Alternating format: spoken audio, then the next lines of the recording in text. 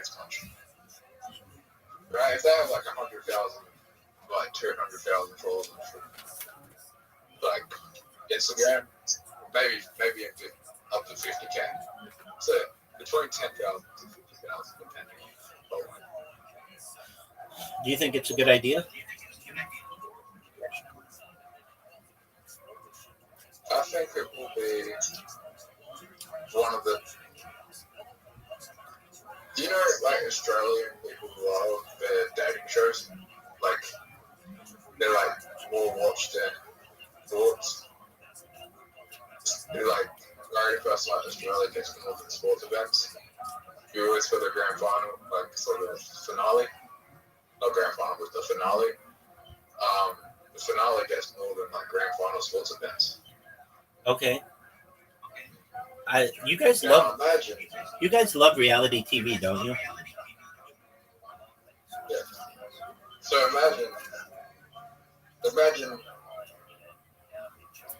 you have socially awkward people meeting and going through the date, and they go on a date, and then everyone's waiting, and they've got the guarantee of going for the best part. Who wouldn't want to watch that?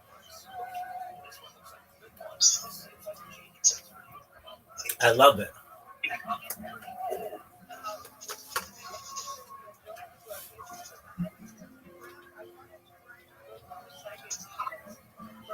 I think it'd be hilarious. What are you going to call it?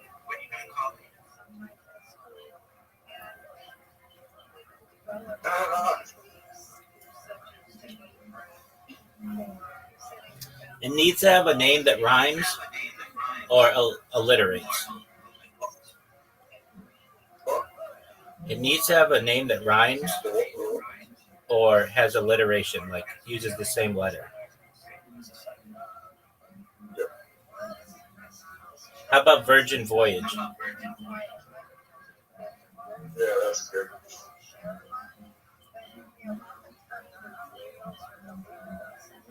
All right. I like it. You come in here with some shitty ass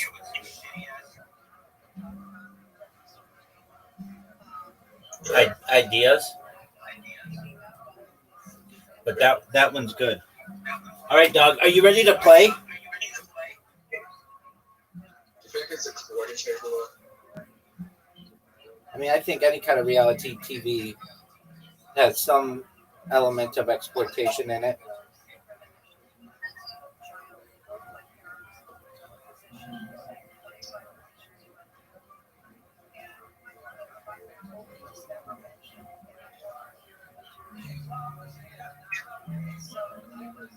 Are you ready?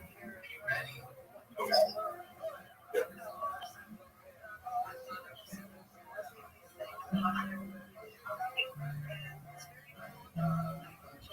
I also have a theory, Robert. What's that, big dog?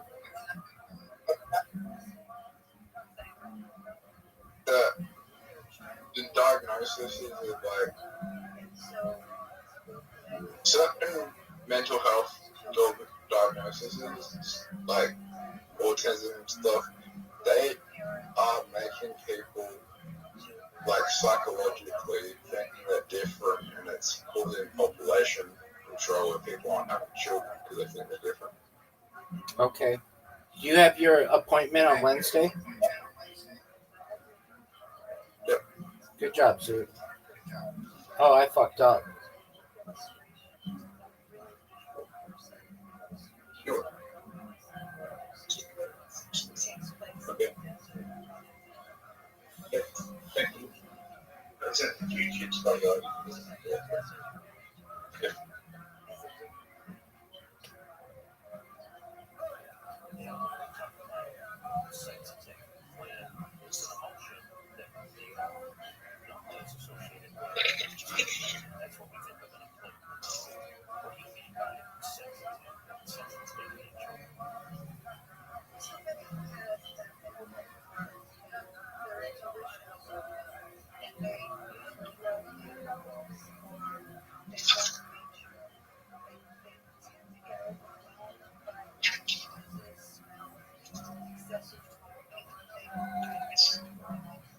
Zoot, big dog, you're up. I just want That was a good move, dude.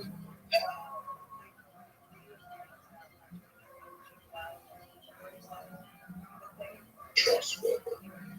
Calm down, Zoot. Are you ready to go? Zoot, what are your thoughts on this move?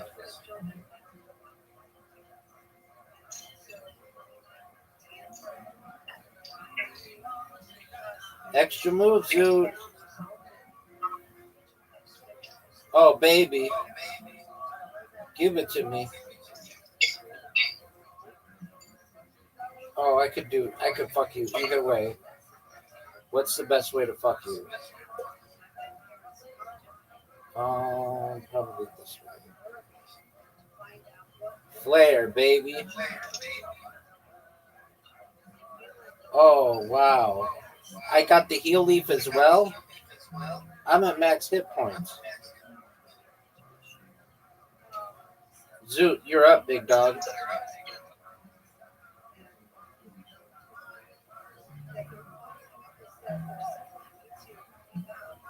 Oh my god, Are you proud of that move? I think it's good. I think it was great. You get to go again? This is some bullshit, son. Yeah. This is some bullshit. Are you gonna Let me go? think about this. Are you gonna go? Yeah, let me think about it though. All right, well, you have 5 seconds to think about it. Oh, fuck, I fucked up. Why would you do that move? Yeah. That wasn't that bad, actually.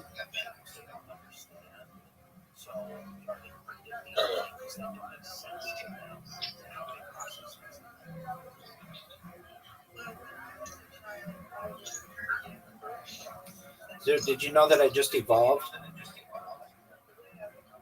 Yeah.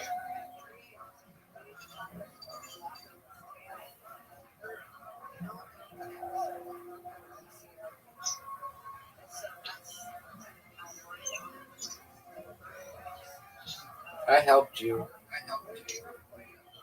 Zoot, how many episodes of Seinfeld have you ever seen? Go. What? How many episodes of Seinfeld Tell have me you, what? how many episodes of Seinfeld have you ever seen? Probably about 12. Oh, okay. What's your I never really watched it. What's your favorite sitcom ever?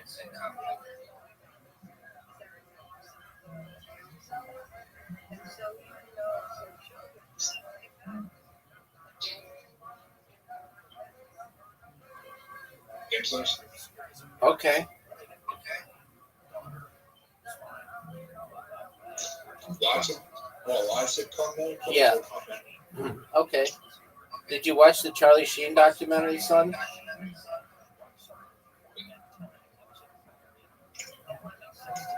Did you watch the Charlie Sheen documentary, son? Yeah, I did. How was it? Yeah, I did. Yeah, good. It was okay. Who do you think is his hottest wife? Denise Friendship's close. Yeah, for sure, dog. Oh, look at you with your extra moves. Oh, Zoot, look at that you. was a 10. Look at you, and look at all these points you're going to get. You just healed? Zoot, that was really good. Dude, look at you. And you can evolve?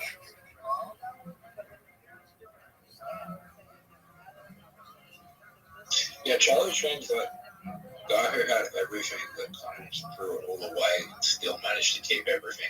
For sure, dog.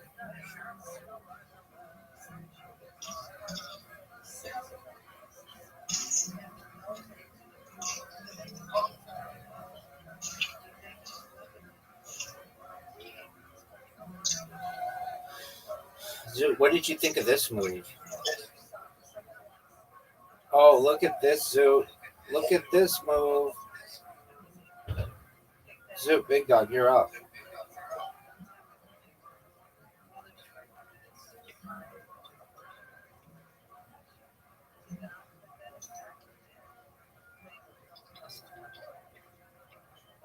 What the fuck, Zoot? Dude, look at you, dude. Look at the extra moves you're getting. That was incredible, Zoot.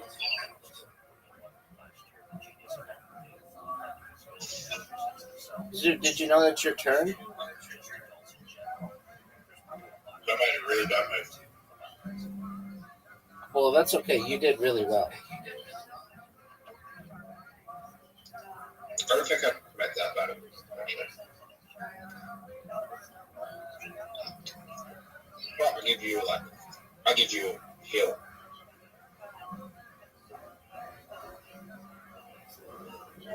Might have not been the greatest move for you.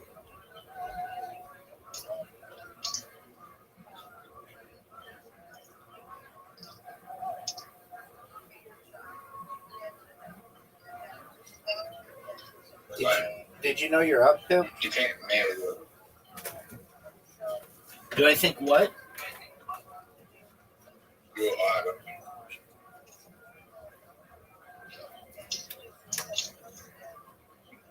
I'm gonna win guaranteed.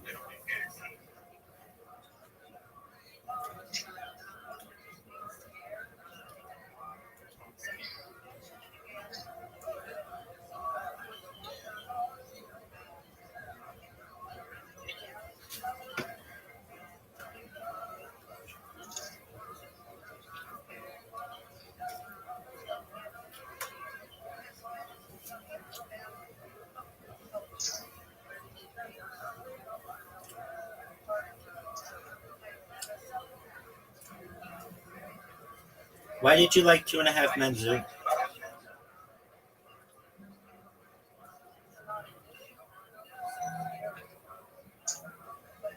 I'll answer your question in a second. All right. The women they had on 2.5 Men, many of them were smoke shows. Beautiful, beautiful cast of chicks. Many of them.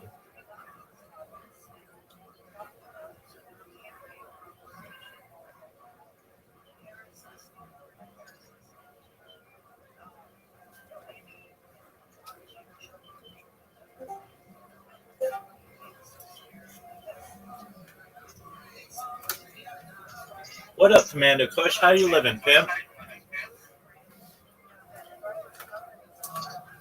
Commander Kush, how you living?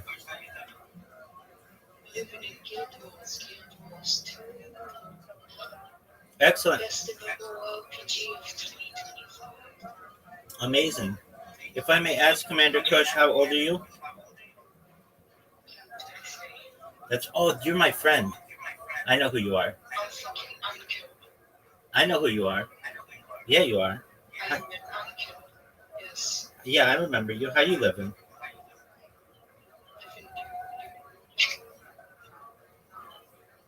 How's your life going?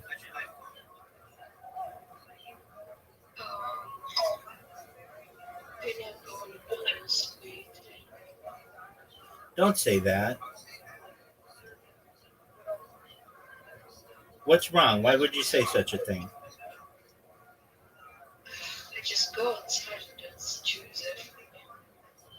What are you saying, girl? She's saying Israeli stuff. Yeah, she's Israeli. She's Israeli though, so she somewhat gets a pass. Yeah. Oh, you can say it.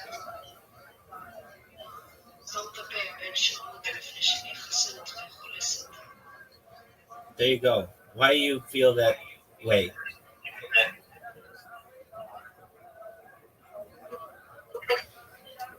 Okay, right on. Are you excited for the new year, Commander? Absolutely. Do you have plans?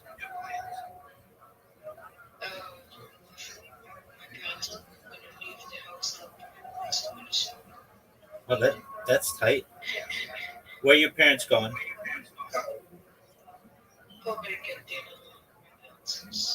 Okay, that's cool. Where are you from?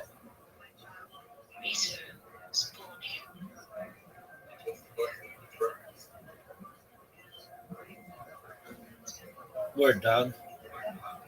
I had somebody in here from Israel last night, and we talked for hours and hours and hours about some of the most fascinating shit I've ever talked with anybody about advanced propulsion and high level physics. It was amazing. You missed out, Commander Kush, but that's okay. So, Commander Kush, you're excited to get high for 5786. All right, that's cool. I swear to God, the world is going to end. I just know it. All right. Well, you're allowed to have any beliefs that you want. I don't think we would, but it would solve a lot of my problems. There you go. You two are just extremely. You guys are extremely positive. I said I don't think it would, but it would solve a lot of my problems. I don't want it to, and I don't think it will. Why are you focused? Right. Rabbis. What up, big dog? I feel like if the world ends, at least I fucking made it. Congratulations, dog. Don't you think I'll be a Jaden next one to the end? I mean, sure, there's gonna be people in nuclear bunkers that live longer than me, but I don't know if that's gonna. I don't know if that's gonna be a great life living in a nuclear bunker. Okay. Well, it's whatever you want it to be. Commander Kush, what kind of games do you like? Do you play chess, Commander Kush? All right. How do you smoke your weed? You roll it? Oh, okay, like a spliff? Excellent. Do you smoke cigarettes? Okay, I've got you. Excellent. Your parents don't want you to smoke, though? Yeah, no, I get what you're saying. Oh no. Of course they don't. Yeah, welcome to the club. That's like basically. That's what do you say? עוד מעט. לא שכחתי, הכל בסדר. לא שכחתי. You're saying? כן, כן, אני גם אצל השם. She's speaking Hebrew. Yeah, she's saying no, something, and then yes, something.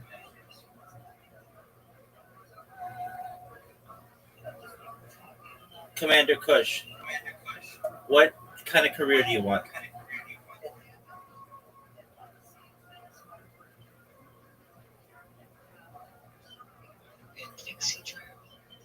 All right. Did you get? Do you have to serve in the IDF, or did you get an exemption? I got exempt. Good on you. Oh, okay. So now you just get to smoke weed all day.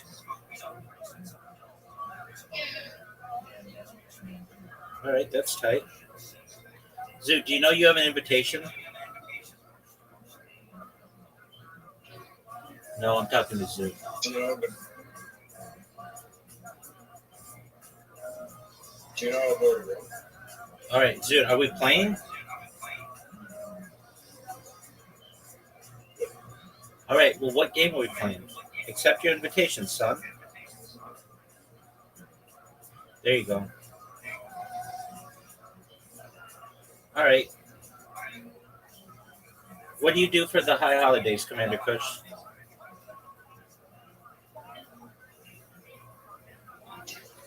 Nothing but smoke a little bit of Kush. All right, I understand. What about honey and apples and fish heads and a new fruit? What about those things? Yeah, that's what we do. You know that. I know. I agree with you. Especially the aspect where we have the fish head because we're supposed to be leaders. I don't like that.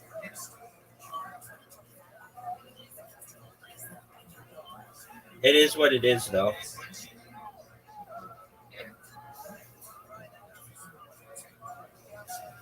Do you enjoy apples and honey at least, or round challah? Sure. Okay, so you do something.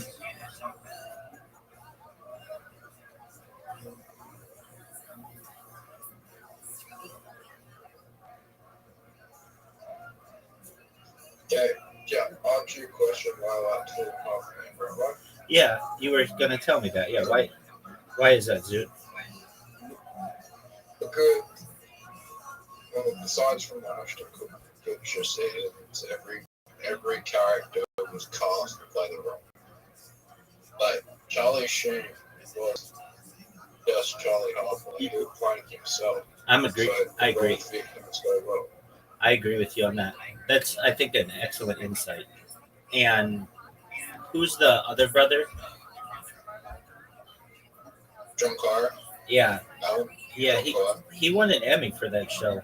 It wasn't the Ashton Kutcher seasons, but he played that role really well.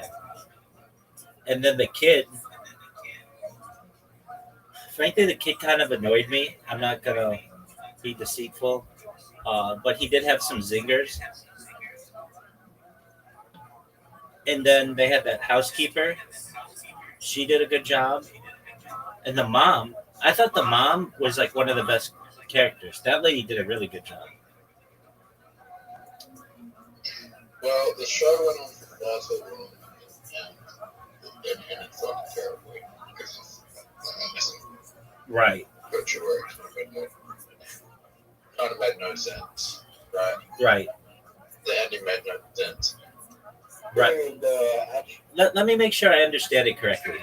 So Ashton Kutcher was like this tech billionaire who bought that house after Charlie bit the dust, and he just let the brother and the kids still live there. yeah, Yeah, that doesn't make any sense. he was loving it. Yeah, I mean, still, get a girlfriend or like a dog or something. Like, why would you have the random people who lived in the house previously continue to live there? That doesn't make any sense to me. Because I wanted to keep them quiet and do, yeah, keep them because, yeah. But also, like, Yeah, had he left, that's not really a show anymore. but also, I mean, yeah, he was getting paid for that. But also, why'd they continue to call it 2.5 minutes? Like, the kid wasn't even showing up to the fucking set as well. He kind of left like half towards the end of the season. Just like, yeah, I was like, he was an adult as well, so it wasn't 2.5 minutes as well. It was 3 men. What I mean? Yeah, no, I get that. I mean, they were just riding on the previous popularity of the show, and I get that. That show was a huge moneymaker. It made Charlie Sheen the most well compensated actor on any television show, perhaps ever. Still, and when that show went into syndication, the more seasons they could build up, the more opportunity there was to make money. So they squeezed it for everything that they could. It was not a show that I enjoyed. I didn't like the laugh track on it. I didn't like that. A really big thing that I didn't like, and this may sound unique perspective. I didn't like all of the sexual jokes that they made around that kid. I just didn't think they were appropriate.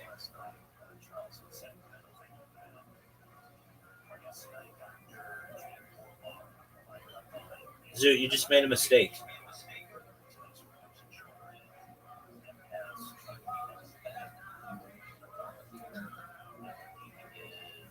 But I don't think there's anyone out there who wouldn't fucking want a life like Charlie Harper.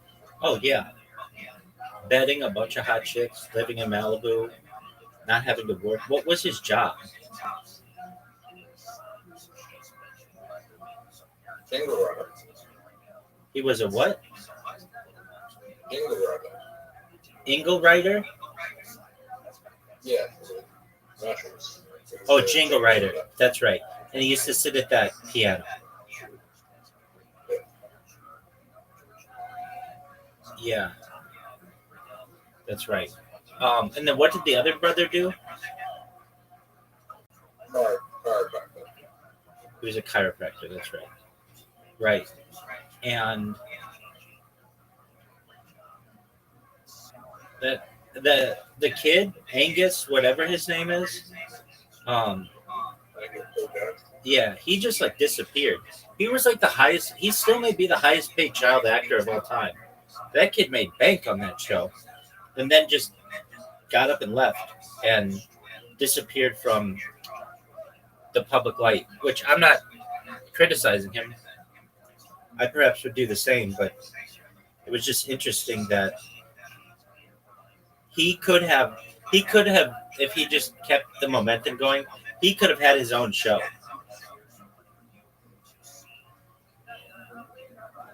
In fact, if he was willing to do it and he just played the Charlie Harper role, they could remake that show with him.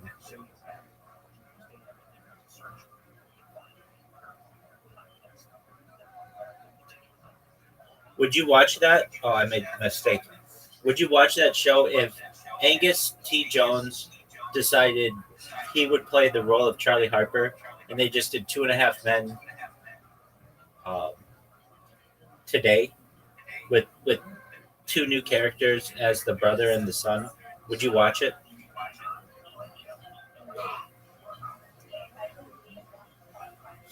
I understand what you're saying, but I think that could work. Did you ever watch Young Sheldon? No, no. Yeah, I did.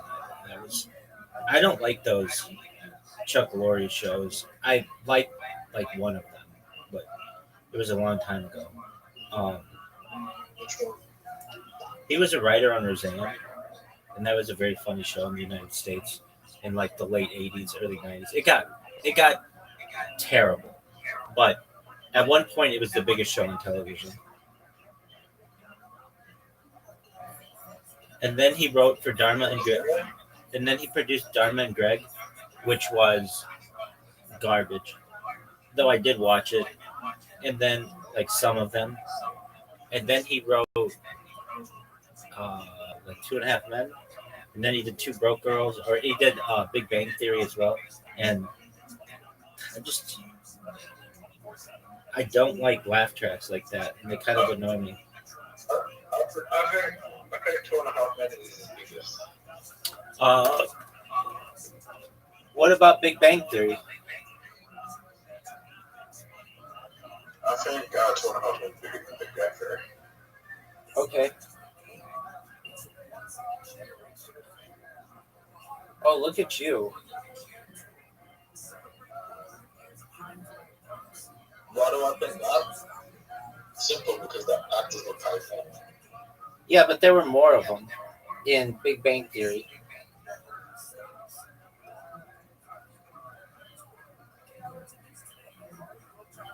Yeah, you didn't have the draw card. You didn't have the draw card.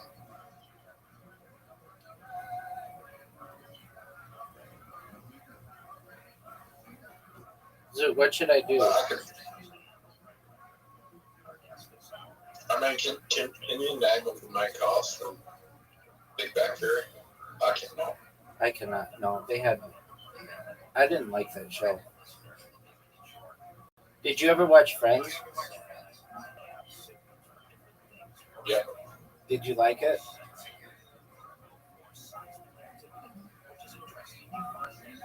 I think good idea, but like my mind is like as a kid I watched it, but my mind as an adult doesn't like that show. When you're a child, you kind of like it. You can't really judge anything as a child. I'm in agreement with you. I kind of feel the same way. Um, there were some like unrealistic aspects of that show. A lot of them, and I'm going to discuss them. So you had like people who were living in, I think they were on the Upper East Side or Upper West Side, of New York. Or no, they were in like the Village. That's a really expensive place to live. Way too expensive for some of their jobs. Like Rachel was like a waitress or like a server. Like she couldn't have lived there. Monica was a chef.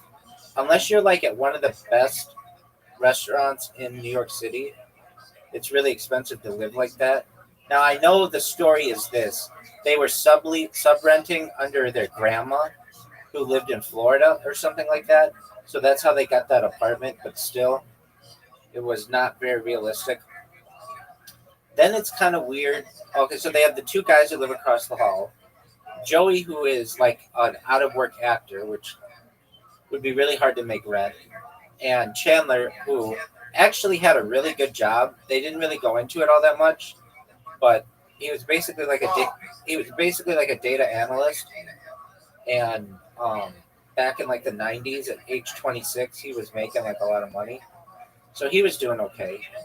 You had Phoebe, who you barely ever see her apartment, but like she was a weird person in the show, and they like she made money by like basically being a musician, and that would just be a hard way to make money. Oh, she was a masseuse as well, and that's just a hard way to make money, especially if you're not like doing. Yeah, probably unless she was an erotic masseuse. Yeah, but she wasn't. Like I think they went into that in one episode where somebody wanted more, and she just thought it was really creepy. And then you have Ross, who was a paleontologist, which pays well, but he like made so much money that he could like live across the street from his sister or whatever and just come over all the time. Then you had like the thing that is always criticized about the show on the internet is how much free time they had. Like if you're working a normal job, you can't just go have coffee at like noon for like 2 hours or whatever they were doing. Like you've got to fucking get to work, especially in New York City. Like you want to get something to eat, and they were just really, really casual about it. And also, they always got that orange couch, which was somewhat unrealistic. Like, oh man, I fucked up. How long? Like, how often are you always gonna get the same spot? Even though the lore is that Gunther, the like manager of the coffee shop, reserved that couch for them. Nobody would do that in real life. They would be like, it's first come, first serve. Like I've been a regular at a coffee shop before. It was like a coffee bean and tea leaf, and they didn't ever fucking reserve a seat for me. I didn't really stay there, but nevertheless, I'm not sure that they would. I'm almost certain they would not. Um, and I know it was a different time. And then there's some weird aspects of it. Is it my turn? Yeah, it is. Uh, regarding Monica and her relationship with her brother, like, so Ross and Monica are brother and sister. But Monica was like really excited to hear from Rachel what Ross and Rachel's first date was like. It's like normally a sister wouldn't really want to hear about her brother dating someone. Like that's not like something that's normal. Normally that would probably kind of gross her out, but it did not at all. Um, they had all this free time. I know I mentioned that before. And they do go into this one episode where they talk about the economic disparity between the six of them, where um,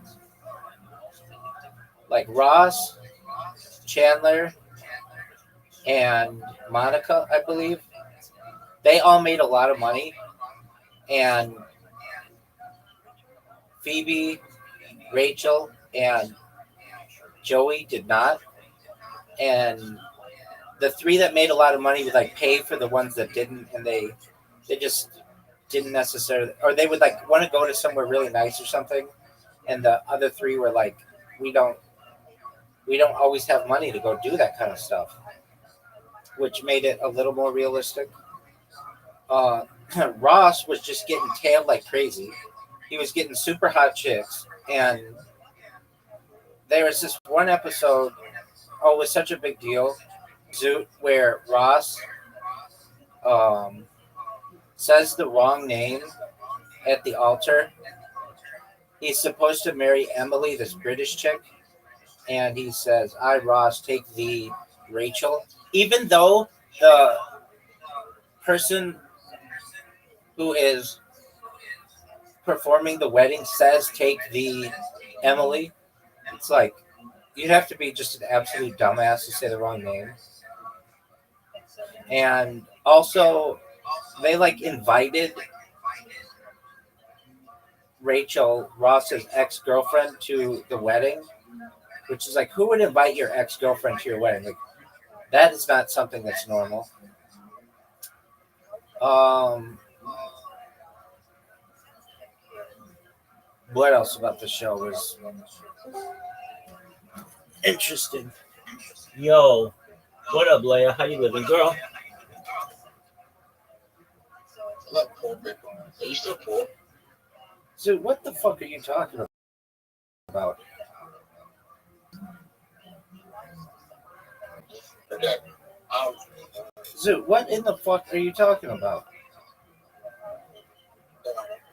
um, correct. Yeah, you got that right. Are you? Yeah, but you're insulting. But in the 90s, those apartments probably weren't as much as they are today. Yeah, but let's talk about what you said, dog. I'm rich enough that I don't have to work, which is better, and I don't get like a social security check. I live off my savings, so I'm wealthier than most Americans.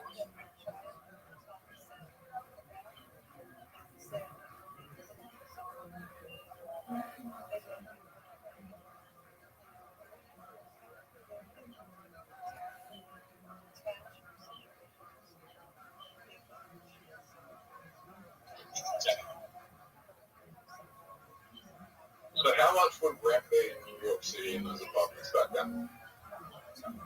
Um, Back then, it's kind of hard to judge. I mean, for today's dollars, back then probably I don't know. Their rent would probably be like $1,500, something like that, and that's with them not $1,500 a week. no a month. But that was in 1990s dollars. In today's dollars, those apartments are probably $4,000 each. A month. Yeah,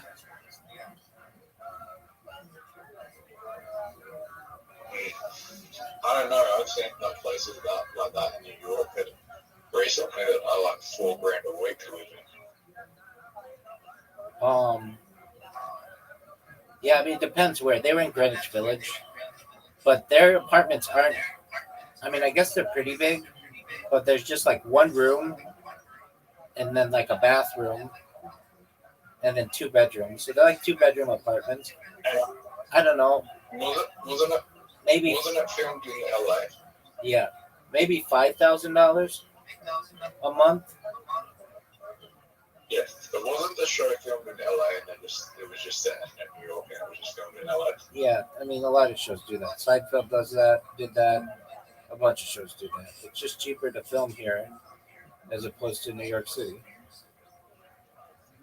Why is that? The weather's always nice.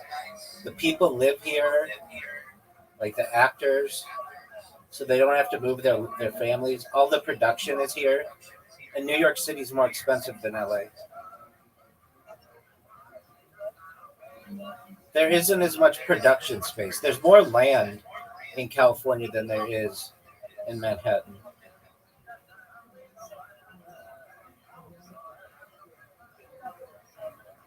So what they do is they generally shoot on sound sets, uh, and then just do the exterior shots of somewhere where they want it to be.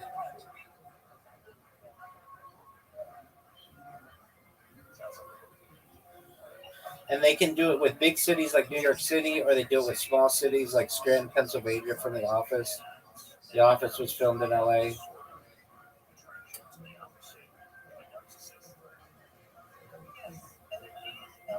very rarely. Like Breaking Bad is one of the exceptions where they shot in New Mexico, and the reason why they shot in New Mexico was the show was supposed to take place in Riverside, which is like I don't know, like an hour and a half away from LA, maybe like a little more than an hour, depending on traffic. And it was going to be expensive to shoot there,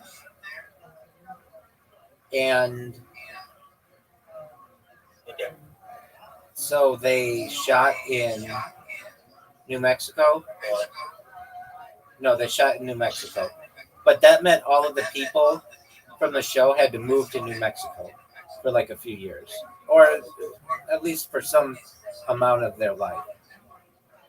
But the show was able to be made for like half as much, which meant that it would get like more opportunity to use the excess money in advertising and stuff, which allowed it to become bigger.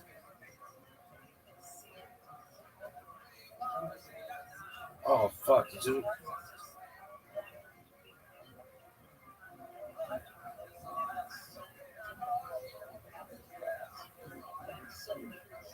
Dude, are you gonna do you win? like that show? Breaking Bad, yeah, I saw it. It was good. There are some aspects I like about it more than others. Um, I just binged it once, and it was okay. There's one episode. There's one episode that sucks. Though. What one's that? The one with the fly. I don't remember that one. What happens? The whole episode is about the fly getting into the meth lab. Oh yeah, I kind of remember that. And it just feels like filler. It just goes on for like. I feel like it was trying to be funny. And the show isn't funny. No, it's It's not. not meant to be funny.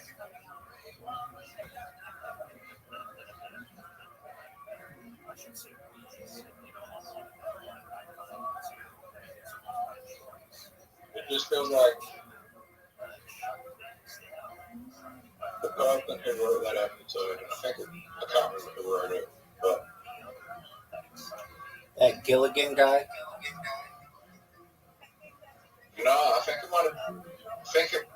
it could have been him or it could have been Brian Johnson who went on to make Star Wars. The Star Wars episode that everyone hated. It could have been him. Let me look it up for that episode. No one gives a flying fuck about that. Just play the game. But after this game, we're going to look up it earlier. All right, that's allowed.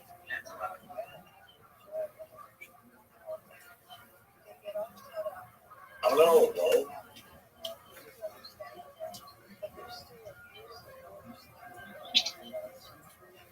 Are you proud of your evolution? No.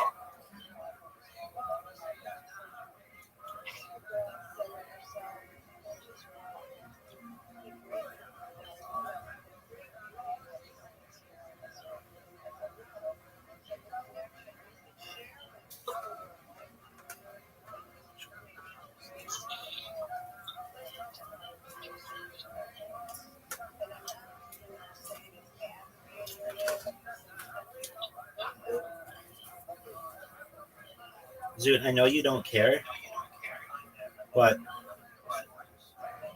what do you think my record is in fantasy football this year? Well, No, I'm 4-0. I have the best record in the Harry Potter Obama Sonic 10 Eni League. Thank God. And I'm going to try to win today. I've got a 58% chance of winning this week, which is better than 50%. I'll take it. But I'm playing yo-yo. why do you think they're so good at it? It's really fortune, but I did a lot of research in drafting, and I pay a lot of attention to it because I have like the notifications on my phone, and but the thing is, I had a really bad draft spot, which means that um,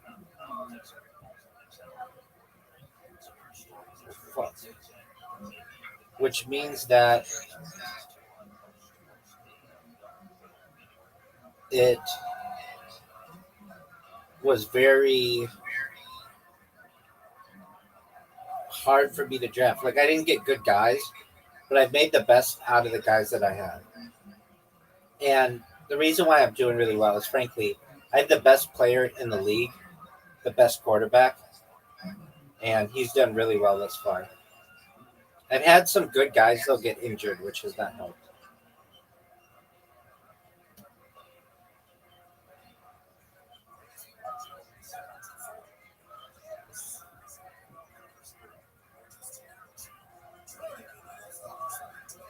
Look at this move, Zoot.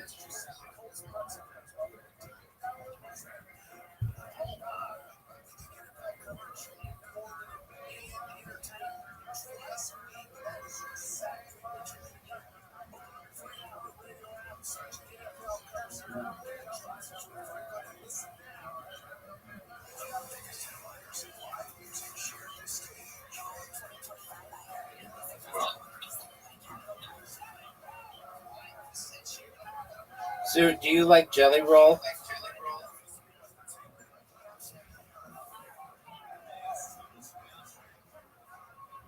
Yes. Do you like Glorilla?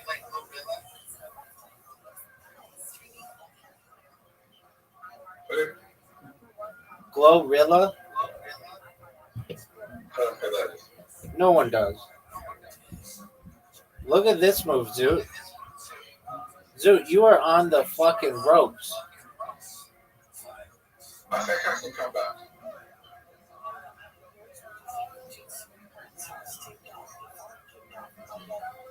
Do you really think you're going to come back, Zoot? I can beat you in one move.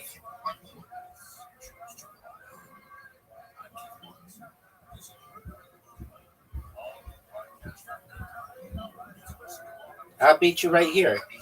Oh, no, I won't. You just fucking saved yourself. Or that, taking away all that shit, dude. You were going to lose. Dog. Dog. Oh, dude, this is a big one. Oh, you fucked up.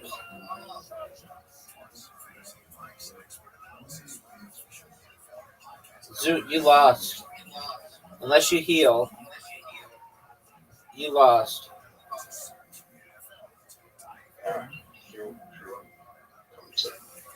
What'd you say, big dog? Oh, no, you just healed. You just healed, Zoot. No way. Oh, fuck. Zoot, you're gonna win. Yeah, the one next move, you get to use the 8, so I can't use it. Oh, fuck. You won. What a fucking great comeback, Zoot. All right, Zoot, I'm sending you. Dude, what a comeback, dude.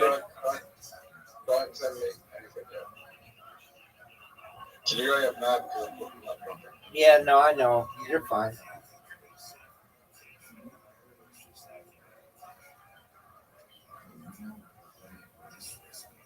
Yeah, so it was directed by that Fly episode was directed by Ryan Johnson, who made Star Wars The Last Jedi. People hate that movie. All right, do people like it when you accept the invitation to Karam? Yeah. Fuck off. Zoot, you have an invitation. You know you're extremely impatient. Zoot, I wait for your ass every fucking night. You're like the most impatient person I've ever met. You're the slowest person I've ever met. So how about you hurry the fuck up? So you have a Karam invitation. I'm going after this game. I'm going to play for a game. Okay. No, we're gonna play Moncala after this.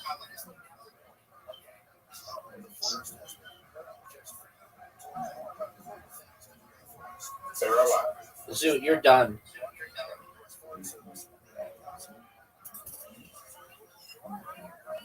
What up, baby? You like the update with it?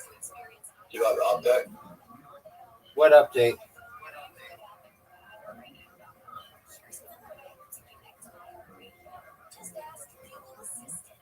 Oh, with that?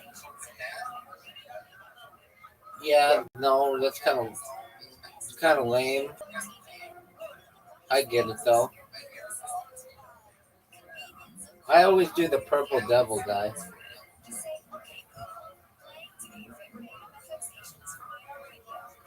Zoot, are you gonna make that shot? That looks like it's gonna make it. Good job, dog. Zoot, you made it. You think the devil was a bad entity? Dog, I don't believe in the devil. Why not? Because it's not part of my religion. Oh, isn't the devil in the Torah? No, Satan is. Well, he's not in Torah, but he's in the Hebrew Bible, in Tanakh. But the devil specifically is like a Christian thing. Oh, is Satan in the Torah? It's not in Torah. It's in Tanakh, which is the Hebrew Bible. Okay.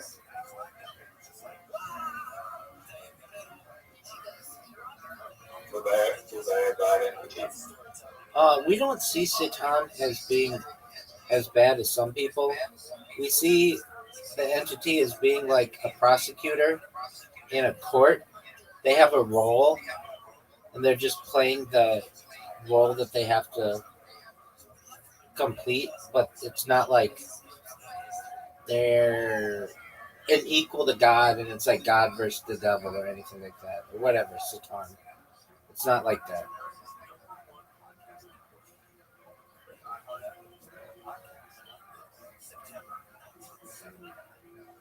Is Lucifer in there? We have what's like known as Morning Star.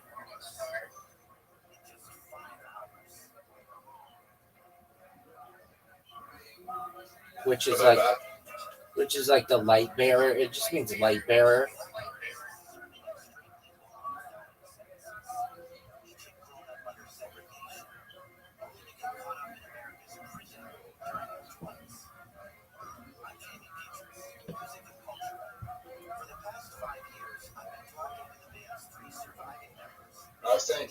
I've seen demons. So.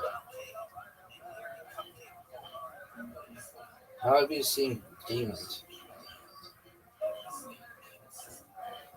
Sleep paralysis. Okay. So the term Lucifer isn't in the Hebrew Bible, but Son of Dawn is, which is like that reference. But as I understand, like Christianity, they combine like Satan, the devil, Lucifer, all into the same thing, which we don't do.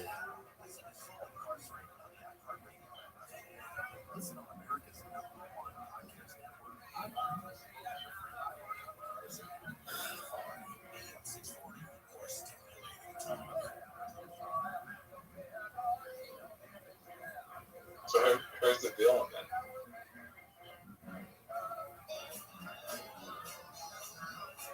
In many ways, the Jewish people, we don't always follow what God wants us to do, and we get punished for it. but generally it's not like a good versus evil thing. It's just but basically the story of a people. Is there a hell? Not in the traditional sense. We have what's known as Gyeonim, which is basically what we believe where your soul goes for the year after you die, and then um, there's a prayer that we say every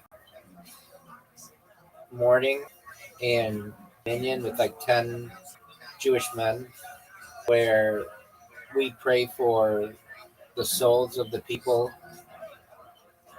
get out swiftly, and then uh, on something called a Yard site, which is the anniversary of someone's death, we feel that they then get to escape, and the belief is that they may sit at the right hand of God if they were righteous, and they're supposed to study Torah.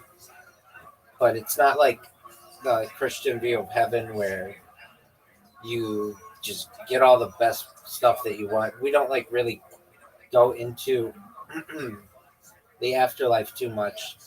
It's not really written about in the Hebrew Bible, so any discussion of it just comes from the rabbis, and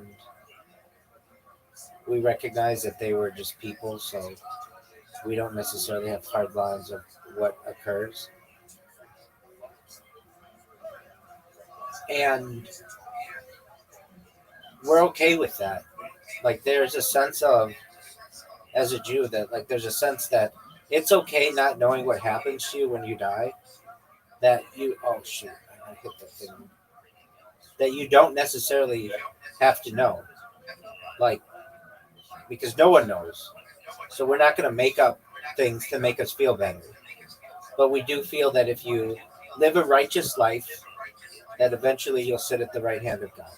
That's basically the belief. Okay.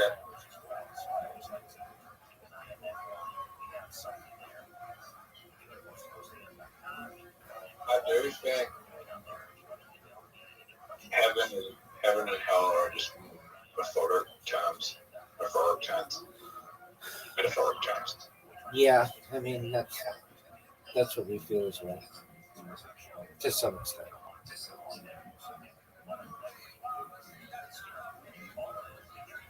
You do good things happen. You do bad things happen.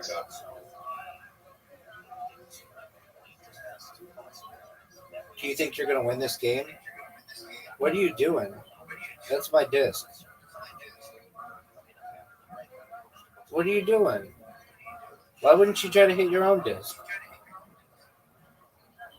I'm white, dog.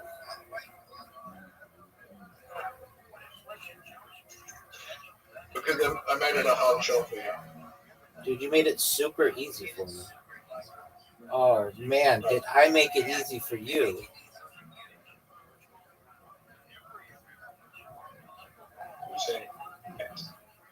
Have I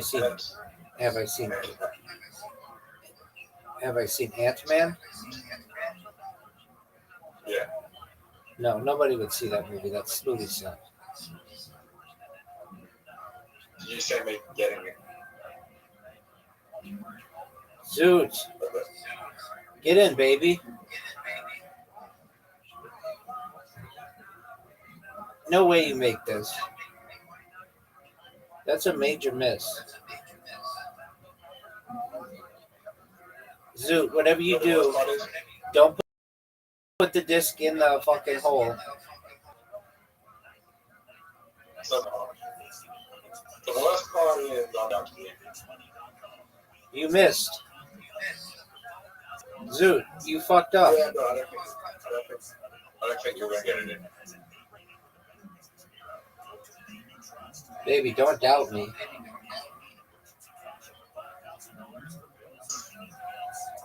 I dedicate this shot to your comedy career. Are we playing my call? Yeah, we are, big dog. I love One Collar. It's so simple, but it's so much fun. I remember when I first started playing it, I didn't know what to do, and I was like, "This game sucks." But then very quickly, it's not a hard game to understand. And then it was like, "Oh, this game is fucking amazing." Oh, maybe. Are you gonna go, Zoo? What's the worst Star Wars movie? Dog, I haven't seen many Star Wars, so I'm not the person to whom to ask that question.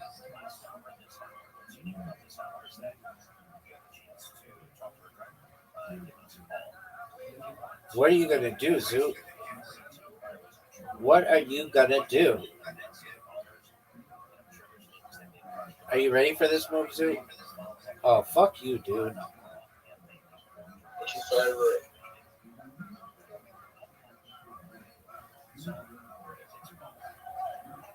What are you gonna do, Zoo? I'm gonna kill you. Calm down, dude.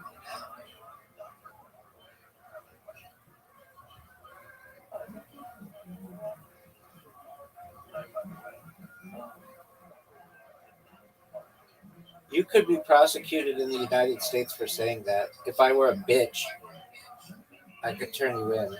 But I'm not. I'm a cool motherfucker. Yeah, well, then I'm just gonna diagnose it with correct. Agree. Yeah, you don't already have it though. Dude, that was a really good move.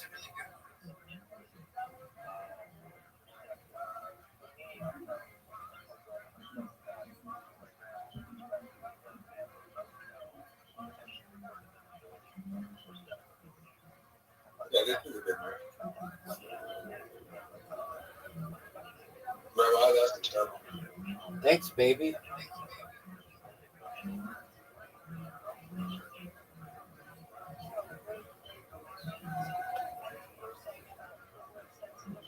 That was your best move.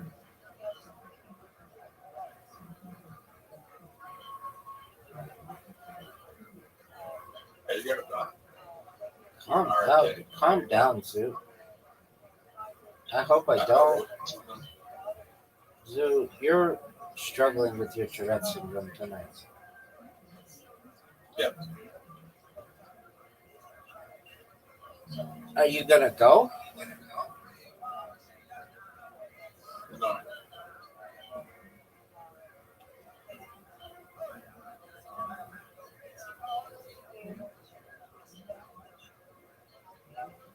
All right, Zoo. What's gonna happen here? What are you gonna do?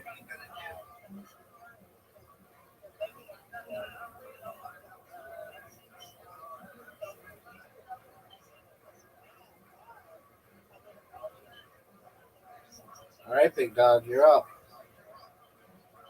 What are you gonna do, son? That was huge. Just gave me the lead, Zoo, and the win.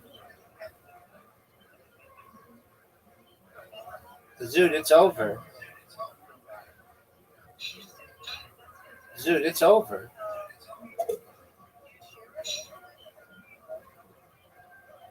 Zoot, you're done. It's game over for you, baby.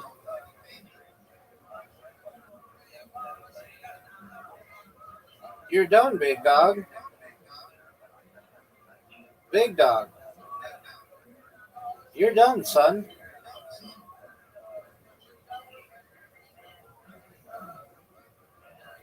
Game, set, match. I wish they had tennis on this app. That would be cool. So, what are Christians and Jewish people believe that are the same? What's the difference? The major difference is that Christians believe that Jesus was God, and we Jews reject that. We don't feel the Messiah has come. That's the major difference.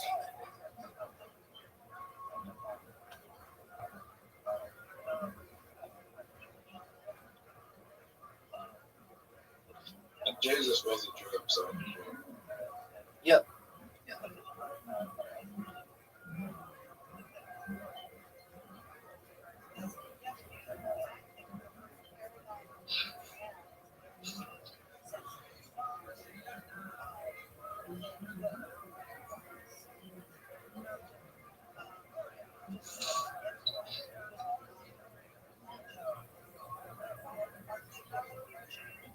So look at this move. So you might lose early. What are you gonna do?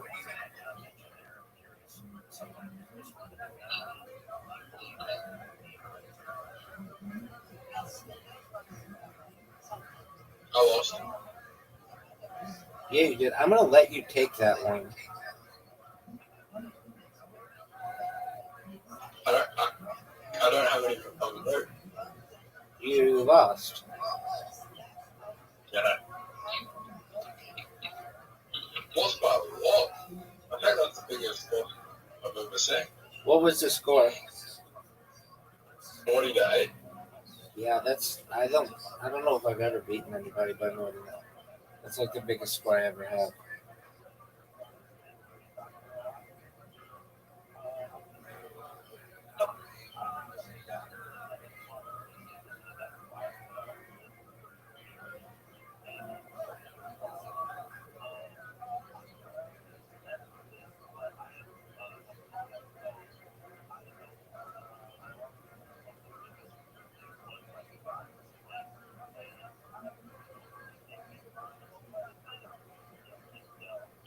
Every follower of Jesus is a Jew.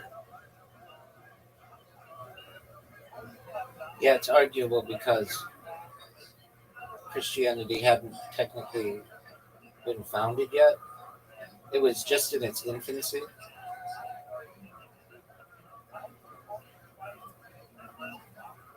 The first. At least. What are you saying, big dog? It was the first. Who was the first Jew? Abraham was the first. No. Abraham was the first Jew. Abraham? Abraham.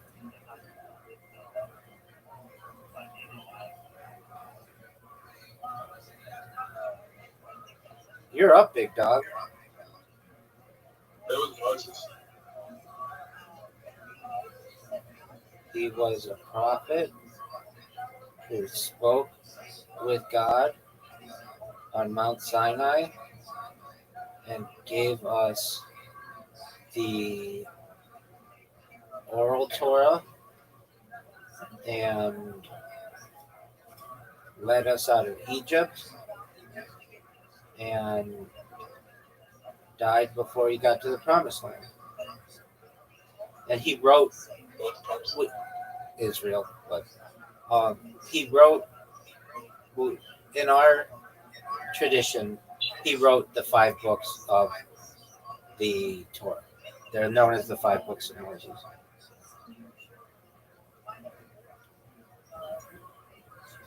But he was not the first Jew. The first Jew is Abraham. He's in working with us. Oh yeah, definitely. Arguably the most important. And Christians believe in Moses as well. Yeah, I mean, Christian tradition is an offshoot of Judaism. It's basically a runaway Messiah story.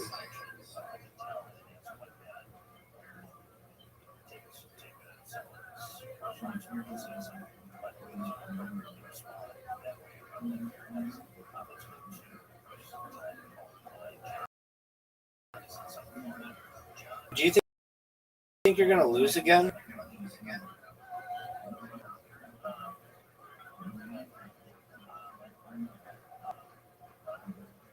So do you think you're going to lose again? Welcome. What up? How are you, Jordan?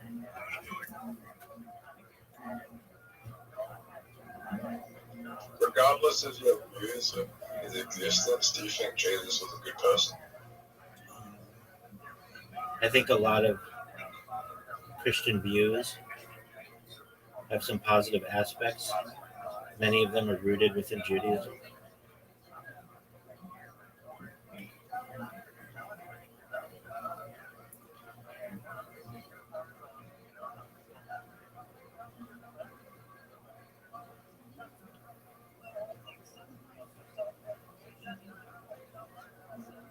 What are you gonna do, Zoot? That was a major, major fuck up.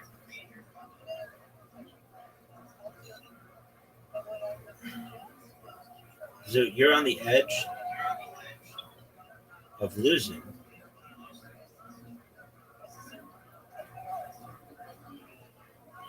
I might just straight up win right now. So You're up, Zoot. I live in a Christian country, like, well, Christian / Catholic country, like a lot of people here are Christian Catholic. But I also grew up around a lot of black people going to school who are part of indigenous tribes that didn't really have the same uses. Yeah. Very cool. Do you think that knowledge will help you win this game? Dude, you know if you've lost like 3 games in a row? Yeah.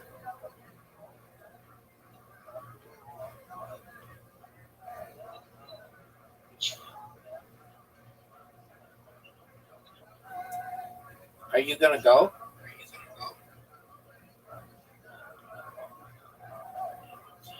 Oh, Zoot.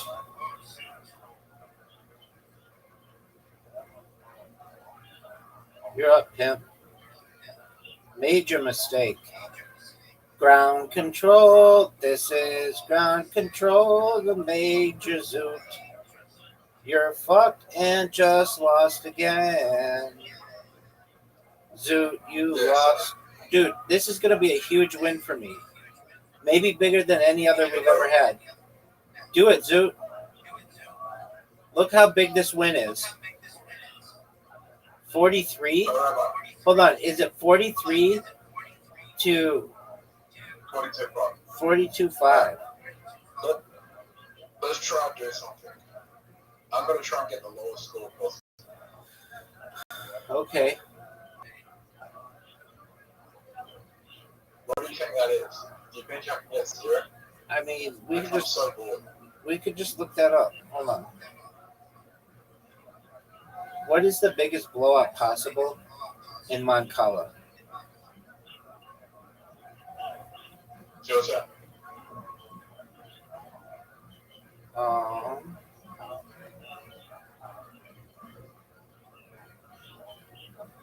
I'm looking up the answer. 48-0. I know how to do it.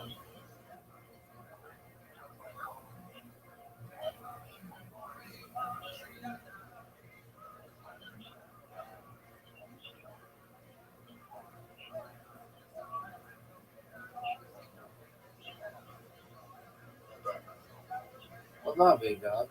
Sure. I'm just letting it go. I'm reading. 48 to, yeah, it's possible.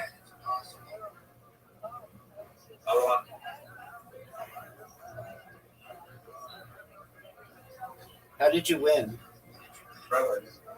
Yeah, I won. Good. Okay. Well, I was looking up the answer to our question. I'm going to try and get the lowest score possible. All right. So that would be. I'll tell you which one to move.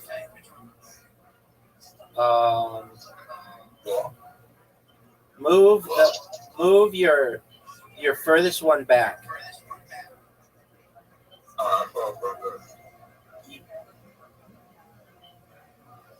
Oh, it's my turn. Fuck. Okay, don't get anything. Whatever you do, don't put anything. Fuck. I fucked up. Fuck off. Wait, Fuck. you already scored. Yeah, do we fuck up? Yeah, I'm resigning. We're gonna try it again. All right.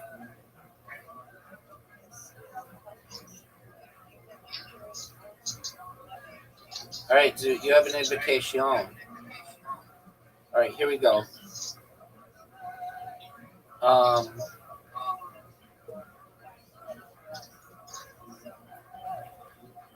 right. Whatever you do, don't score. Fuck. Yeah, Fuck. you already fucked up. Fuck. You already fucked up. I don't fuck up.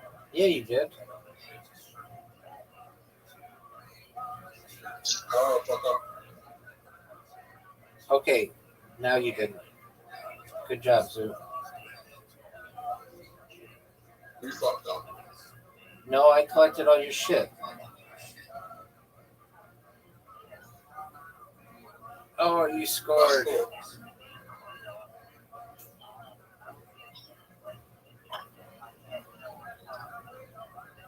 How the fuck are you meant to not score? Move How the. is it possible not Well, you just fucked to up. score? You just fucked up. Oh.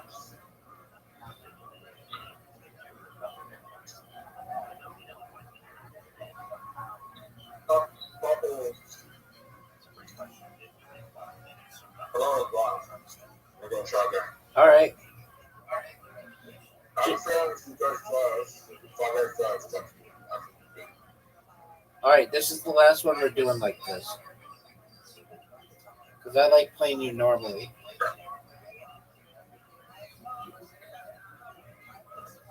Fair.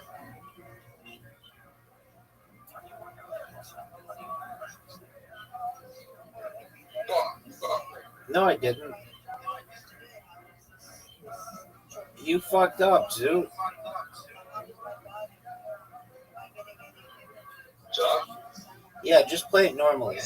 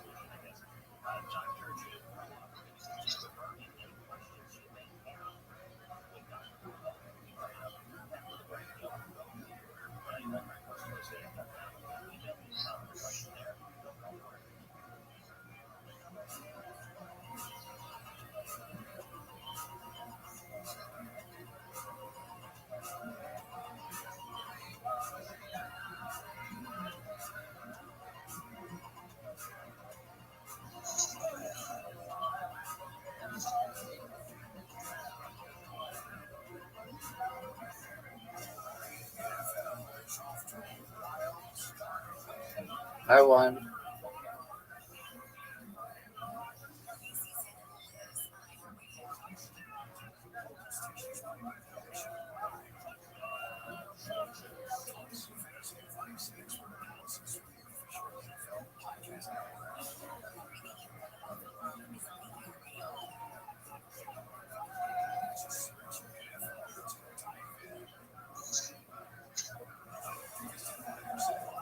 All right, Zoo. Last game.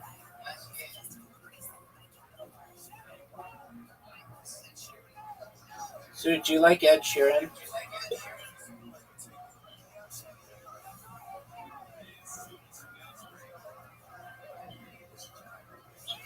I think he's a good singer. Do you think Nicole Kidman is hot as fuck? I just asked you a question. Do you think Nicole Kidman is hot as fuck? Oh, she totally is.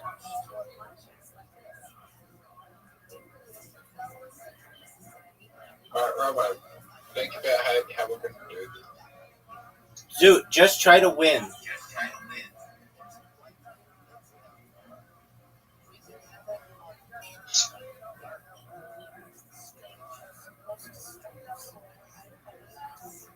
Oh, fucking hell. Zoot, you're up, big dog.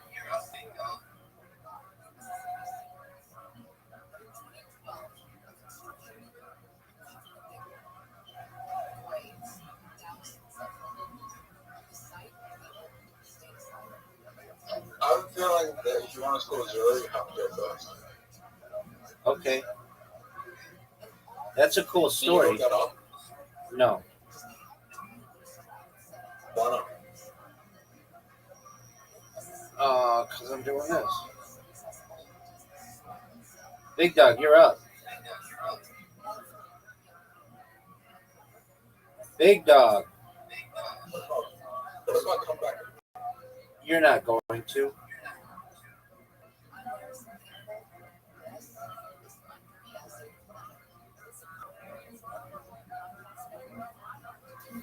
You're up, big dog. Zoot, you just lost.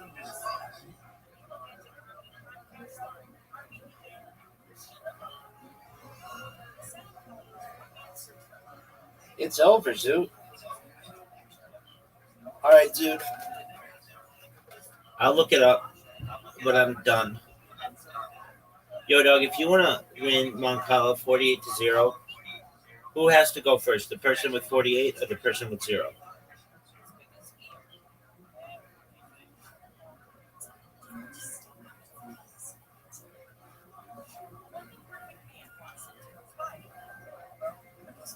Nobody must. Either player can make it 48-0. Does that answer your question, Zoo? I've applied for make it 48. That's correct.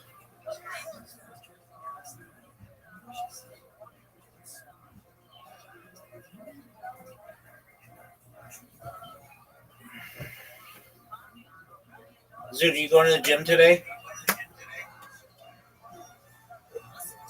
Yes? Zoo. Zoo. Yeah, probably. All right. I said probably. All right. Are you going to pick up any chicks there?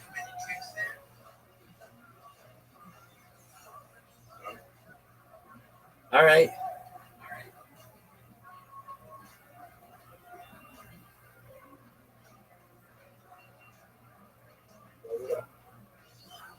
Why not? Zoo, did you know that I'm the champion of Moncala?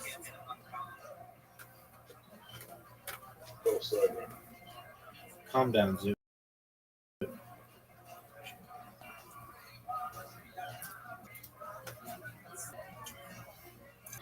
There's like 2 girls that go to the gym. That's it? There's probably more girls than guys that go there, to be honest.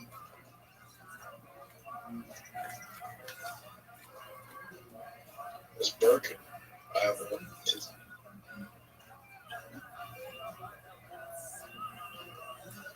You don't have autism. You have Tourette's syndrome. I think autism is real. I understand. But Tourette's syndrome is, and you've got it. I mean, we've discussed this before. Autism's like co-occurring conditions. Like, it's really just co-occurring conditions like global development, delay, intellectual disabilities. Yeah.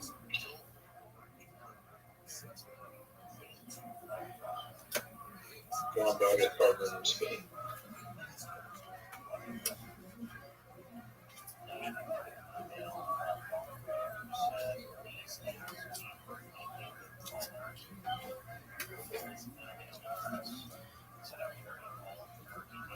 That's it. Take care, pimp.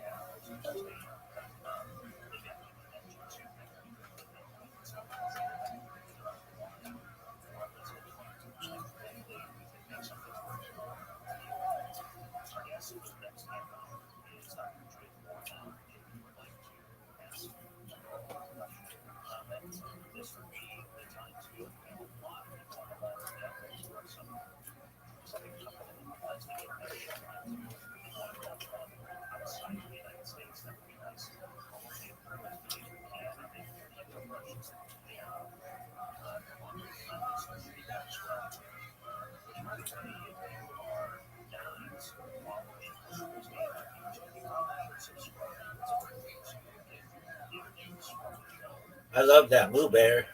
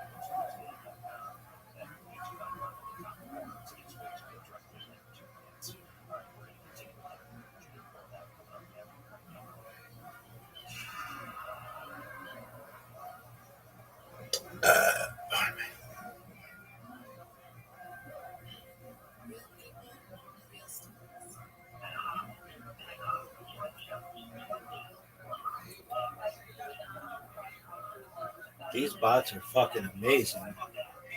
Amazing fruit. Don't even make that shit anymore, son. Dog. 2021. This is ground control to Major Tom. I hate that song. Psych, it's okay. I gotta take a shit. How you feeling about this fucking fantasy team? I like I'm number one in the power rankings. It's not the best.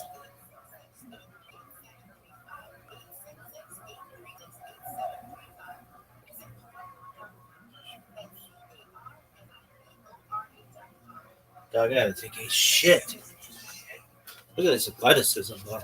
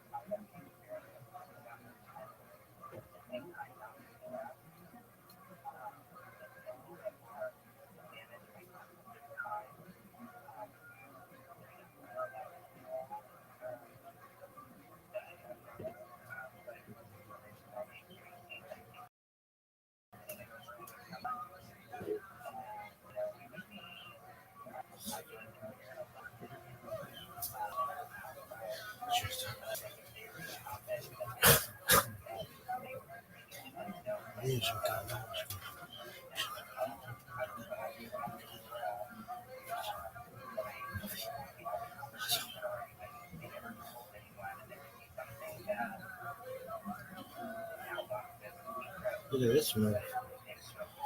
Just Let us just just one big gigantic moment. Because we don't last. You know, time's only important. look at this move. Mindfuck. And this athleticism. Exactly. The real mindfuck. So then you're done. They say you're done. Dude, I watched a fucking guy get killed by a bear today. Somebody put it up on the bulletin board. It was a trained bear. It was a trained bear. And the trained bear had been in movies before, man. And the fucking guy Was he jumping? he had this bear in this pen, and they're training it, doing things. He just turns on this guy out of nowhere and rips his throat apart. The bear just stares at it and shakes him. That's why I never want to go up in space and look at the view of the past.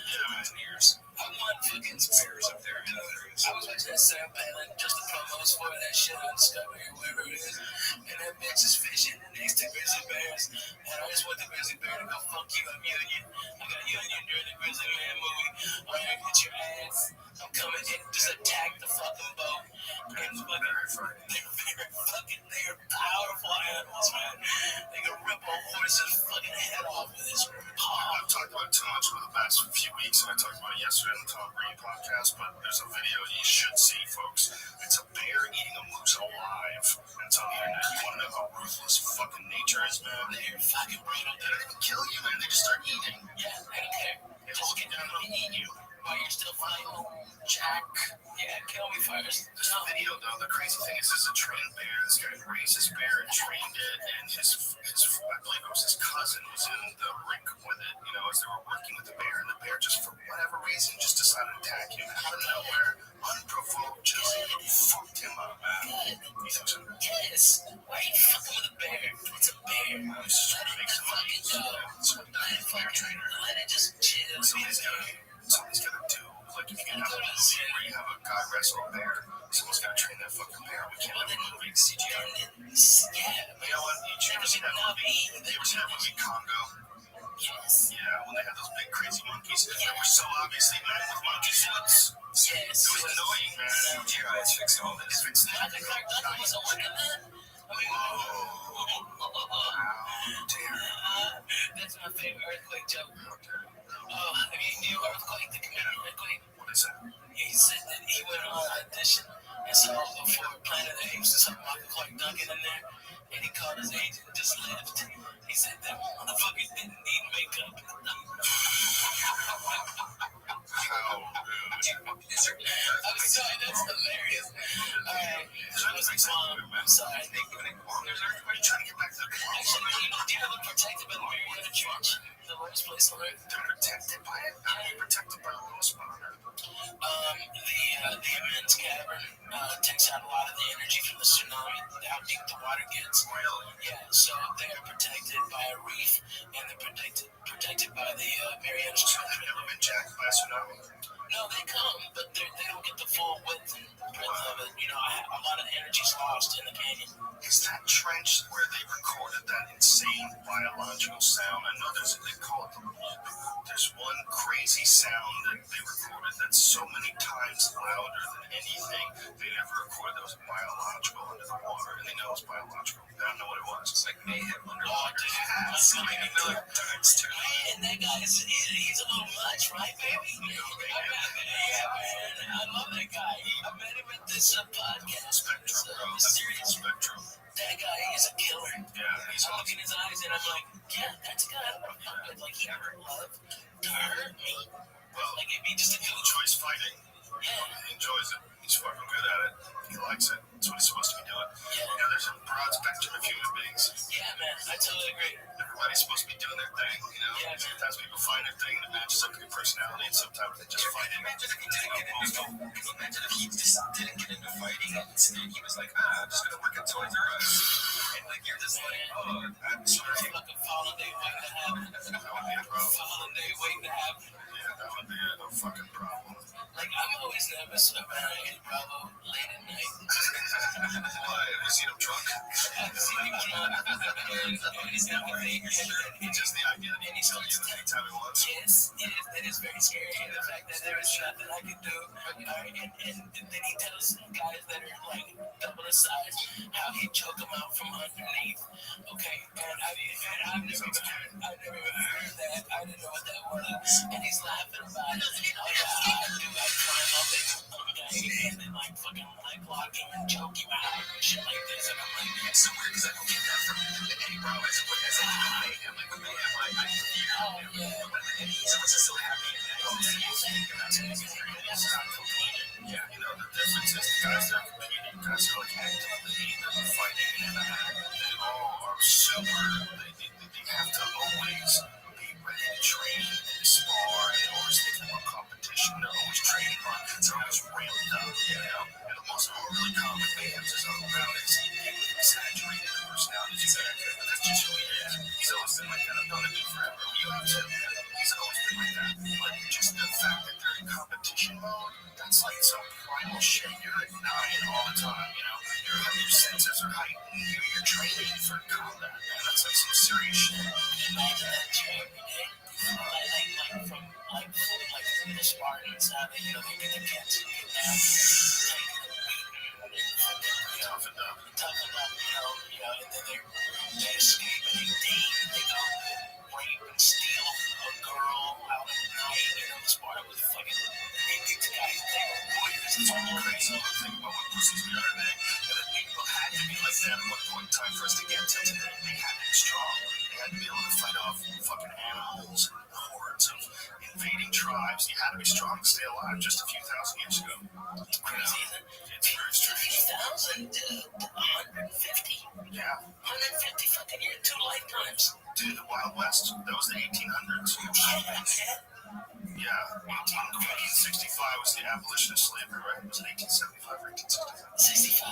And then you've got, fucking cowboys and Indians going to war. Just fucking Apache knife fighters. Oh, those guys are nasty. Did you see the thing where Obama got in trouble because he was talking about setting wall? And he was recognizing that setting wall was in Europe. It's like, I guess he's smart. He has some child. And he's like a lot of fucking Americans. It's funny because we're acknowledging now that we've integrated being American Indian into the whole American culture, like they're part of us. Now we're sort of acknowledging that the original Americans just fucked them.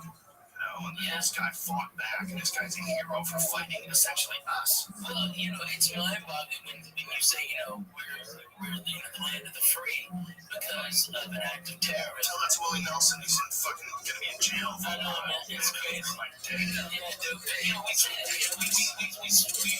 We discard all this patriotism and stuff. And if you go to the Washington Party, which is fucking like a bunch of dum-dums, all the kids that are mad at the black guy are saying, we're Tea Partyist, okay? It's just a move. I'm not talking about the terrorist act. That was a terrorist act. It was not an act of war.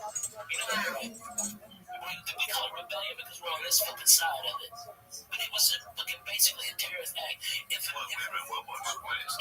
white guys today dressed up as Arabs, okay, and attacked a private company and destroyed property, we call it a terrorist act. Okay. Right? And that's exactly what we did. Right. Okay, it's terrorist act. Yeah, I know. And that's how we bore our nation. And the same thing, we accuse Afghanistan of being terrorists because they want to kill us, or they killed this many and they don't want to be under our fucking law. Out there, we be an empire, like the fucking British were to us. Well, we're a lot crazier than that. We're more crazy than any empire. We have military presence in over 100 countries. Yeah. You know what that means? We got guns all over the world and jets and American soldiers ready to go. What's up? Who's ready to go? Strategically placed in all sorts of areas where you can get jets to them in time. No. It's better trained and proven since they don't have any food. He's about to die. He's already successful. But look at his son. His son's ready to jump in. looks like he's a nice young guy that plays StarCraft. Finally, Dad's gone. I can play StarCraft with all my friends. Yeah, right. StarCraft, it sounds fun. Once you have nuclear weapons, you can use them. I'm telling you, man. They bomb the fuck out of that island. They just attack the island, right? Yeah, they shell the shit out of it for hours. They flatten it. South Koreans, yes, they kill idols and suppose yes, You heard 7 okay, this is a big conversation. You should go Google. and they killed 47 South Korean sailors. They jammed the fucking shipments in this thing. We got you on tape, bitch. They fucking blew up a battleship. Not a battleship, it's like a trawler of the South Korean Navy. They blew it up. Killed 47 sailors. That's an act of war. 2 dudes died. 2 dudes On the shell, they both died of AIDS. Here's the thing to our conversations, numbers. I think we need to leave out numbers until we know these bitches. It's 2 people died, bro. 2. Those humans. Those humans. The shelling, that's it. That's it. Oh my god, what about the 47 But still, sailors? that's still 2 people that fucking died, man. That's crazy that he's killing people. Yeah, he's killing people and they're, it looks like The burger checked. well, maybe you're right. Maybe he's so fucked up he is going to try to actually go out with a bang. I think he's fucking crazy, dude. You never know, man. Don't underestimate Cuckoo. You gotta be pretty crazy to want to be some sort of a leader like that, leader of a country, or called leader of anything. To be that arrogant that you should be the main person, it's means really just playing up on a flaw in human nature. The flaw is the necessity of the alpha, where we're always looking to the one person that we led by. That's how all tribes of animals deal with it. Tribes of wolves do it, tribes of monkeys do it, and tribes of humans do it.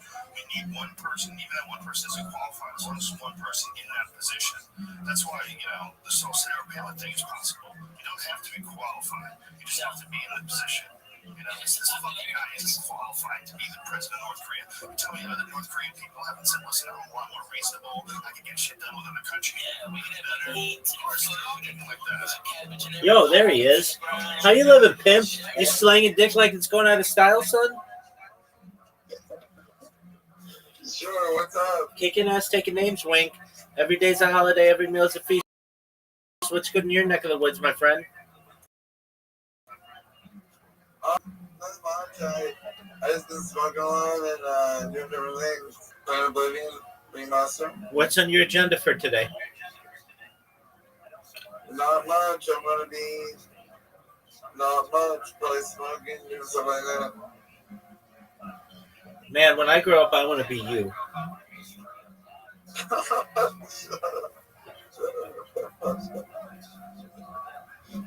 All right, you ready to hear an update on my life? Yeah. I have fully automated, it seems, to a very good extent, 3 very powerful Xbots. Every day that you come in here, I want you to check and see how many people have joined the server. Within the last, 96 hours or so, I've gotten 30 people to join the server, which is really good, dude. Have you ever had to get people to join a server? No, I'm sure it's difficult. Dude, it's so fucking hard because it's not even like, hey, let's be Facebook friends or something. It's like, I need you to go on this niche social media platform and accept an invitation, and there's only a limited amount of them that you can be in. So basically, you have to be more popular than other people's platforms or servers, or else they leave yours. It's incredibly difficult. Yeah. But I've gotten a good amount of people in here, over 2,000.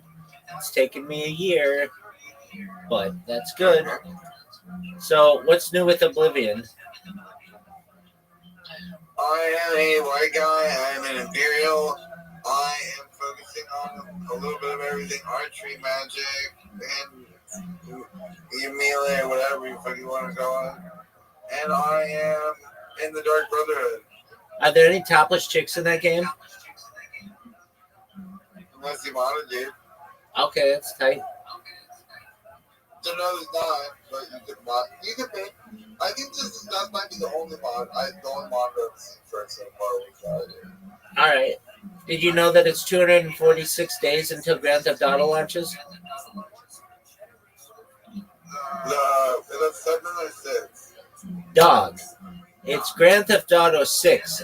7 won't be out for like Yeah. a decade. I'm not a big fan anymore. But yeah, I think that's cool. Why aren't you a big fan anymore, Pimp? I'll probably, You'll probably end up what? quarantining it, playing it. So, but we'll see. We'll see. All right, I've got you. So aside from masturbating furiously, playing Oblivion, and smoking weed, what are your other plans for today? What about what? Plans for today. Uh, That's the agenda. That's the agenda all day, every day, isn't it? Yeah, it is. I know you very well, Wink. I know your likes, your hobbies, what your passions are. I just named the top 3. You did. All right. So, are you now going to... Well, first, how are you always awake so fucking early? This is my time. You're in the United States? Yeah. Man, you get up fucking early as shit. I mean, technically I got about 11. 11 p.m.? Yeah, Oh, so your hours are all fucked up. exactly. All right. Do you watch professional football? No. No. Why not? I'd rather watch Marvin's Mysteries. What the fuck is that? It's my favorite cartoon, dude. All right. Is it regarding Marvin the Martian? No, it's not actually. It's about a Canadian guy. What are your like it. What are your thoughts on Marvin the Martian? Go. Not much. I'm not. Who knows what planet he's from? I don't know. If Marvin the Martian wanted to be your roommate, would you allow him to be? No. Why?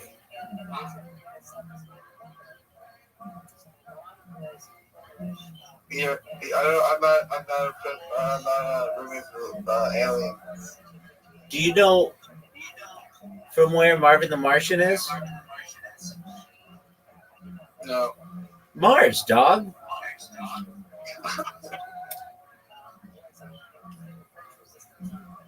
It's in his name.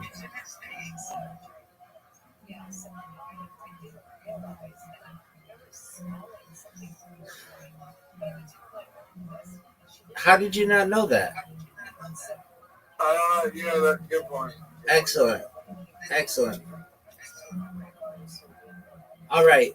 Would you live with Bugs Bunny if Bugs Bunny were homeless? Huh? Wait, start over. What is that?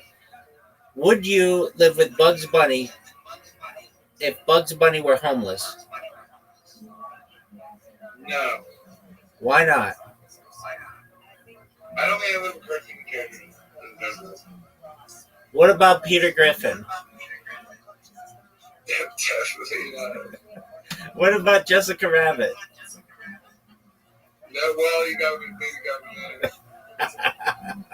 I know the way to your heart, son. All right. If you had to live with either Peter Griffin or Homer Simpson, who would you choose? Neither, dude. No, you have to. No. How would you answer it? I think Homer Simpson probably does less, but he'd be calmer. Peter would always be like doing shit, and that would cause a lot of trauma. So I think I'd get along with Peter more, but I'd probably just want to be his friend and not want to live with him. All right, fuck, marry, kill. Lois Griffin, No, I don't. Marge Simpson, and Jessica Rabbit. Go. Because about the smog. I asked you a very important question, Wink. The people of the world want to know the answer. Fuck, marry, kill. No, I'm not answering. You must. No, I mustn't. All right, then I'll give you another question. If you had to employ Peter Griffin, Homer Simpson, or Marvin the Martian, which one would you choose?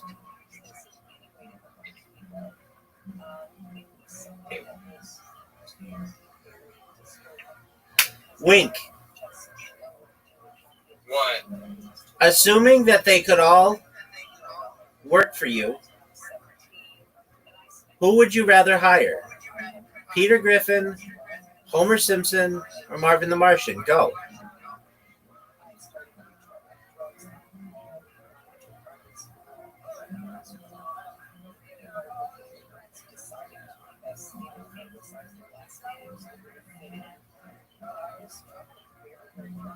Are you thinking about your answer? Nope. Why not? I'm just chilling, dude. I don't want to do that right now. I'm just chilling. Why can't we just talk? We are talking. I'm asking you a question. But it's a stupid question. All right, well, what do you want to talk about?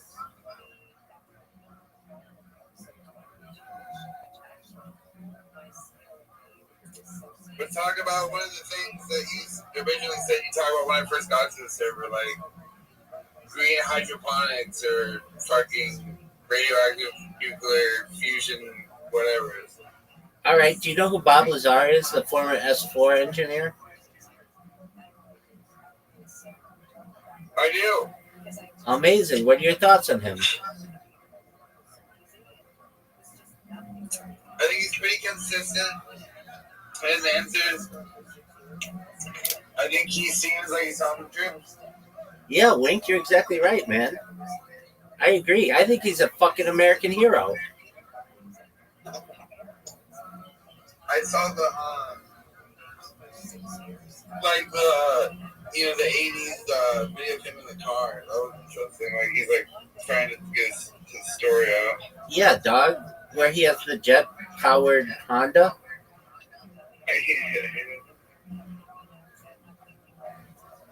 Word, dog.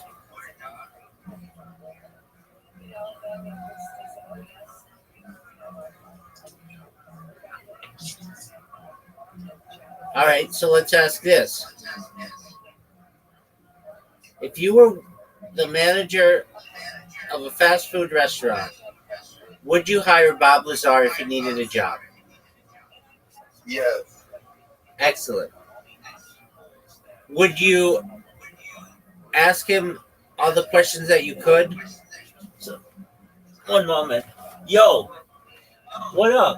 Hey, that's a really cool symbol. How you living, dog? How you living, Hale? That's cool.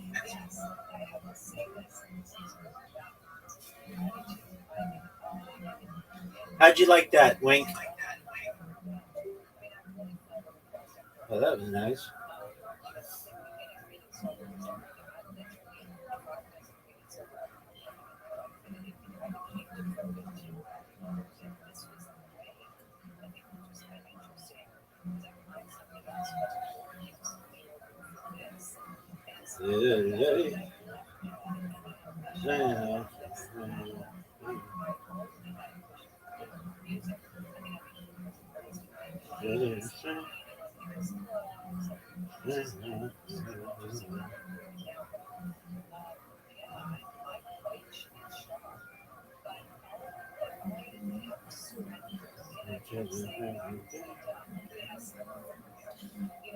So tight.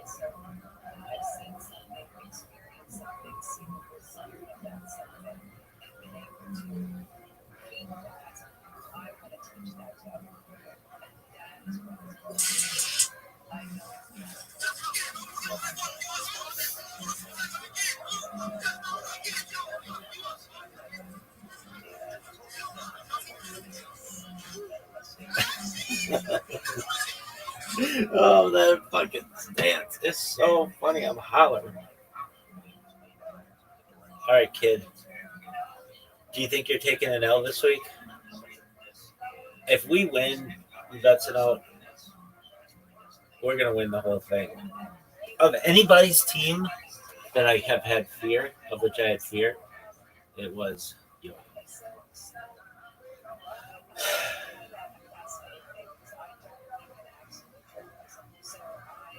I think Yo-Yo's team, even though we have a 58% chance of winning, Yo-Yo's team is going to get us. We're taking a Wandale Robinson, who I don't know why I made that decision. Are they playing a good team? That might have been the biggest fucking.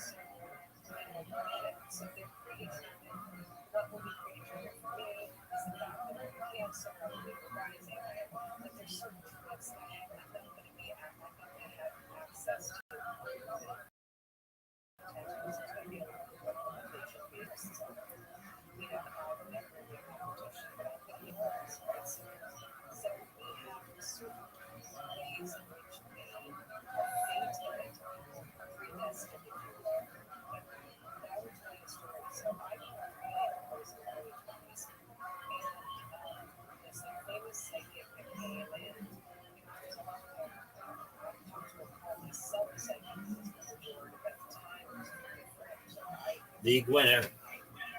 I don't know how I feel about that move. Sure gonna make tonight fun.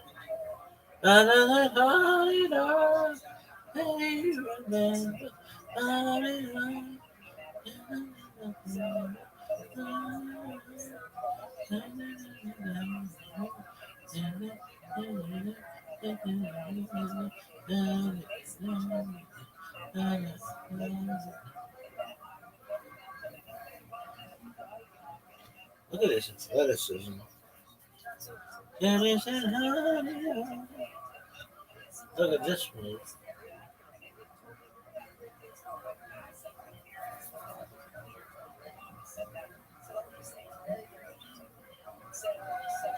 Look at this move. I fucking hate those boards. Those boards are the worst. Oh, it's the worst. Look at this move. All right, big dog. What's? Are you really gonna put him on the line? He's supposed to score 13 points.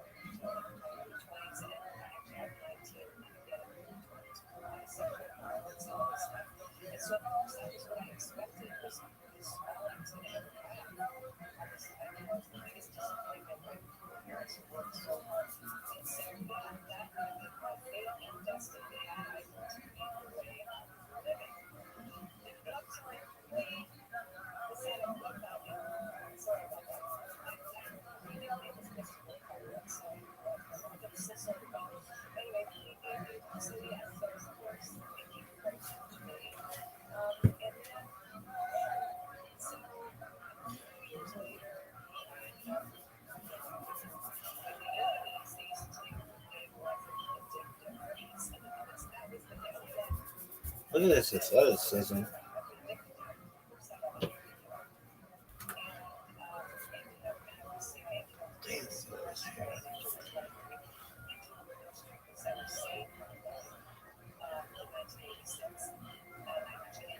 And I said,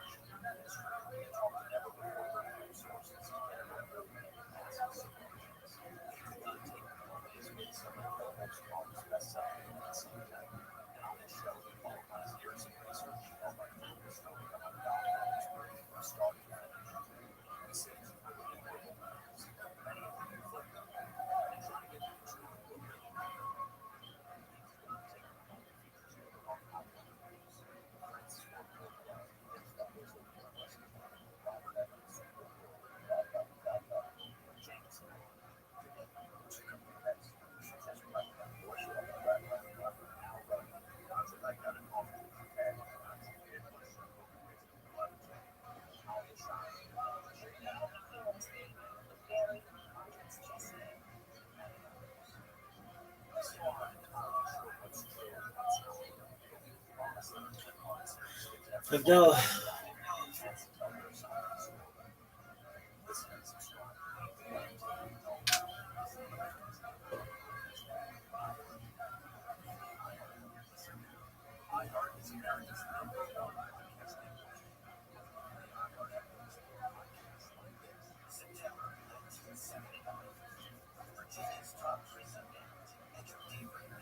Look at this move. Oh, y'all want to hear me say Havdalah, you little bitches? Listen to this Shimon. Why the fuck knows what day it is? I'm the biggest pimp of all time. West Side.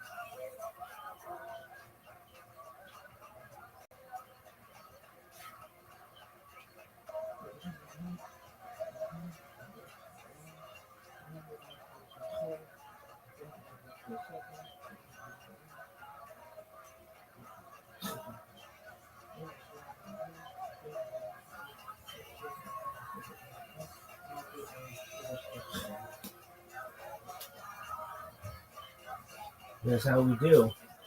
What up? What up? Yo, what up, David? How you living, pimp?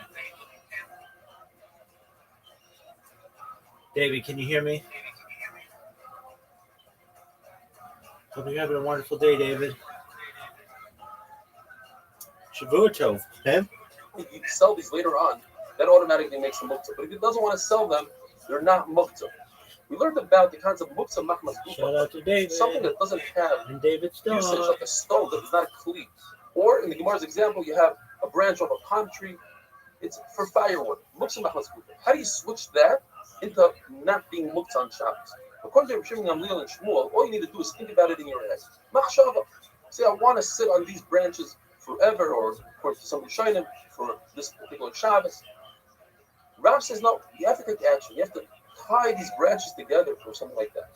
Just like Rav Chanina ben Akiva, he told his Talmidim in a time of an emergency, it was either Shever Brachas or during Shiva, he said, go outside, 222. think about these branches that we want to sit on them on Shabbos. 2022. But in a typical day, without an emergency, he held, you have to take action. Rav Ashi says you don't have to take action, but you have to sit on that branch. If you sit on it, then you show that you want to use it for non-muktzah purposes. There's actually a brisa that says that if you have cotton or wool that you want to put on a wound, so you need to dunk it in some oil and tie it to your hand in order to go out with it on Shabbos, not be over on its up. However, if you used it in that fashion before Shabbos, that shows that's how you want to use it. It's no longer muktzah. Same thing would happen if you have straw. Straw is muktzah because they used it for building materials. So if it's on your bed, you're not allowed to smooth it out because they're muktzah.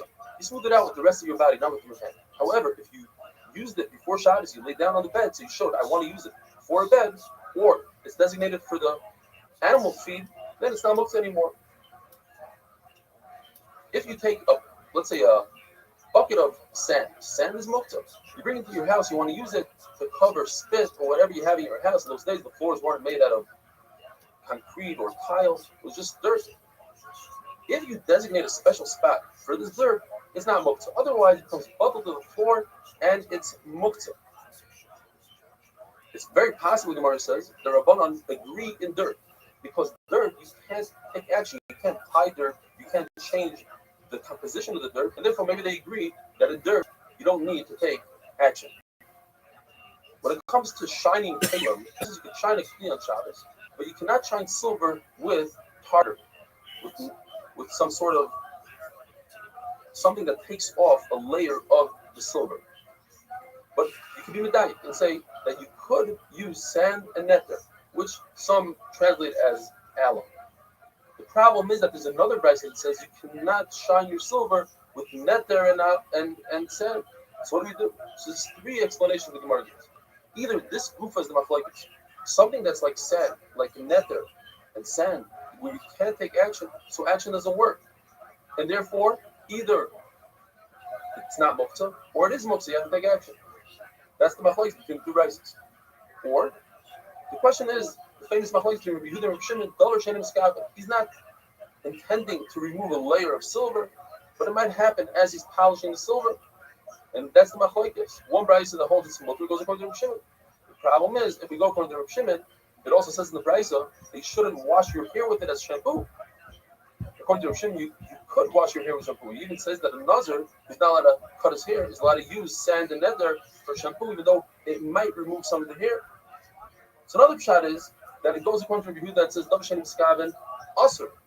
It's actually machlokes mitzias. It's a technical thing. Yo. Does this How are product, you? this tartar, does it remove a layer of silver, or it doesn't remove a layer of silver? What's good, son?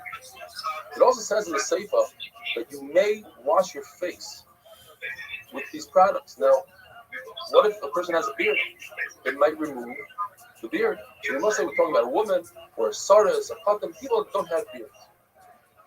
Rabbi Yehuda says that you can take crushed bricks and wash your face with it. We're not concerned that it might remove facial hair. Rabbi Yosef says you're allowed to take crushed pepper according to Rava. Rabbi Yosef says sesame pulp. There's something called barda. It's made out of a third of violets, a third of aloe vera, and a third is hadassah.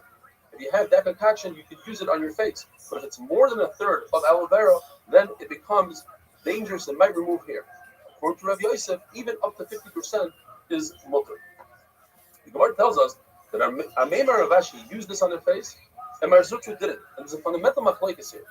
Whether a man could use beauty items, these different products that beautify a person, is it yilbash gaber silas isha? Are you acting like a woman?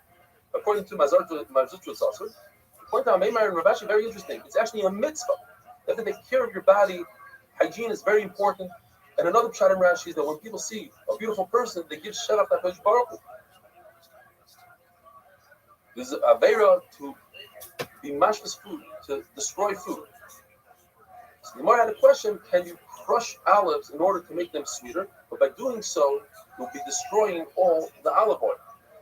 When it comes to bread, the Gemara says bread doesn't become disgusting, so you can do all sorts of different actions with it. You can clean stuff with it, whatever. At the end of the day, you can eat the bread. It doesn't become moles. Now, our Mishnah we learned, Rabbi Elazar ben Azariah says that if you have hatmana, you have a pot in a box that's surrounded by insulation, what you do is you tilt the box and you get the soup or whatever you have in the pot. The Gemara explains that Rabbi Elazar ben Azariah is concerned that if you remove the pot, even if the shape of the pot remains, it's us to put the pot back in. We're concerned that the gizit semer, the shearings of wool, would fall in and you're going to touch them in their muktzah. But Chacham say, we're not concerned. If they'll fall in, you're not allowed to put the pot back in. But if it has a perfect shape, you can put the pot back in. There's a beautiful flower called likusta. You used to smell it, use it during the meal. So if you put it into some dirt, you take it out, put it back in. So now the hole is large enough. It's not going to move the dirt around. We're not concerned you're going to move dirt on Shabbos. You're allowed to take it in and out on Shabbos. The same thing if you have a knife in a wall between the bricks. We're not concerned you're going to move the mortar, which is a problem of boina, which is boina. If you have a knife, you put it between the leaves of a palm tree. We're not concerned you're going to do much, like you're going to perhaps cut some of the leaf off. And finally, the Gemara says if a person buries turnips How old are you, in the David? ground, if he has some of the leaves sticking out of the ground, he's allowed to remove them on Shabbos. We're not concerned that he's going to plant them under, let's say, a vineyard and it will be over fly, or he'll plant them Okay, on. you gotta go, dog. That's not considered planting because what Take he's doing care. is he's just storing it. He's not chayav b'maasros because he just stored it. The worst problem is how does he remove that on Shabbos? By removing it, he's going to be moving dirt. You see that moving dirt is not the issue like the Gemara told before. The Gemara remains in a question. Have a wonderful day.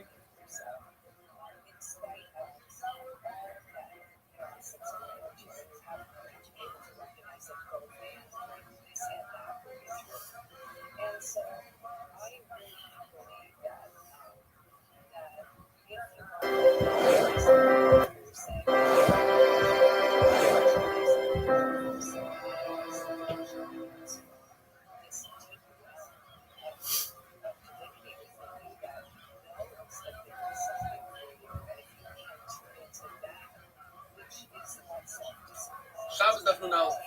The Mishnah tells us that you're permitted to insulate your food before Shabbos and put a cover on top.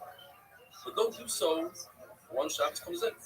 However, says the Mishnah, if you covered your food before Shabbos, you're permitted to cover it on Shabbos. Another Aleph the Mishnah tells us, if you have a cold drink you want to protect it from the sun, from the heat, you're allowed to insulate it. Whereas we said, in the reverse, if you have a hot drink, you're not allowed to insulate it from the cold. Once Rebbe heard that Rabbi Yossi passes that you're allowed to insulate a cold drink, so he retracted his own sheet, which was that it's usher to insulate a cold drink.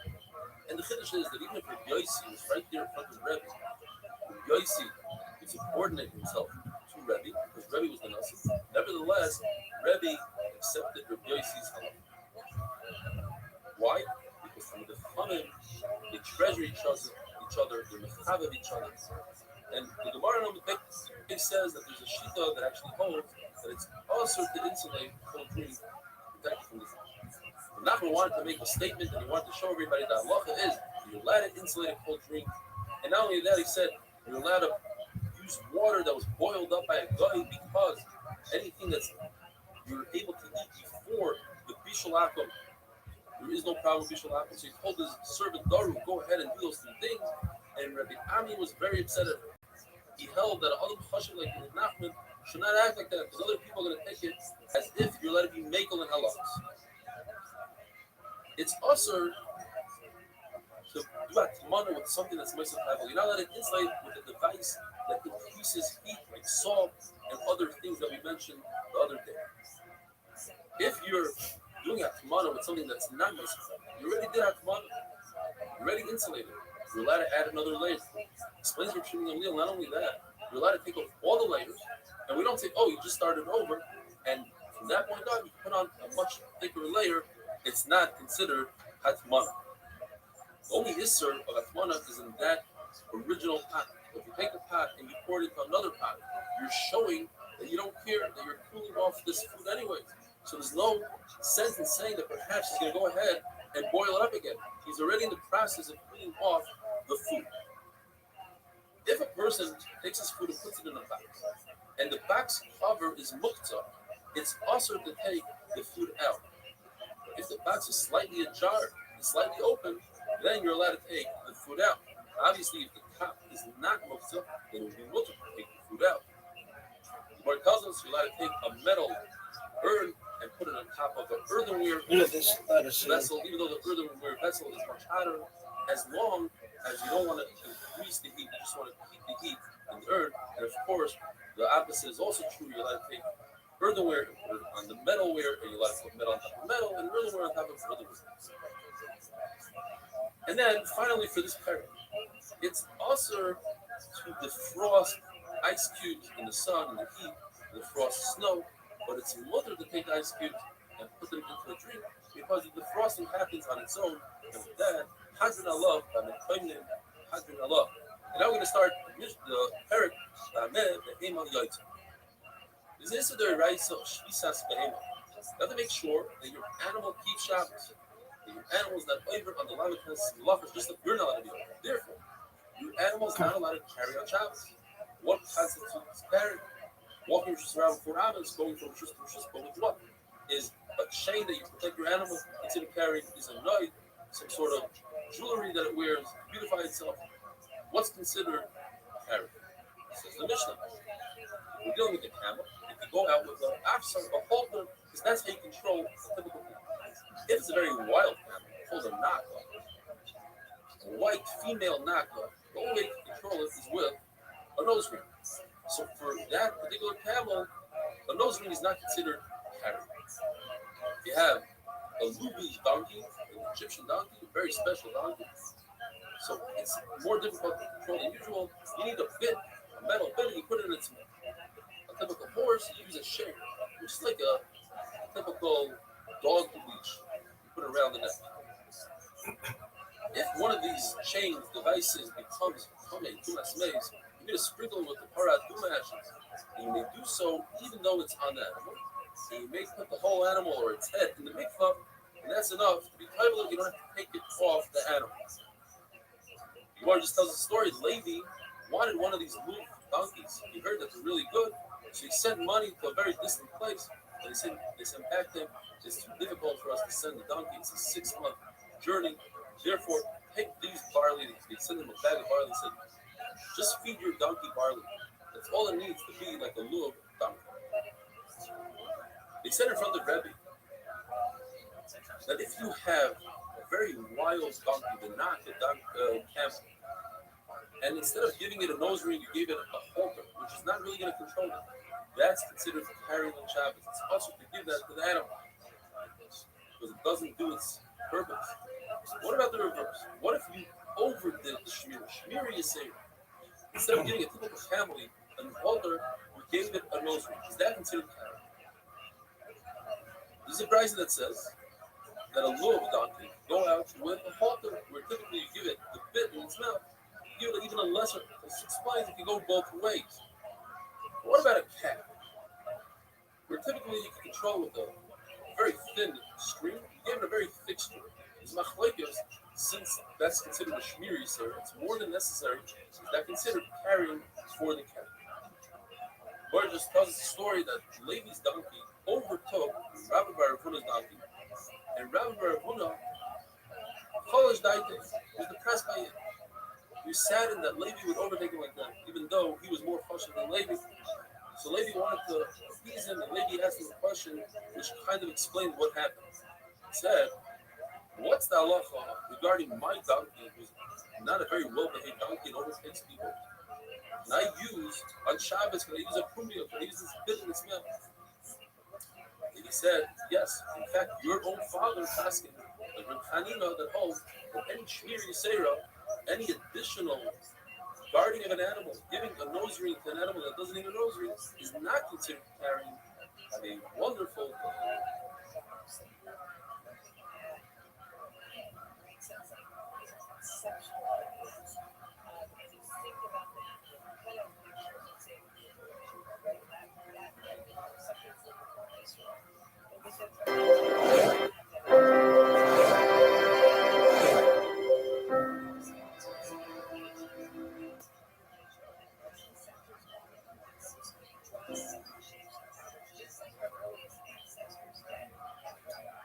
Shabbos Dafim Beis, how's everybody doing? The other day we were learning about different leashes and collars that an animal is allowed to go out on Shabbos doesn't constitute total carry on Shabbos. Today we're discussing goats. The goat has a very narrow head. If you were to put an afser or halter on it, it could easily sneak its head out of it, and therefore it doesn't accomplish much. If it doesn't accomplish much, that constitutes carrying on Shabbos. Therefore, you cannot put an afser on a goat on Shabbos. If you want to put an afser on a goat on Shabbos, what you must do is drill a hole through its horn and put the afser through it, and therefore he won't be able to get out of it. The Gemara remains in a suffix and faithful. What if you attach the leash to the goat's beard? Very interesting question. On the one hand, it's very painful for the goat to get out of it. And on the other hand, if you really wanted to, you could shake back and forth and he'll get out of it. The Gemara remains in a suffix. If you were to take a leather piece and tie it between the horns of a cow, if you did this for decorative purposes, according to everybody, that's considered carrying. Nobody in the right mind wants to decor a cow. However, if you put it there in order to lead the cow, that's machlokes. Rav says it's also, as Shmuel says, it's not considered carrying. The big problem for Rav is paraduma. Halacha by paraduma is you're not allowed to put any kind of weight, any load on top of the paraduma. On the other hand, halacha is that if you put a leash on a paraduma, that doesn't constitute a weight. It's not a load. The question is why? According to Rav, you're not allowed to go out on Shabbos with a leash on a cow. That should constitute a load. There are three answers given. Abai says we're discussing a case where you're trying to transport the paraduma to another city. In that case, it's the norm to attach a leash to guide him all the way to the other city. Rava says perhaps we're talking about paraduma that is extremely expensive. Paradumas are always expensive, like we see from the story of Dama ben Asina. And therefore, it's the norm to add an extra level of protection so it doesn't run away, it doesn't get hurt, and you added a leash, and that's okay. Or we're talking about a crazy paraduma, para meredas, really wild, and therefore it's the norm to attach a leash to a wild cow. We learned in the Mishnah that a horse goes out with a shade, a collar. Now, if the collar is there to lead the horse, everybody agrees that's what. What if you put the collar for the court? According to Rav Huna, that's okay. If you go out with something like that, and according to Shmuel, that constitutes carrying on Shabbos. In fact, Rav Huna showed and did a Maisa Rav, took out his horse with a decorative piece to show they could do so on Shabbos, but the Raisa says exactly like Shmuel, that's in fact also to do so. There's two types of wrapping a leash. There's wrapping a leash all the way around the horse's neck, and that is there for the Look at this. provided that you leave enough room for your hand, grab it, or other chatteraching where the leash is slightly longer and it can be grabbed out. And then you have a leash that's just a long leash like you have for a dog to lead the horse. There are three sayings when it comes to rabbits. One is a saying that they said in front of Rebbe, and they said that there are four types of animals that go around with the halter, and one of them is That's what it says. the other saying is Rebbe. Rebbe's mules went out with a halter, but it's not clear. What do you mean? The decorative one or the leading one? And then you have Rav Chanina, Rav Shmuel, and then Rav Chanina that says that in fact Rebbe's mules went out with a decorative leash. The bottom line is, from all these sayings, we see that Rebbe's mules went out even with a decorative leash. We learned in the Mishnah that these bits and halters that become tumas meis, you can sprinkle them with paraduma nashim, and you can dunk the head of the animal in a mikvah, and they become tar. There's two pshatim. What kind of rings became coming? One pshat is that it was a human ring, or was it that became tummy and was given to the animal. That's how it became tummy. Another pshat is it was an animal's ring all along, but since it serves a human being, it's like a human ring, which is mikabel tumah, whereas an animal's ring is never mikabel. We learned in the Mishnah that you dunk the head of the animal in the mikvah, and it's mikar that ring. What about chatzitza? That ring is really tight into the collar. Two pshat, either you widen the gap by hammering it out, and that doesn't remove the tumah, either because it was a human ring and remains a human ring, or according to the other pshat, that it's a human ring, it became an animal ring. Just widening it is actually helping the ring, and therefore it doesn't remove the tumah. In order to remove the tumah, you need to be mekalkel, you need to destroy. Another pshat is that we're discussing a ring that had width to it to begin with. They fit very loosely, and the water was able to get in between them without widening. When it comes to a human ring that fits on a finger that's made out of metal, you have all these conditions. It's human, it's metal, it's for a finger. And there's no difference between rings. You can't find the difference. You have a ring that's semi-wood, semi-metal, that, in fact, is not mikabel tumah. You have a ring that's for a belt, for the back of your garment or your sleeves, that is tart because it's not for the finger. And as we said before, a ring for an animal or a ring that fits on a board or some sort of vessel, complete, like you hang up a frying pan with a ring, so if the ring is removed from the frying pan, that ring is not mikabel tumah. Because on the frying pan, it is mikabel tumah because it's part of the frying pan. For Shabbos purposes, for muktzah, a ring that has a signet to it. So if a woman walks out with that on Shabbos, it's an issur d'oraisa. If it doesn't have the signature to it, then it's an issur d'rabbanan.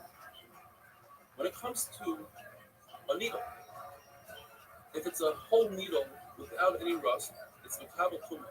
And even if it has rust, as long as it doesn't hurt the sewing process, it's mikabel tumah. If you never made a hole, you never made the eye to the needle, and you're planning on making that hole, so right now it's not mikabel tumah, it's not a please yet. However, it's not muktzah because it still serves a purpose to remove a splinter. When it comes to Shabbos, to take it out from shus to shus, if it has a hole, you're chayiv. But if it's for decor, for a woman to put a pin and doesn't have a hole, then she's allowed to go out with it, have a wonderful day.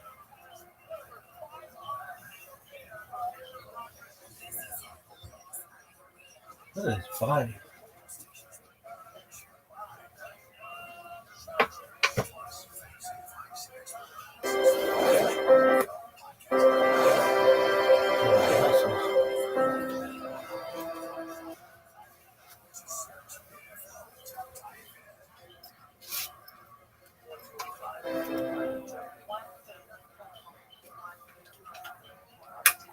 Shabbos Daf Gimel. I hope everybody's doing great.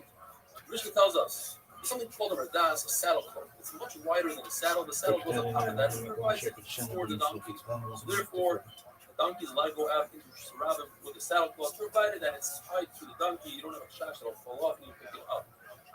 So Shmuel, and you must tie this before Shabbos. Bryce tells us a merdas, you can walk an animal into Sharabim with merdas, but not with a saddle. A saddle is also to put on an animal in Shabbos and let him walk it out. Shmuel says the saddle is mutter because the saddle also provides some heat, not as much as the merdas, but provides heat, provided that it doesn't have two straps, one in front and one in the back, that prevent the saddle from slipping forwards and backwards as it goes uphill or downhill. That looks like you are trying to get ready to carry a load. A saddle is also to take off an animal on Shabbos. And the question is, why is a saddle muktzah? Where is a saddle cloth? It's not muktzah. One reason given is the saddle you can make the animal walk back and forth and it'll shake it off by itself, whereas merdas, no. But Papa says that the difference is that a merdas provides heat. In other words, to take away the discomfort that an animal has, that's muktzah, was to take off a saddle, that's to give it pleasure. It doesn't really mean Shema Yisrael Adonai Eloheinu Adonai Echad. According to the first track, it seems like if you look to put on a saddle on Shabbos, there's something called a traskell, which is a feed bag. You put in a bag, you tie it to a horse or to a donkey. Is that mutter to put on an animal? According to Shmuel, it's usher because it's only a pleasure for the animal to put them down, but it's not to prevent the discomfort. In fact, Young Bar Yefa said it in the name of Yochanan, he uses a very interesting lesson, saying, hey, you're mechavin to Aryoch, to the lion from Babel, in other words, the Shmuel.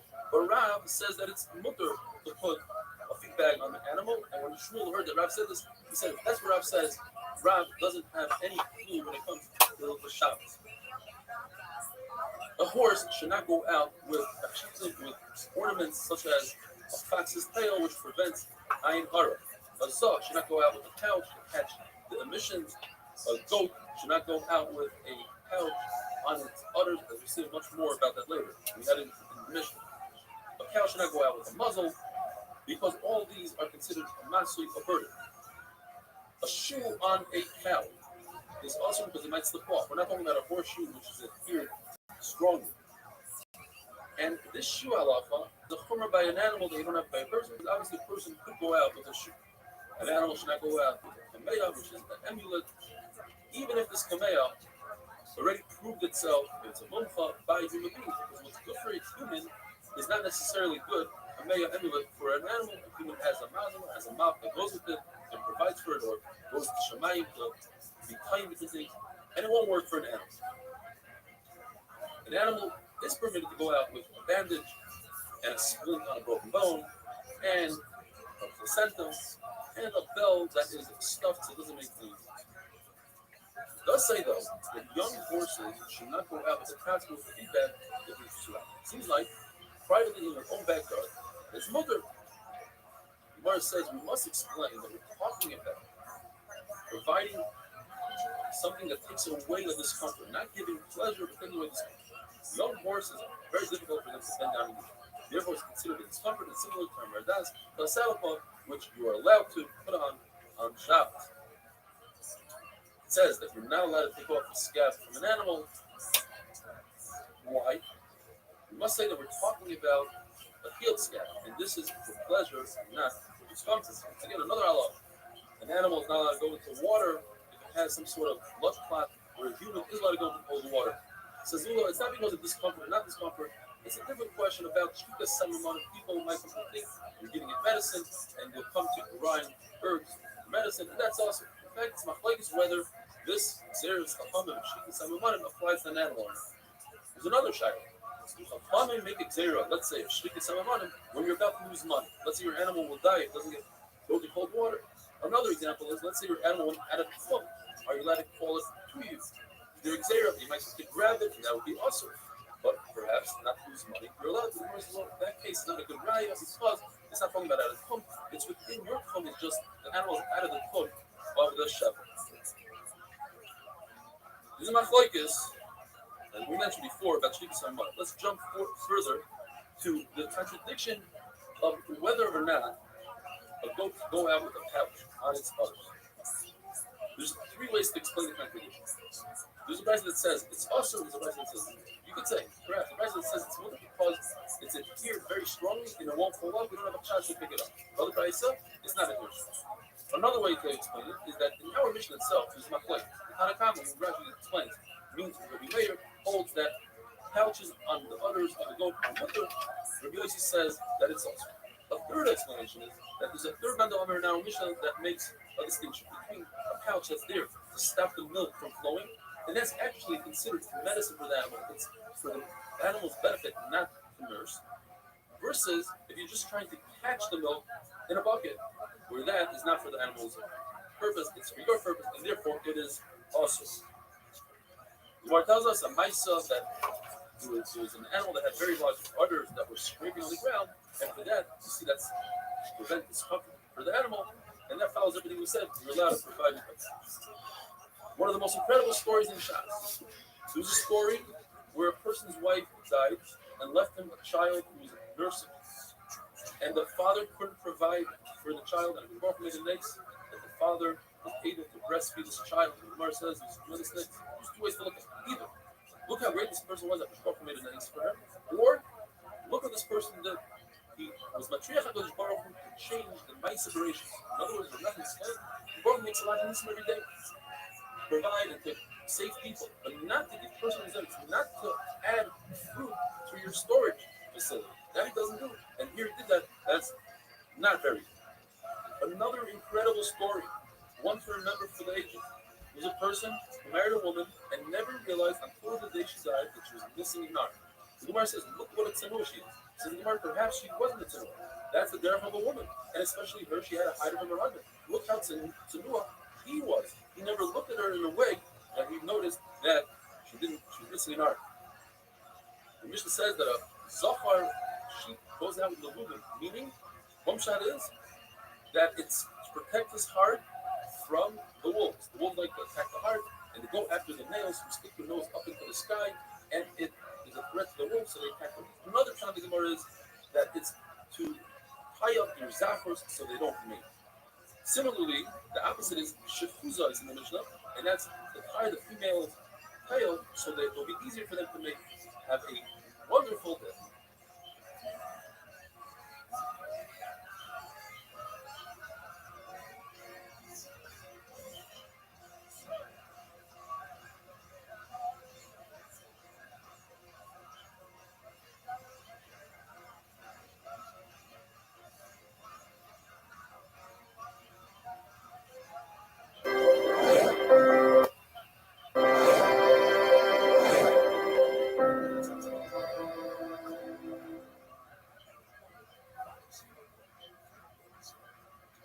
Shabbos Dafnun Dalet continue with the list of things that an animal is permitted to go out of your surabit and what is not permitted. One of the things is kevulas, meaning that you wrap the tail of the sheep downwards to prevent the male from mating. It comes from a lotion of not producing, not having heroes. Shlomo HaMelech gave Hiram a gift of 20 cities. Hiram proclaimed that these cities are kevulas, meaning they consist of wealthy people that are spoiled and don't contribute to society. Rav Yitzchak says it's a lesson of salty dirt, hutman that you put into wheat to preserve the wheat. In other words, it doesn't produce. It's soft, and when you step into it, you sink up until your ankle, and you can't plant in that. Mishnah says you can go out. Funais. Funais means it's a coat that protects the wool from the day the sheep is born, so that it remains perfectly white. Srurois, as we learned yesterday, can either mean to cover the udders, to dry it out for milk, or to capture the milk. Rav Paskin is like Rabbi Yehuda. And it depends. If you're trying to dry out the udders, then you can go out with that. If you're trying to capture the milk, you cannot go out. Shmuel says, like Rabbi Yossi, no matter what, it's awesome. Some people say that Shmuel Paskin, like the Man'ama that says that we have to make Xera. In fact, to dry out the udders is okay. But since people don't know how to differentiate between the two, therefore they would glaze out everything that it's us. The difference is that if you're in a place that they never try to capture the milk, they only dry out the udders, then it would be wicked because nobody's going to make a mistake. The Mishnah says that a gomel should not go out with pellets. The third Pshat of Rashi, that's the one he likes the most, is it's a piece of leather that's strapped underneath the tail of the camel, and on top of that piece of leather, you put a strap. This piece of leather prevents the strap from causing injury to the camel. So a camel cannot go out with this strap. It might fall down and you might pick it up. Unless it's also strapped to the hump of the camel and therefore won't fall off. You're not permitted to tie camels one in front of the other like a train, because that looks as if you're bringing them to the market yourself. But you're allowed to grab all their ropes, their leashes, and hold it in your hand, provided that you don't wrap it around your hand and make two knots. A double knot would constitute lying shatnez if you have ropes of semer and pishtim. To put a needle through one piece of cloth of semer and the other pishtim, that's not shatnez. If you make a single knot, that's not shatnez. You have to make sure that when you hold these ropes in your hand, you don't have a kefach coming out from the bottom, because that would look as if you're carrying the rope. And the rope that's between your hand and the camel should not drag down and come close to the ground. But although the halacha is talking over machmir one kefach. The halacha is that a human being can plow with an animal. Just two different species of animals that are not allowed to plow together or pull a wagon together. Mishnah says you're not allowed to do something called rubber. Rubber, according to everybody, there's no flakes in this means you take one foot of a camel or an animal, bend it upwards, and tie it like that, and now the camel only has three legs. The question is, what does uplook mean? There are three shots. Either it means that you tie the front and the back leg like that or it means you tie the two front legs or the two back legs. The third shita means all three options. And Rabbi Yehuda said the middle option it means the front leg and the back leg. Learned in the Mishnah, it's also for a donkey to go out with a merdas, a saddle cloth, if it wasn't tied onto the donkey before Shabbos, because if it wasn't tied before Shabbos, as we explained, there's no proof that you're putting on the merdas to heat it up, and it moves that heat. And a bell, even if it's stuffed with wool or something, it doesn't make a noise, it's possible to go out with it on Shabbos. And do not put a ladder by the animal's neck, which would prevent the animal from turning its neck and licking its wound. Or if it falls, you might carry it. There's a certain bandage that you can put on the bottom of the donkey's feet to prevent it from knocking each other. And chicken, tie some sort of string to the chicken's foot to differentiate between your chickens and your neighbor's chickens. That also or you tie the 2 feet of chicken together so that it doesn't spray pebbles and break dishes. The male sheep has a very long tail that drags the ground, and sometimes you put wheels. That is also awesome to do on Shabbos. Hanunas is also for Pshat. Either it means there's a toothpick of some sort of wood called hanun into the nose of the sheep in order to cause it to sneeze, and by that it sneezes out the worms in its nose. Another man says it comes from the tree of Roisam. Another pshat is that after you shear its wool, it becomes really cold, so you put a compress of oil on his forehead. The Gemara says, if so, you just made the sheep mark with felt, meaning you made it important like I'm bezin, like a wealthy person. Another pshat was, when it gets burned, you take a compress, you put it on its head, you put it on its wound, you create heat. So now you made it like my wife Yalta, they spoiled it. It doesn't make sense that people treat your sheep like that. The pshat of hanun, that it's a piece of wood that goes into the nose, that makes sense. That fits into the word chanunos. But the other three, you have to say that you were acting with chanun, with rachamim, compassion towards your sheep. A calf should not go out with something called the kimoi. It's a small yoke. It's a training yoke to teach the young calf to bend its head down to be able to plow later on in its life. And do not put on the udder of a cow the skin of a hedgehog, which has sharp thorns, spikes, which prevent struts and rats from drinking from the cow. Mishnah says the cow of Rabbi Elazar ben Azariah had a decorative piece that went from horn to horn. And Chacham weren't having that. The Gemara explains it wasn't Rabbi Elazar ben Azariah's cow. In fact, Rabbi Elazar ben Azariah had so many cows that every year he had 120 newborns, which from that would give 12,000 tamais. He didn't have one cow. Mishnah says, the Gemara says it's talking about the cow of his neighbor. And there's a feel of himself. He has to rebuke someone who does an avera. And since he failed to rebuke his next door lady neighbor, it's as if he himself was a favor on the avera. Because when you don't rebuke your friend, it's as if you yourself take on the avera. Have a wonderful day.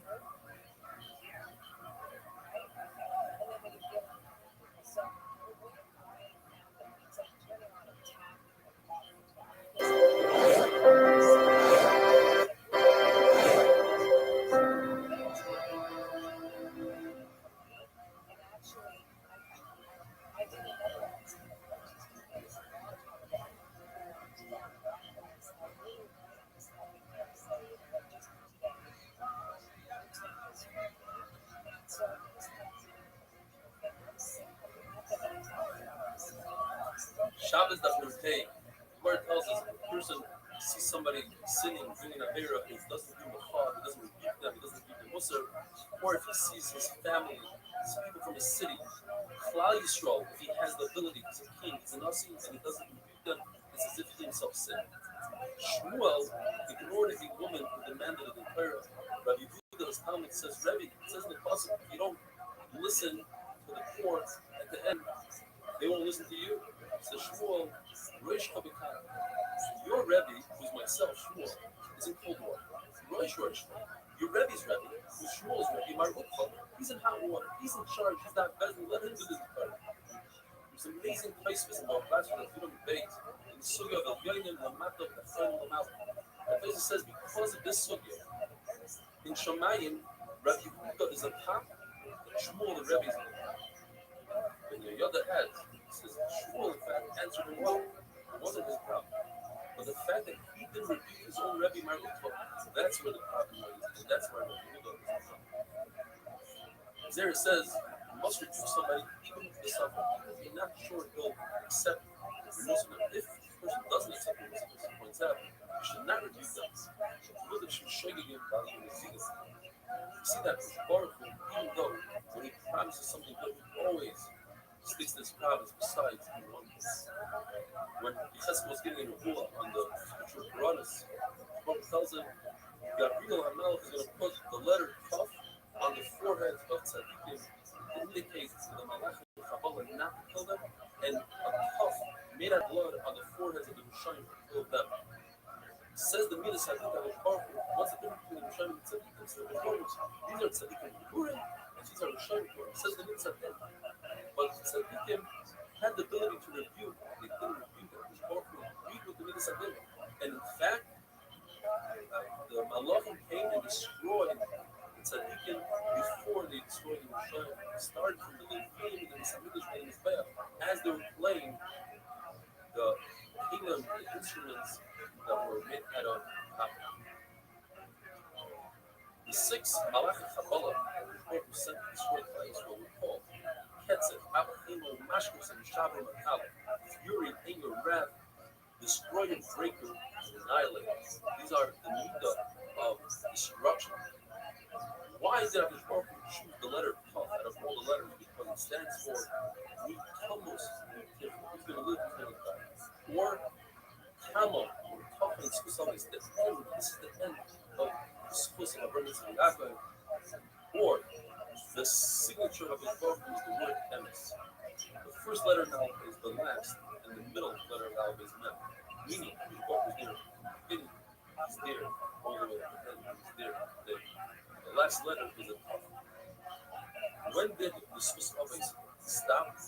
Achloikos. Either from Rishab and Beheri, Shmuel says from Chazal's time, Shmuel ben Levi says from Eliyahu's time, and Rabbi says from Chizkiyahu's time. Bami says that the concept, no one in this world dies unless they sin. And no one in this world receives the pain and affliction unless they sin and makes it on purpose. He has to explain. Other Marishayim created death in this world because he didn't listen to his Baruch. There's a Maggala that says that the reason Moshe and Aaron died because they also sinned. They should have listened to their Baruch and they should have hit the rod and not speak to the rod. However, there's a bomb question from the Bryce. Bryce says that there are 4 people that never ever sinned. And the only reason they died is because of the pet of other Marishayim. And they are Binyamin, one of the Shvatim, Amram, the father of Moshe Rabbeinu, Yishai, the father of David, and Hillel, the son of David. In other words, it's possible to die without sinning, not like Rabbi Ami says. The Gemara goes through a bunch of different generations.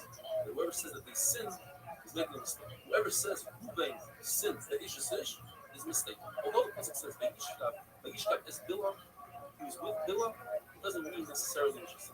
What it means is, the fact is, the Torah says that he's one of the 12 Shvatim. He's equal to all the Shvatim and Sittas. So the Torah meant to say is that he took out the bed, he took out the bed of Bilah and put it in the tent of Leah. Some say he even took out Yaakov, the bed of Baruch as well. The Truman Elazar says it's impossible that in later generations, Reuben's descendants are going to stand with Haribol and scream out, Aru. First is the one who's over on his decision, while their own grandfather was over. So therefore, it doesn't make sense. He was not over on his decision. Torah says, Yaakov Avinu told Reuben, Chachas kamayim al Pesach. Chachas is a Russian word. Hey, Ches Zayin. What exactly does that mean? A number of shittas. But as it says, it's the words Pasto Chafto Zal. You hasten. You are liable because you belittle, referring to little. Yeshua says, Sa'ato al Das. Trampled on the law. Papaso, you sinned. Zonisa, you over on his nose. The will says, Kilalto. You davened that it shouldn't happen. Kilalto. You beseech HaKadosh that it shouldn't happen before it happened. And therefore, Zorfot Filosko, your doubting shine. Wazam Midori says, let's put the word Pachas in reverse. It's Zayin Ches Pei. And that stands for Zazato, Pirkato, Parfachati. You tremble, you do bad, and therefore, the sin didn't happen. It flew away. Rabbi says, Zochar Tavincha Shaldavar, you remembered, you recalled what the Einish is for Einish. The Lisa has with the Holy God. You make yourself sick, you sicken yourself. Open Saver, not to be Ayrid Aver. And therefore, the Rashkal Machapali, and refrain from sinning. Whoever says that the sons of Eli couldn't sin, although it says in the Pasuk, referring to Einish, Asher Yishkevim, they were with these women in the Mikdash, it doesn't mean necessarily Einish. In fact, Chofni, the son of Eli, is parable of Pinchas. And since the Torah tells us that the grandson of Pinchas brought a mincha as a claim, therefore it's impossible that he's over an initiation, because somebody that's over an initiation cannot have descendants that brings Rabbanas to the Tzaddikim. Chofni is like that. So that's one option. Why does the Torah say the Torah initiation? Because they didn't allow the woman to go back home in time. They didn't bring the Rabbanas around that. And because the women didn't go back to their husbands, it says if they were over an initiation. Finally, another man, it says that there were his son, wicked sons. In other words, Pinchas was also wicked. It says the Lord. Chofni sinned on Pinchas.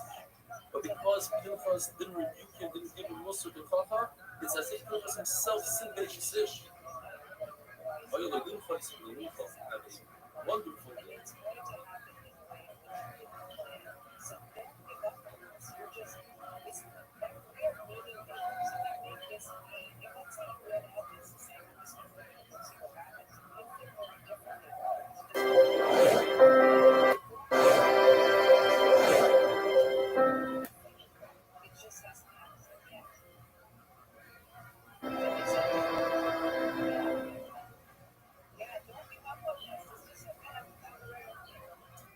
Shabbos definitely involved. How's everybody doing? We're continuing with the theme. Sometimes it seems like from the Torah that certain Doilim sinned, and in fact, it's not a sin. We discussed Reuben, he didn't sin. Today we're saying whoever says the sons of Shmuel sinned because it says in the Pasuk, "Vayitu achrei avotza," they took bribery, shochet, you're mistaken.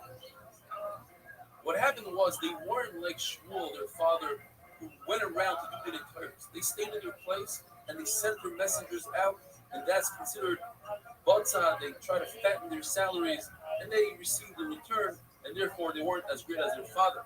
Rameir says, since they were Levim, they were entitled to the Meiser, but they demanded the Meiser, and since they were Doilim, and the judges applied for paid the Meiser, and in return, the other Levim were affected.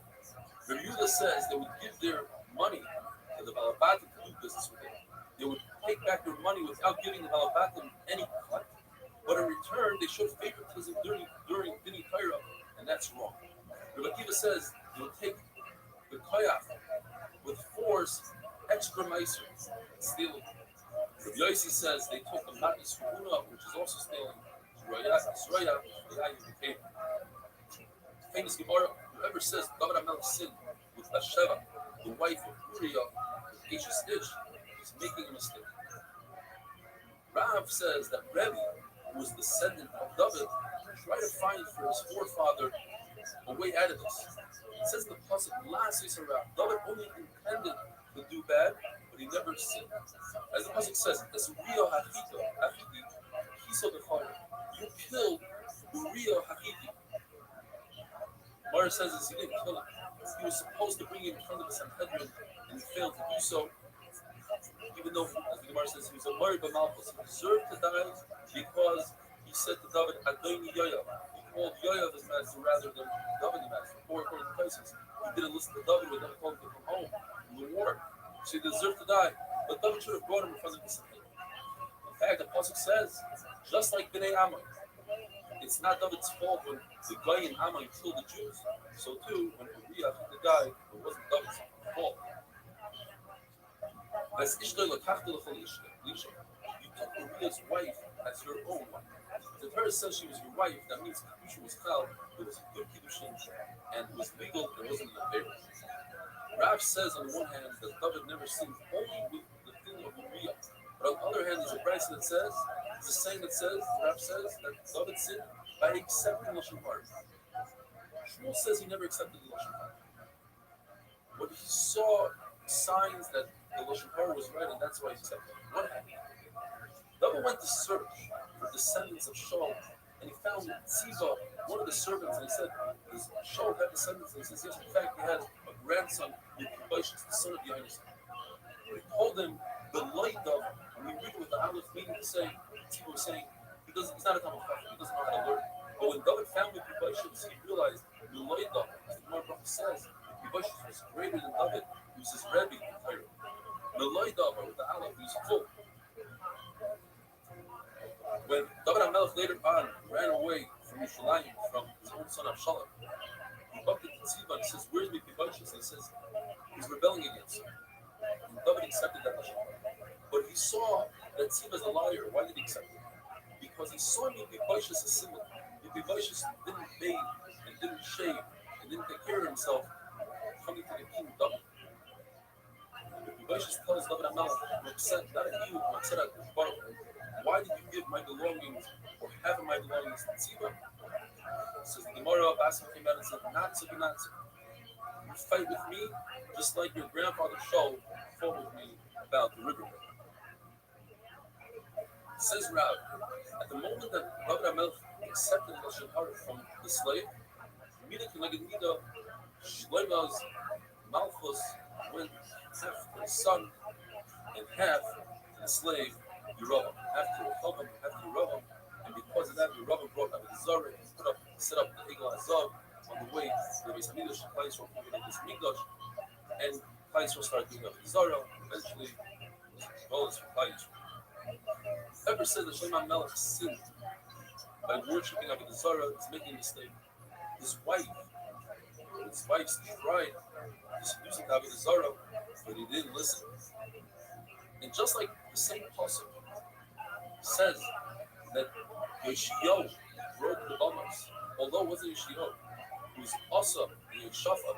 The Torah says a nice thing towards the Yeshaphat, so the Torah also says a not nice thing to Shlomo HaMelech. Shlomo HaMelech built the Bama, even though he didn't really build it. Shlomo would have rather be the Shamish Avodah Zarah, cut down trees for Avodah Zarah, than to have the pasuk that's written about him, the Yas Hara B'nei Hashem. What was so bad that Hashem did? Shlomo didn't rebuke his wife when he married her, and they brought an Avodah Zarah, and he should have rebuked her immediately. The moment that he didn't rebuke her, that's when Gabriel Amal put a stick in the ocean, and around that it started growing and growing until it became an island that became Raimi, which eventually destroyed the second Beis Hamikdash. The day that Yerovam put the two Eglei Zahav down, that's the day that a hut was built and became, eventually it grew to become Kalyosh and Yerovam. Whoever says Yoshiyahu sinned is making a mistake. Although the pasuk says Asher Shah became about Tshuva, it means that Yoshiyahu found the sacred Torah and he started learning the Torah and he realized that 18 years of his reading Torah might have been wrong, and he went and returned money to every single one of the Ali did from his own money. He didn't take from one to return to another, he took from his own money. Rabbi argues and he says, no, Yoshiyahu was the greatest of Tshuva generation, and we have in our generation Abba Hud with Yirmiyah. And Rabbi Yosef says, in our generation, we have someone called Yitzchak Bar Nechemia, who became the Rish Golos, the head of all of Klal Yisrael, otherwise known as Nasan B'Tzitzita. He saw in a dream that Nasan B'Tzitzita, mouth stuck out his hand and accepted his Tshuva. Rashi, it's an Hedron of an Aleph and Beis, says the amazing story of Nasan B'Tzitzita. He was a man, took from Bar Nechemia, who wanted an Isha's Ish, and so much so that it became sick. Eventually, the Isha's Ish needed money, and she told Ukvan, I'll do anything you want, just give me the money. He gave her the money and controlled himself. And because he controlled himself, he became the rich Golos. That one moment of controlling yourself would bring you to such high madrigas, to the point where he had a glow around his head. And so someone else that says that Kiva was able to see the glow while the Talmudim weren't able to see the glow, and therefore the people looked at him as Ahusa had a wonderful day.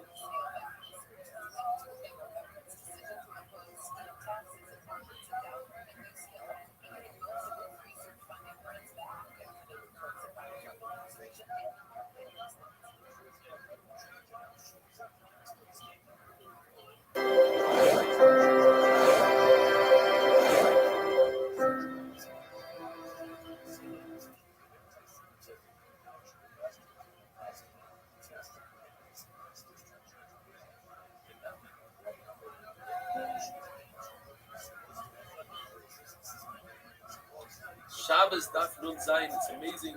We're already holding 56 Daf for the Shabbos. How time flies. Bread and parrot. The next few Mishnayos discuss what items a woman is not permitted to wear. The concern is if they are jewelry, she might remove them, show her friends. And if it's the first few items in the Mishnah, talking about braiding one's hair with a strand of wool or a strand of flax. That concern, a woman has to go to the mikvah. It creates chatzitzas. Water cannot penetrate between the strand and the hair. She must loosen it, and she might remove it and walk before Amos and Rosh Hashanah. There's a Mishnah in Mikvahs that brings these strands of hair that one break their hair with, and it says that according to everybody, if one uses a strand of human hair, not attached to it, just human hair, in order to braid her own hair, that does not get chatzitzah according to everybody. Cannot tighten it tight enough where the water can penetrate. The water will penetrate, and therefore it's not chatzitzah. The only if there's a machlokes, whether or not there's a machlokes, is that Rabbi Yehuda holds a strand of wool, there's no chatzitza, and the Tama holds even in the strand of wool, there is chatzitza. If these strands of wool, of flax, are very tight around the neck, that will create a chatzitza. If it creates chatzitza on here, it creates chatzitza on soft skin. Usually a woman does not tighten it around the neck like that. She doesn't want to choke herself. She'll wear a choker, but she won't choke herself for the cause of suffocation. And therefore, it usually doesn't create a chatzitza. There is an exception. The woman wears a pelta. That's part of a bit. And the top part is a wide streak that's very smooth. And they tighten it really tight to create a double chin. In those days, it was a sign of wealth if you had a little bit extra calories. If you had that double chin. And therefore, that does create a chatzitza. Now, there's no problem. She might take it off, remove it, and show it to her friend because then her scam will be exposed. She won't remove it for that reason, but she'll remove it for chatzitza.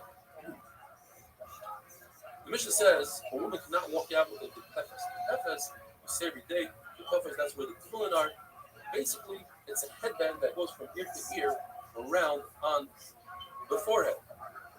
Rabbi Yosef said that it's some sort of amulet. But Rabbi says if it's an amulet and it's a mumcha amulet, she's permitted to walk out with that on Shabbos. A woman is permitted to go out with sort of a bathing cap, what we call today a snood, that's a golden snood. It has beauty to it. It's more like jewelry. And if these kefes is attached to that snood or sarbitin, which goes the opposite way. If they are attached, then she's permitted to go out with it because she won't remove the snood, but then her hair will be exposed in public, and she won't do that. Saritin is a headband like what the girls wear today, only it goes down to the jaw.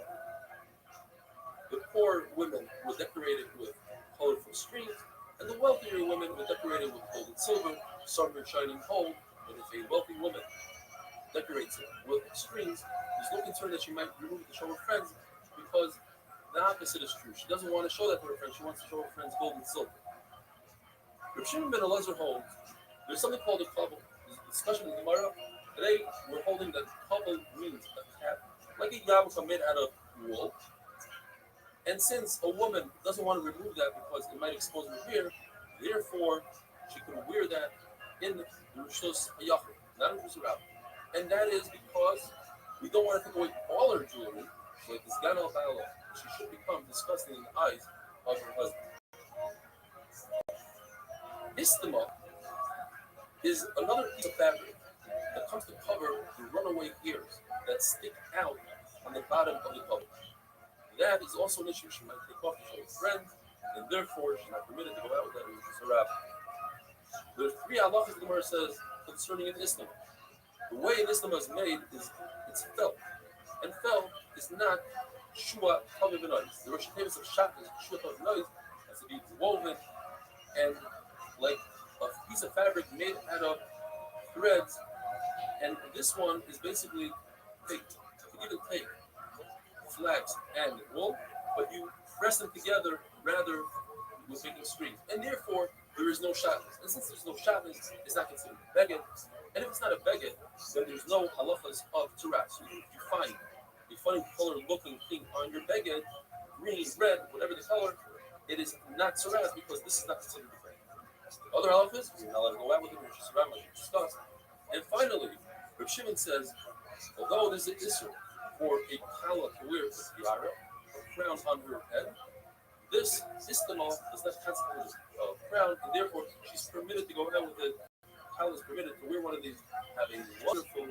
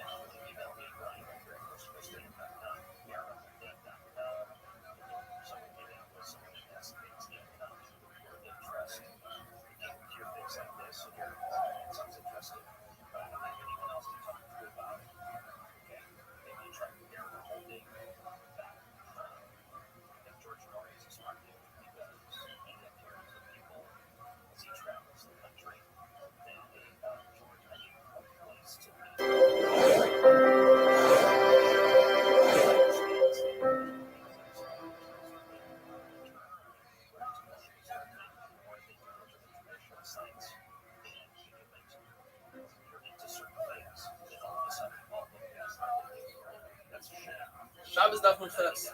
We learned in the mission that a woman is not permitted to go out with a couple. What is a couple? We had the other day, Rav says couple is a woolen cap. Today we're learning about Shmuel. Shmuel says it's referring to a slave. A slave wants to show alliance with her master. She wears an emblem that says slave. There's different types. Some are made out of clay, some are made out of metal. Sometimes they're worn on the neck, sometimes they're worn on the clothing.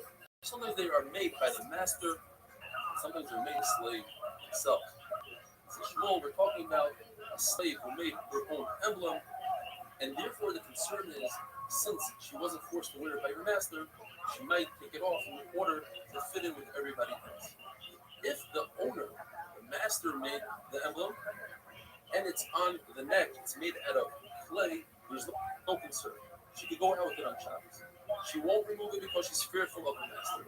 And even if it falls off and breaks, it has no value, she won't pick it up and bring it back home.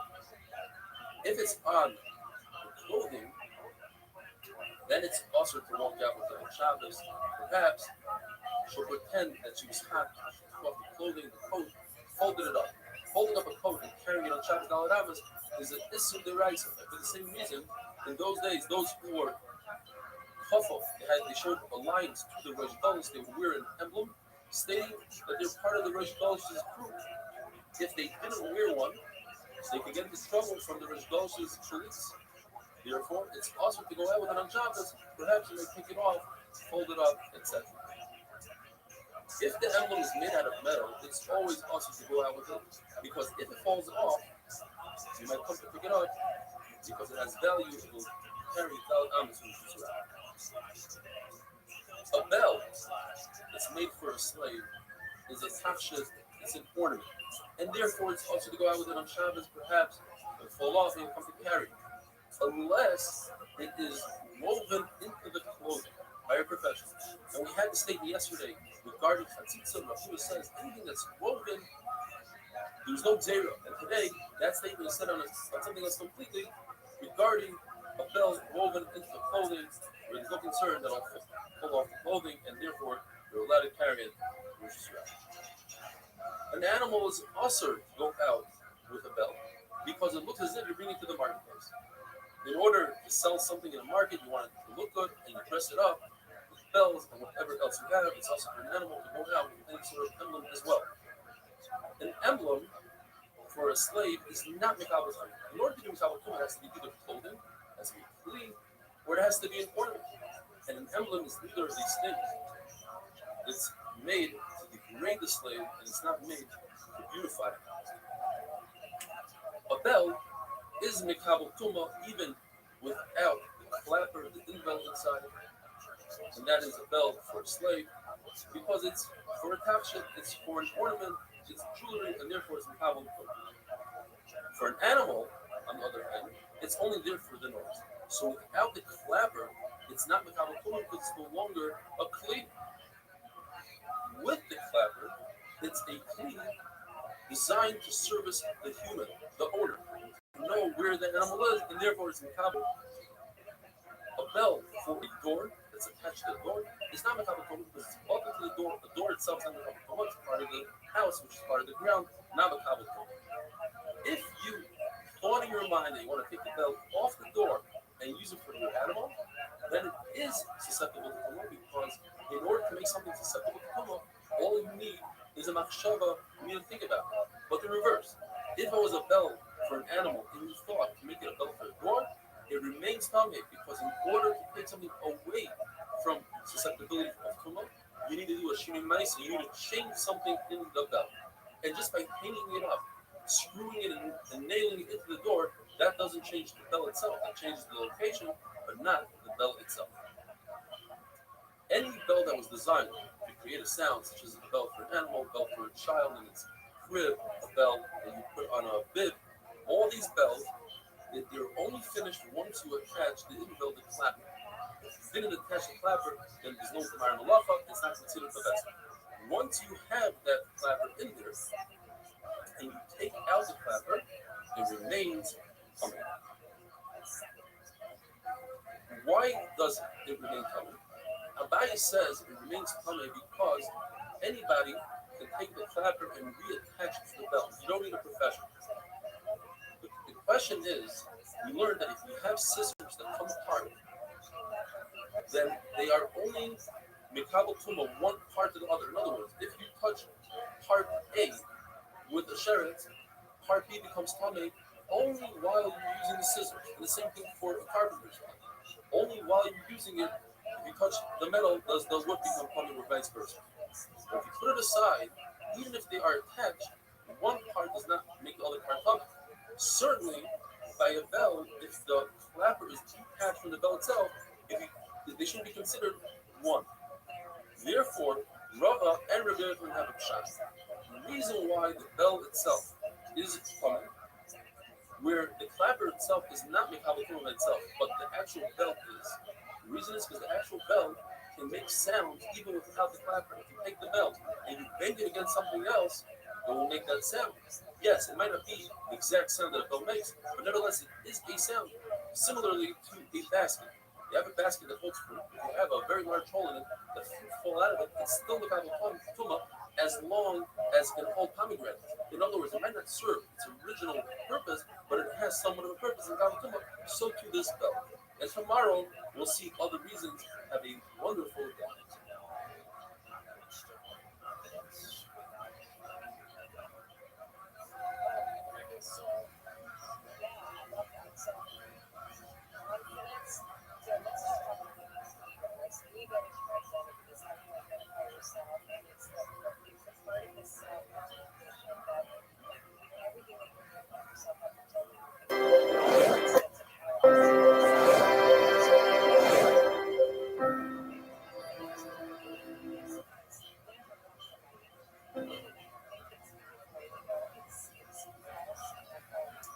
Shabbos Daf Tes. How's everybody doing? As we learned yesterday, if a bell becomes tummy, even if you remove the bell, the clapper, we don't consider the bell as a broken plate. It remains tummy. The question is why. We saw yesterday, Abai says, since any simple person put the clapper back in, so it's as if it's a complete plate. Rabbi Yossi Bar Chanina says, since I have a new usage for it, I can use the outside of the bell as a cup to give water to a child, even though it's a new usage, it's considered tummy. However, Rava and Rabbi Yochanan both hold in order for something to remain tummy, you have to be able to use it with its original usage, its original designation. Therefore, they say the only way and the reason why the bell remains tummy is because you can take that bell and bang it on something, and it'll make a sound of a bell. It might not be the original sound, but it'll be a sound nevertheless, and therefore it remains tummy. We see that Rabbi Yochanan holds of this concept that in order for something to remain tummy, it has to have its original use.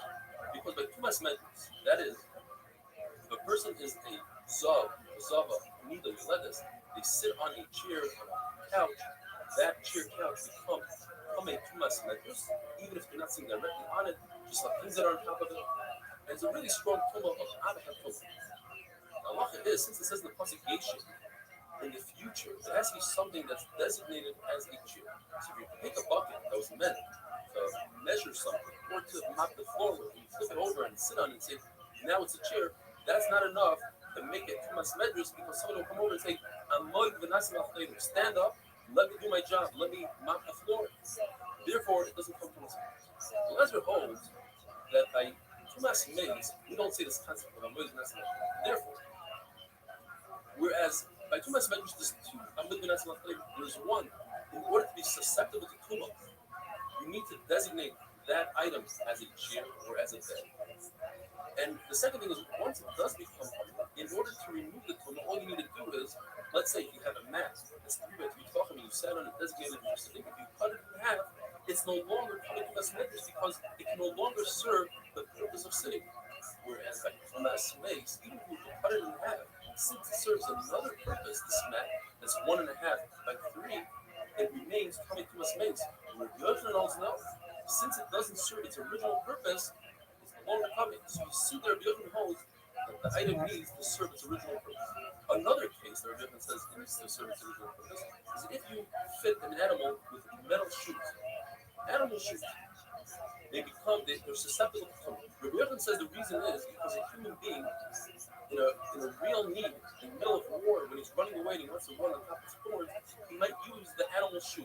So it serves its original purpose of a shoe for a human being, and therefore it's without tumah. Where Rav says the reason why it's without tumah is because it serves another purpose. You can fill it up with water. According to Rav Chanina, you can fill it up with oil. The difference is between Rav and Rav Chanina is that if it becomes disgusting, people won't use it for water, for oil, they use it to run. Or if it's really heavy, they won't use it for running, but they might use it for water and for oil. We're going back to the Mishnah. We learned from the Mishnah, a woman should not go out with ear shel the city of gold. What is that? Because the Gemara is talking about the kitchen of Yerushalayim, a piece of jewelry similar to what Akiva made his own wife, Rachel, in the story. His wife, one day when he has money, he will make her a ear shel, and so he did. There's a three-way machlokes. A woman who goes out looking surrounding with ear shel, according to Ramesh, the rest of the world, this is what I said, because it's inverted, it's a load, it's a mass. The only reason people wear it is to show off their wealth. It's not even to try to distract other things. It is. See, I don't have kids around. People that have kids all the time, and they'll go, "Oh, what is this? What is this?" Hey, what about this? Take a look at that. Isn't this cool? Look, the dog. This is that. This is that. Who wears? I mean, Kes Patel is walking around like the most compromised person on earth. If Kes Patel is not afraid of something, I don't know what fear is. These people are running around, they want to unmask everything and expose everything and whatever. Again, I wasn't the one who ran on that premise. They were, and none of that has happened. In fact, whatever cover-up is going on, they're extending it. They've now become a part of it. The question is whether or They're not helping you will facilitate it. every comment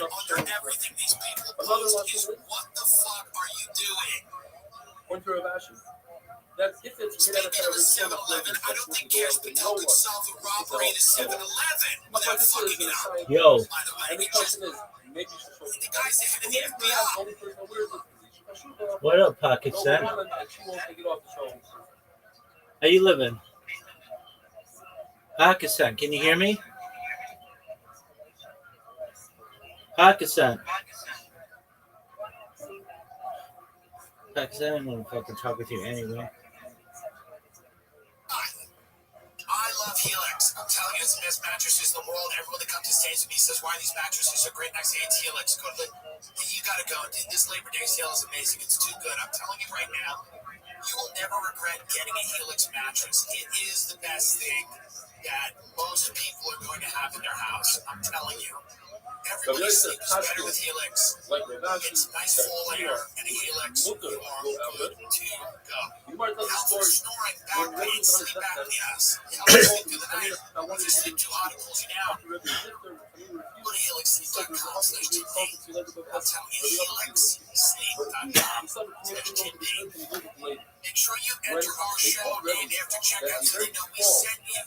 Okay, the Labor Day sale is killer. It's 20% off site-wide. Are we nuts? Look at this. 25% off site-wide. It just went up 5% in a second. That's how good it is. helixsleep.com/today. It's important in terms It of doesn't make any sense. I don't care if you hate Jimmy Kimmel. I'm pretty sure this administration, when they came in, they were talking about America first. They weren't talking about Jimmy Kimmel. This is how they distract you from what's actually going on. Let's get rid of Jimmy Kimmel. This has pissed us off. By the way, Sam Altman, let's give him more money. Because we're in an AI arms race. Who does that help? Very, I don't know, 20 people?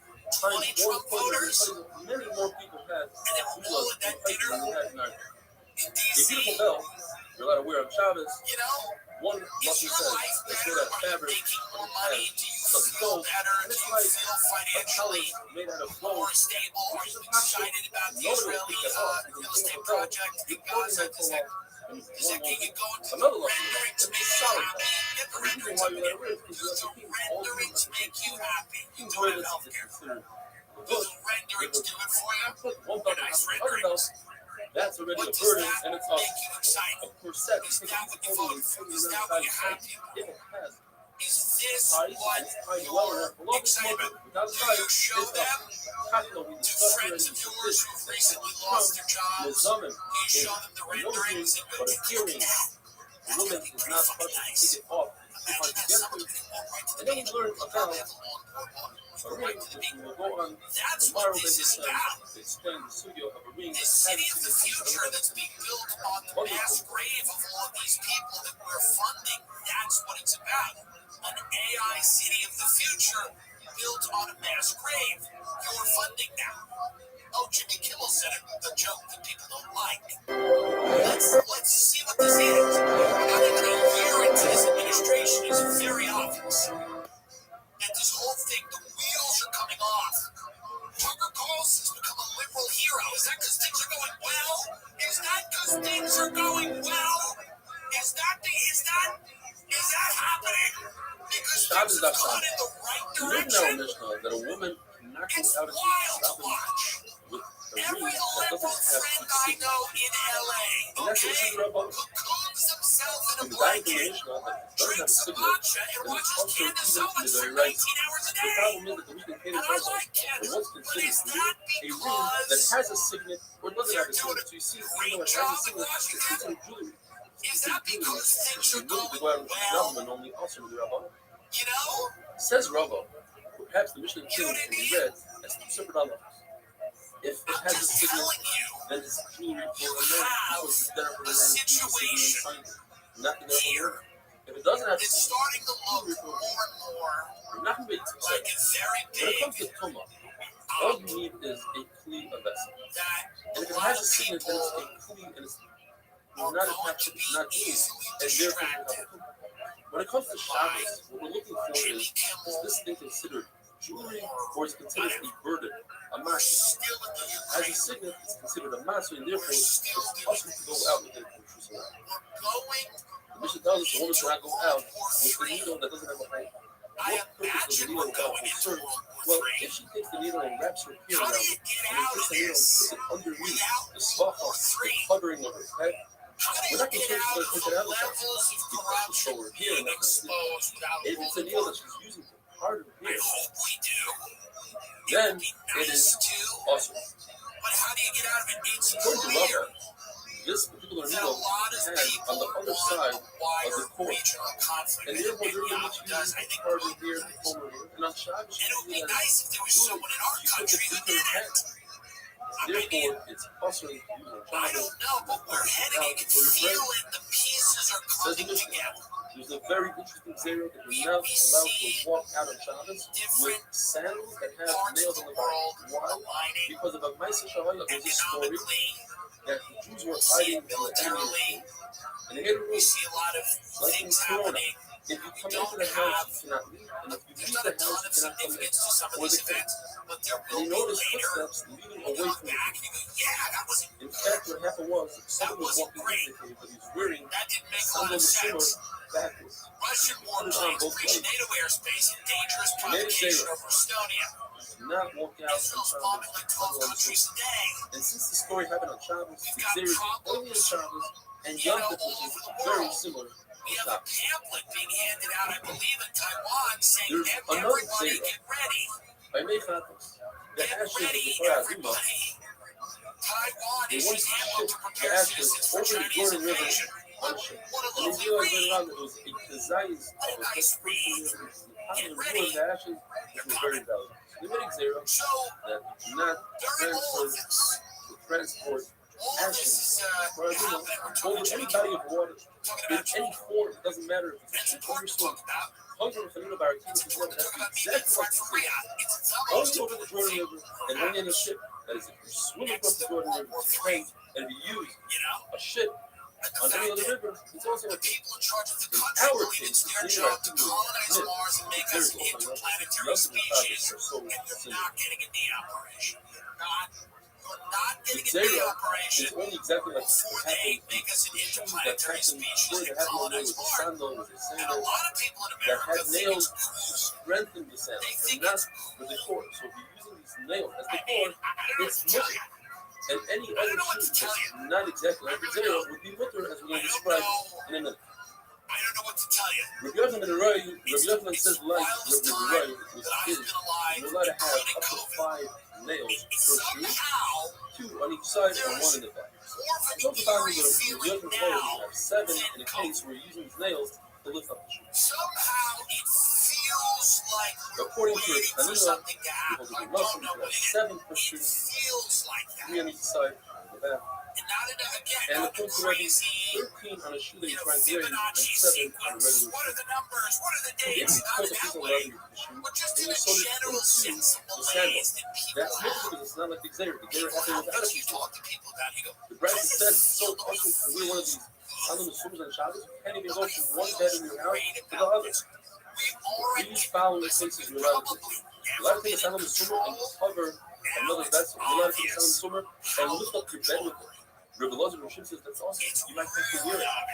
Although it makes a lot of sense, but since he's one against many, you don't have to.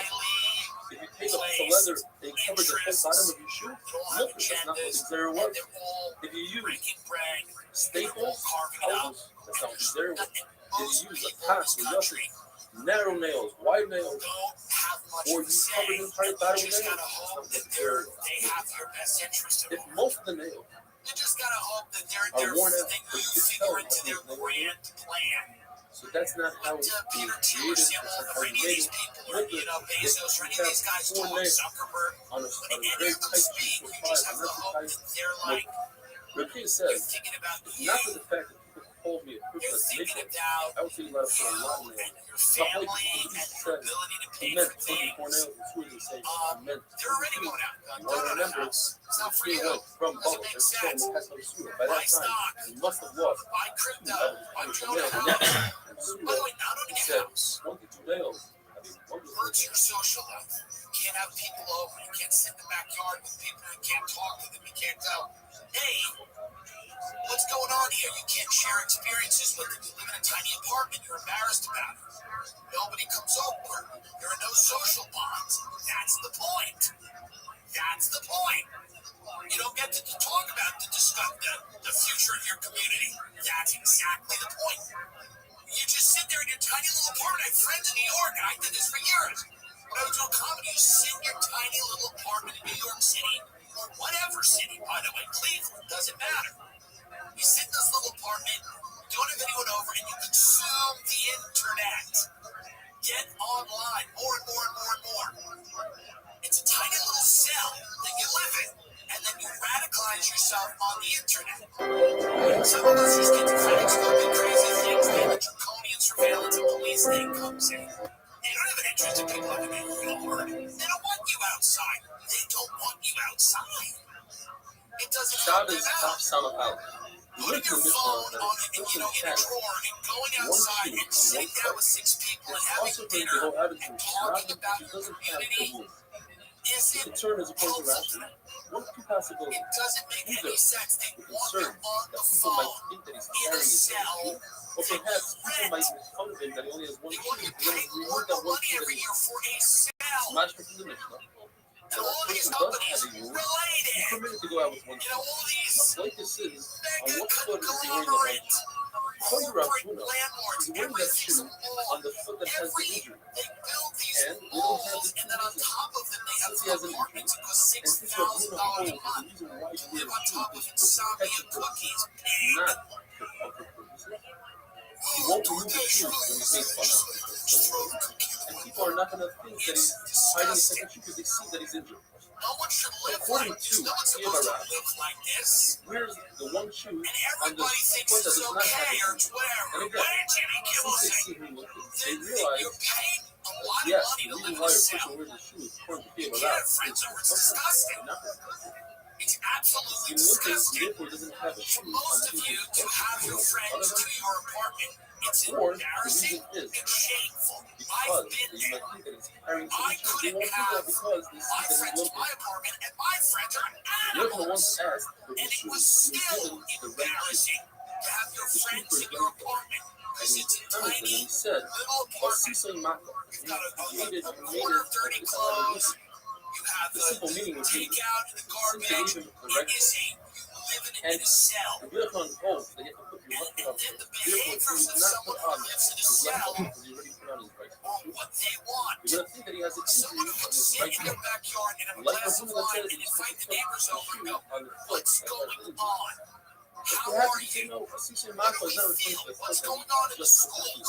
What's going on in our society? They don't want that. They want you to be afraid of your neighbor. They want your neighbor to scare you.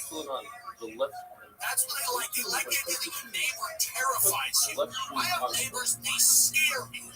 I don't want to see them. I hope I don't see them. You know, that's how you destroy an entire country. You don't just do it.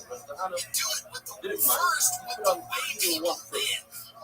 This is the way you destroy a country. You make everybody afraid of their neighbors, fearful. You tell everyone, don't assimilate. You don't have to. In fact, we don't want you to. We don't want you making friends with anyone. Why would you assimilate?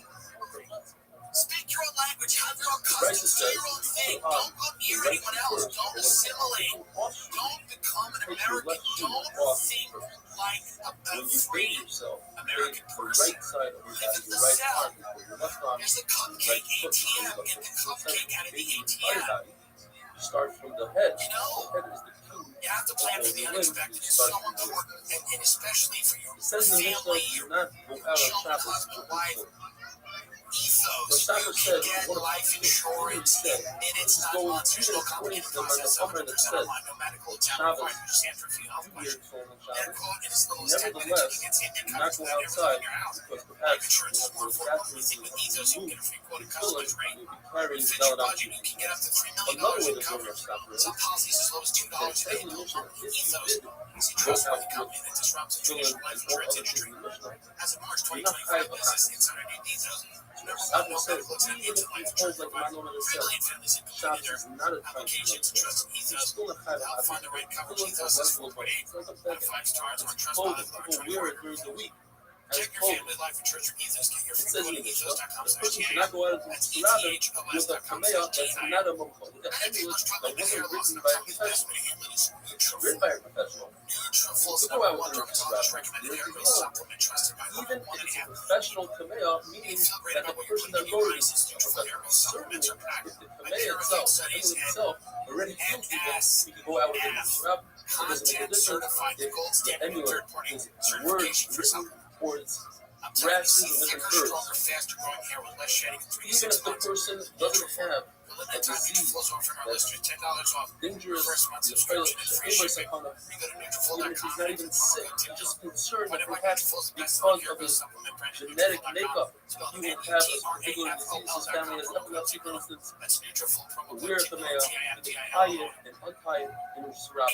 As long as it's not on a bracelet or on a ring, because then it's my assignment, it's my thing, and carrying it as jewelry. What exactly is served? There seems to be some confusion in the subject within Rashi himself. There seems to be confusion in his own according to Rashi based on something like if a person wrote 3 commands, 3 amulets for 3 different diseases, and they all work, this particular person is a mukha. You can write any kind of command for any disease, and you're allowed to carry it on top. If you wrote 1 command, which works 3 times for the same disease, even on one person, the same disease, 3 times on one person, that particular command is a mukha. In other words, anybody in the world can write that exact command, and if you consider it command mukha, will walk out with it on Shabbos. One amazing thing. What happens if you wrote Fucking shut diseases but for the same person? And they all work. We say, well, That's what this is about. Well, Rashi say, the person that was healed, he has a special module that is healed by these commands. The Gemara remains in itself. The law is that a command and brachas, such as the brachas of Manesher and Shana, even though they have the name of Hashem and Psukim, you don't say them from a fire on Shabbos. However, obviously you have to bury them just like you bury even a foot, a leg of a table that has Hashem Hashem on it.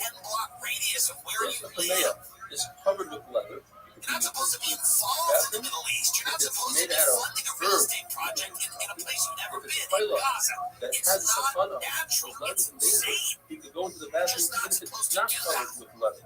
Somebody that's not afraid of people, if it's covered with leather, they may go into the bathroom. Even a fellow dancer sometimes, he's in danger. Not allowed to walk down with chilling. It seems like they are covered with leather. It seems they have a shin. And the shin is part of Hashem Hashem because we have a dollar in the back of your shoes. We have a yud. Unfortunately, together they spell Hashem.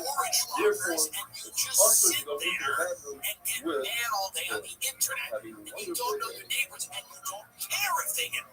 In fact, you might want them to. You have no stake in the game.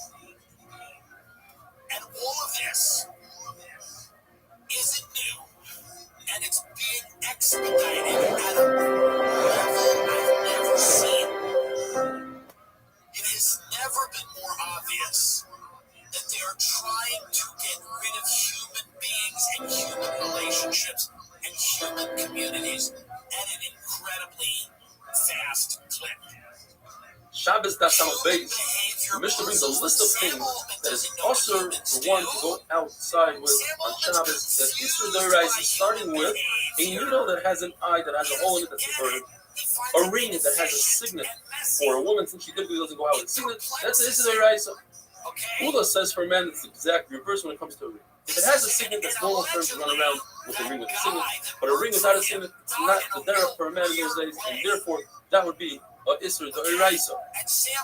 Ula holds that women are a nation themselves, and therefore what's considered a beged clothing for a man is not clothing for a woman. For instance, if some men wear sash, such as shepherds, then all men are permitted to go out with sash, but not women.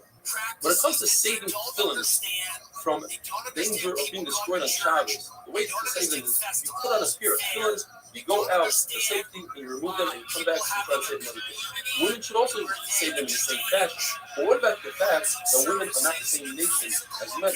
You must say that this Mandama holds that tefillin is not a mitzvah as my grandma, and therefore women are mechuyev. He'll hold that Shabbos is a time to wear tefillin, and night is a time to wear tefillin.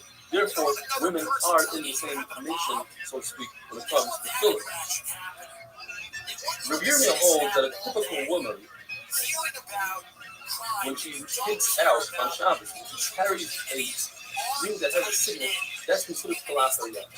That's not the derech, that's a weird way of carrying a ring. You don't carry something that has a signet on your finger. Rav argues, he says, since there are situations where a woman will carry her husband's signature, for instance, when he tells her, you please put this away in a bag, she doesn't want to lose it, she puts it on her finger. Or when a woman asks her husband to please bring the ring to a repair shop, he doesn't want to lose it, so he puts her ring on his finger, then it becomes the derech for a man and a woman to wear all rings. The Mishnah continues, one is not permitted to go out with a kuya. It's a pin that closes a blouse. If you were to wear it to close a blouse, that would be mutter. But we're discussing a case where the woman wears it in her clothing, and that's considered cheaper. A woman should not walk out with spice bags or spice bottles attached to her neck. And the Gemara says that if a woman did walk out with these things, or with a key on her finger, the mayor holds is highly happens. It's in the right. I would say the whole issue is the Rabbanan issue that she might pick off her friend when it comes to spices, with her nice and beautiful bottles. Therefore, this is the Rabbanan, and she's not highly happens. Once you're it's looking for her to go out with Haskila. Why?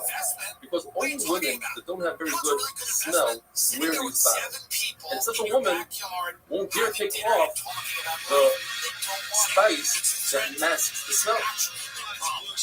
And now we go on the base. According to everybody, it's no mistake that if the bottle is empty, it's considered carried. Even though the bottle might have some remnants of the perfume and it smells good, it's still considered carried. In other words, the bottle is not bottled to the smell that's not there. The Gemara wants to say, perhaps, according to Abba, that the same would apply if you have a vessel that contains food that's less than a gregaris, less than a sheep. In that case also, we won't say that he's carrying food. Rather, he's carrying a vessel and he's hiding the rice. Rav Ashi argues, he says, no, when it comes to perfume, there's physically nothing there. It might smell good, but there's nothing there. When it comes to food, although it's less than the shear, but there's something there, and therefore, perhaps the flea is buckled with whatever's left over of the food. Lahalacha, Chachamim made zeros that we should remember the Korban about. And they said, if you have a combination of joy and pleasure, Hainug and simcha, those two things combined, you shouldn't do them after their Korban. Therefore, to anoint yourself with oil that's pleasurable but doesn't bring simcha. To drink wine, two people out of one cup with straws, or to juggle wine and drink it, that brings pleasure but not simcha. And therefore, it's mukha. The Gemara, we're going to back into that. The Gemara brings psukim. I showed you from Amita Shed. It's referring to Klal Yisrael, the lion that they put their beds together, and they were over on Znos on Ishis. They were switching couples, and they left the ship Hazera there. And the Gemara tells us that three things cause a person to lose his money. A person who urinates in front of his bed undressed. It doesn't mean he stops up in front of his bed and undressed. It just means if he does it in his disgusting way in a place where he typically doesn't do it. It could be in front of his table. And he doesn't bother to go to the bathroom. There's a malach, Rashi explains, that loves disgust. And he goes there, and that malach, which is in charge of poor people, will create a situation where you lose your life.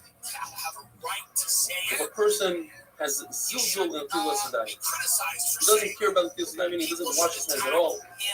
Not the pshat that he washes his reveals and doesn't wash his hands. Carefully. But Rav Chizah says he became wealthy because he used extra water. And finally, if a person's wife curses him because he has the means to buy her jewelry and doesn't buy her, and she upset about that, that will bring him to lose his money.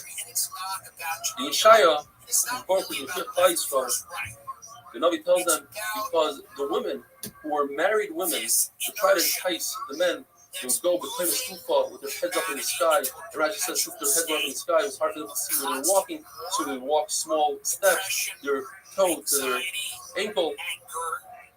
They would put a lot of makeup on and wink to the boys. And they would, the tall ones would walk with shorter ones so that they looked better. They would also put perfume in a bottle by their feet, and when they would walk by the boys, they would bang it on the floor so that it sprays, and it would be like a mad snake. Would put the eris into the boys, they bring them in to her. What was their punishment? Mida connected me. Everything they did, they got punished back. In the place that they put the perfume, their flesh decayed. In a place where they put a nice belt, they got wounded. They did their hair up to entice the boys, they became bald. There were ervas that have to put a sack. As Rava says, instead of beauty, they had wounds. Gemara says, some say they even got sarat. Gemara tells us that they said, we don't care, let the guy take us. We're beautiful. And the guy took them, and immediately the Baruch made them disgusting to the point where they threw them off the carriages and the wagons and killed them. Why? Because they saw a lot of damida or a lot of hair. They were disgusted by them. Gemara says the people at the time were disgusting. They said in a remnant in the public place, no, they said, they would say, ask each other, what do you have for breakfast? Meaning for znus. Do you have a well-kneaded dough? In other words, a non-basula? Do you have white wine or dark wine? Do you have a wide bed, a narrow bed, skinny, fat? Do you have a good friend, meaning good-looking? And finally, Rebbe says that in Yerushalayim they had cinnamon trees that make such a beautiful smell throughout the entire city. But after the korban, all we were left with was one barley amount, which is at the king of Tzimai. Have a wonderful day. You know, it really is disturbing. The people right now that run the show are not people. They make these mistakes. They do these interviews. Guys, someone keep them behind closed doors. They keep being interviewed. Frankensteins keep coming out to be interviewed. I think Frankenstein was actually good. I didn't read that book. Was Frankenstein good? Yes. That's not what I mean. Shabbos Daf Samach Gimel. It's bad that The Mishnah Frankenstein. tells us that according to the Chachamim, there's a secondary rights of one to walk out into Rabbin with war gear, such as armor, a sword, an arrow, a spear, even a claw that has a nice ball at them with spikes, a bowler. It's not considered jewelry, nobody shows off with it. It's disgusting, actually. According to Lezer, people like to show off with it, and therefore it's considered jewelry. It's only also when the ones go out. According to one lesson of Lezer, when Mashiach comes, we're no longer going to need these tools, and therefore nobody's going to use them as jewelry. He argues with the Shita on Shmuel, who holds that when Mashiach comes, nothing's going to change. The only thing that's going to change is that Klal Yisrael is not going to be in Golos anymore. We're all going to be in Eretz Yisrael. We're going to be Hamikdash. But there are going to be wars between the Goyim, and these tools will be necessary. According to another lesson, though, according to Lezer, these tools, in fact, won't be possible for Klal Yisrael, and he holds like that. In other words, he argues on it. Why does Rabbi Eliezer hold? Look at this athleticism, folks. Folks, this motherfucker looking more and more like a fat Ayatollah every day. Sword and put it into its holster on your hip. I like some of the knuckle shirts, so. Glory. Gemara says, wait a minute. The pasuk is the Torah. Says yes. It's referring to the Torah. Yo, dog. Away from the simple meaning. How many hours till fantasy football? Take your sword. Refer to a real sword. 3 hours 40. 3 hours 39 minutes. And counting. How's your team gonna do? Think we lose this week? Yo, yo. You have to learn all of the then only afterwards go to the longest. Come on, you little bitch. Gemara goes into a series of taboo systems that learn together and they're on different levels. Look at this athleticism. Look at this move. Look at this move. And they rise to greatness. But they have to be learning the Shema and they can't be learning the Gailo. And then there'll be Zoicha, the Torah that was given. It says in the Pasuk,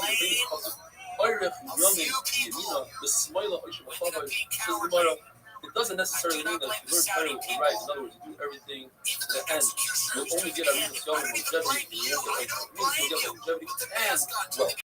If you learn Torah like a lefty, in other words, not completely, you'll go down into the depth, then you'll be Zoicha to something. You'll be Zoicha to wealth, but not too longevity. If two diamonds come together and they're calm with each other, Look at this athleticism. they listen to each other. So Look at this move. Will sit down and listen to them. Look at this athleticism. If they teach each Look other, at this move. in other words, they accept from each other, then Baruch will listen to them and answer. Just like you accepted me, Baruch will accept what you're asking from him and give it to you. You don't do that. You don't listen. You don't sit there with your will leave. If two people get together to understand Torah, then at the local level, says Rava, that's talking about a situation where they already had the seed. They heard some of this Torah. Now they want to elaborate. And they don't have to really teach them. So like the Baruch Hu loves them. If a person thought about doing a mitzvah, but he had an item, he couldn't do it. The Baruch Hu considers it as if you did a mitzvah. If you do a mitzvah as you're supposed to, with all the halachas and everything around it, then you won't hear a bad surah rough. And even if the Baruch Hu makes a zera, what tells us what's better? To give a poor person alone or to give him a gift? The answer is to give him alone. Because the gift will be embarrassed. Alone, he'll be happy. He thinks he could get paid back. Says Gemara is something better than both of those things. And that is doing business with the person. Giving somebody money to invest and you share the investment. That person feels good. He feels like he's doing something, he's accomplishing. The Rachel says maybe he'll get even more money because of that. Therefore, if I'm talking has bad dealers, because he takes revenge, he's like a snake. It's better to be his friend because he learns something from the Torah rather than to be I'm a artist with parameters. Because here you're wrong in the Torah, even though he has beautiful midas, he's a pious person, he's a pasuk. Pasuk says, "Mas bachura, bachor b'yaldisecha." In other words, when you're young, enjoy life, do what you want, follow your heart. That's a positive verse. Looks around and says, "L'dah, to know that from Israel Yafa Sheba Mishpat, it's going to be a big one day." What's going on? One side is the first talking about the nature of fire, and then there's the possibility of Sahara, or vice versa. The third starts with the Sahara, and then moves on to the fire. One Torah is telling us, learn as much Torah as you can, but when you learn, apply it to yourself. Don't just learn it, you have to apply it. You should know it. If you knows that you know this stuff now, you better apply it to your life. The beautiful Mashal, the Gishma Nagin, says that the poor person didn't have a person's name. He went to show this for a meal, and he asked, you know what? Why do you need a larger meal? Come with me to the hotel. There's a special hotel here that gives free room and board. Stay as long as you want. He goes to the hotel with the guy, checks into the Ritz-Carlton, and he stays there for a week. He's about to check out. The person at the hotel says $7,700, $1,100 a night. He says, the guy told me it's free. The guy liked me. He didn't know what to do. This guy in the lobby, the guy tells him, listen, who told you to check out? Stay there. Stay for a month. Stay for a year. Who cares? You don't have money. Stay for as long as you want. Says the people right. A person wakes up at his life and says, what did I do? I did all these events. Let's do truth. Says the HR I built It's not a good idea. really nice Stay in. family. Go check it out. I Keep might on say bringing to your my Vegas. slave That children, doesn't make sense. Because Daddy every built day that. costs you $1,100 So this is where versus that's why I burning said, who so knows I how would much say, hey, Daddy in built that. currency if you do it. With my slave children, Says the Gemara, there's a oh, woman look at that. I'd say, who Daddy built the that. Gemara is discussing dogs and I putting was the devil going full of back. grass and other dogs. Apparently, this Chasing got away to the poor the people. people in Something Saudi like Arabia, that. and So they the were Gemara, a unhappy woman walked about into it. his house to bake bread, and he had a dog, and it barked and scared her. She lost her pregnancy. And she said, "Why are you so scared of the dog? I took out his teeth. He doesn't have claws. He said, my pregnancy is over. In other words, be careful with a bad dog." I am not going to break the We had in rules the of the game. Mishnah, beers. Honestly, Beers is a belt that goes around the sock next to the sock of the loss, according to Robin. It's a beers is one belt and a puzzle. It's two belts. And whether it's two belts with a chain between them. Why do you use a chain so that some families that have very large steps, in order to prevent them from having a large step, you need to two. And Rabbi Yirmiyah beats that shot and he said, he woke up from his sleep, he heard it, he was while I'm there. with that, While I'm in Pennsylvania, Dutch country, eating shoe fly pie, respecting their culture. You have a culture. You've got Sharia law. Would I like Sharia law? No, I don't want it. Actually, I don't want it, and I'm good. But you have it. So I don't. It's not like I have bits in my act about for profit anyway. So I certainly wasn't going to show up in your country and insult the people that are paying me the money. One, it's illegal. So I wasn't really planning to go to a Saudi jail. But on my own show, in my own country, where I have the freedom to speak and say the things I want, I'm going to be funny and I'm going to be who I am. And if you're not buying that, you don't have the right to tell me on my own show. People were coming up to me saying, "Why did you go to that country? They have slaves." In Tribeca, they're assaulting me, these people. I'm just leaving a lunch and they're coming in. They have slaves, they say. And of course, I'm addressed him in a funny way, and they fired me. And then they told me, they go, my agent, don't call me. You don't have to talk about this, they say. Don't talk about it. Remember when you talked about Joker? I said, what? They go, it hurts you to talk about these things. In what? What is even left, you bums? The only thing left is what I'm doing. Nobody, what? What are you talking about? So, and what I mean by that is, like, this doesn't have any teeth anymore. They can't tell me what to do or say. What is they're not even offering anything? They're not even offering anything. We don't think you're a problem. But they already, how could they not think that? How could they not think that? Google of me a read of us 60-second scroll. You buy me, you buy what I'm going to do. Joker was a bad movie. Why would I lie and say it's good? Everyone thought it was bad in the world. Okay? Every article that came out was like, hey, this thing sucks. What was I supposed to do? By the way, I was in it for a second, and I made no money. What loyalty am I supposed to have? And the director was mean to me. So I'm supposed to go out there and talk about how great it is. Well, you're actually just misunderstanding the movie. It's actually really good. The Joker doing dance numbers is good. It's good that it doesn't have a plot. It's actually good. It doesn't work. And who the fuck wants to watch that? You need a lot more than an hour's worth. So, they were like, well, you don't have to tell people you're not going because, we don't want people to think you're that person that gets fired. For 7 days. Yeah, whatever, what do I give a fuck? But lucky us, I we mean, have extra words, extra art, and he's I'm getting fired not again. ask this question. I'm gonna get fired again from people that are not even Saudi. I'm gonna get fired by people who don't chop hands off. I'm gonna get fired by reasonable people. I'm gonna get fired by people that don't practice Sharia law. I will be fired by many races and religions. green, I'm going and to it be says, fired by others. obvious. I will. This is the most controversial the people who fire me will ever be. Let me relish in this. Let's take this win.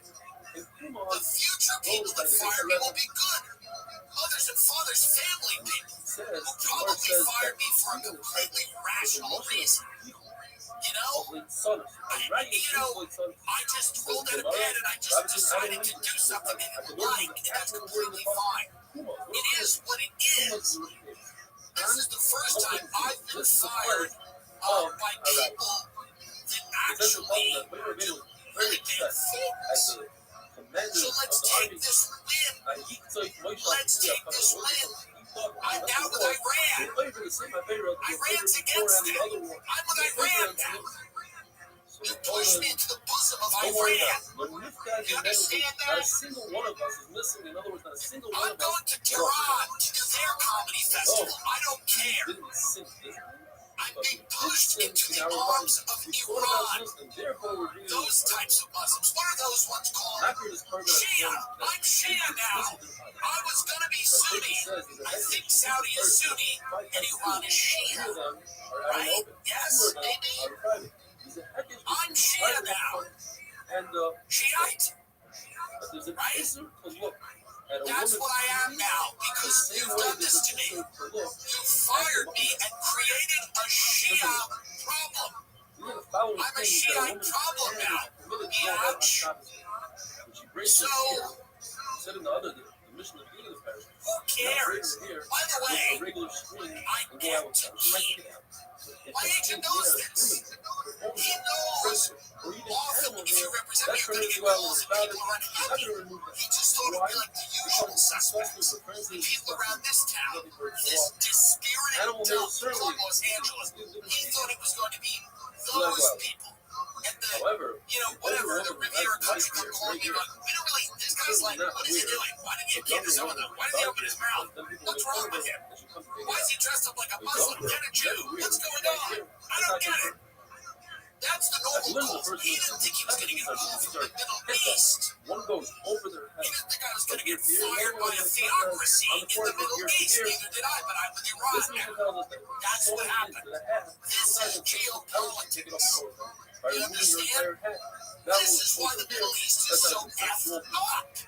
Because there's no fucking unity. There's no goddamn unity. That's all. So I will be with Iran. I don't know what to tell everyone. Now let's talk about Jimmy Kimmel, which, by the way, I think is much less interesting than what happened to me. But as usual, it's dominated the headlines. Jimmy Kimmel, I don't know Jimmy. I don't watch his show. My friends know him and really like him as a guy. He's like less annoying in real life than he is on television. This is what I hear from people on my trust. I think Jimmy was a funny guy. I don't watch what he does now. It's very political. It's very kind of annoying to most people. Even the people that are in the middle of it, the people that are apolitical, it's way over the top.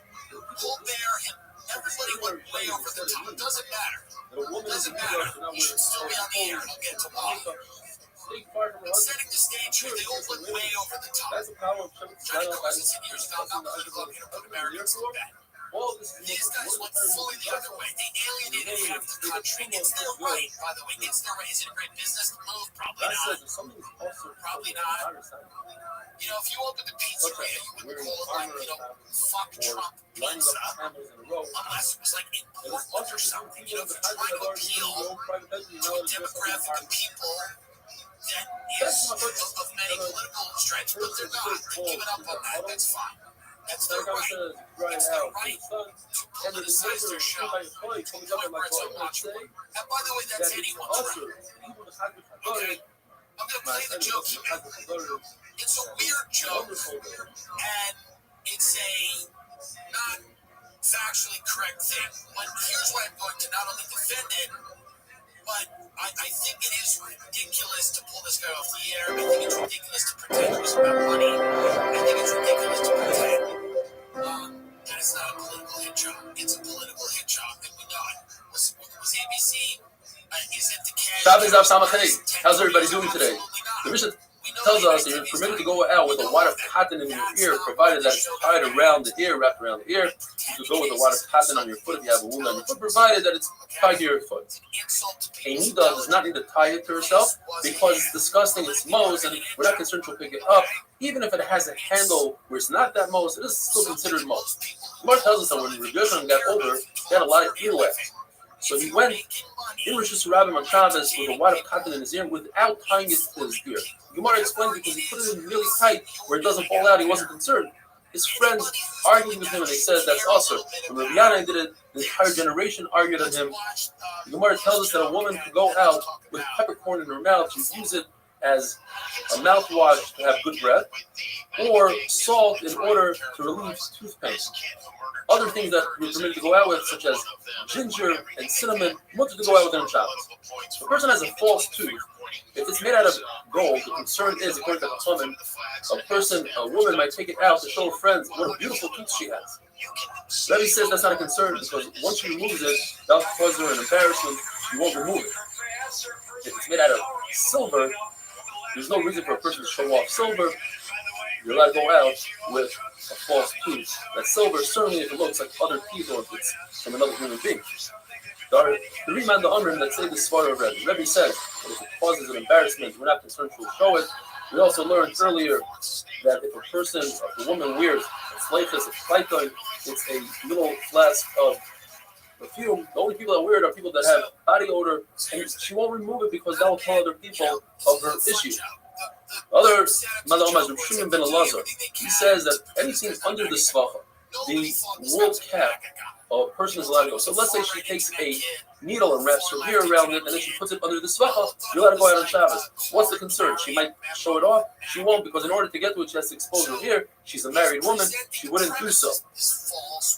Says the Mishnah, a person has a wound on the bottom of their foot. What they would do is they take a coin, a selah, and put it under the foot, and that would heal.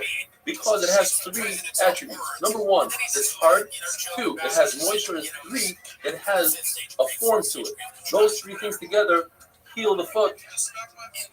This matbea is for refuah, and therefore you're allowed to go out with it. The Mishnah says that young girls are allowed to go out with threads in their ear. They pierce the ear, and rather than getting them earrings, training earrings, they would put in threads or even a toothpick. Allowed to go out with it. It's not something that you take out to show your friends, unless, like the Gemara says later, Abu the Shmuel didn't allow his daughters to go out with it because they were colorful. That's something you show your friends. Women in Arab nations can wear, you realize they can wear the ninja suit where only the eyes show, or in Modai they would wear kufas. Basically, you take an object, let's say a stone or a coin, and you put it behind the clothing and you push through. And then that creates like a button. And you could tie it. So says the Mishnah that you're allowed to go out with that on Shabbos, provided that if it's a coin, you designated it before Shabbos, because on Shabbos you cannot designate a coin because it's muktzah. You might be able to designate a specific stone if it's the right shape for this purpose.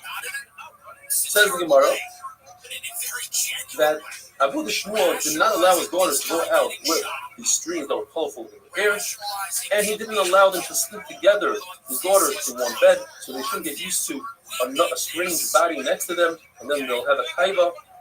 And he made a mikvah for them in the days of Nisan. Why? Because in Nisan it rained that much. The halacha is that if you have a natural spring, even if the water flows from a natural spring, you're allowed to use it as a mikvah. Rainwater you can only use when it's still, but if it flows, you're not allowed to use it as a mikvah. The concern was there's so much rainwater that it became the roiv, and in the Nahar Kras, in the Euphrates, there was more rainwater than the spring water, and therefore it was usher to Kaibalet. So he made them a mikvah. He either made a channel and took water out of Euphrates, and he created a mikvah. In Tishrei, he put the mats down. According to Rashi, he put the mats so that they don't step in the mud and create a chatzitza. According to Taisus, he put mats for tznius purposes. Shmuel argues, and he says, even the Euphrates, even if it has a lot of rainwater, most of its water comes from within, from underground. But he himself argues on himself, because in a different place he says that you can only be kovel in the Har Prat in the days of Tishrei. In other words, he was concerned about the rainwater. There's a shaila in the Gemara. If a woman could take a nut and pretend that she's making a button out of it, do the broidery, put it behind the clothing, and create a button, but her real intent is to travel across the Shusarabah. Are you allowed to do harama? Are you allowed to do trickery? What's the question? We know the halacha is that if somebody has clothing, he's trying to save from a fire, wants to bring them into a mother, according to her maid, you can do trickery, you can wear many clothing. Perhaps only by a fire, because we're concerned that if we don't allow him to do so, he might extinguish the fire and be over the rice. We're not concerned that this woman is going to be over the rice to get a nut and candy over to her son. On the other hand, perhaps over here it's mutter because it's kiltul to afiyah. That's not the natural way of carrying. Carry a nut in your hand. You don't put it in your clothing and pretend it's a button. So perhaps this mutter. Have a wonderful day. Where people agree that they're going to be bothered. America's about being bothered all the time by people you don't like. This country, everybody is realistic about it right now. That is annoying. People don't like that. They're never going to like it. It'll never be satisfying to hear someone. Shabbos Daf Samach Vav. Happy Lag BaOmer. There's a wedding going on right outside the door here, a Corona wedding. You perhaps might hear the music. Says the Mishnah, if a person has a prosthetic leg, Rahman al-Islam, according to Rabbi Meir, if it's designed only for aesthetic purposes, then he can go out with it on Shabbos, even though it's made out of wood. You can make a shoe out of wood. According to Rabbi Yossi, shoes are made out of leather, therefore it's considered a burden. You cannot go out with it on Shabbos. Smoichos are these pieces of leather that go on a person that is an amputee, and it goes on his shins, and that's how he drags his feet through the street. They are tied on really well, so it's not a concern that he might fall off on Shabbos. And they are not shoes, so therefore you can even go into the Beis Hamikdash with them, because you cannot go into the Beis Hamikdash with shoes. If an amputee sits on a small chair, and in his hands he has pegs that he walks with, but the bottom of his stumps, like you see in red, he has like a sort of a shoe that goes on them. Those are real shoes, la halacha, you can't take those into the Beis Hamikdash, but we're also concerned that they might fall off. They're not on him properly, and therefore you cannot go out with them on Shabbos. Look them in, 3 pshat in the Gemara. One shot is these are masks like Purim to scare the children. Another shot is it's like a donkey that you dress up in, or they are stilts. All 3 of them, they are not kalim, they don't serve a purpose, and therefore they're not vessels, and therefore they're not mikabel toma, and cannot go out with them on Shabbos. Lamaskana, the way we learn our Mishnah is like we said. Rameir is the one that says you can go out with prosthetics. Rabbi Yossi says it's usur. In order to remember it, Rabbi Yossi's name has a samach in it, and the word usur has a samach in it. Rav, when he heard one of his talmidim say that Rameir is the one that says it's usur, and Rabbi Yossi is the one that says it's mutter, he went like this with his hand. He wasn't able to talk. He said, "You got to flip it around." Shmuel, who initially said like that, he also retracted his shita and says like we have in our Mishnah, because he says a yavama could do chalitza on a yavam that has a wooden shoe. So you see, a shoe could be wood. Other halachas that he says that and he brings a raya from our Mishnah that Rameir says wooden shoe is considered a shoe you go out with it on Shabbos. In addition, he says that if a yavam wears his left shoe on his right foot, you can do chalitza, and if he wears somebody else's shoe, you can also do chalitza. Rav Huna also retracted, and he said that if the sandal shel sayadim, it's a plasterer's shoe that goes over his regular shoe to protect the shoe, is made out of straw, it's considered a shoe. You do chalitza with it, it becomes coming to a smedris. V'haidulai, who's v'haidulai? Reb Meir says the Gemara, who holds that it's wood is a good shoe, says it's a good shoe. And who didn't admit to it? Rabbi Yossi says that it's also, or Rabbi Yochanan ben Nuri. Rabbi Yochanan ben Nuri also says on a mat made out of straw that you lay on, he says the straw is not considered wood, and therefore it's not mikabel tuma. The other one says it is mikabel tuma. Why it brings spices? That there's a shita that says Adam Marishan ate from Esadas, which was made out of wheat. So you see, wheat, which is straw, is considered Esadas. Says the Mishnah. This shoe of a prosthetic leg, if it has a base kibble, it has a place to put the soft material, then it's considered a kli and it's mikabel tuma. Otherwise, it's not mikabel tuma. If the main purpose and design of a kli is to lean on it, then it can be mikabel tumas medrus. Tumas medrus, when a zav and a zava lean, sit, lay on something in the mikabel tumas medrus, only if it was designed so to begin with. If a kli is not 100% designed for that, only sometimes you use it, says Abaya, it's not mikabel tumas medrus. Rava says it is mikabel tumas medrus. Says Rava, I'll prove it to you. There's a halacha that if a child plays with a toy stroller, it's mikabel tumas medrus. You see from here that you don't really need to lean on it. Says Abai, well, the child does lean on it. That's how he learns how to walk. But Abai says, I'll bring you a raya. A walking stick that you don't lean on typically. The halacha is, it's not mikabel any kind of tumah, even maga. It's a pshudik liyais, it doesn't have a base kibble. Says Rava, no. A walking stick, you're right, is never designed to lean on it at all. It's only designed to walk in straight steps and to straighten up the old man's spine. Says the Mishnah that a boy could go out with kesher. One shot of the Gemara is that he uses flowers that are called madder. And says the Gemara that if you use 3 of these, they will contain the disease. 5 of them will heal the disease, and 7 of them are so strong that even through witchcraft, the person won't get this disease. The Mishnah also said that the Bnei Melachim, the children of kings, they go out with these bells. It's not only the children of kings, anybody, but typically only the Bnei Melachim go out with it.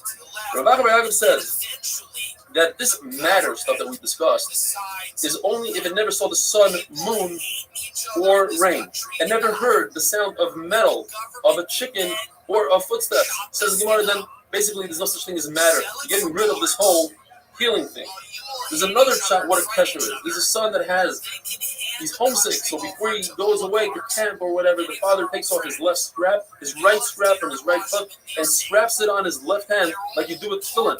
If you reverse it, like I almost did, then it's a sakana. If you take a hot cup that had water in it, hot water before, and you put it on a intestinal ache, and you manipulate it, that's okay because it's not considered shkikas alamana, it's not healing. You are manipulating with your hand. You can take a baby who has his bones out of place, wrap him up real tight. That's also allowed on Shabbos. Just take oil and salt and smear it on the palm of your hands and bottom of your feet in order to alleviate someone who's too drunk. You could do that on Shabbos, and you could whisper in his ears. These are all the chashim. You whisper, just like this oil is thinning out, so too the wine should thin out. If you don't have this concoction of oil and salt, you could use wax from a barrel and thin it out in water. You're allowed to choke somebody. In other words, if somebody has a displaced vertebrae, you can hang him by his neck and pull it into place on Shabbos because he has a lot of pain. Many times in Shas, Abaye, who was a Yosem, he was brought up by Rabba's wife, and he used to say, Unroli aim. My stepmother told me. And basically what she says are important things, and they are halachas. And she says, by the way, she was the one that said 3, 5, and 7 sharim. But she says over here that anytime you do a lachash, you do a whisper like for this drunk person, or we bring la halacha, all the mishaberachs that we say for a chayla are with the mother's name. How do we know this? From this Gemara, from Amrli Aim, you mention the mother's name. If you don't know how many times to say a lachash, you must say it 41 times. If a woman has reason to believe she has some sort of genetic disposition to miscarry, she may wear Evan Tikuma, which is a stone within a stone. Rameir says if you take that same stone and you weigh it against another stone, you could use the second stone that weighs exactly the same amount, not a tad less or more. The Gemara has a question: if you take the second stone and weigh a third stone, will it work on the third stone? If a person has fever, you take a brand new coin and you measure salt from a salt factory, and you hang it on your neck with a piece of hair. If not, take a very large ant that's carrying something, and you put it into a copper tube, and you seal it with lead. 60 seals. You take it, you shake it, and you say to the ant, take my disease and take your disease. If not, you take a brand new earthenware pot, You go to the river, you say, river, lend me some water. You take the water and you go around your head 7 times, and then you pour it into the river backwards while you say, river, take my water back with the disease. The way the disease came, the disease shall leave. Have a wonderful day. Who is that for? And why are people fighting? You know, if you at a 7-Eleven for 12 hours a day, on your feet, dealing with every drunk who walks in, random, you know, they want a pack of cigarettes, they want this, they want a hot dog, they want, you know, you go protein bar, whatever. And you do that job, which is not an easy job. Whatever job you do, think about that, and you're getting paid, whatever. I don't know what 7-Eleven pays, but let's imagine it's not. Shabbos, Daf Samach Zayin, happy life, Ba'omer. We're back to the study of supernatural healing powers. This is a very interesting one. If a person has fever every 3 days, he has to do things with the number 7. He takes 7 branches from 7 different date trees, 7 splinters from 7 different beams, 7 pegs from 7 different bridges, 7 ashes from 7 different ovens, 7 dirts from 7 different door sockets, 7 pitch from 7 different ships, and 7 kernels of cumin from cumin. And here's a very interesting one. 7 beard hairs of an old dog. You pile it all together, put it in a strand of hair, you wrap it around your neck. That's a school of 4 or 4. The person has really high fever. You take a knife that's completely metal, no handle, and you go over to a thorn bush, sneh, and you tie your hair around it, and you say the pasuk, Vayeira Malach Hashem Elav, Vayomer Moshe, the second pasuk. These are psukim referring to that the sneh wasn't eaten up, so the disease shouldn't eat up the body. And on the second day, you go over to, you make another notch in the sneh like you did on the first day, and you say, Vayar Hashem Sisar Lirais, Hashem saw. The word sar means go away. And on the third day, you notch out the sneh again, and you say the pasuk, don't come close to me, go away, disease. And you tell the sneh, we know that the reason why the Baruch was mashing Shekhinah on you is not because you're such a great treat, the opposite. It's because you're so humble. And that will increase a person's humility, which will overcome the disease. And you bend down to it, and you cut down the sneh, and you say, just like the fire away from Tanayim Sholva Azariah, so too my fever, my fire should run away from me.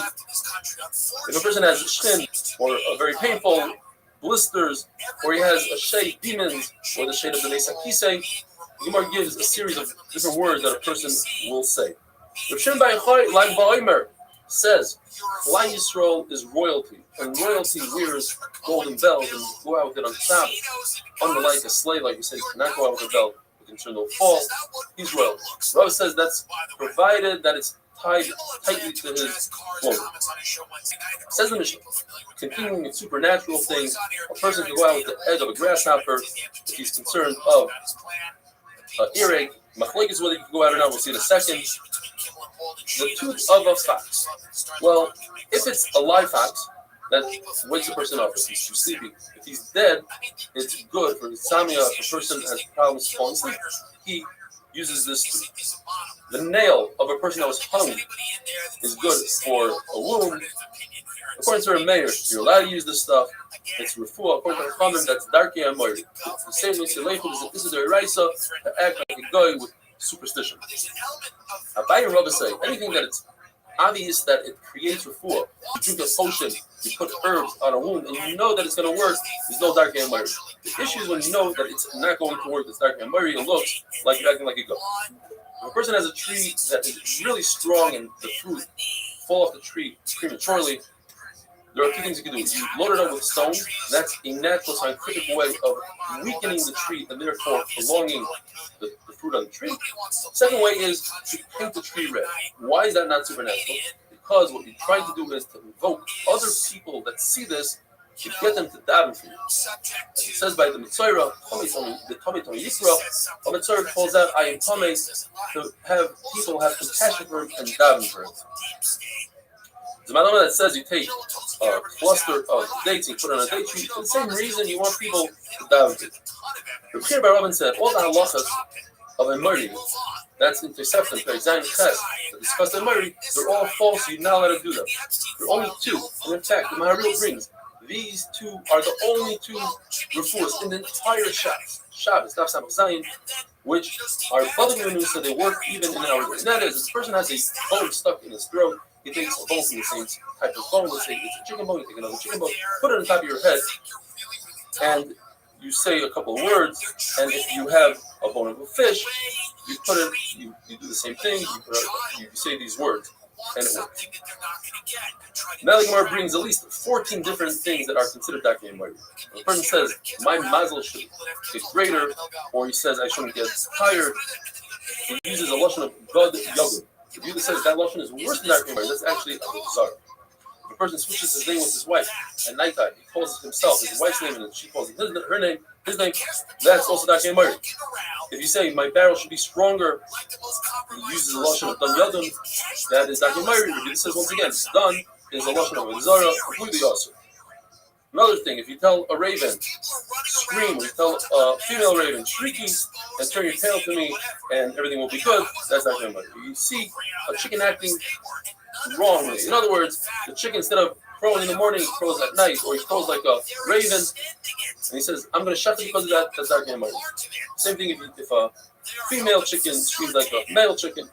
If a person says, I'll drink, but I'll leave over, or he breaks eggs on a wall in order to save the chicks, or he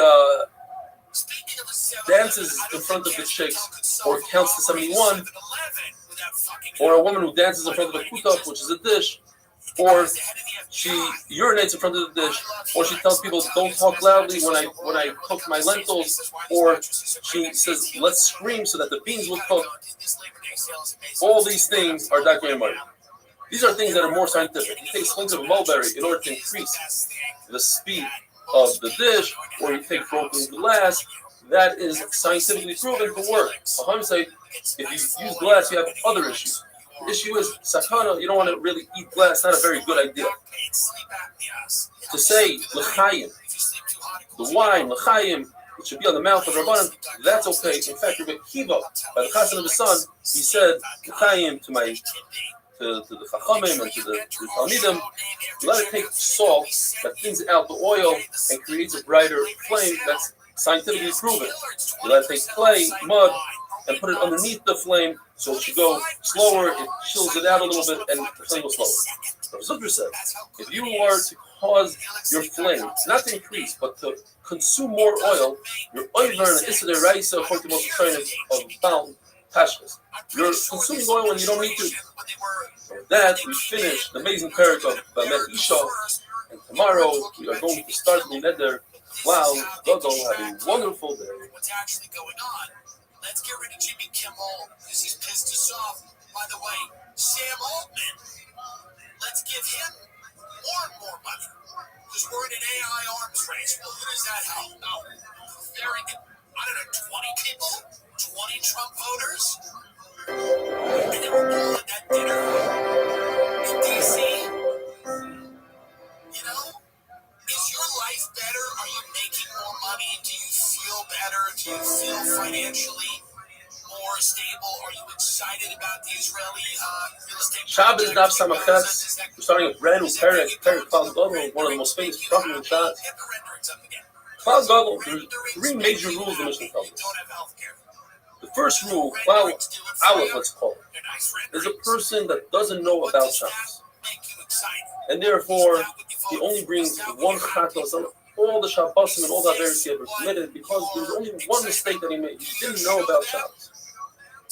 The second rule is, if a person knew about Shabbos, but he forgot that today is Shabbos, he's chayiv on each and every Shabbos.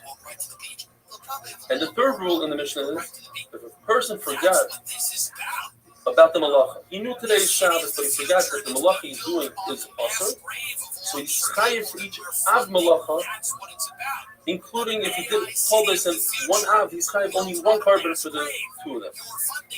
But for each and every av malacha, he's chayiv one. Says the Gemara, why is it called Klal Gadol, a major rule? Says Rabbi Yossi Bar Oven, because compared to Hilchos Shemitah, which it also says Klal Gadol, Shabbos is a major rule. Why is it a major rule? Because Hilchos Shabbos applies even when things are not attached to the ground. For instance, cooking. You're not cooking attached to the ground. It's on the oven. So that's a major rule. So then why does it say major rule by Shemitah? Because Shemitah compared to Meiser is a major rule. Meiser doesn't apply to animal food, only to human food. Therefore, Shemitah is a major rule. Shemitah does apply to animal food. But according to Dr. Party, that says Kal Gadol by Meiser as well, how does he explain? He must explain that Meiser compared to Peah, oh, that's a big rule. Why is that? Because Meiser has three conditions. It has to be oichel, has to be food, and not fruit that's designed, let's say, to dye clothing. It also has to be nishmar, guarded, not hefker. And it has to be gedulim min haaretz, has to grow from the ground, whereas, let's say, mushrooms don't grow from the ground, potter from Meiser. When it comes to Peah, we add two things. It has to be you reap it in one shot at one time. There's one period of time. Whereas, let's say figs, where you don't reap it at one time, you can pick them off the tree at different months. Not chayav. And finally, it has to be something that you can store. And all vegetables are part of the plant because you don't store them. So that's why it's a cloud bubble. Meiser compared to plant is a cloud bubble. Machlokes Rav and Shmuel versus Rabbi Yochanan and Shmuel. Rav and Shmuel say that if somebody never knew about Shabbos, that's what our mission is referring to. That and somebody that knew about Shabbos and forgot about the concept of Shabbos. Two things. Those two cases, you're chayav a carbon. So even somebody that becomes about tshuva, he never knew about Shabbos, he grew up in who knows where, never heard about Shabbos, when he comes about tshuva, he must bring a carbon according to Rabbi Shmuel. You see, no, somebody who never knew about Shabbos, doesn't have to bring the carbon. In fact, it's machlokes tanoim. It says in the Brayso, there's a cloud gadol. If the Tzinik Shenizbah, and he didn't know about Shabbos, he didn't know about Chayla, he didn't know about Dam, and he didn't know about Avodah Zarah, he brings one carbon for each Avera for his entire life. One carbon for Dam, one carbon for Avodah Zarah, one carbon for Chayla, and one carbon for Shabbos. Where Munbaz says, no, he's parted from all carbonates. Munbaz learns that there's a hex between Shagig and Mezid. Mezid is called the Chayta, Shagig is considered a Chayta. And just like Mezid, he has an awareness. So if you have awareness, and somebody that's a Tzinik but never had an awareness, asks Rabbi Akiva, wait a minute, if you compare Shagig to Mezid, Mezid knows while he's doing it, he knows that what he's doing, he has an awareness as he's doing it. How can you say so by Shagig? If as holds, yes, he does have an awareness. When he does a Shagig, we'll accept him out. Munbaz learns from Avodah Zarah. Avodah Zarah, it says, there's one halacha for Shagig and Mezid, and just like Mezid he has awareness, so to Shagig. And Chachamim hold Pira Achas comes to tell us another aleph. That in order to be chayav achata, it has to be doing kares. Only something that if you do something to amazing you chayav kares, then on the shagig part you bring a chatas. Otherwise, you don't bring a chatas. Have a wonderful day. But if you want to stick around for bonus material, just explain. The Gemara is Havamina in Rav and Shmuel. The Gemara says in Rav and Shmuel they hold like Tzinik Shenizbah. So I never had an awareness about Shabbos. He didn't know about Shabbos. He's chayav only one carbon.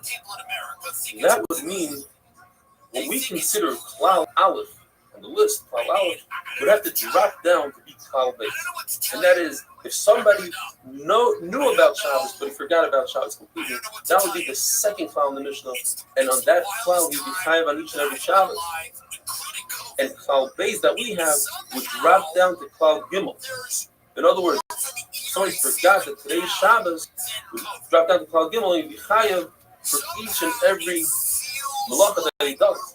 The big issue with that, and the reason why the Gemara goes away from that is, then why does the Mishnah say Klal Gimel is a person that forgot that the malacha that he's doing is also, let's say much bigger, the person forgot that today is Shabbos and he's chayav on each and every malacha.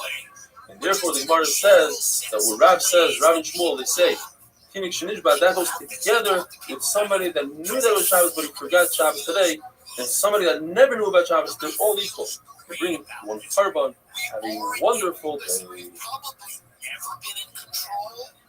Now it's obvious how little control we're in. It's really obvious. There's a group of people, there's a group of oligarchs, there's a lot of highly place, interests, agendas, and they're all breaking bread, and they're all carving it up. And there's nothing. Most people in this country don't have much of a say, and you just gotta hope that they have your best interest at heart. You just gotta hope that Shabbos Daf Samach Tes. If someone were to ask you to define the word shogeg, you'd probably say shogeg means a person who doesn't know that this affair is awesome. Well, there's a three-way machlokes. Mumbaz has an incredible sheet though.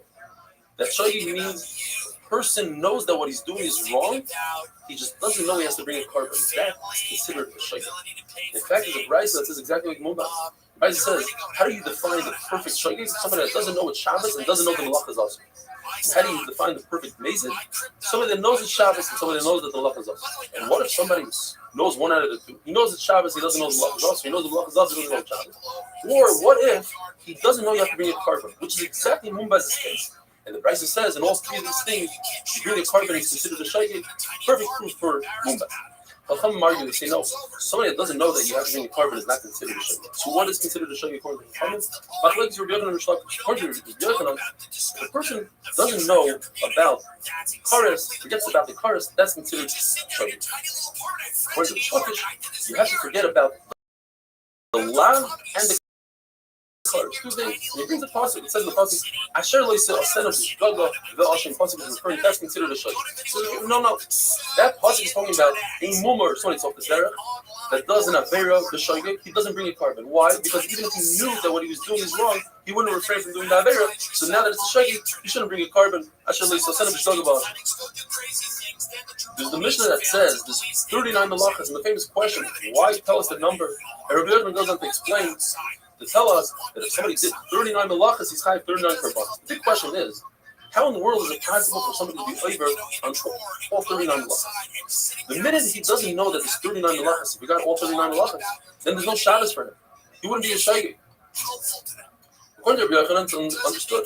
As long as a person forgets the Isser Kares, that's considered shogeg. So here's the case.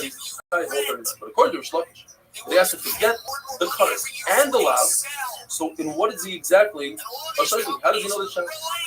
The answer is that according to Restream, there's a 40th avera, the Eraisa, and that's Chumim. To walk 2,000 amos, that is Chum. The only difference between Chum and all the other ones is that Chum doesn't bring a carbon. And he knew about Chum, but he didn't know about the other 39. Who has Bituy? When somebody swears falsely about the past or about the future, he says, I ate this and that, or I didn't eat this and that, or he says, I am going to eat, or I'm not going to eat. There's a big chiddush in Shavuos HaBituy. They have to bring a carbon oil of the yard, even though it's only a lab. You bring a carbon on a lab. Huge chiddush. According to Abaya, even Rabbi Yochanan, who typically says that to forget kares is considered a shogeg, but here, since there's no kares, to forget that you have to bring a carbon is not considered a shogeg, even though the carbon is a big chiddush. Now, what is the shogeg? Now, it's very easy to find a shogeg in Shavuos HaBituy when it comes to the future. He swears he's not going to eat, and then he ate by mistake. So that's a shogeg. But what about the past? How is it possible to get a Shavuos HaBituy in the past? When you swear, you have to be aware. And he wasn't aware that he didn't eat. He wasn't aware that he did eat. So what exactly is he swearing falsely by mistake? So one pshat is that goes according to Mumbaz, that he forgot that there's a carbon. But another pshat is that it goes according to Chachamim, that typically Chachamim hold that forgetting a carbon is not considered a shogeg. Over here, by Shavuos HaBituy, since that's the only thing you have is a carbon, that is the shogeg. You forgot because the carbon here is a chiddush. And that would be a bomb question on Abaya, who says that according to everybody, you have to be shogeg in the lav and not in the carbon. Somebody eats truma, he's chayav misa b'dei shomayim. For shogeg, he has to pay back the truma plus a fix. What if he doesn't know that there's misa b'dei shomayim? Is that considered a shogeg? According to Abaya, Rabbi Yochanan holds that misa b'dei shomayim is not like kares, and therefore it's not a shogeg, and he doesn't pay the extra fee. According to Rava, Rabbi Yochanan will hold misa b'dei shomayim equals kares. It's like the same thing as kares, and therefore you do pay the chayim. What if somebody found himself in the desert, lost track of time, doesn't have a calendar, doesn't know what day it is? When does he keep Shabbos? Do you do malacha today? Do you not do malacha? Rav Huna says the moment he realizes that he's lost, he doesn't know what day it is, he counts 6 days of weekdays, and on the 7th day, he rests Shabbos. The Chiv Barav says the opposite. The day that he finds out, he does Shabbos immediately, and he counts 6 days. Machlokes says, do we go by Bria Soilam, do 6 days and then Shabbos? Or Chiv Barav says, no, it's like other Rishon. He's born, there's immediately the Shabbos, then 6 days of weekdays. From the Brisa, there's a question on Chia Barav. Because the Brisa, it seems like it says, you keep, for every 6 days that you keep one Shabbos. In fact, the Brisa says, no, for it, you count 6 days, and then you keep Shabbos. What do you do? Says the Gemara, all 7 days. This is amazing. The guy wakes up in the desert. His life is really bad, but it gets even worse. He cannot be Machal Shabbos every single day of the week, only to sustain himself. He can only take enough food to live the tzimtzum. And the day that he keeps for Shabbos, he makes Kiddush and Havdalah. If he recalls the day that he left, you could assume that day was definitely not Shabbos because he wouldn't travel on Shabbos. But you cannot assume that day was also not Friday. In other words, get 2 free days. Because it's very possible that he got a good ride and he left on a Friday. We learned in the mission that if a person forgot that today is Shabbos, that's to bring a carbon for every Shabbos that he forgot.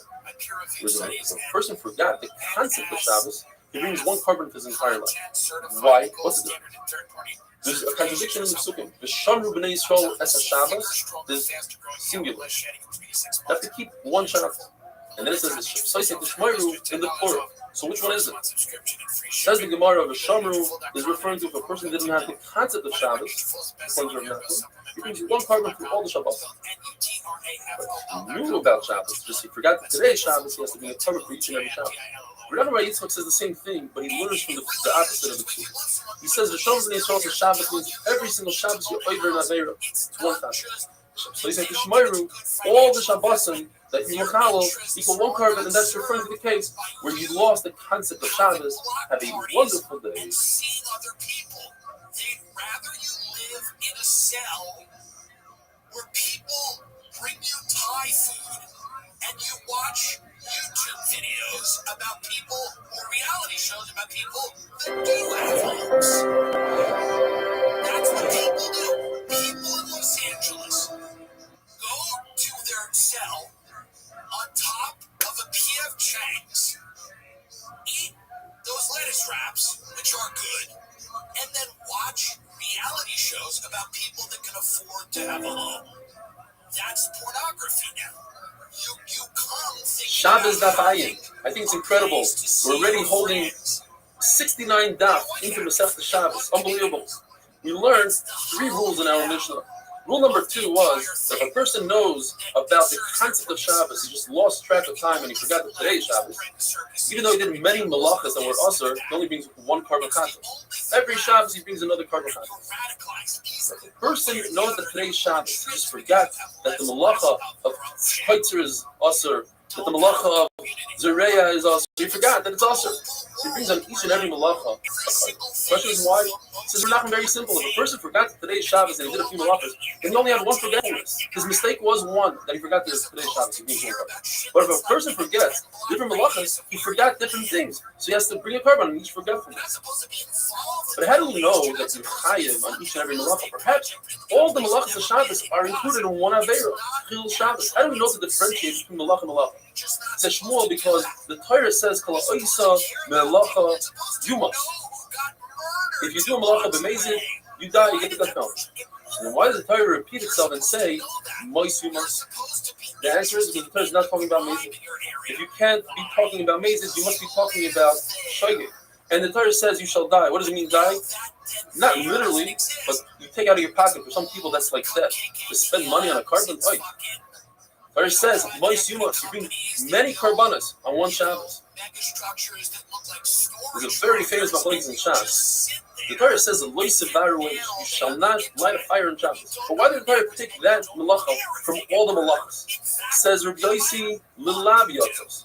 All the 39 malachas, the other 38 malachas, if one does it But Eidim Ubasra, you get skila. B'mezid. If you do b'mezid without Eidim and Asra, you get karas. If you do b'shagi, you get a chadas. Lighting a fire is different. All you get is a lav. There's no karas, no skila, no carbon. Comes Rav Nassim and says no. The reason why the Torah points out Eish is to tell us lachalik, that every single malacha, you bring it to your own carbon if you're over on it, just like Shmuel says. It says Eila Hadvarim. Eila, Aleph, Lamed, Hey is 36. Hadvarim is 3. Why? Because Dvarim is plural 2. Hadvarim with Hey Yediyah is the third one. 3 plus 36, 39 malachas. If you do them, you're chayiv a carbon for each and every one. According to Rabbi Yossi, he learns this concept of dividing the malachas, and for each one you have to bring a carbon from the pasuk Va'asa me'achas mehem. He learns 4 drushes from those 3 words. Me'achas, which is the extra men, mehena is extra men. And he learns. Me'achas means that a person intended to write on Shabbos the word Shimon, the name Shimon, and he ended up writing just the first 2 letters, Shem. He's also over, because that's all you need is 2 ICIs, and if you did Shem, Mishimon is chayiv. The man of Mehena teaches us Talbot, not only Avos Mechayev, but even for the Talbot. And then he goes on to learn Achas Mehena means Achas Shihi Hena. In other words, if a person knew that it's Shabbos, but he forgot about the malachas, he's chayiv for each and every malacha. This is what Shmuel is saying. Or Hena, Shi Achas teaches us that if a person forgot that it's Shabbos, but he knew about the malachas, he's chayiv for Shabbos. Now the reason why Shmuel didn't learn from Rav Yossi's limud of 4 limudim from the Asam Me'achas Mehena is because he doesn't want to learn 4. He could learn 2 things. He learned the concept of Chaldos, and he learned Shem Mishimon, but doesn't learn Achas Shehena Mehena Shiachas. Says Rava, what happens if a person did 2 things? He forgot 2 things. First of all, he forgot that it's Shabbos, and he forgot that a few of the malachas that he's doing are also. What comes first? If you say that a person that forgot Shabbos only has to bring 1 carbon, so even though that he forgot a bunch of malachas, he only has 1 carbon? Perhaps no. You should bring a carbon for each one of the malachas that he forgot. Rav Nachman wanted to say, since he forgot Shabbos, that's it. It's all over. All he has to do is bring 1 carbon. The fact that he forgot to bring malachas, he doesn't have to bring another carbon. Rav Ashi says it depends why he's retreating. If you tell him, hey, it's Shabbos, and he stops doing what he does, then he only brings 1 carbon. If you say, hey, you're doing a malacha and he stops, then he has to bring a carbon for each and every one. Says Ravina, that doesn't make sense. The reason why a person stops doing malacha is because he realizes that Shabbos. And Shabbos means that you can't do malacha. They're one and the same. So therefore he says there's no difference and you only bring 1 carbon. As we had yesterday, the Mishnah in this paragraph later on says there are 39 malachas. And the Gemara asks the question, why does it say a number? We know how to count. Says Rabbi Yochanan to tell us that if you do 39 malachas, it's possible up until 39 malachas, you're chayiv up to 39 karbanos in 1 helam, in 1 awareness, 1 shot. Now, if we hold like Rabbi Yochanan, that knowing that what you're doing is wrong, just you forgot that there's an Isra Karis, and that's considered a shagig. That's an awareness. You're aware that there's a Shabbos. You know that it's Shabbos today because you know there's an Isra. But of course you're shvakish. That in order to be over shagig, in order to be over 39 malachas, you can't know that it's Asr B'chlal. You don't know that there's a lav, and you don't know that there's a Karis. So then, he's not aware that it's Shabbos. And we said if he's not aware that it's Shabbos, he only brings 1 carbon. So how is it possible that he's chayiv 39 karbanos? The answer is because your shloka is going to hold, like we said yesterday, like Rabbi Kiva. Rabbi Kiva holds them in the right, so there's an Isser Tchumen. You can't go out of 2,000 amas from your domain. So that's number 40. You're just not chayiv a carbon. He's aware of Shabbos and the fact that you can't walk more than 2,000 amas. But he forgot about the 39 malachas. That's how he's chayiv 39 karbanos. Have a wonderful day. They consider you an obstacle, and that the way you live is an obstacle to their ultimate goals. That's what they consider you. You are something that's in the way. A football game and a couple of beers outside, or you invite people over to your home, your family, your faith, your Shabbos Zabayin Aleph. Gemara tells us a very interesting concept called Greira, to drag something. If somebody did Tzira and Tina, he reached and he ground two separate malachas, but not knowing that it's Shabbos. You bring one carbon for those two malachas. And then in one awareness, he continues doing those two malachas. He did Tzira and Tina again. However, this time he didn't realize that Tzira and Tina are also they're malachas. The halacha is you bring one carbon, and that's enough for all four malachas. Why? You bring the carbon on the first tzira. Tzira and the tzira below it are all the same. They all happen in one awareness. If a person does 10 malachas, the same malacha, all in one awareness, you bring one carbon. The top box, tzira and tina, they are greater each other. Tzira pulls the tina to it. So one carbon is enough for the tzira and the tina on the top box, because they all happen in one Shabbos, and forgetting that it's Shabbos. And once the carbon works for tina, it works for the tina below it. The machlokes is in another case. The same exact case, but his idea, his knowledge of what happened, occurred first to the tzira that he forgot that the malach is also. The bottom box. Now, the bottom box is not connected to tina. They're separate boxes because the two malachas are individual. Therefore, Abaye says you go upwards. Tzira and tzira, we said it happened in one awareness, one carbon for both. Then it turns left. It goes from tzira to tina. That even rubbered. The question is, now that tina is involved, do I go downwards to the tina below it? According to Abaye, you do two grades. You go from tzira to tina, and from tina to tina, two grades. According to Rabbi, I only go one grade. So I go from tzira to tzira, and then from tzira to tina, one carbon for three things, but the tina on the bottom of Shigilas Malachas, you need to bring your own carbon. If a person ate two Zeisei Chela, 2 olives worth of Chela, 1 and 2, and then he had a knowledge that he ate Zayis number 1, and then he continued eating a third Zayis. The center Chela, the center olive worth of Chela, is connected in awareness of olive number 1 and connected to awareness of olive number 3. So if you were to bring a carbon for the center one, it would work for 1 and 3. But what if you brought a carbon just for number 1? According to Abaye, it works on all the Shizasim because of the concept of Greira. 1 is connected to 2, and 2 pulls in 3. According to Rabbi, it doesn't work. It only works on 1 and 2 and not on 3. If I bring a carbon on 3, it only works for 3 and not for 1 and 2. But after Rabbi heard the concept of Greira from Abaye, he admitted to Abaye that it works, but it only works once and not twice as he explained before. Reb Zera argues in Abaye Rav, where Abaye Rav says that Tzira that was done, the Shigig Shabbos, I forgot that it's Shabbos, the carbon I bring on that to work on Tzira that I forgot that the malach is left. Even though there are 2 types of Averis, one is forgetting that it's Shabbos, one is forgetting the malach, one carbon works for both. Reb Zera argues and says no. And therefore, if I have a half a kazayis of Shigig Shabbos, it doesn't combine with a half a kazayis of Shigig Malachas to be mechayiv me 1 carbon. Reb Shua says that 2 kazayis chayla that were cooked 2 different ways. Let's say 2 pieces of chicken. One was Kentucky Fried Chicken, which is craved, and one was Panda Express, which is craved. One is fried, and one is Chinese. Even though they're both chicken, because Reb Shua seems to prepare differently, you kind 2 touch. One lesson says,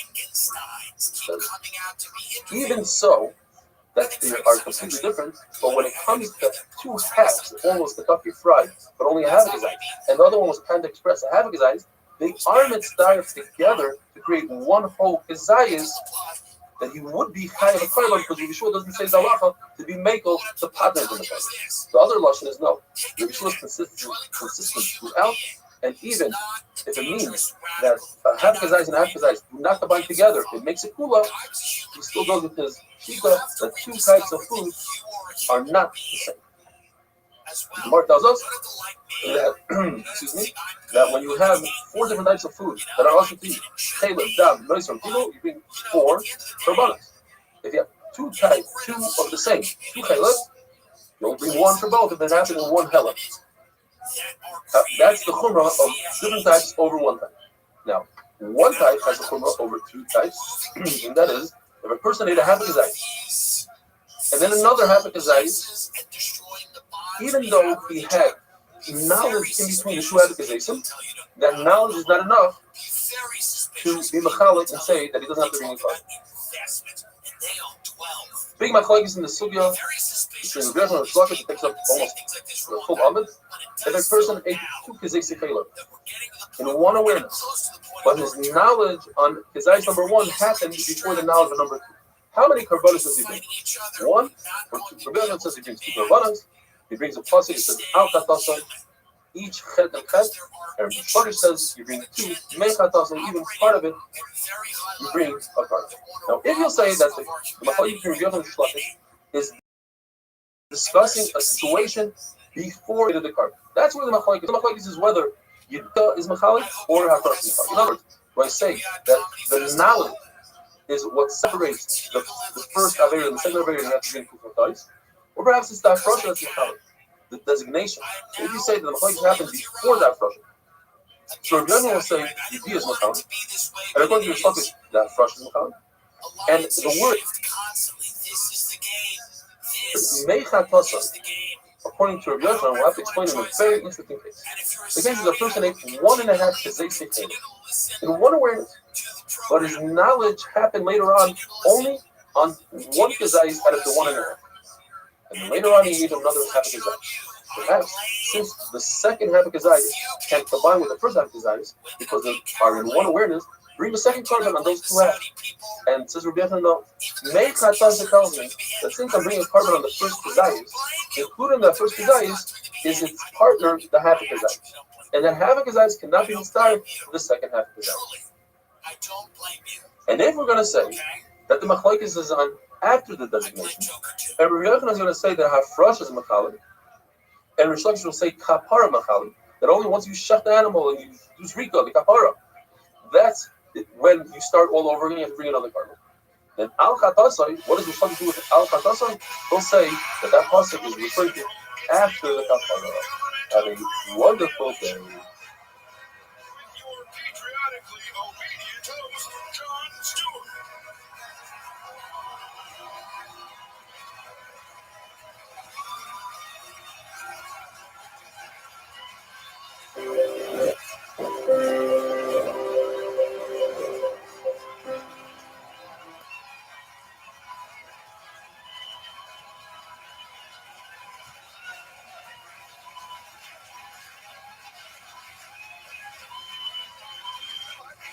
My name is John Stewart, and welcome to the Daily Show on Shabbos Daf Ayin Beis. I didn't want to say anything, but yesterday's Daf Ayin Aleph was one of the most difficult Dafs, at least for me, to give over. Today's Daf is a lot easier. The Gemara described Ashim Kali and Ashim Badai. If a person has a suffix whether or not he ate a piece of meat, he has two pieces of meat in front of him, and he's not sure if he ate the one that belongs to Hegdish or the one that's clean. So he sets aside a carbon Ashim Kali. According to a carbon, he can stipulate and make a plan and say, if I find out at a later time that what I ate was indeed Hegdish, so the carbon I already brought today should work for tomorrow. In other words, it's not necessary to have knowledge when you bring the carbon. If it's not necessary to have knowledge, knowledge doesn't accomplish anything. Says Ula, tremendous chiddush. If so, if a person was boiled with Shifra Charufa 5 times, Shifra Charufa is a Shifra Knanish who's engaged to be married to Eved Ivri. And a person had 5 relationships with her, and in between each relationship, he had a knowledge, he had a yediyah. Since yediyah, the knowledge, doesn't accomplish anything, I can bring one carbon at the end, and it would touch all 5 acts. The Gemara goes on to say that according to everybody, if the person designated a carbon for his first act, that designation stops everything. It's machalik. And anything past that designation, you'd have to bring another carbon. But according to the people who argue on the carbon, it says that by Osham Vadai, you need knowledge in order to bring the carbon. Then Osham Vadai is no different than a chatas. And just like we had the other day, that there's machlokas between Rabbi Yochanan and Rish Lakish in a chat. If a person had two pieces of chayla in one awareness, and then he had knowledge that one of those pieces was chayla, that knowledge, yediyah, is machalik according to Rabbi Yochanan. It separates and divides, and therefore you would have to bring two korbanos. According to Rish Lakish, that yediyah is not machalik, you bring one korban. The same halacha would apply to Hashem. So if a person had a yediyah in between acts, you would have to bring two korbanos. According to Rabbi Yochanan, according to Rish Lakish, just one korban. And now we go on to the sugya of misasik. Misasik is someone that's preoccupied. He does something inadvertently because he's preoccupied. For instance, if there's a knife on the ground and he lifts it up to himself, and by doing so he cuts a fruit off the ground, does tzira. That's a misasik. He's completely putter according to everybody. But what happens if he intends to cut fruit A, which is detached from the ground, but he ends up cutting fruit B, which is attached to the ground? According to Rava, this is not a chaticha d'yisur. He didn't intend to do a wrongful cutting, and therefore he's potter. But according to Abaya, he intended to cut. You're right, it's not a wrongful cutting, but he intended to cut, and he accomplished cutting, and therefore it's a shogeg, and he's chayv. The Gemara goes on to bring a raya to Rava from a brisa that has a reisha and a seifa. The reisha, the Gemara says, is referring to why Shabbos is more stringent than other averos, meaning avodah zarah. Avodah zarah. In other words, if a person does two malachas on Shabbos, he's chayav two korbanos. That's very stringent. Versus avodah zarah, he does three avodah zarahs in one awareness. He shechs an animal for avodah zarah. He brings the animal on the mishpeach for avodah zarah. He pours wine for avodah zarah. All three, you only bring one korban, which is less stringent than Shabbos. The brisa, the seifa of the brisa, and that's the right to Rava, says the opposite. And there's something in other ways, other mitzvahs are more stringent than Shabbos. For instance, a person is shogeg without kavanah by other mitzvahs, he's chayav, and Shabbos is potter. What's the example? If he thinks that he's eating fat, but it turns out that he's eating caleb. In other averos mitzvahs, he's chayav, and in Shabbos he's potter. What's the case in Shabbos? That if he tried to cut, he thought that he's cutting a fruit that's detached, and he ended up cutting a fruit that was attached. According to Rava, or according to the Brisa, he's potter. And it's exactly what Rava said. So it's a good raya to Rava. Abai will say that the shogeg over here is talking about a person who thinks that he's swallowing spit, but indeed he's swallowing fat. And he'll be chayav. Now, shogeg is Shabbos. He's referring to when he tried to lift the knife up, and by doing so, he cut a fruit, and that, according to everybody, he's potter. But in Rava's case, where he thought that he's cutting a fruit that's already detached, but he ended up cutting a fruit that's attached, he'd be chayav. Now, the Gemara just goes on to say that we can't say that the reisha is not talking about avodah zarah. The reisha, let's say, is talking about two malachas of Shabbos, tzir and tchina, versus two averos like chaylev and dam. Well, they would be equal. Shabbos, you'd be chayav two korbanos, and chaylev and dam, you'd be chayav two korbanos. So therefore, the Gemara is forced to say we're talking about avodah zarah. Now, the seifa cannot be talking about avodah zarah. The person did a shogeg, he's chayav. That's not true. By avodah zarah, all shogegim are potter. For instance, if a person thinks that he's bowing in a shul, but in fact he's bowing to avodah zarah, he's completely potter because his heart is kadosh baruch Hu. And if a person is bowing to a statue, and he decided that the statue is avodah zarah, then it's avodah zarah, then he's amazing. And if he doesn't decide that the statue is avodah zarah, then he didn't do anything. What if he bows to avodah zarah out of fear for his life or out of love? Now, of course, he shouldn't do it. He should give his soul, should be moister nefesh. But what if he did do it? He's also part of it, according to Rava. So therefore, the Gemara is forced to say that the Seifa is talking about other mitzvahs and the Reish is talking about avodah zarah. Have a wonderful, wonderful day. Gave the royals a rare glimpse at his soft-spoken, yet prideful side.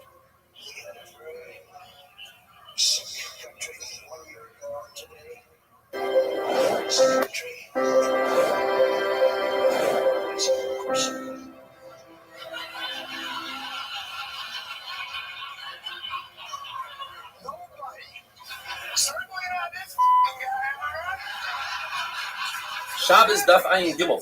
Continuing with yesterday's amazing sugya of Misasik, we had a case where a person thought that he's cutting something that's detached from the ground, and in fact, he cut something that's attached to the ground. According to Rava, that's not a chaticha de yisura. It's not a wrongful cutting because he thought that he's cutting something which is mutter to cut. It ended up being asur, so therefore it's completely putter. It's not even a shayk. But according to Abaya, since he intended to cut, the fact that he didn't know that what he's doing is asur doesn't make him a misasik. He's a shayk and it's being a color. The Gemara brings two more cases where Abaya and Rava argue, and they're a step more than what we're talking about. The second case is where a person takes, let's say, a ball, and he tries to throw 2 amas in Rosh Hashanah, which is half of the shear that you have to throw in order to be high. The shear is 4 ounces. The ball travels 4 ounces. Over here is different. He intended to do a half a isser, whereas the first case, he didn't intend to cut something that's attached. It's detached. It's completely mutter. Rav in this case says he's potter, and Abaye says he's high. And finally, the third case, which is worse than the other 2 cases, is where he intended to throw an object 4 amas. And he knows that throwing 4 amas in Rosh Hashanah is asur. He just doesn't know that he's standing in Rosh Hashanah. He thought he's standing in Rosh Hashanah. According to Rava, he's potter. According to Abaye, he's high. But if we go back to the middle case, a person intended to throw an object 2 amas, and it traveled 4 amas. In other words, he intended to do a half a shear, and it went the whole shear. Abaye says he's high. If so, we take the sugya, and we had this question twice already, and it's on today's Mishnah. Mishnah tells us that there are 39 Avos Malachos. Why tell us a number? The answer is to tell us that you could get up to 39 karbanos in one Shabbos, in one awareness. But if a person is a shaygig and knows 39 malachas, the Gemara asks, then he doesn't know what Shabbos today. If there's no Yisurim, then it's not Shabbos, then today Shabbos is no different than Sunday, Monday. So the Gemara says, but according to Abaya, it's possible that he knows that all these malachas are asur. He's a shaygig. He doesn't know what the shear is. Not knowing the shear, let's say the shear is a kuseves, agasa, whatever the shear is, he thinks it's more. And he didn't have. According to Abaya, it's a shaygig, he's chayav. But according to Rava, it says that he's potter in that case. So I have to say the two reasons that we said the other day, either according to Rabbi Yochanan, his shaygig is that he doesn't know this consequence of the paris, or according to Rish Lakish, there's a 40th malacha called the Kuman. He's aware that you're not allowed to walk more than 3,000 amos on Shabbos. And now, for the amazing, famous Mishnah, which will take us through the entire Masechta Shabbos, describing the 39 Avos Malachos. Avos Malachos are the headline categories. There are many that are below, and in those categories, according to Yerushalmi, each Av Malach has 39 Toldos. Rabbi Yochanan Shlosh discovered after 3.5 years. And each one is Chayiv B'Deraisa, just like the Av. But we can break them down into groups. 11 of them have to do with baking bread or the cooking of the Samamanim, the dyes. And all these 39 malachas have to do with the Melechas HaMishkan.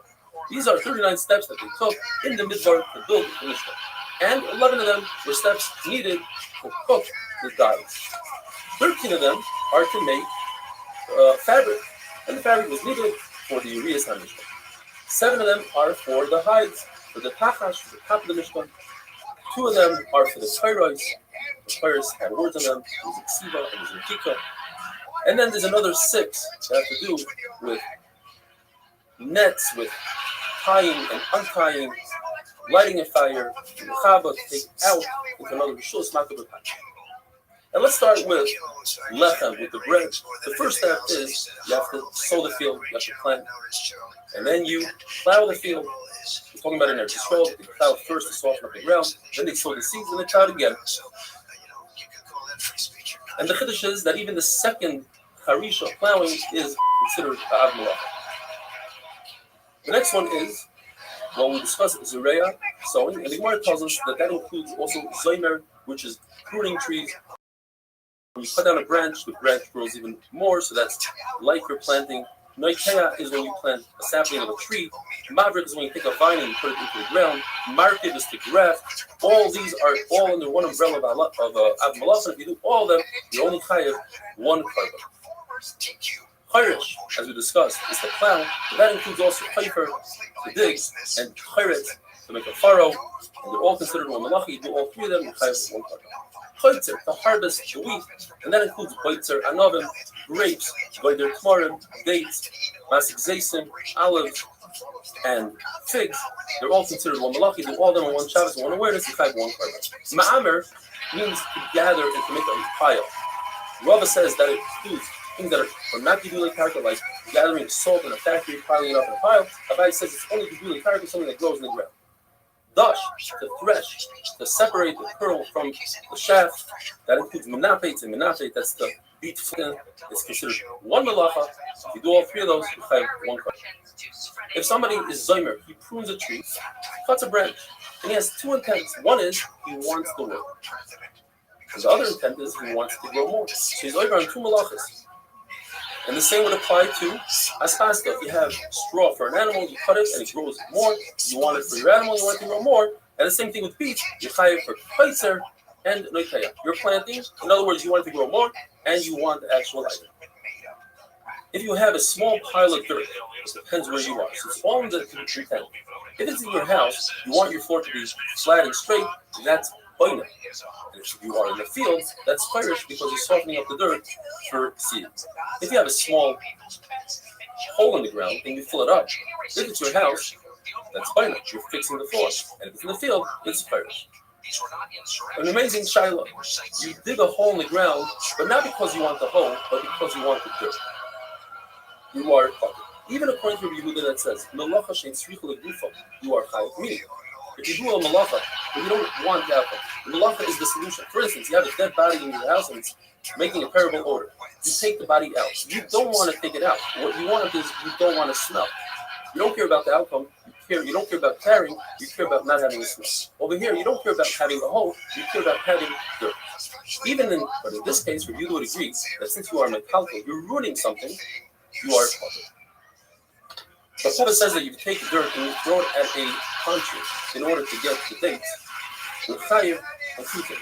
First of all, if you are chaylish, which is chaytzer, you're taking fruit off the tree. Second of all, you're mecharim, which is a malach of dash. You are breaking things up. You're separating. You're separating the dates from the wood around it. And Rav Ashi says no. Since that's not the way to do it, you are pocket. And tomorrow we'll be talking about the three types of separation, Boyer, Zoyra, and Merake. Have a wonderful day. You can't call someone who you disagree with a fascist. Leaders cannot call their political opponents Nazis and fascists, enemies of the state. How horrible and dangerous it is to view people with whom we disagree as somehow being less than human. Thank you. You can't say fascist. You can't say enemy of the state. You can't say less than human. These are simple rules that any responsible member of a society can easily follow. The Democrats, they're fascists. Shabbos daf Ayin Dalet. Within the 39 malachas, 3 of them are one and the same. Zoyra, winnowing, boirer, selecting, merake, sifting. They accomplish the same thing. You're separating the good from the bad. Yet, since there are 3 necessary processes in the making of bread, the Mishnah brings them down to tell us that if one were to do all 3 in one awareness, you were to bring 3 separate korbanos. Kodesh, pounding, should be another malacha. It's something that is necessary to make bread. It says Abaya, but since poor people skip that process, the Mishnah skips it as well. It's not one of them. Don't tell me that it's because there are only 39 malachas and Kodesh will be the 40th, because since we have 3 separating malachas, you can take one of those 3, take it out of the Mishnah, put Kodesh in instead. The Gemara brings a brisa that's a riddle. And there are 5 attempts to solve the riddle, but what we could take out from those 5 attempts are 3 major halachas regarding boirer on Shabbos. You could do boirer on Shabbos if it's food from within the waist and not the waist from the food. And if you do it biyad with your hand and not a clean, and if you do it la'alter for immediate consumption and not for even that day Shabbos, but later on. What are the 5 attempts? The first attempt was, the bread says, that if you have food in front of you, and you could do boirer and eat it, you could do boirer and give it to your friend, and then the bread does a 180. You cannot do boirer, and if you do boirer, you have to bring a chatas. Perhaps the Reish is talking about for that day, and that's mutter, but if you do it for Sunday, that's a chiyuv chatas. The Gemara says that can't be. There is no malacha that you could cook on Shabbos, we can't cook for Sunday. Perhaps the Bryce is talking about a half a shear. If you do a half a boirer, half the amount, that's okay. But if you do the full amount, that's a chiyuv chatas. Chatzi shir also in Torah, the Gemara says it's impossible. There is no melacha that you can do a half of it. Even half would be awesome. Not you just don't get a punishment. Perhaps the Bryce is saying that you're allowed to do it with your hand, but if you do it with karam v'tamchoy, that's only Issa Rabbanon with a funnel or with a plate. That's kilachar. That's not the real way of doing bar. But if you do it the real way with a real sifter, a napo klara, that's the Issa Raisa. Gemara says, but it doesn't say anything, any mention of kalim in that brisa. Perhaps it's talking about oichal mitach psoilas, and that's mutter. But psoilas mitach oichal is also again. The brisa doesn't mention anything about oichal mitach psoilas. Says Abaye, therefore I say the pshat is la'alter. It says in the brisa that you eat it, meaning immediately. If you eat it immediately, that's okay. But if you do it for later on during the day, that's Isser Boyer Doiraisa. The Restream explains that Abaye agrees to the concept of biyad and oichal mitach psoilas. He just adds that you need also miyad right away.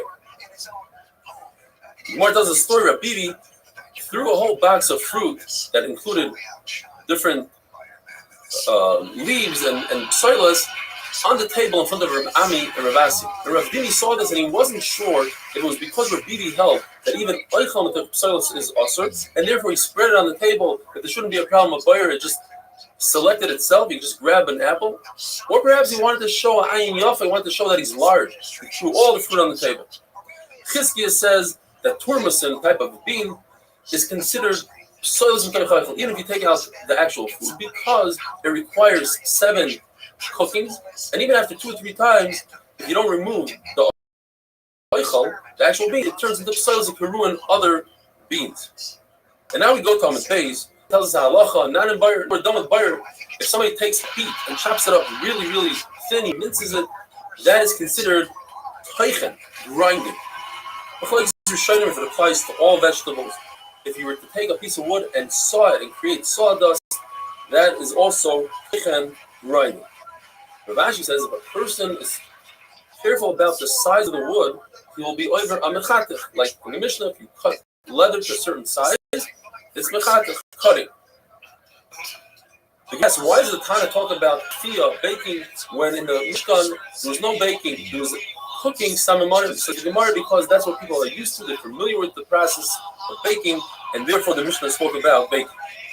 You're over on the Isra of Nevashel, even on non-food items, such as wood, pegs. If a person takes a peg and puts it in the oven, since it first softens it up like bishul, it extracts the moisture and then hardens it up, that's bishul. You'd also be over on bishul if you take tar, which is hard, soften it up. Even though later on it becomes just as hard as it started out with, it's still considered bishul because you soften it up.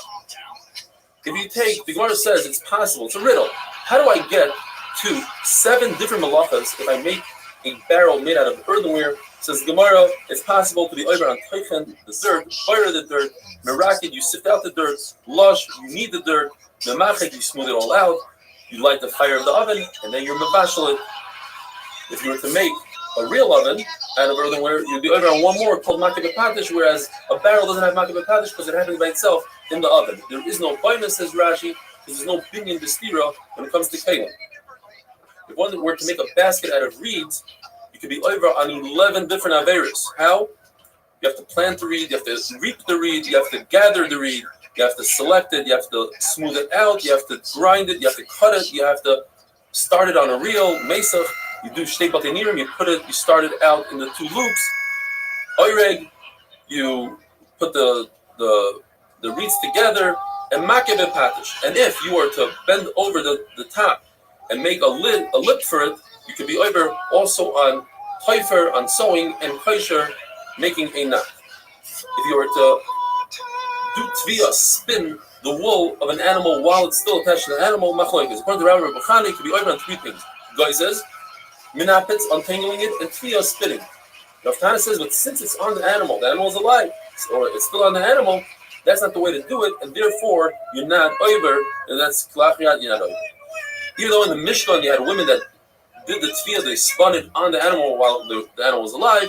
That's chachama, it has special chachma, but today it's considered klachiyat. If one were to pluck a feather from a bird, you're over on geizes. If you cut it specifically on the top, you're over on mechatech, and if you pull off the feathers, the small feathers, off the stem, you're over on memachek, smoothing it down. Where was there knots in the Mishkan? The folks who were trapping the chilazon to make chelas, they used nets and they would add to the net and take off from the net, so they made shears and they made knots and they would undo the knots. Now, you can't say that the shot is that there were two knots and two threads in the Mishkan and you undid one, because even for a regular king, you wouldn't do so. So certainly not for HaKadosh Baruch Hu. Haifer, sewing means one in, one out. In other words, one full stitch. It doesn't come apart because you make a knot on it. Have a wonderful day.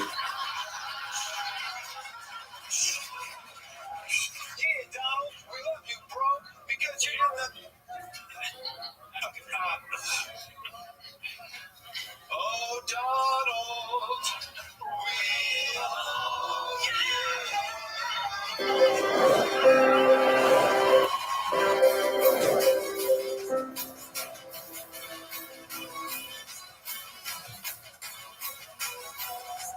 Shabbos Daf Ayin Hey. One of the Lamites Malachim in the Mishnah is Kireya Almanas Litvar, tearing in order to sew. Where in the Mishnah do we find this? If a worm, for instance, made a hole in one of the panels, we don't just leave it as is and sew it, we tear it even more in order to make a proper stitch. Rav Zutra heard three things from Rav at the same exact time, and they are seemingly connected. If a person takes a thread and tightens the thread in order to pull two pieces of garment together, that is considered sewing. If a person learns Torah from a Magosh, what is a Magosh? Machlokes, he's chayiv. Rav says a Magosh is a Megadev, somebody that constantly talks about Avodah Zarah, and the concern is he'll influence you Avodah Zarah. And we see that Rav said that if a person learns from a Magosh, even one thing, he's chayiv nisa. Obviously, he's not talking about a Makasha, a sorcerer, because it's not also to learn from a sorcerer in order to understand what they do and how to prevent it.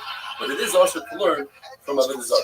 Shmuel, on the other hand, says a Magosh is a Makasha, the sorcerer.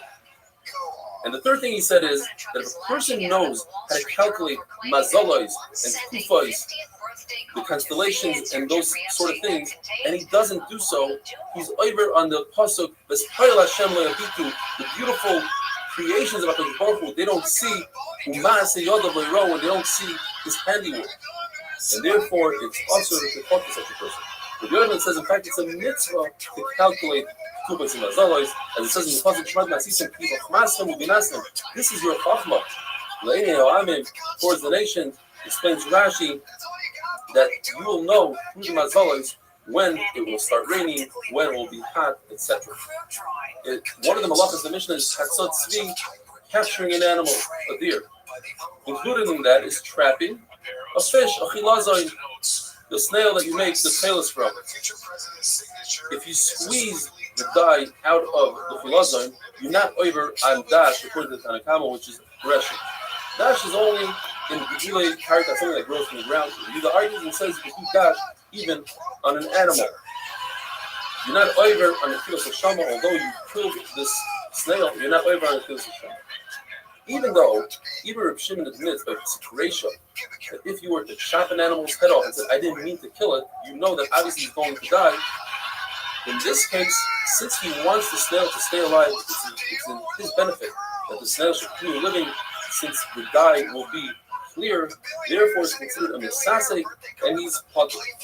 What is the issue to chef an animal? According to Shmuel, it's Netilas Neshama. According to Rav, there's also Netilas Neshama, but in addition to that, is the issur of tzeveya of a dye. Says Rav, I don't want people in future generations to make fun of me and laugh. Let me explain myself. A person would prefer to have blood on the neck of the animal by the Makom Shkita so that other people will see that it's fresh meat and they'll come and they'll buy it. It says in the Mishnah, two malachas. If you salt the hide and you tan the hide. The Rebbe and Shlomo both say that those are one and the same, and therefore let's take one of those away and instead insert the malacha of Nisarte, of creating lines like you have in the Sefer Torah, putting lines into the hide is also deraisa. Rabbi Ravuna says, and this is explained by Ravashi, if you salt meat because you want to keep it for long term, you want to go on the way with it, that is ma'abed, that's tanning. Rava says there's no such thing as tanning food, and it's not awesome. The Mishnah says in Machkoid Amachadcha, smoothing out and cutting. Says Rav Acha Bar Chanina, you could be over on the machik of smoothing out if you smooth out dirt between the pillars of a building. Mishum Levi says three halachas. If you cut wood for a fence and you sharpen the top so people can't climb over, you're over on mechatik, on cutting wood in specific lengths. If you take a bandage and you put it over a wound and you have a cream and ointment and you smooth out the ointment, that is nemachik. Anything that has that you're doing it, modern malachim, finishing off the object, that's called makid hadish, one of the last malachim in the Mishnah. For instance, if you take a stone that's already not attached, detached from the ground, and you smooth it out, or you try to make a depiction on a tree, you blow glass, or if you have a garment that the small things in it, little fibers bother you, and you pick them out, that's makid hadish.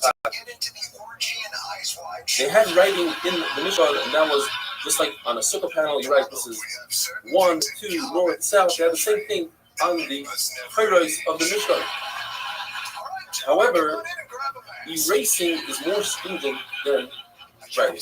Writing, you need 2 ICOs. Doesn't matter how big the ice is. But erasing, even erasing one very large ice where you can write 2 ICOs, you also be over. The Rush points out, it doesn't have to be erasing a letter, it could be erasing a glob of ink, as long as you're making room to write 2 letters. We learned in the Mishnah, these are the Avis Malachos. What is it? These are the Avis Malachos that tell us that there aren't more than the 39 mentioned, although according to Rabbi Lezer, you also chayav on every tolda. If you do together with the Av, you be chayav. In addition to the Av, you be chayav for the tolda. Our Mishnah holds you chayav 1 for the Av, and all the toldas are included in that Av. According to review, that there are an additional 2 malachas, bringing me up to 41. Shoivek and the Daktik. These are malachas concerning weaving. You bring down the chassis, the Erev. But we have in our Mishnah, our Bain Chasarach, 1 less than 40, meaning we don't include those 2. Those 2 are included in Mesa and Erev. Says the new Mishnah.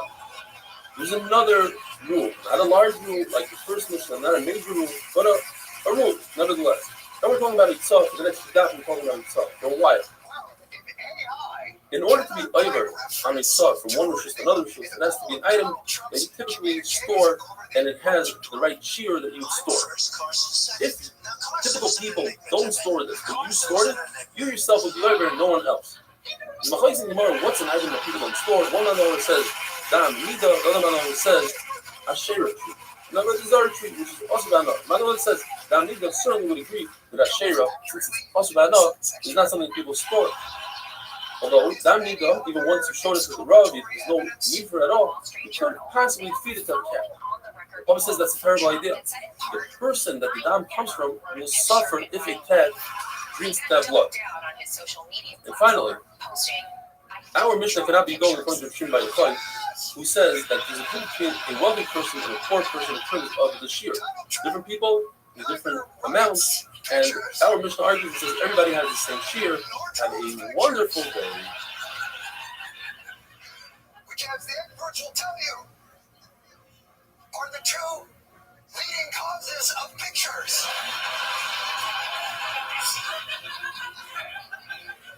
Obviously, that's the way you can prove by searching AI. The only way you could disprove is with literal evidence of Donald's doings. Trump in 2008 in his book recalled donating an autographed doodle every year to charity. Here is a drawing of the New York City skyline, signed by Donald Trump in golden ink. Shabbos Daf Ayin Vav. We're continuing with yesterday's Mishnah. What constitutes an object that people care about, and therefore it's possible to bring up from one domain to another? The Chief in the law comes up with 30 things. And he says, if this object typically people don't care about, but you do care about it, you showed interest in it, and you keep it, you just cause the entire world to be over the Isra Beitzah if they take it out. Says the Mishnah, when it comes to animal food, what's the shear? Says the Mishnah, well, it depends on every type of food and who eats this food. For instance, if you're talking about teven, which is the top part of the scroll, which cows eat, then it all depends on the cow. So the shear is a cow's mouthful of plenty. Anything less than that, you're not chayiv. If you're talking about atzah, which is bean straw, which only camels typically eat, so then the shear is a camel's mouthful, which is larger than a cow's mouthful. If you're talking about the bottom part of the straw, the cash, that's what sheep eat. So it's a sheep's mouthful, which is, in fact, a gregaris, a dry fig. Grass and garlic and onion leaves, if they're dry, that becomes goat food, and it's a goat's mouthful. And if they are moist, it's no longer raw for a goat, that becomes human consumption, and therefore it's a gregaris, a dry fig. It's machlokes. What happens if a person takes out camel food, this bean straw, and he takes out the right amount for a cow? A cow's mouthful, and he wants to give it to the cow. The Rebbe says, since it's a kilo of cow simply don't eat this, then he's potter. The Shach says, but occasionally a cow would eat it, chai. But everybody agrees if you take out regular straw for a camel, but the shear is the shear of a cow.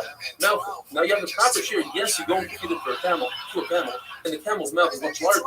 Nevertheless, chai, because you take out the proper shear for a cow.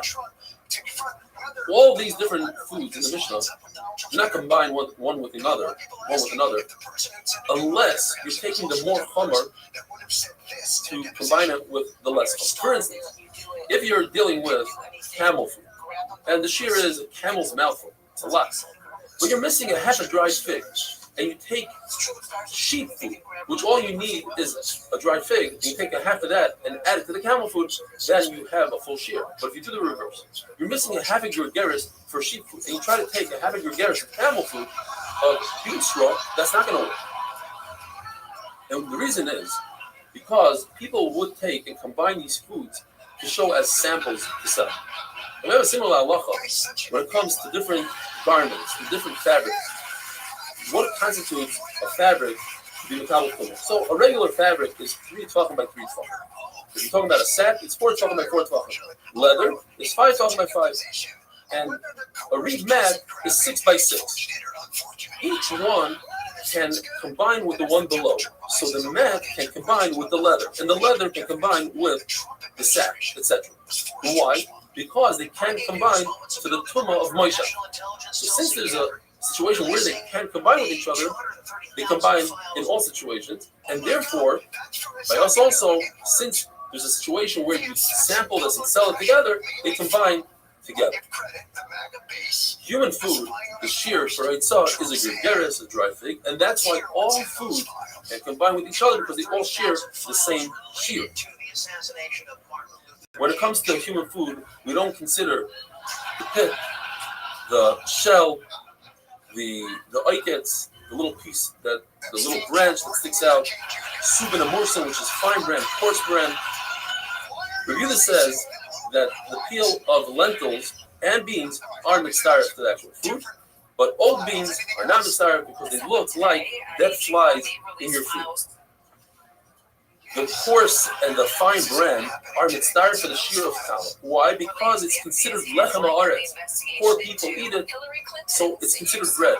But in terms of Shabbos, when you need something chashuv, that's not chashuv, it's not considered food, and therefore, for the shear of Shabbos, it's not mitzaref. And with this, we finished Perek Chal Gadol Haduna Loch Chal Gadol. The next Perek is called Hamoitzi Yain. We're continuing with the halachas of Eitzah. When it comes to liquids, what is the shear? So wine, the shear is enough to make kiddush, which is a quarter of a revius of wine, which you add 3/4 of a revius of water to. When it comes to milk, as much as you can swallow. Honey, as much as you put on a wound, and oil enough to anoint a small limb. Water, in order to make anointment for an eye, and other liquids is revius, and other waste liquids is the revius. Reb Shimon says all the shiurim in the Mishnah are one, and that is a revius. Now, if you decided to keep and hide, put aside the smaller shiurim, then you just created with the smaller shiurim a chiyuv. However, the Tanna Kama holds that once you decide that something is valuable to you, then you don't need the shiurim of the Mishnah, even less than those shiurim, also are chayav and mitzvah. Have a wonderful day. still want to know if I let you use an outdated slur for Native Americans?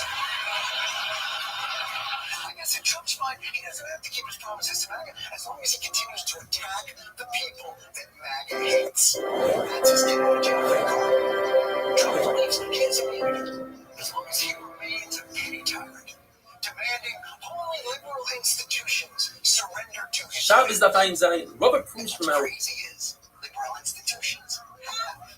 Columbia University is bowing to President Trump's demands. Commission that sees most liquids the shear of a sock. Take out liquids into surrounding Israel. Therefore, wine, the shear is a quarter of a piece. Because in order to drink wine, you need to dilute it with 3 parts water. Asks Abaya that in such a thing that says, Yain Shiroini is 2 parts water, not 3. In addition to that, asks Abaya, but you didn't add the water yet.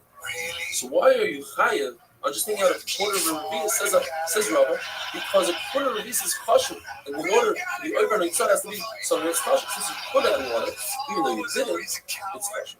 The fact that you asked me for the stuff to Shirayin is very weak wine, 2 parts water to 1 part wine. Or we're discussing the coloration red, 2 parts water, 1 part. Russell says in Site, where wine needs a revis, or a quarter of it, when it comes to congealed wine, you need a full kazayis, which equals to a full revis, not a quarter of it. And we have a similar halacha, says Rabbi Yosef, when it comes to tumah of the blood of an aveda, where Bishamay says it's tar, it's one of the places that Bishamay is made. And they still say it's coming provided that it's a full revis, which in turn could turn into a kazayis of congealed kazayis. Gemara has 2 questions. When it comes to tumah, the shear is the kazayis. When it comes to Shabbos, the shear is the revis. Therefore, there's no correlation between the 2 essence. Perhaps blood, which is thicker than wine, requires a kazayis. But wine needs a lot more than a revis to create a kazayis. And therefore, if you take out into just having less than a kazayis congealed wine, maybe you're already over. Maybe in that you have a revis. On the other hand, perhaps wine this thing needs a revis. Perhaps blood is thicker needs less than a revis to create a kazayis. The Mishnah uses the word gemiyah. The shear for milk is the swallow. Gemiyah. Says Gemara in the Arab Mishnah, gemiyah spelled with the aleph, not an ayin. But there are 3 other Mishnahs in some Shabbos that have a word that could be spelled either way, aleph or ayin, and they're all spelled with the ayin. Yarkinim, oinimons, and ma'amtzi, they're all with the ayin. The milk of an animal, the shear is enough to swallow, the goat, the milk of a woman, and the white of an egg is enough to put into the anointment called keeler. And keeler itself is enough to mix it with water. That's the shear the Gemara remains in the taking. As Rashi explains, we're talking about putting this ointment in 2 eyes. You want to just ask, is it enough to put in 2 eyes, or 2 eyes plus whatever remains on your finger, which is a larger shear? Rav says an amazing famous saying: everything I think formed created in this world is for a purpose. Even an annoying fly can serve a purpose to heal the bite of a hornet, the sting of a hornet, and the slug, which you think has no purpose, to heal the wound. A mosquito can heal a snake bite, and the snake itself can heal boils. That is, if you take a black snake or a white snake and you boil them up, you smear it on the wound. A spider can heal the wound of a scorpion. And the word tells us there are 5 irrational fears where the strong is scared of the weak. One of them is that the lion is scared of a certain animal that screams really loud. Some say, the other I think, or others, I'll say something similar to a honey badger, which is known today as a very small animal that's fearless and scares the lion away. Elephant is scared of a mosquito going up its nose, and it's scared. And a scorpion is scared of a spider, an eagle is scared of a swallow, and the leviathan is scared of the kilbis. There are 3 animals that as they age, they get stronger. A snake, a fish, as we know, gets larger as it grows, as it gets older, and a pig. The Zera bumped into Rabbi Yehuda when he looked like Rabbi Yehuda was in a very good mood. And he figured now was a great time for him to ask all the questions in Yonah the Aleph, things that seem mundane. And he started off asking him, why do the goats go in front of the sheep? He said that's like weird argument. Goats that are dark are like the first of the darkness, then came the light. Why do sheep have a tail that covers their rear where goats don't? It tells them because we use the sheep's wool for clothing, we cover ourselves, therefore the sheep covers itself. Why does a camel have a very short tail? Because it eats the thorns. The goat didn't want his tail to get stuck in the thorns. Why do cows, bulls have long tails? To swat away the flies in the swamps. Why do grasshoppers have very flexible antennas? Because they jump around in tough trees. If they were harder, they would break off. If one wants to blind a poor grasshopper or an ant, he can remove his antennas. Why did HaKadosh Baruch Hu create the eyelids of a chicken that they go from the bottom up? Look at all these questions that he's asking them. You notice all these things in the Bria, and he wanted to hear an answer. And if you look at Marsha and others, explain the deeper meaning behind these questions and answers. He says HaKadosh Baruch Hu didn't want the chickens to be blinded by the smoke that comes up, and chickens used on higher places. And then he asked them the meaning and the significance of somewhere around 15 words in Aramaic. For instance, he asked him, what does Dasha mean? What's the meaning of Dasha, door? And he says, Derech Sham. Go through there. And why is it called the Darga step? Derech God, go to the rooftop. And in the Mishnah we learned that Shem and oil, the shear is anoint a limb, says the Gemara, it's a small limb of a small child, says Rashi, one part of a child's finger, that's a small limb. Have a wonderful day. You know what he's probably doing? Biding his time. The network calls him and says, is anything else bothering you? And yeah, the thing is. Ask your parents. It was only 16.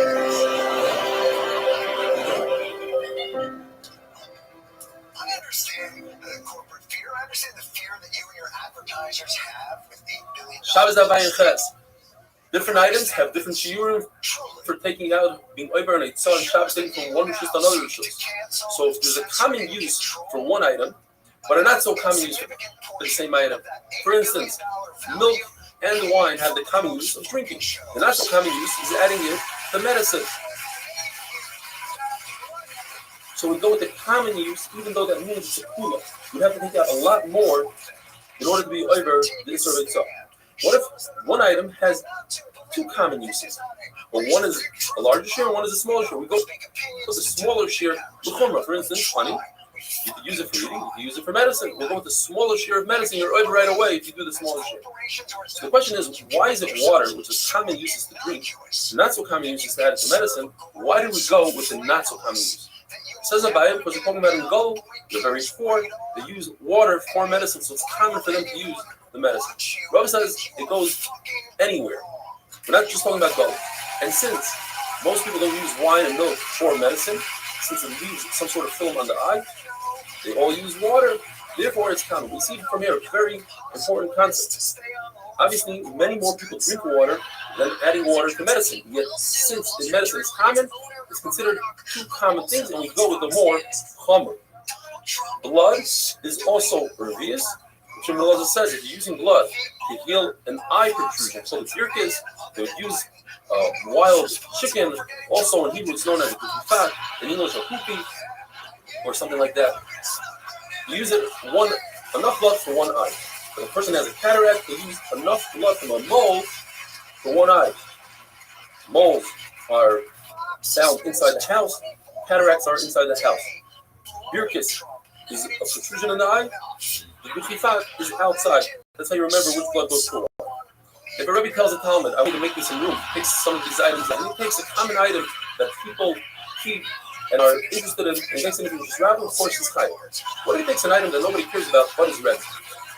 He's chai. According to Rashi, but this goes according to Restream, who holds that once one person makes an item important, it becomes important to the whole world. Plus, he says it can go important to everybody. But once a Rebbe makes it important, then his Talmud automatically thinks it's important as well. Chacham agreed to Restream and when it comes to wastewater, the shear is a revius. What can you do with wastewater? You use it to knead clay. Now we do find that the shear for kneading clay is a lot less. The size of the opening of the hole where you put the bellows in is another. That's if you already have ready-made clay, and the shear is much smaller. But no one's going to go through the kircha and the burden to start making clay from scratch unless it's a much larger shear. Other reviews. And we find that concept later on tomorrow's daf as well. Says the Mishnah, when it comes to rope, the shear is enough rope that you can make a handle for a basket. When it comes to gemi reed, it's enough to make a loop on a sifter to hang up. Now, nobody uses rope on a sifter because that could scratch the sifter. According to Yehuda, enough reed to take a measurement of the kid's foot so you can go to the shoemaker to make him a shoe. Paper, enough for a receipt that you paid your taxes. Once you show the tax collector that you paid your taxes, the receipt has no value. According to Yehuda, it does have a value. Why? A number of pshatim. According to Rava, we're dealing with the main tax guy and a smaller tax guy. The main tax guy gives you a code, so you can use that code. You don't really need a receipt. According to Abaya, the tax guy, the main guy, has runners. And if the runners catch you, you want to produce a receipt. According to Yehuda, according to Danakama, you don't really need to produce a receipt. You just go back to the main tax guy and he'll recognize you. And Rav Ashi says people want to keep tax receipts according to Yehuda, so you can show them to other tax collectors, and they'll see that you're a trustworthy person who pays taxes. Once you erase a paper, it has no purpose. You can't write on it again. So what could you do with it? You could cover a small flask, so the shear is the size of a small flask. When it comes to leather, if it's semi-tanned, you can write a kameh on it, so it's the size of a kameh. Cloth, which we write tefillin and secretaries on, enough to write the smallest part of tefillin, Shema Yisrael Shem Elokeinu Hashem Echad.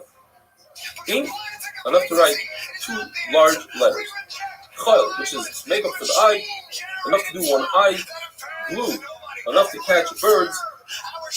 Sulfur and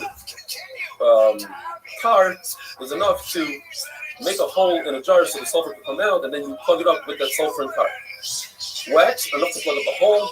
A small hole. Crushed brick, enough to put on the opening of the oven that makes gold. And Rita says, in order to make the feet, the tripod on the cord, which is also called in Aramaic tipper. Sid, lime, which girls use to remove hair, enough to put on one small joint of a girl. Rita says, enough to put on the hair to make the hair lay flat. And according to Nehemiah, enough to remove the hair in this area. The hutzim, which are lulav leaves, that you make, let's say, koshelan, is enough to make a handle for a basket. Suvim or sieve are the strings that go around the palm tree. People will put them in a funnel, and that would catch the sediments of the wine. Oil and grease, enough to put on the back of bread when you put it on the oven so it doesn't stick to the side of the oven. The size of a cellar, which is a gregaris. Cotton, enough to fill a ball, which is the size of a walnut. If you take out a star fight, a star that says, I owe somebody owes me money, it has value. But once it's already paid off, according to Rabbi Yehuda, you're still chayiv. According to Tanakam, you're part similar to the machlokes we had before. Rabbi Yehuda says you're allowed to keep a star fight. There's no issur, so it has value for you. According to the Tanakam, you're not allowed to keep a star fight around. It could bring problems later on, so it has zero value. According to Abaya, everybody admits that the star was paid off. You're not allowed to keep it in your possession. The machlokes is, what happens in a case where the loiva admits that he wrote a star? Does he have to be mekayim that star? Does he have to make a new document stating that the original star is a good star? According to Rabbi Yehuda, since he does not have to produce such a document, so the original star has value. And that's why if you take out the original star, you are chayav. Rava says everybody admits you have to be mekayim. The machlokes says, what happens if the loiva doesn't want to pay? And meanwhile, the malva produces the star. And he takes it out into Rishon Rabbah. Since that star has value now, because he could use it to collect, and without it he cannot. Therefore, he's chayiv. Rashi says we're talking about the loiva, not the malva. We're talking about a special document that the loiva has in his possession that says he paid off already. And he uses that document to show other lenders that he's a trustworthy borrower, and he pays off his debt. And therefore, it has shavius, it has chashivos, and your chayiv, you take that out, and you surround him, have a wonderful day.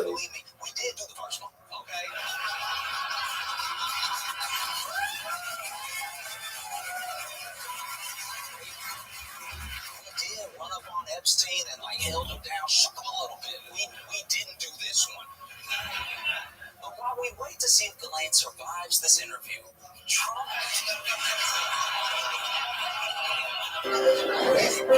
has been doing everything that he can to keep those files under wraps. He's even got his friends in Congress trying to help. Mike Johnson shut down the House just to avoid a vote on the release of the Shabbos Daf Ayin Tes. When it comes to hide, the leather, the shear is the size of a kameya in order to be over hitzah. And going from one domain to another domain, you have to take out the size of an amulet. Not only that, this size of an amulet applies to everything. Whether this piece of hide is tanned, untanned, you want to tan it, you don't want to tan it. Not only that, if you're tanning hide, what's the shear to be hide for tanning? The size of an amulet, of a kameya.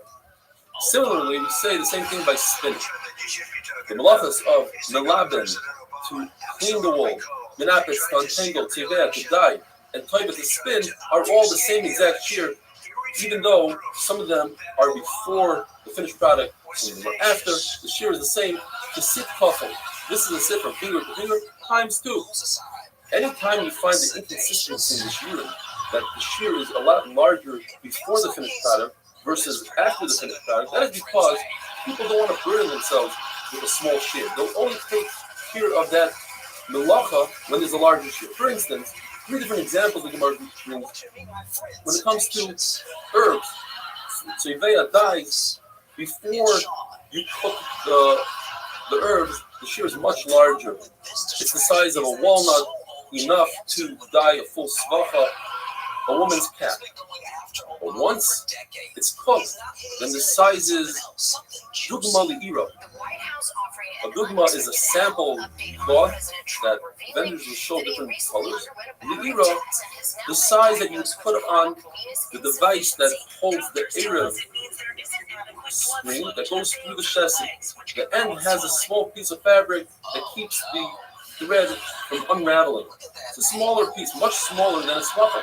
And then again, that's because people don't want to bother with undone products, so therefore the uncooked samamanim have a much larger shear. When it comes to seeds, unplanted seeds, the shear is much greater than planted seeds. Unplanted seeds are either, according to Tanakama, enough to have a gregaris, slightly less than gregaris. According to Rabbi Yehuda, it's 5 seeds. But once they're planted, it's 1 seed for a leek or a cabbage, according to Rabbi Kiva. Again, people don't want to be matriach themselves with 1 seed unless it's planted. When it comes to wastewater, we say that wastewater, the shear is revealed in order to knead clay. But once the clay is kneaded, then the shear is much smaller. It's the size of peak cord. There are 3 levels or 3 stages that is when we make hide, when we tan hide. And they involve salt, flour, and walnuts. If there's only salt, that's called kippah, and the shear of that piece of hide is bikameh. If there's salt and flour added, but no walnuts, that's called diphthera. The shear of that is to write the main essential parts of the get, and the name of the person. If there's no salt or flour or walnuts, that's called matzah. It's plain, like matzah. And that the size is in order to protect a weight.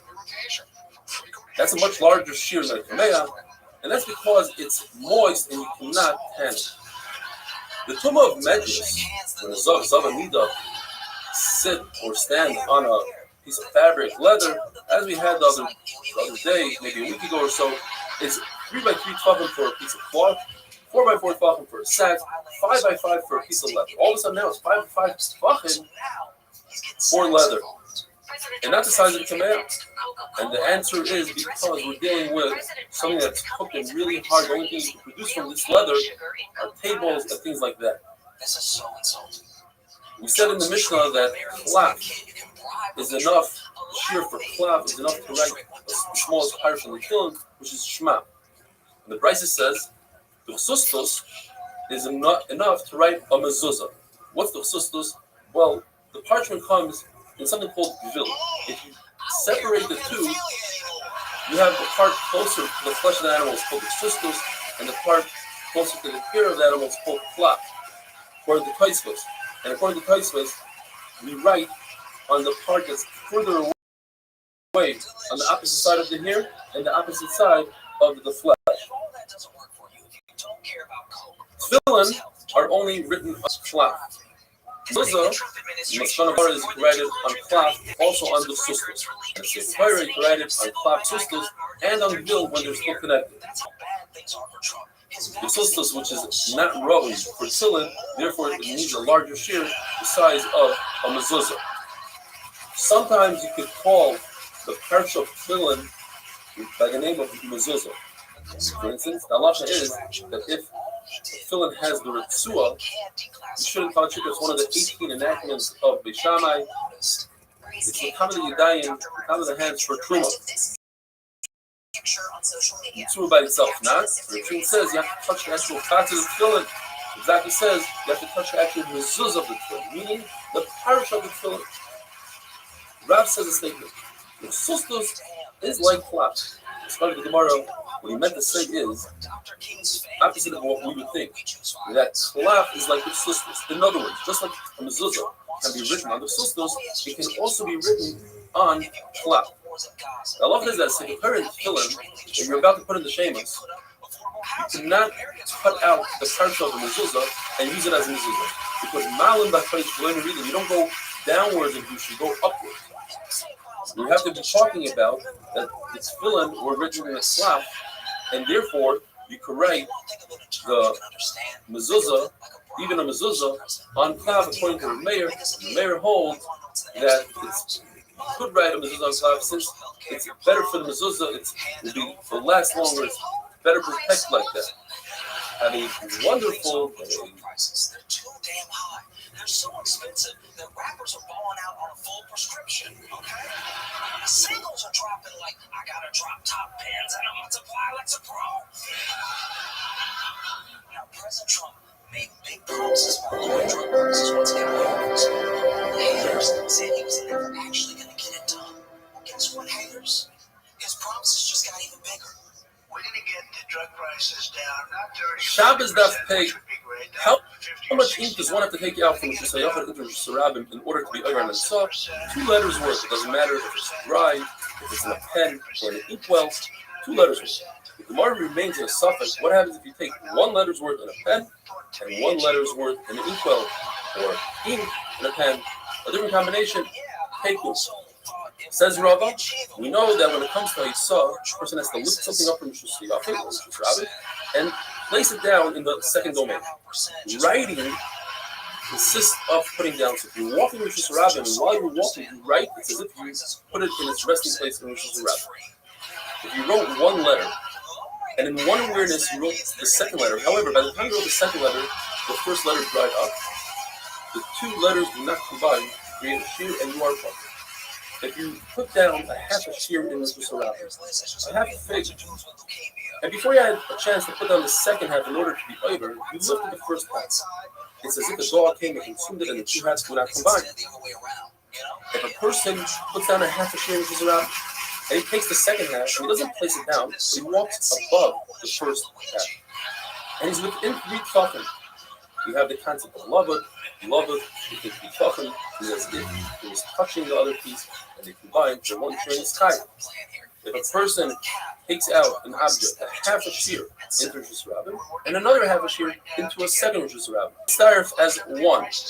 Yossi says if there's a rishus between them, it separates the 2 Rosh Hashanah and he's potter. What about a caramelist? If a caramelist divides the 2, That's considered another rishus, and therefore he's potter. Rabbi says a Carmelist is telling the Rabbanan is not mafsik. It's not considered another rishus. Rabbi says even a beam between the two rishus rabbis is enough to create a separation, and they don't combine, because we see in Gittin that if a husband gives his wife his domain just to be printed a get, and the get lands on a beam, it's not considered the wife, because the beam is a different rishus. How much makeup, eyeliner, is one chayim? Well, it depends. In the cities where women dress more tznius, and they only showed one eye, so they would use eyeliner for one eye, so the shear is one eye. In the villages, where they didn't have so much pizzas, so they didn't have to cover both eyes, so both of their eyes were uncovered, and they would put eyeliner on both of their eyes. Therefore, the shear is for two eyes. The Mishnah tells us wax, the shear is a very small amount to plug a small hole that wine, which is very thin, come out of, not oil or honey. Glue, enough glue to put on top of a post to catch the bird, which is a lot of glue. Sulfur and tar, what they would do is they would have a flask for mercury, and they would cover the flask with tar. Then they would punch a hole in the tar to let out the mercury, and then they would plug that hole with tar. So that plug is the amount of tar, which is a very small amount. Rabbi Yehuda is consistent throughout all the Mishnayos here, and he always takes the smaller measurement. We saw that by a piece of gemi, a reed. The measurement according to Rabbi Yehuda was to measure a child's foot, and according to Chachamim, to make a loop on a sifter. When it comes to our Mishnah, charsis is crushed bricks, and Tanakama says to create the hole on a pool. And according to Yehuda, it's to fix the foot, which is a smaller shear. This brings us to the base. How much hair are you hiding here outside? Enough to mix in clay. How much are you hiding for clay? Enough to make the tikur of the core that creates gold, which is a smaller measurement. Lime, enough to cover a girl's finger. The Gemara tells us that a girl that isn't 12 years old and she's embarrassed from her hair, if she's young, if she's poor, she would use lime. If she's wealthy, she would use fine flour. If she comes from kingdom, from the kings, she's a princess, she would use shemen amar, like in the Megillah Esther, shisha chadashim b'shemen amar. What shemen amar? Rav Huna Bar Chia says it's perfumed oil. Rav Yirmiyah says it's olive oil that didn't come to a third yet. Didn't grow a third. What does this lime do? It removes the hair and causes a glow in the skin. The Gemara tells us that Rabbi, he did so for his daughter. He took limb by limb, one at a time, covered it in lime, and he was able to get a great guy for his daughter who actually gave him 400 zuz. He was a guy that noticed this, and he said, let me do this for my daughter. And he covered her in one shot with lime, and his daughter passed on. And he went around screaming, Bibi killed my daughter, Bibi killed my daughter. Says Rav Nachman, it's only Rav Bibi that had to do so because he drank a lot of beer, and beer causes the hair to become dark. We've had in the Mishnah, Rav Bibi says, how much lime? Enough for kikkur. Rav Nachman says, I'm Bibi. What does this mean? According to Rav Bibi is talking about to smooth the side of the hair down. And according to Rav Nachman, it means to shave right over here, this area. The Ritzvot says we're talking about a barrel. We're not talking about a head of a human being.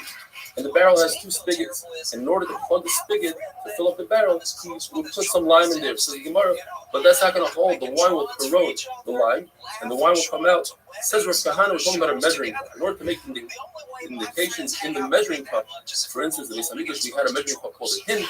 The hin, halfway was for the par, a third was for the ayil, a quarter was for the keves, or the pshat is a forehead. Put on the forehead. It says the Gemara story about the forehead. In Golil, they asked the Golil, somebody that came from Golil, who came to Babel, they asked him to darshan and meisim merkava, like we're going to have Beis Hashem now in Shavuos, the meisim merkava. And he said, no, I can't. Because one shot is, he said, Reb Nechemia, darshan and meisim merkava, and came a hornet and bit him. According to others, the shot is he himself darshan and a hornet came and bit him on the forehead. What's very interesting is Ben Yoda says in the time of the Magefa, you're supposed to wear a mask, not like we do today, over our mouth and nose, but rather on the forehead. And he uses Gemara to explain that the forehead is where the mouth Hamada sees a person's deeds. So if you cover the forehead, you won't have any clues. Says in the Mishnah, how about red clay? Rabbi Akiva says enough to seal a cargo sack on a ship. I'm saying enough to seal a letter, which is much less. Fertilizer and very thin sand for Rabbi Akiva, enough to fertilize one cabbage or another sheet, not enough to fertilize a leaf. If you have a reed, a piece of reed, what you do with it? You should make a pen, and it has to come up to the joints in the fingers. Machlekes, the Shiloh Gemara Teku, is it the joint that connects to the hand, or is this joint over here? If the reed is too thick and you can't make a pen out of it, or it's broken enough to use it as fuel to cook the fastest cooking egg, which is a chicken egg mixed with oil on the stove, the size of a gregaris, not an egg, but the size of a gregaris. Thick sand, enough to have it travel full. In other words, sand is good for lime. That goes according to Rabbi Yehuda that says that for Ben Abayis you cannot use lime. Or according to Rava, it goes according to everybody. In other words, sand is really bad for lime. And the sand, since you can't use lime by adding sand, and nowadays it makes the lime darker, and therefore you could use it. Have a wonderful day.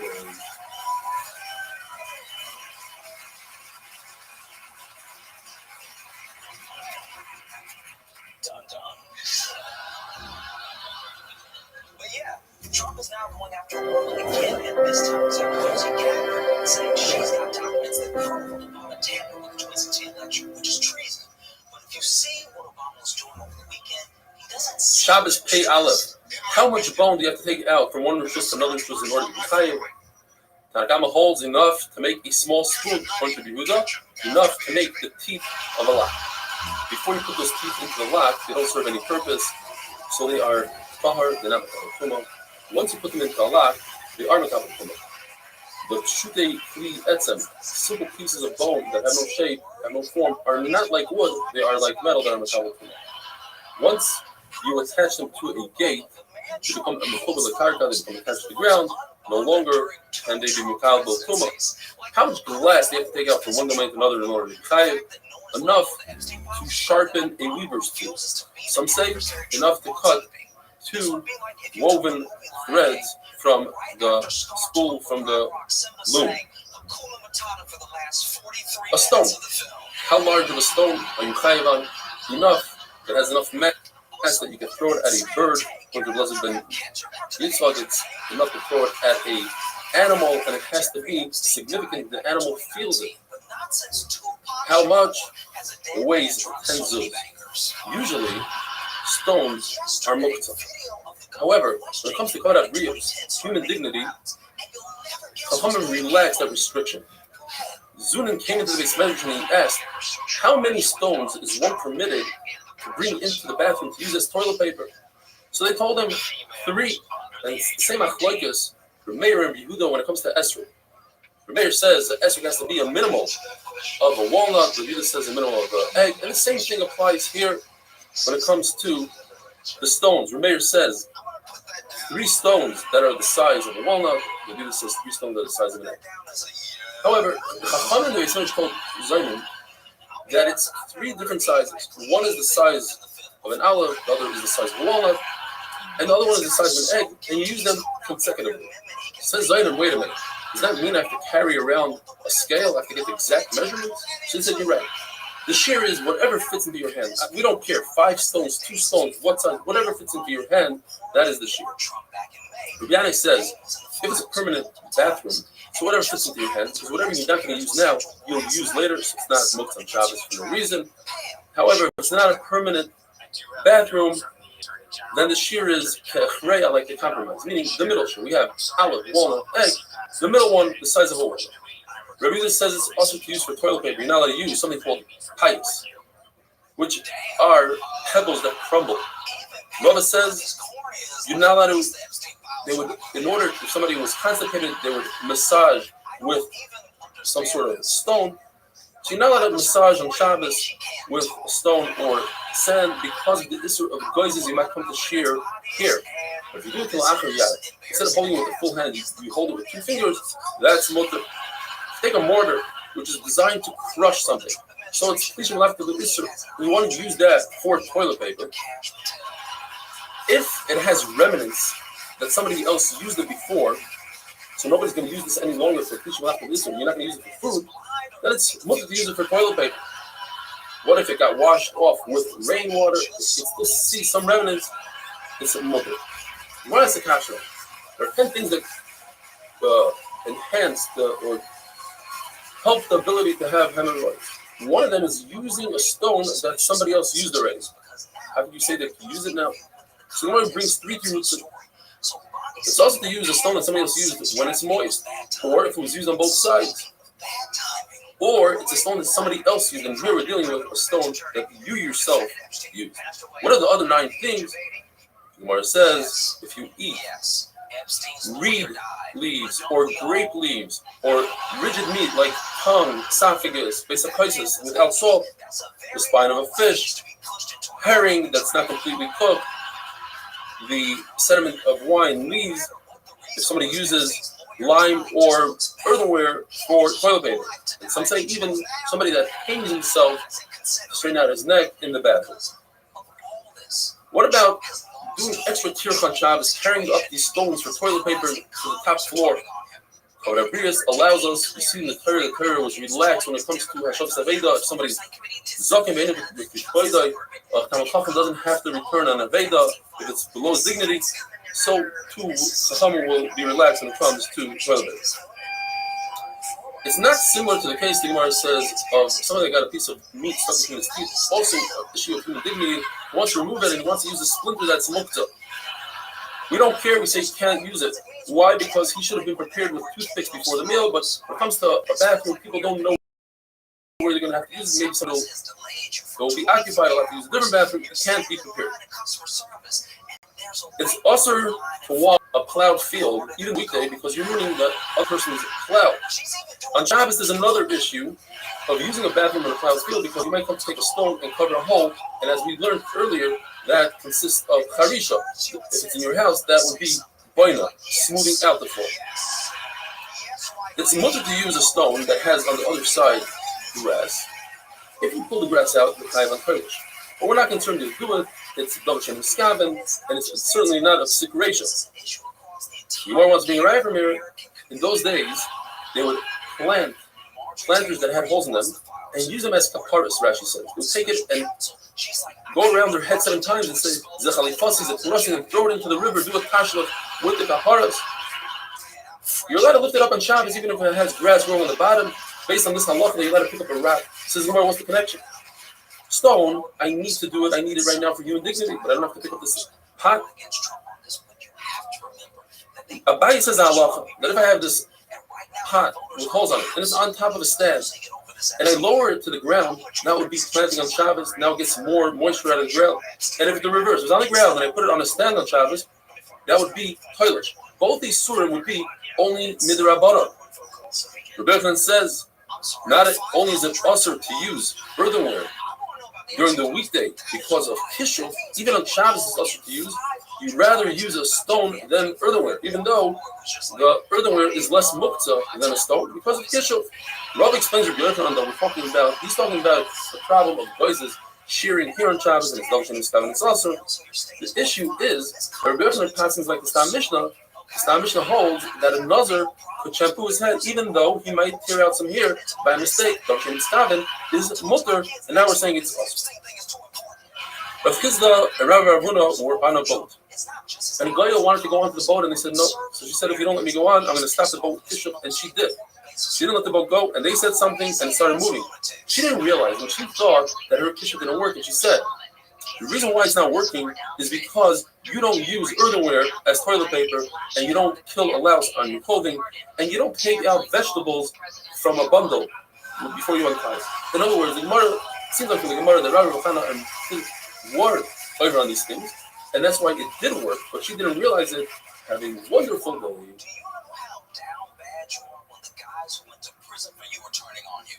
Like, I need to stress this real quick. He went to jail for Trump. This would be like if Nelson Mandela came out of prison like, you know what?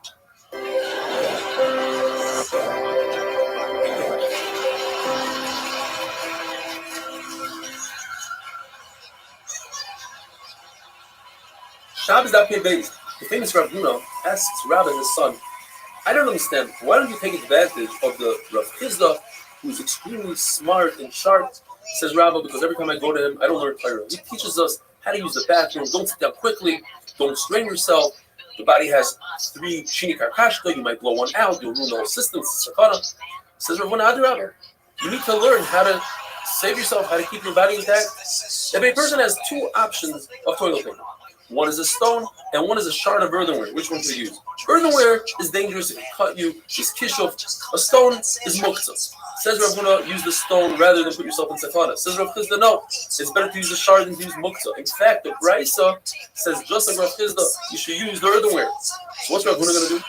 Rav Huna will say that Brisa is talking about earthenware that's not dangerous at all. It's nice and smooth. What if a person has 2 options? Grass and a stone, and according to the second Pshat of Rashi, we're talking about Shabbos. Grass is also slightly abrasive and dangerous. Machlekes, Rav Chisda, and Rav Amnuna. The big problem is there's a concept when it comes to toilet paper that you're not allowed to use toilet paper that's flammable. Why we do so today is a different problem. Magen Avram talks about it. The Ramah says that's what people do. Some say, how do we use grass as a Gemara? Because this grass is moist and therefore it's not flammable. The person needs to go to the bathroom. He needs to relieve himself and he holds himself back. Machloik is what happens between Rav Chisda and Rav Huna. Either he'll have bad breath, Rashi explains the decaying food will rise, or he'll simply have bad body odor from the Brise's mashma that is bad body odor. If a person physically can't relieve himself, constipated, number of tricks. According to Rav Chisda, he should stand up and sit down, stand up and sit down. In fact, Rav Yirmiyah says, I saw with my own eyes an Arab that did so, and he spilled out like the pot that spills over. Rav Chanan says a person not only should stand up and sit down, that's great, but he also has to walk a little bit. Find another place.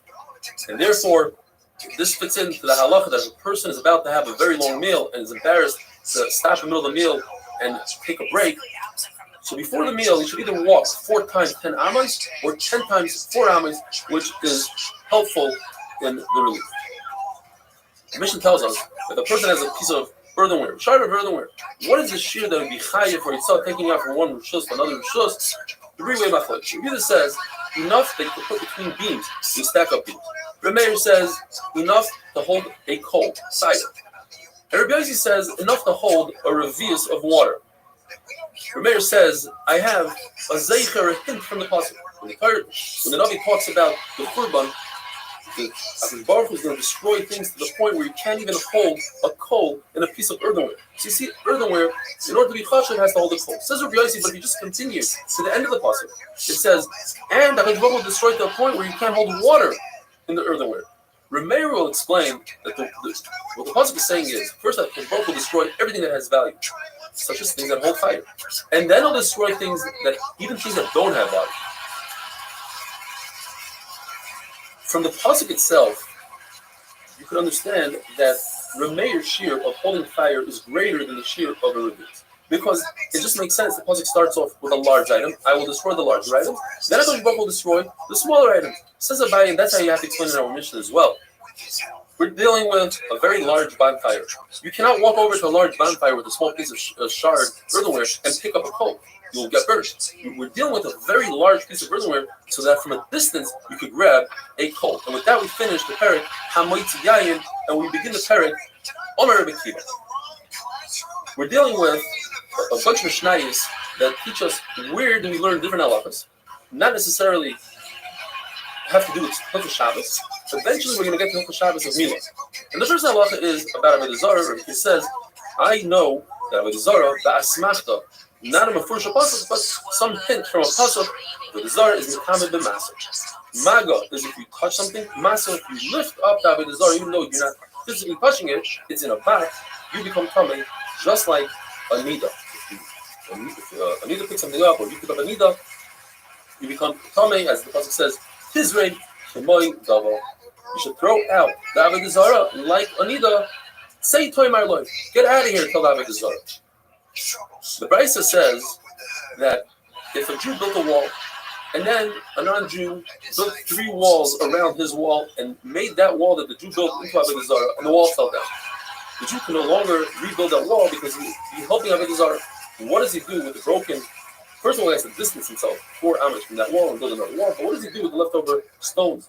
They are mitama, according to Rabbi Akiva, b'masa, just like Anida. Rambam explains that according to everybody, Avodah Zarah has a hekesh to Nida, and therefore Avodah Zarah is mitama b'masa. Where is the machlokes? The machlokes is in a concept called Eben Misama. Eben Misama is a very large boulder that's suspended, and if there's a Zav Anida on top, the unbelievable chiddush, the tumah travels right through the stone, which is typically not Makabel tumah. Through the stone is Mitama any tree that's below the stone. Machlokes is, do we learn that concept that is by Anida? Do we learn that concept to Avodah Zarah? It says yes. And Chachamim say no because we learn from a sheretz. And the sheretz does not have that tumah. What does Rabbi Akiva do with that hekesh that we learn from sheretz? That the Mishamshim of Avodah Zarah, a kli that held Avodah Zarah, is not mitama b'masa, but is mitama b'maga.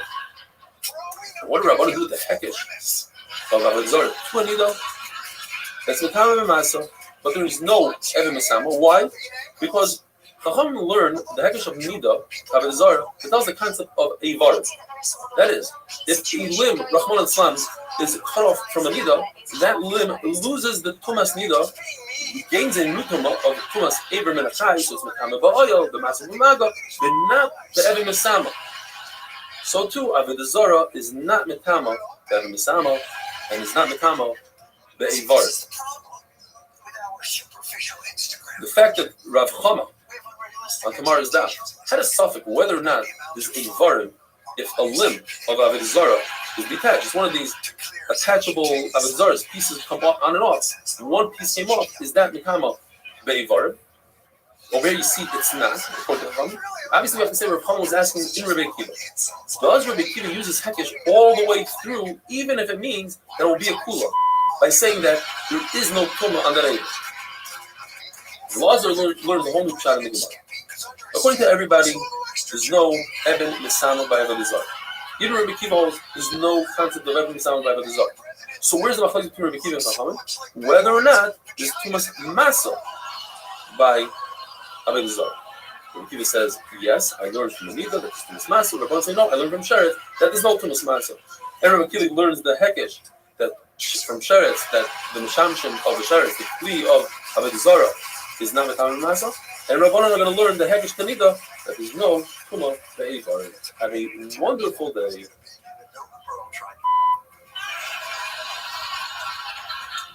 clearly rejected the premise. Why should I? I came with the...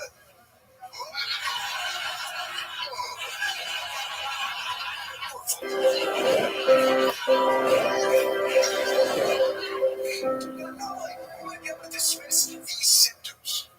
But Trump himself seems very focused these days on securing a prime piece of afterlife real estate.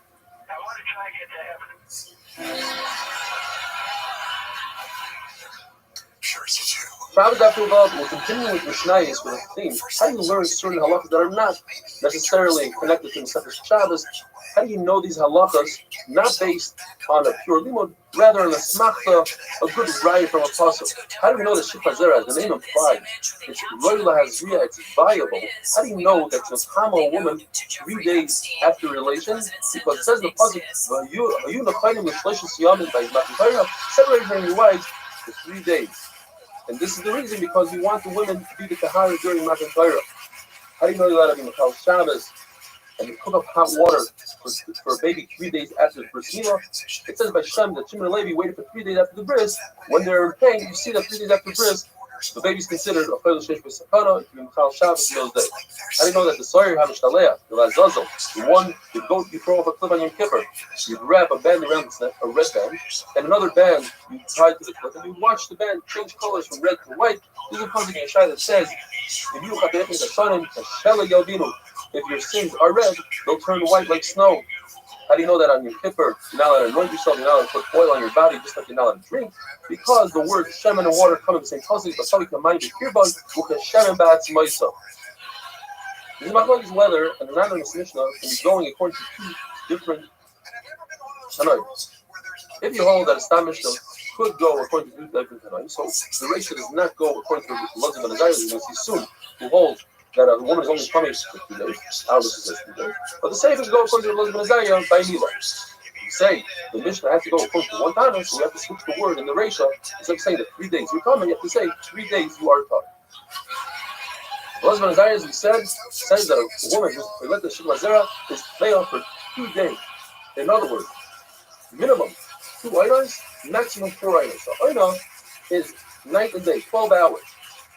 If the relations were at the tail end of the first day, that leaves this person with 2 items only from the second day. If it was all the way in the beginning of the day, the relation, then she has 4 items, 2 from the first day, and 2 12-hour periods from the second day. The Shmuel says, no, it's 3 days that she's talking. 3 days could maximum have 3 24-hour periods with 3 times 12, which is 6 items, and 5 items, if the relation were midday on the first day, or 4 items, if the relation was all the way at the tail end of the first day, now you're left with only 2 24-hour periods or 4 times 12. The Makina says there's always 5 items, regardless. It's exactly 60 hours from the time of the relationship until the time she's no longer coming. So even if she had a relationship a few hours into the first item, we go a few hours into the last item. It's always exactly 60 hours. According to Chachamim, it's exactly 72 hours, 3 full days. According to Rabbi Akiva, where do you get this 5 items from? 5 times 12. Rabbi Akiva holds that Moshe Rabbeinu always ascended, went up to Shemayim at daybreak, and always came down at daybreak. Therefore, if Moshe Rabbeinu came down on the 4th day at daybreak, that's 12 hours into the 4th day, into Wednesday, because Wednesday starts at Shkia. Therefore, he's only left with 12 hours for Wednesday, plus another 48 hours for Thursday and Friday, total of 60 hours. If these women went to the mikvah on Friday night, they are not completely tired. They're considered Tzuliyim. A woman has to wait until the sun goes down, but she went to the mikvah after sun goes down, and they were until the following night. The problem is that Kavos HaTorah was Shabbos morning. They were in a state of Tumah. Says the Gemara, that's the problem. If you Kavos HaTorah in a state of Tzuliyim, however, that never happened. There's not a single woman in Klal Yisrael that was in a state of Tzuliyim. They all went to the mikvah. They were able to go before sundown on Friday, and they were once sundown on Friday came, they were no longer Tzuliyim. They were completely tired. According to Rabbi Akiva, why couldn't have been going to get the Torah on Friday night? It was already a 60-hour period from Wednesday morning until Friday night. For 60 hours. The answer is because the Torah cannot be given at night, as it says in the Prophet, the Prophet didn't talk in secrecy, didn't give over the Torah in secrecy, wanted all the nations to see Matan Torah in broad daylight. So why couldn't Klal Yisrael go to the mikvah on Shabbos morning? Why did they have to go Friday night? The answer is, it doesn't make sense for some people to go to the mikvah while others are going to Matan Torah. Explains Tosfos that if we would wait for these women to go to the mikvah, let's say it only took 5 minutes for them to go to the mikvah, that's 5 minutes of Bittul Torah for all Klal Yisrael that can never be replaced. The machlokes of how long Tumah lasts by a woman, that's only by a woman, but by a man, everybody agrees that if the zera on clothing that's moist, it's mekama forever as long as it's moist. The Gemara remains in a suffix. Is this halacha that zera only remains for 3 days in a state of Tumah? Is that only because this woman is Jewish and she has mitzvahs that she is stressed out about, and therefore her body destroys the zera within 2 days? But let's say a Goya who doesn't have these mitzvahs, maybe the last 10 years, or perhaps a Goya who eats Chatzim or Muslim, her body is also able to destroy the zera in 3 days. Another question the Gemara asks, what about an animal? The zera is an animal, perhaps it's only a human being that traps the zera and doesn't introduce oxygen to it, and therefore it's destroyed, but an animal that doesn't have a pleasure, doesn't have a canal, perhaps the zera lasts longer. Faithful. According to everybody, Klal Yisrael arrived in Sinai on Rosh Chodesh. And everybody holds that Matan Torah was given on Shabbos. Machlokes says Rabbi Eliezer holds that Rosh Chodesh happened on Sunday, and Rabban hold that Rosh Chodesh was on Monday. According to everybody, the day they arrived in Sinai, Moshe Rabbeinu didn't say anything to Klal Yisrael. All he said perhaps was higher notice. He didn't relay anything that was Baruch Hu told him to relate to Klal Yisrael because of the strenuous situation that Klal Yisrael was from the way. They were too tired. following day, he told them, according to Rabbi Yossi, that happened on a Monday, according to Rabbanan, that happened on Tuesday. The following day, he told them the mitzvah of Hagbalah, don't come next to Har Sinai, according to Rabbi Yossi, that happened on Tuesday, according to Chachamim, that happened on Wednesday. And on the following day, he taught them about Hafrasha, separate from the wife. According to Rabbi Yossi, that happened on Wednesday, according to Rabbanan, that happened on Thursday. So that is the machlokes, which we're going to discuss tomorrow, whether the pre-shah, the separation, was on Wednesday or given on Thursday. Have a wonderful day. Hey, the good news, the Supreme Court supports affirmative action based on race. The bad news is that action is ICE deporting you. What kind of a make-a-wish kid wants to nullify the Fourth Amendment? I'm beginning to think Trump isn't a benign suffrage child at all. I'm beginning to think everybody treats Trump like this. Not because he's the make-a-wish kid, but because he's that Twilight Zone kid. That anytime somebody... Shabbos Daf Peizayin. According to Rabbi Yossi, Rosh Chodesh was on a Sunday. HaKadosh Baruch Hu commanded Klal Yisrael to separate from the wives on Wednesday, and Matan Torah happened on Shabbos. The issue is that the pasuk says, "V'kidashtem hayomu machar." Only 2 days separation. If so, Wednesday and Thursday, Matan Torah should have been on Friday, not on Shabbos. The same issue is with the pasuk, on the third day, you're good to go for Matan Torah. Rabbi Yossi must explain that Moshe Rabbeinu added an additional day on his own. And he said, tomorrow, when Baruch Hu says, tomorrow, he meant a full day, 24 hours. So therefore, if it's 2 days, it's 2 times 24 hours. I have to add another day, and Baruch Hu agreed with him because, in fact, I was supposed to give Torah on Shabbos. This is one of the 3 things that Moshe Rabbeinu did on his own, and Baruch Hu agreed with him. Baruch Hu agreed with Moshe Rabbeinu when Moshe Rabbeinu separated from his wife. Moshe Rabbeinu made a kavod. If Klal Yisrael have a date with Hakadosh Baruch Hu, they know exactly when we're going to receive the Torah. And the Baruch Hu said, you have to separate from the wives 3 days earlier. So I, Moshe Rabbeinu, who Hakadosh Baruch Hu speaks to me all the time, and I don't know exactly when he'll speak to me, I certainly should separate from my wife, and Hakadosh Baruch Hu agreed with him. You see, Batop Ha Amoidi Madi or Hel Peh Daber Boy. Hakadosh Baruch Hu said, I commanded Moshe Rabbeinu to do so. If Moshe Rabbeinu wouldn't have came up with this own idea by himself, Hakadosh Baruch Hu was mitzvah himself. And Hakadosh Baruch Hu agreed with Moshe Rabbeinu when Moshe Rabbeinu broke the luchos. Moshe Rabbeinu made a cheshbon. If the Korban Pesach cannot be done by a mumar, somebody that's off the derech, certainly Klal Yisrael or mumarim, they did the egel, they shouldn't receive the Torah, and he broke the luchos, and Hakadosh Baruch Hu agreed, like it says, Asher Shibarto, Yasher Koichachosh Shibarto. I agree the fact that you broke the luchos. It says in the Brayso that on the Shlishi, the third day, and the Gemara explains, it's the third day from when Moshe Rabbeinu started talking to Klal Yisrael about Matan Torah, about the Schar and Oynash. It was the third day of the month and the third day of the week. According to Chachamim, that Rosh Chodesh occurred on Monday. So it happened actually, the third day that we're talking about was on Wednesday. So we must say this goes according to Rabbi Yossi. By Yashav Moshe's Divrei Al Hashem, there's 2 psukim. One says, Moshe returned to HaKadosh Baruch Hu what Klal Yisrael said. Then it says, Vayagid Moshe's Divrei Al Hashem. A number of pshatim here. Rabbi Yossi Rehuda says that on the third day, HaKadosh Baruch Hu commanded Klal Yisrael on Hagbalah, don't touch the mountain. Rebbe says that first Moshe Rabbeinu told Klal Yisrael about the Oynash. Shibuv. Vayashav is Lashon Shibuv. Shoivavim, distance, keep away. And afterwards, Moshe Rabbeinu told him about the Sechar, about the award, like Vayaged is a Lashon about Gada, things that pull people in.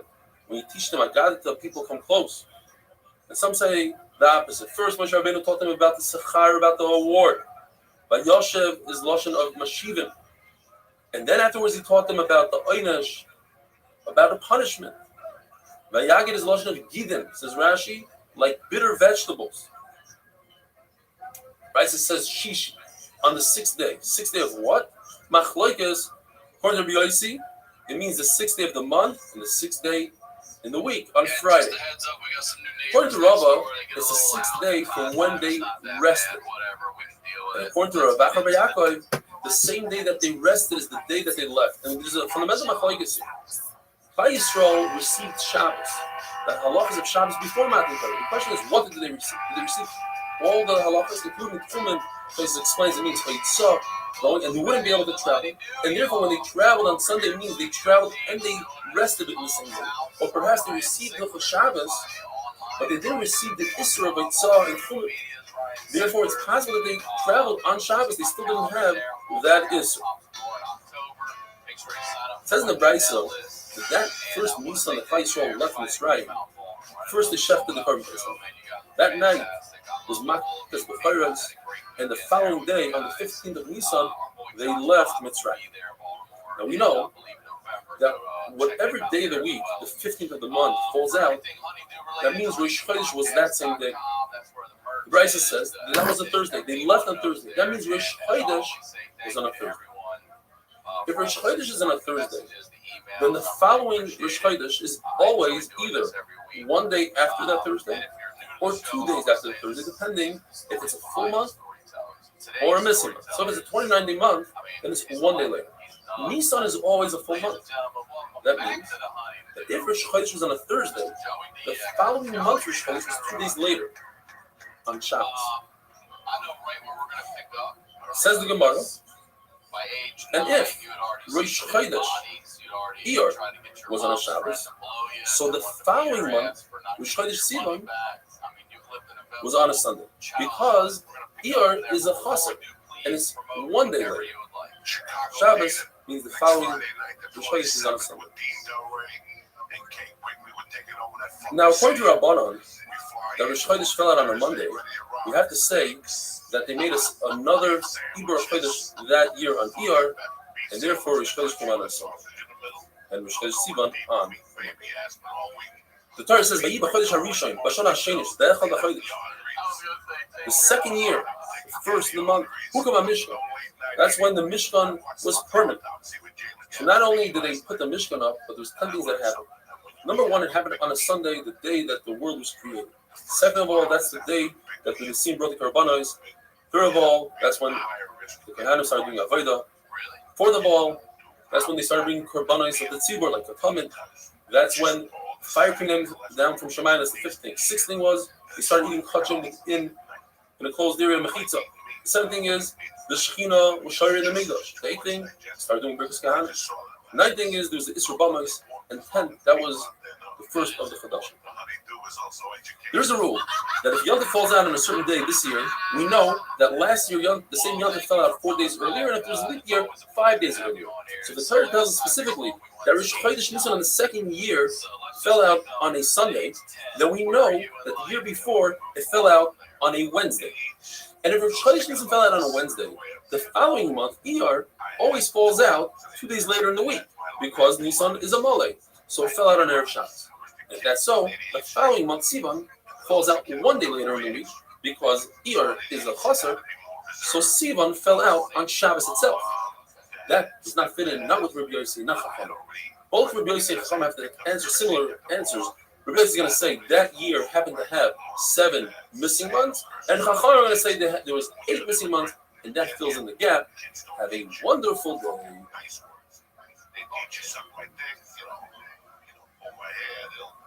It'll teach you something useful, Abe Lincoln.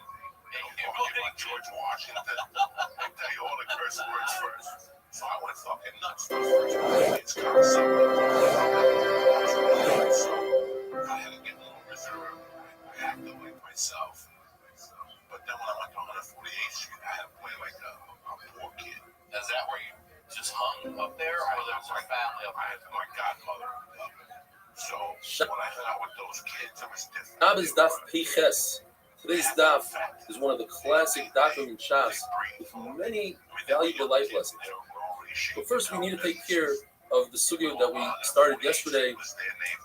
It says in Seder Olam, which coincidentally was written by Rabbi Yossi himself, and that's the machlokes we have right now between Rabbi Yossi and Rabbanon. It says Yetzias Mitzrayim happened on the 15th of Nisan, which occurred on a Friday.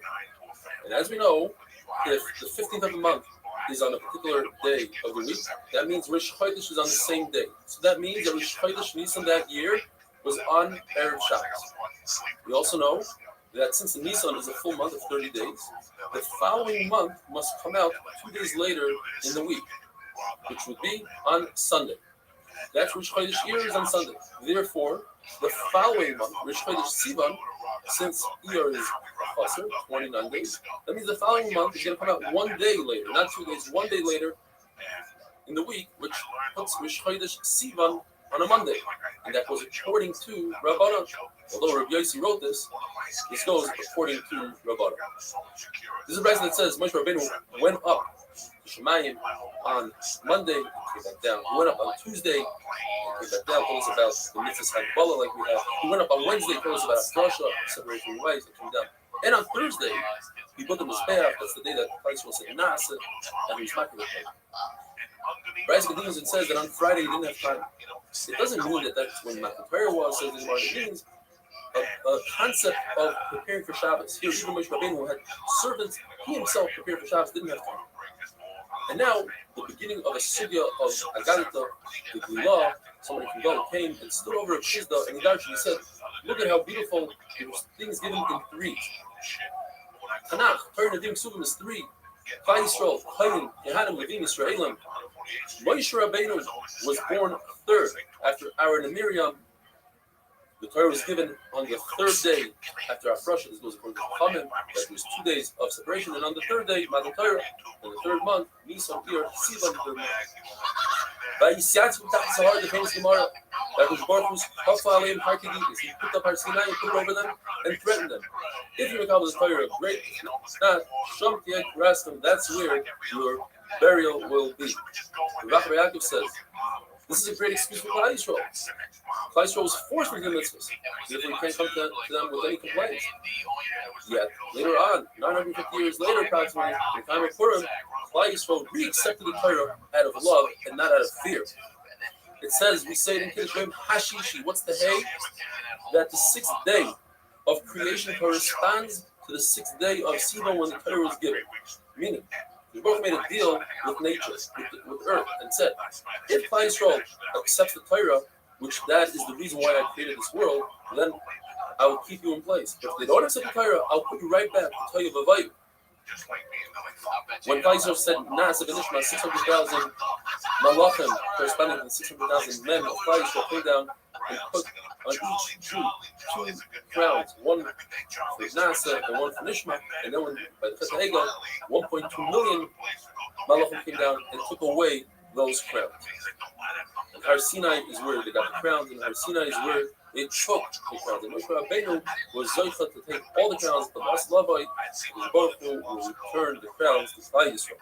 The Baruch Hu told Klal Yisrael, who gave you the secret that he say, Nasa, we will do, and then understand what you have to do. You learn this from the Malachim, and the Malachim also, they do before they understand what they need to do. Like the Pasuk says, like an apple. This explains referring to an esrog. An esrog can live on a tree from year to year. You don't have to pick it off. So the fruit comes before the leaves. Like Klal Yisrael said, Nasa before Nishma. There was a min, a kaifer who saw Rava sitting on his finger, crushing his finger while his finger was bleeding because he was thinking and learning, and he didn't realize that he was bleeding. And the min tells Rava, I'm a Ziza, you're impulsive nation. You say you will do before you know. And here also, you sit down on your finger before you think. And Rava said, we're a nation that goes after Baruch Hu, out of love. We know that Baruch Hu is not going to steer us wrong. He wants our best interest, and therefore we don't need to know what it says in the Torah. We know that it's a gift for us. You, on the other hand, you will go to Timayin. The Baruch says, I fell in love with because of one of your eyes, but after you did Torah, after you cut the Torah, it's B'shnei in both of your eyes. These are psukim that are shirin. The Gemara tells us that Klal Yisrael acted like one of the worst things possibly imaginable. Is a kala to be mizana under a chuppah. In other words, Klal Yisrael, as they received the Torah, they were getting married to the Torah, they went and had an affair with Avodah Zarah, with the Egel Azal. It's like Hakadosh Baruch Hu was sitting there by his chuppah, and we come and we give our perfume somewhere else. Yet Hakadosh Baruch Hu didn't write in the pasuk Yisriach he gave us a nice lesson called Nasa. And this is one of the most famous, amazing Gemaras. How does a Jew act when somebody insults them? Well, there's three levels. There's people that are insulted and they don't respond. That's a tremendous level. There's people that hear their shame, which is even worse, and they don't respond. And the third level is even greater than the first two. And that is, you hear your shame and you take it with love. You take that shame and you say, I deserve it, I want it. And on that, the Torah says, the first creation that was insulted was the sun, insulted by the moon. And the sun didn't respond. And what happened? The moon was reduced and only gets its light from the sun that didn't respond. The Rebbe says every word, every one of the Aseret Sadibros that came out of his mouth split into 70 languages for the nations. The Torah have a mashal, the nimshal, to a prince. A prince could kill at will and let people live. And so too, if a person learns Torah, my meaning with his right, in other words, with all his might, he tries to understand Pshat in Torah and to understand the secret, then it's the gift of life. On the other hand, if people learn with the left, they learn in order to outdo somebody else and to show them up, that will cause death. So Hamar Doidili Ben Shodai Yolim, even though his Lord was upset at us because of the ego, nevertheless he commanded us to make a mishkan which resembles Shodai. Every word, every Dibur of the social Dibur that Hakadosh said, the entire world filled up with perfume, and Christ was the Shoma left them, and they were backed up 12 mil to the end of the encampment. What happened was, Hakadosh brought a wind, got rid of the perfume, and then the next word brought in more perfume. Hakadosh was Mechayim Mason with the dew, and then he again said another Dibur, and then they died. And the Malachim, they encouraged Yisrael to walk back like a mother encourages her child to walk. When Moshe Rabbeinu went up to Shemayim to receive the Torah, the Malachim said, why would a human being get this Torah? You waited at Baruch for 974 generations. Why would you give it now to Bas V'Dam? And Moshe Rabbeinu answered them. Moshe Rabbeinu was fearful to answer them. So Moshe told him, hold on to the piece of covet. And Moshe Rabbeinu said, look at the Torah. Nothing in the Torah really is appropriate for Malachim. You don't have parents, you don't have Ritzicha Kina, you don't have Yitzhahara, you don't have Shabbos, you don't work. And they agreed to him, and they all gave him secrets of their own, including the Malcham Mavis, taught Moshe Rabbeinu how to use Torahs to save Klal Yisrael from the pandemic and to tell him exactly where to stand between the alive and the dead. And with that, have a wonderful day. He had a couple glue hose, and he would be down there and listen to like black music, snort glue with the hose. It was crazy. And then when the money would finish, he'd the glue hose would disappear. So he'd be fucking lonely. So we called him Sticky Charlie for years. But everybody had their own personal scam. Like Nelson, there was this one family. Shabbos Daf Pei Tes, we're continuing with the beautiful Agatha Gemara. Shimon Levi said a number of statements. After Moshe Rabbeinu came down with the Torah, he was to make sure that the Yitzhahara was occupied and didn't realize that it was given. And the Yitzhahara suddenly realized that it's not in Shemayim. He says, Rebbeinu Shalom, where's the Torah? He says, I gave it to the earth. He goes down and he asks the earth, where is it? I don't know. He goes to the ocean, to the Tahaim, to the depths, the Gehenna, nobody knows where it is. He goes back to Rebbeinu Shalom, I searched everywhere. He says, I gave it to Ben Amram. We know Amram is one of the 4 tzaddikim that never sinned. I gave it to his son. The Tzar goes to Moshe Rabbeinu and says, where's the Torah? Moshe looks at him and says, you think I'm worthy to have the Torah? I don't know what you're talking about. Rebbeinu Shalom heard this. He says, Moshe Badoyata, you're saying a lie? He says, Moshe Rabbeinu, you delight with the Torah every day. You have a chemda gnuza, coveted, beautiful Torah. You think I'm worthy of having the Torah? Rebbeinu Shalom says, since you put yourself down like that, I'm going to name the Torah after you. Zichri Torah Moshe Avdi. At a certain point when Moshe Rabbeinu was in Shemayim, he noticed that the Rebbeinu Shalom was writing Sarim crowns, like we have Tagim, Shabbos Gas, little Tagim, a couple of letters. And asked Rebbeinu Shalom, what is that? It's the whole Gemara Menachos. But the Rebbeinu Shalom tells Moshe Rabbeinu, why don't you say hello to me? It's their parents to say hello to somebody. It's not their parents for servants to say the master hello. so I could put the knife in the side. The Gemara tells us when it says in the pasuk by Yara Moshe.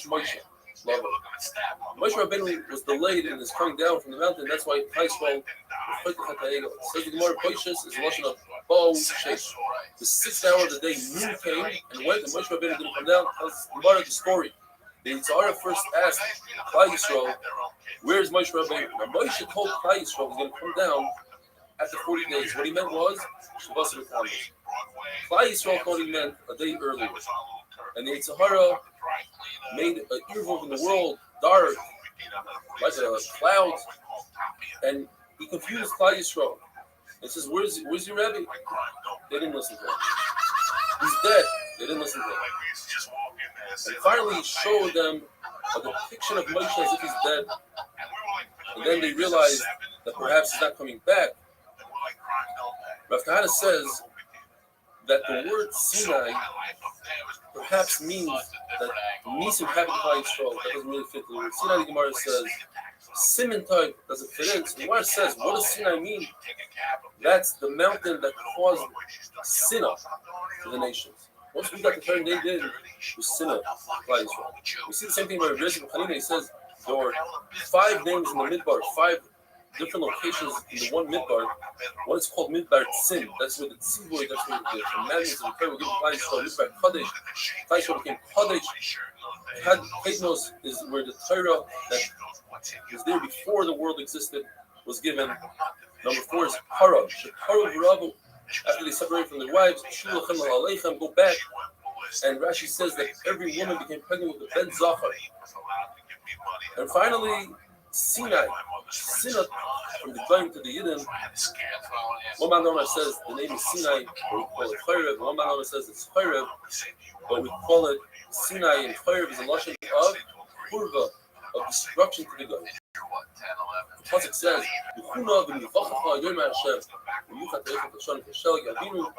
what's the lashon? God is telling Yisrael, go and be rebuked. Maybe it should be come and be rebuked. Explain the Gemara, God was telling Yisrael, go to Avram, your forefathers, and get rebuked, get the chasa. Yisrael doesn't learn. Why should we go to Avram? Avram heard that we're going to be in slavery for 400 years and he didn't down for us. Yaakov, Yitzchak, gave the brachas to Esau and he didn't down for us. Yaakov knew about before Goliath and he didn't down for us. We want rebuke from you. God said, if you want rebuke from me, you have to Hashanim. If your sins will be red, Hashal will be, then I'll whiten them like snow. The Gemara tells us an amazing thing. The Baruch went to Avram. I said, what should I do with your sons? They sinned.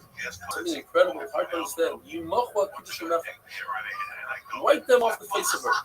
They deserve to die. People should know that if you do not Vera, that's what happens. The Baruch didn't like them. So maybe I'll get a better answer from Yaakov that we're going to repeat the same thing. Yitzchak is our best defense lawyer and pulled the bunch of so the person lives for 70 years. The first 20 years, you can't give him an einish. As it's brought down, this is the side of until 20, you don't get an einish. You see it in different places in the Torah. 25 years out of the 50 people are sleeping. So now we're left with 25 years. Out of the 25 years, 12 and a half has to do with personal things like davening and eating and going to the bathroom. So you have 12 and a half years. Either you or Bunch Line take on the responsibility of 12 and a half years, or we'll split it 50-50. But even if we split it 50-50, I, Yitzchak, I was knocking myself by that Kedah. I deserve a little bit of credit. And that credit should go towards Klal Yisrael. Says Gemara, Klal Yisrael started calling Yitzchak Avinu Ata, you're our father. Yitzchak says, no. I want to show you, point out, it's through Banish Loila. Ki Ata Avinu. Ata Hashem Avinu, Gre'aleinu Ma'elim Shema. Yaakov Baruch Hu, you're Hashem. Says Rabbi Yochanan, Yaakov Avinu, when he went down to Mitzrayim, he should have gone down with Shalshol Barzel, like a prisoner in metal chains. So because of his chos saved him, he didn't have to. And now we are back to Masechta Shabbos. It says in Mishnah, what is the amount of wood that one takes out into which is surrounded with another domain and he's chayav? When it comes to wood, we had it already when it comes to wheat. When it comes to wood, it's the amount of wood that it takes to cook up the easiest egg to cook, which is chicken egg, and the amount would be a great gerrit, the size of a dried fish. This is the fact that we learned the same halacha by a reed, and that is because by reed you can't do anything with reed. But with wood, you still can do. You can make teeth for a lot. And even so, that you can make a key for a lot, the shear is the shear of bishul of food of the Greek. Once the shear of spices enough, the spice, this easy egg, this chicken egg, two different spices can combine with each other as long as they are all from the same category. They're all there to sweeten or to salt the food and have a wonderful, wonderful day. First time my mom would always have church services like that. She'd give the priest like a 50 of the bottle of do is he would put like a phony casket in the aisle, and my mom would throw up every like couple months. My mom would have a special service somewhere in Manhattan, church. So really got the first communion. It's time to go to Catholic school. That was all right. I was a little Catholic guy. Shabbos Daf Tzadik will continue with the different amounts necessary in order to be chayiv on itself and taking something from one domain to another. The Mishnah talks about things that you could create dye with: the peel of a pomegranate, the peel of a nut, satis, pua, and the shear is pi svacha. Svacha is a head covering that women wear under their head. Pi svacha is the opening of that covering. That's a larger shear than if the dye is already made. The dye is already made, then it's dugma le'ira, which is a sample that merchants have of their garments. Ira is a weaver's bobbin, which is the device that holds the thread when they throw the thread through the loom from side to side. It's a smaller piece of fabric. Merek Lion, these are stain removers, and the shear is also Svacha. According to Rashi in the Gemara, it's when the Merek Lion is at least 40 days old. The place is from 3 to 40 days old. Rashi is in another place. Nesser, says the Gemara, this is also a stain remover. It has to be from Alexandria. Boris, the Gemara translates as aloe vera. There's two types of aloe vera. In order to it has to be a vegetable, something that grows in the ground that has roots. Therefore, when the Gemara says that they added virus to Shemitah, it cannot be that it means it is sulfur. Sulfur obviously doesn't have roots. Himalaya is shleif dutz, which Rashi says he doesn't know what it is exactly. The article says possibly salt water. Ashlag, which translates as shoshana, which is in a pearl, which is removed with a very sharp metal object. Hilbel, some sort of pepper. The shear is kolshu, a very minor amount, and they use it as a mouthwash to remove the odor in the mouth. Idron, which is zephet tar, again, it's kolshu. It's used for migraines. Certain besamim, kolshu, anything that has a bad smell, which is used to chase away mazikim from sick people and young people. Great smelling oils, fragrance, argamon, which is purple dye, which also has a nice fragrance, kolshu. A young rose, one petal of a rose is the shear.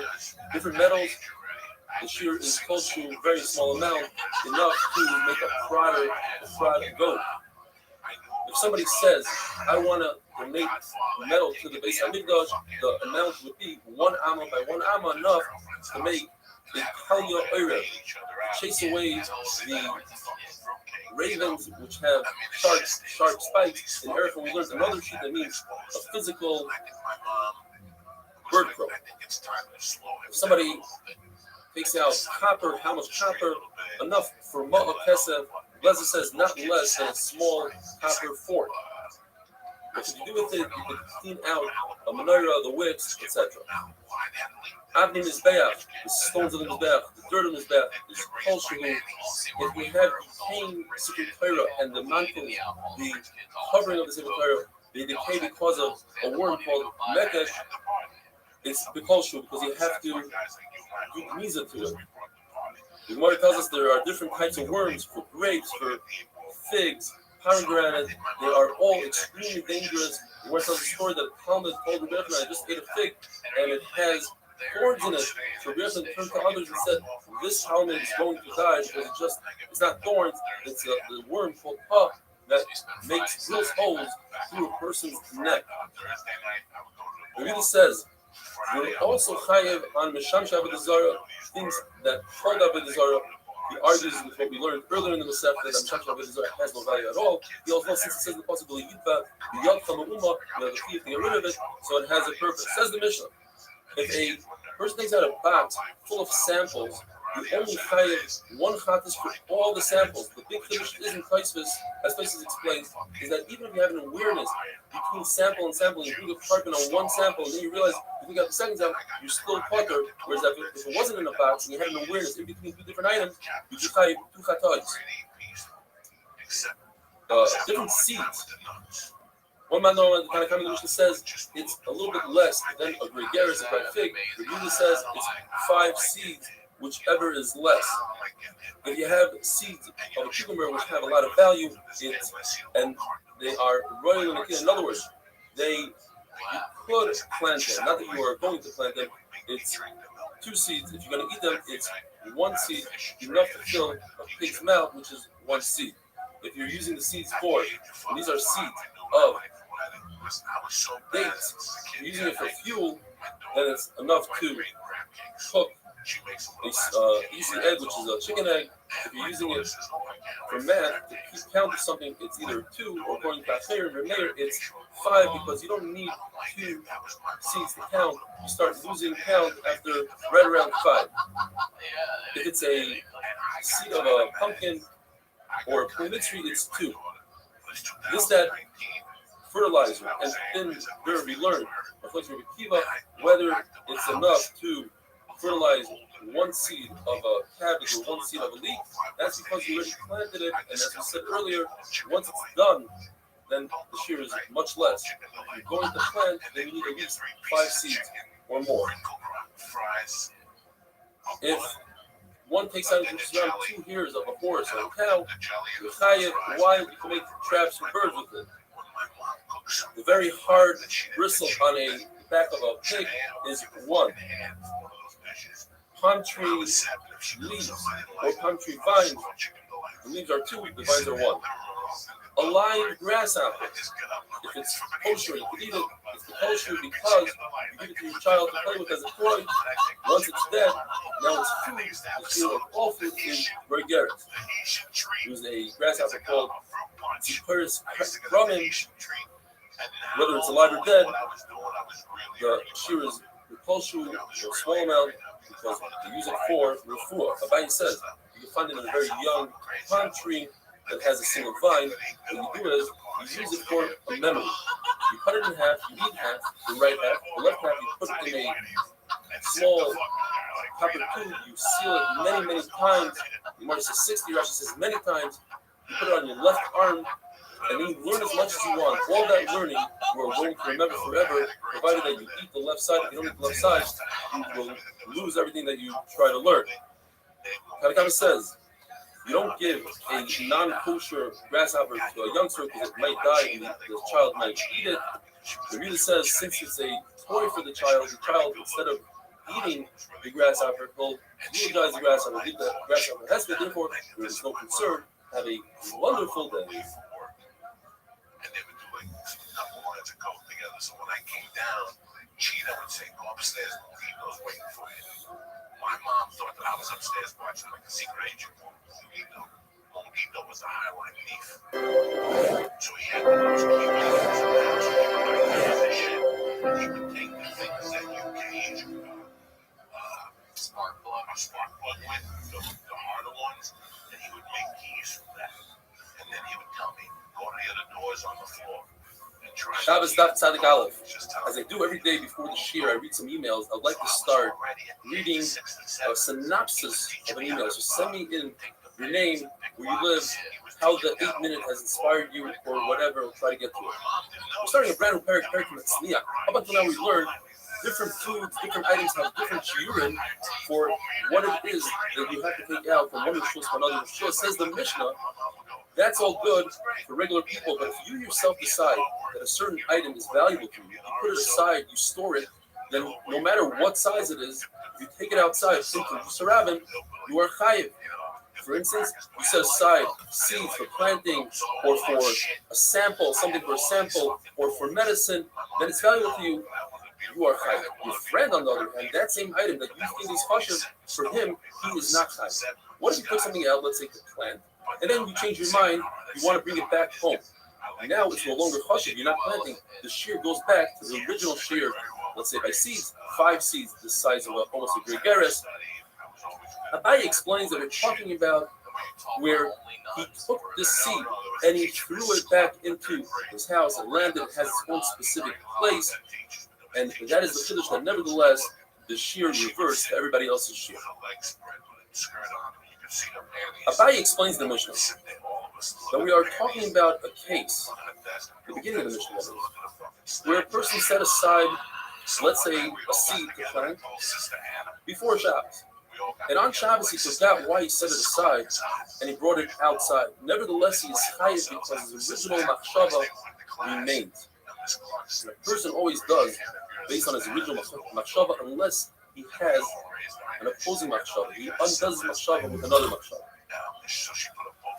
Let's say a person, since his intent is so important, and he can create an object just by thinking that this object is important, what if a person does the reverse? He says, for me, the entire contents of my house is important. Anything less is not important.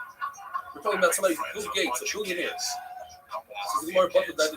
Since it's very rare to find somebody who would say you need an enormous amount of things to take out, and only then it's chashiv, that's Batal Daita. But to say that one seed is chashiv versus 5 seeds, that we can find plenty of people.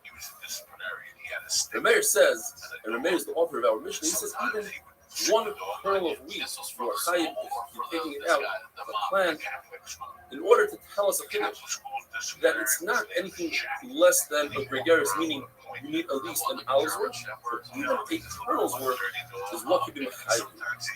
The husband Azariah says, the Shikha, we had this earlier in the Sefta, if a person decides that this kernel is chashiv, he wants to take it out and plant it, then this kernel becomes also for the entire world to take out and plant. As we learned from the first daf of the second Shabbos, in order to be over Yitzhak, whether it's taking it out from one domain to another domain, or even walking down the Amos, we have to do 2 things. Akira and Anarach, we have to lift it up, walk the Dalit Amos into the next Rishos, and put it down, or walk into the next Rishos and put it down. Rav Nachman tells us that even if you have 2 different intents, one by that Akira and one by that Anarach, when you do that Akira, you think to yourself that you want to keep this item, and it was the proper size of your geras and has the right shear. You take it outside, and then before you put it down, you switch your intent to plant it. That doesn't ruin anything. You are chayiv. What has a shayla? What happens? Takes out a half a shear, a half your geras, the intent to plant. So far, you chayiv.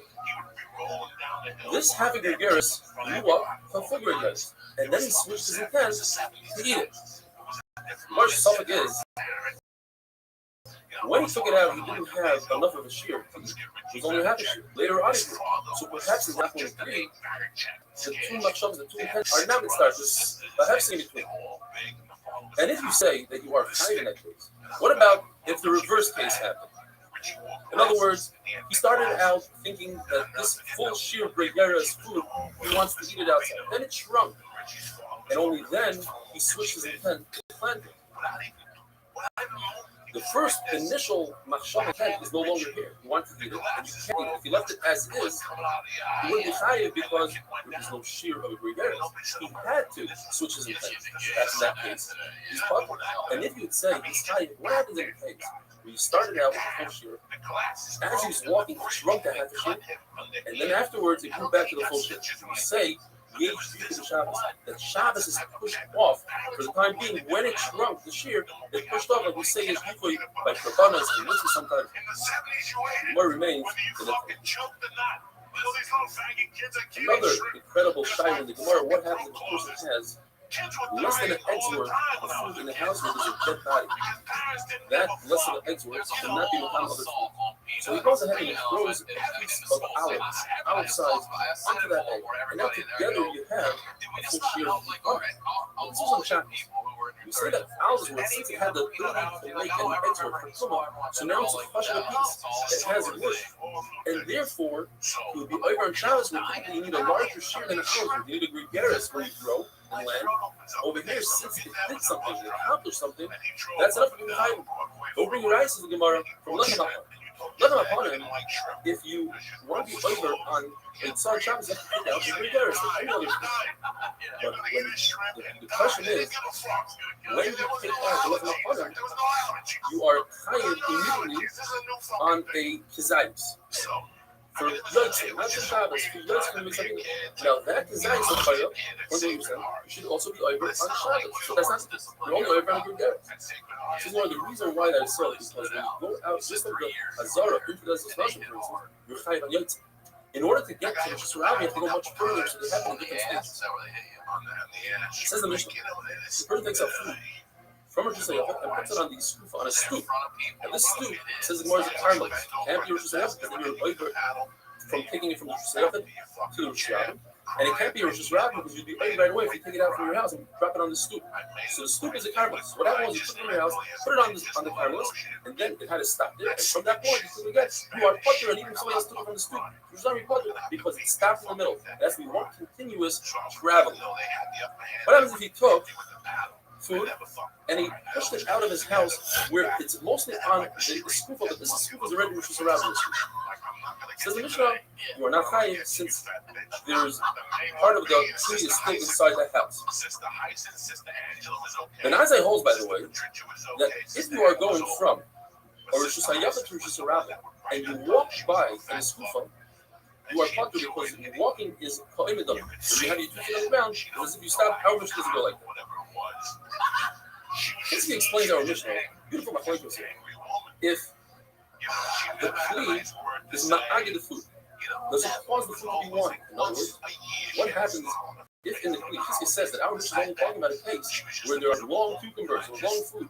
So some of it is indoors and some of it is outdoors. But what if you have a kli full of small food where some of the foods are in the Shusarab? This can be tight because that food is already outside. This is a good no. The kli is not agid the food. The kli makes all the food warm. So even though yes, you have one mustard seed or one fruit that's outside, nevertheless, we don't look at the seed. We look at the whole kli, and the whole kli part is inside, and therefore your potter. The Mishnah seems not to say like not like Kiske, not like your reverend. Each one will explain the Mishnah, add a word or two to make it fit his way. And with that, we'll finish today. Have a wonderful day.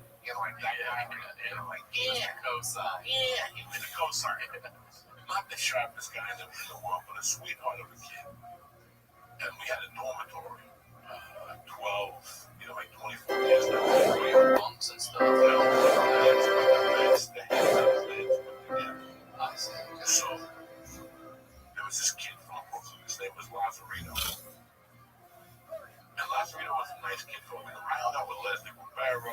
I hung out with a lot of kids. Shabbos Daf Tzadik Beis. Please send me in some emails with pictures or even without pictures. Tell me where you learned David Daf, how it inspired you, your name, where you live. I'll try to read it out. We learned an amazing halacha about a person who steals a pouch of money.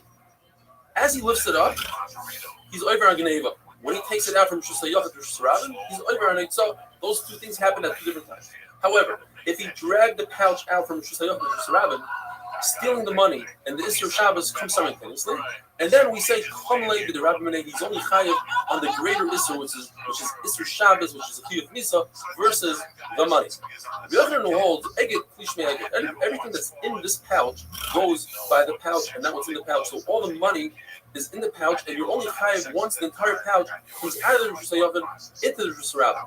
However, if the opening of the pouch faces the Rosh Hashanah and he has access to the money, he's chayav on Gneva before the pouch comes out completely because he can access the money. So they don't happen simultaneously. However, if the pouch is flipped over, although he has access from the back, but we're dealing with larger pieces of silver, says the Gemara, and therefore we go by the money. Since some of the silver is in the Rosh Hashanah, he's not chayav until everything comes out. The Gemara says, what about the shnutzim, these drawstrings that close the pouch? if part of the shnatzim were inside Rosh Hashanah, that would mean Eged Kli Shmei Eged, and the entire pouch is considered Rosh Hashanah. You have to say that the shnatzim were folded over, or there are no shnatzim at all. Abaye and Rava reversed their shittas later on in life, and Rava holds that Eged Kli Shmei Eged, and Abaye says Eged Kli Lo Shmei Eged. Therefore, we have to flip a memra of a machlokes between Abaye and Rava. Rava holds that if you have something in your hand and you go from Rosh Hashanah to Rosh Hashanah, since Eged Guf Lo Shmei Eged, your hand doesn't go by your body, so you're chayav right away by putting it into Rosh Hashanah. We're talking about that your hand is within 3 tefachim of Rosh Hashanah, so it's as if you did Hanocha. And Abaye says the reverse. Now we're going to be dealing with the halacha of la'achar yad. We all know the halacha, if you touch muktzah with your elbow, perhaps you're not chayiv. It comes from this mission. You are chayiv on a yitzah when you do it in the typical manner. You carry it with your right hand, your left hand, you carry it in your chest, like you carry a baby, you carry it on your shoulders, like b'nei kahastik in the midbar. But what if you carried something on your feet, in your mouth, if it's not food, in your marpeg, according to Taisvis, armpit, or in your elbow, you carry something in your ear, or in your ear, or you have an upside down money belt. You carry it between your belt and your garment, and in your shoe or sandal. These are all shalei kederech, and you are covered. Blazer says, although Rosh Hashanah is up to 10 tefachim, if you carry something above 10 tefachim, and that's how b'nei kasdik, you are high. It says Moshe Rabbeinu must have been at least 10 amos high, which is about 20 feet tall. And that is because Moshe Rabbeinu himself put the Urias HaMishkan atop the Mishkan, that was 10 amos high. Therefore, we could assume that all of them were approximately 10 amos tall. And they carried the Mizbeach on their shoulders. And we know Mizbeach was 10 amos, and you typically carry something 2/3 below your shoulder and 1/3 above. That would leave 3.3 amos, which is 20 tefachim between the bottom of the Mizbeach and the ground. And we're looking for a raya that carried above 10 tefachim. Here's a raya that carried almost 20 tefachim. Now, if you're going to tell me that Moshe Rabbeinu was different, he was really tall, because the Shekhinah was Shoyren, and somebody who's the Shekhinah Shoyren has to be taller and wealthier and smarter and stronger than everybody else. So I'll say, okay, let's say that all the Levim were average height. They were 3 amos, approximately 6 feet tall. Don't forget, they also carried the Aron. The Aron was only 9 tefachim. Just like a pirates, another time, but it was 9 tefachim. And if you do 2/3 below the shoulder and 1/3 above the shoulder, it comes out that there was 11.3 tefachim between the bottom of the Aron and the ground, because the shoulder was approximately 18 tefachim tall. Rukiya says that even Anshe Hutzah, the people of Hutzah, they used to carry things on their heads like barrels of wine and oil. If someone like that went out on Shabbos with something on his head, he would be bothered, because Bava Daisin call them. They are the minority, and we don't go by them. If somebody wanted to take out a fanny pack, a wallet, and put it in back of him, and it came out to go to the front of him, he is chayav, because he only intended to do a shmira kusa, to watch it not the best way. In front is a much better shmira, and therefore he's certainly chayav. But it's the reverse. Try to put it on the front, and it flipped to his back, he's potter, because it went from shmira me'ula to a shmira kusa.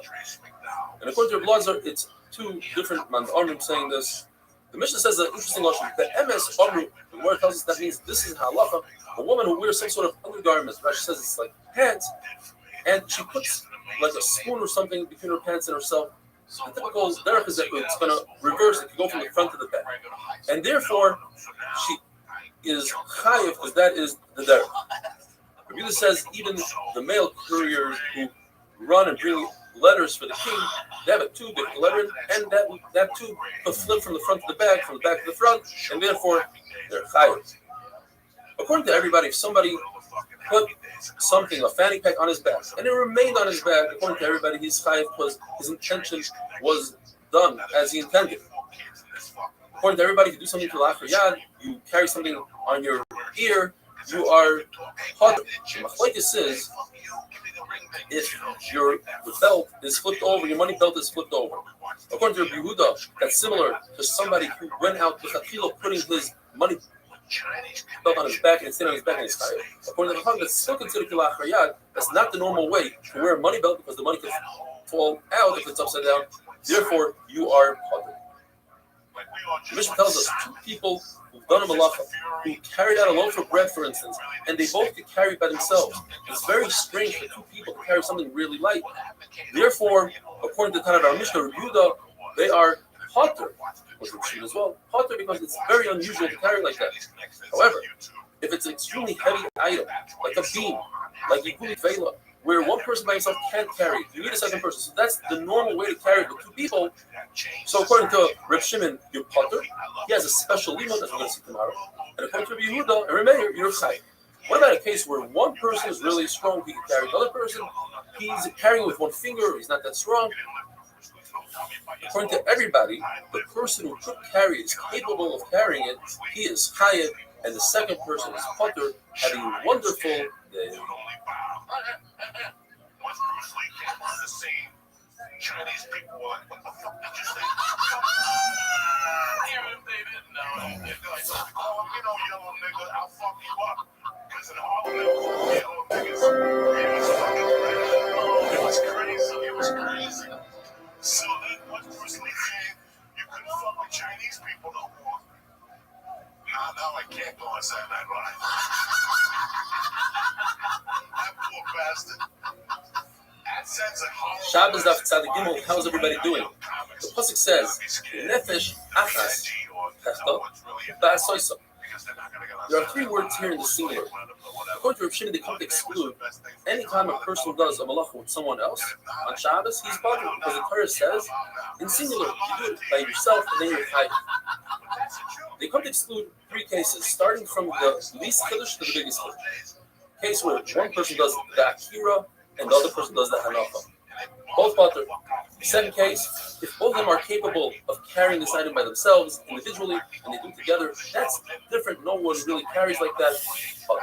Biggest chiddush is, even if it's a very heavy item, where you typically need two people, and that's how people carry things, a heavy refrigerator, two people, nevertheless, on Shabbos, both of them are potter. Rabbi says, I agree to you that there are three miyutim in this passage, all in red.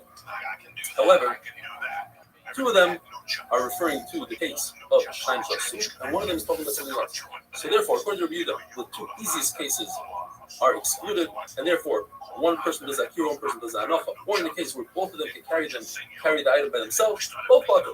The third miyut comes to say that if Sanhedrin made a mistake and said, for instance, you can eat chalev, and you go ahead and eat chalev, you are potter. Meir says no.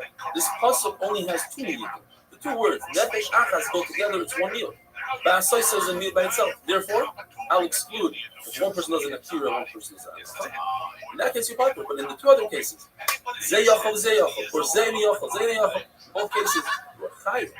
And the second miyut of the pasuk comes to exclude the case when Bez made mistakes, and made a mistake, and you ate chayla because of them, you are potter. In a case where one person can carry the weight all by himself, the other person does not, he cannot, let's say he lends one finger or he's physically too weak, the person who can carry all of it by himself is chayav. The person that's helping out is potter. The question is, why is he potter? He helped out, he carried someone. The answer is because Misayeya, Iboy Mamish. The helper is as if he's a nobody. He doesn't carry anything. And the Gemara goes on to prove it from three different places. I love is that by a Zav who sits down on something, or lays down on a beggar, he's mekama that beggar the measure, provided that he puts most of his weight on the beggar. So let's say he's laying on a bed and you put a beggar on each one of the legs. He's not putting all his weight on each one of the legs. The he's only putting down 25% of his weight. However, if you were to remove one of the legs, the bed will collapse. Therefore, we use each leg as if it's carrying all of the weight, and all four begadim are coming. However, when it comes to an animal, since an animal can balance himself on three legs, all four begadim are coming. The question is why? Why don't we view each leg as a helper, as a Messiah? The answer is Messiah. And therefore, they're all parts. Perhaps you'll say, I'll tell you why they're all parts. Because there's a suffix. Maybe he lifted up his leg. The one that you think the beggar is coming, that leg he lifted up. The answer is, when it comes to a zav, when we have a suffix, we say everything's coming. For instance, if a zav lays lengthwise on the table, like a blue arrow, the table is coming. Because all his weight is on the table. If he lays on the width of the tables, all 5 tables, they're all parted because each one is only carrying a fifth of his weight, and that's fine. But let's say he fell asleep and you don't know which direction he went.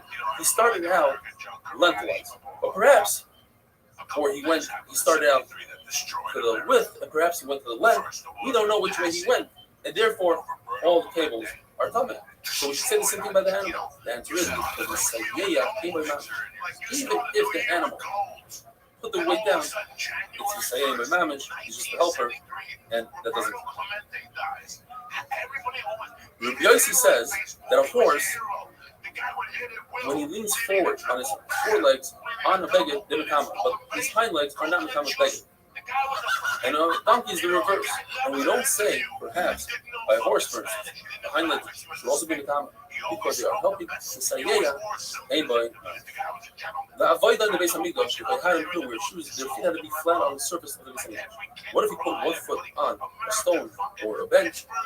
Well, if you remove that stone or bench, and the kind to keep his balance, his Avodah is kosher. The question is what? The bench was Messiah, helped him out. He put some of his weight on it.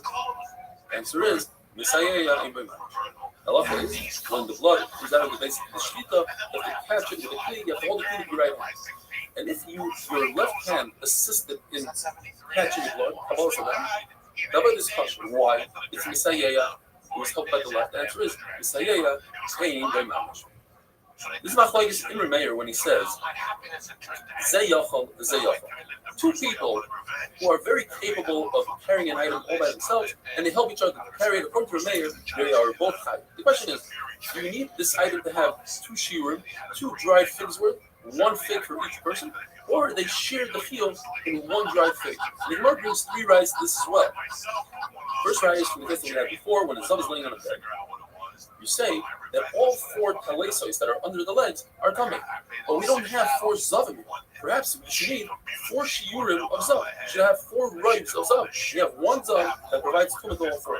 You see that 1 shiur is enough. If a deer was trapped in a house, you close the door, you are chayiv. 2 people close the door, they are potter. But if the door is very heavy, they are chayiv if they close the door. The question is, but you only have 1 deer. You should need 2 deers for 2 people. The answer is, all you need is 1 shiur. Another raya.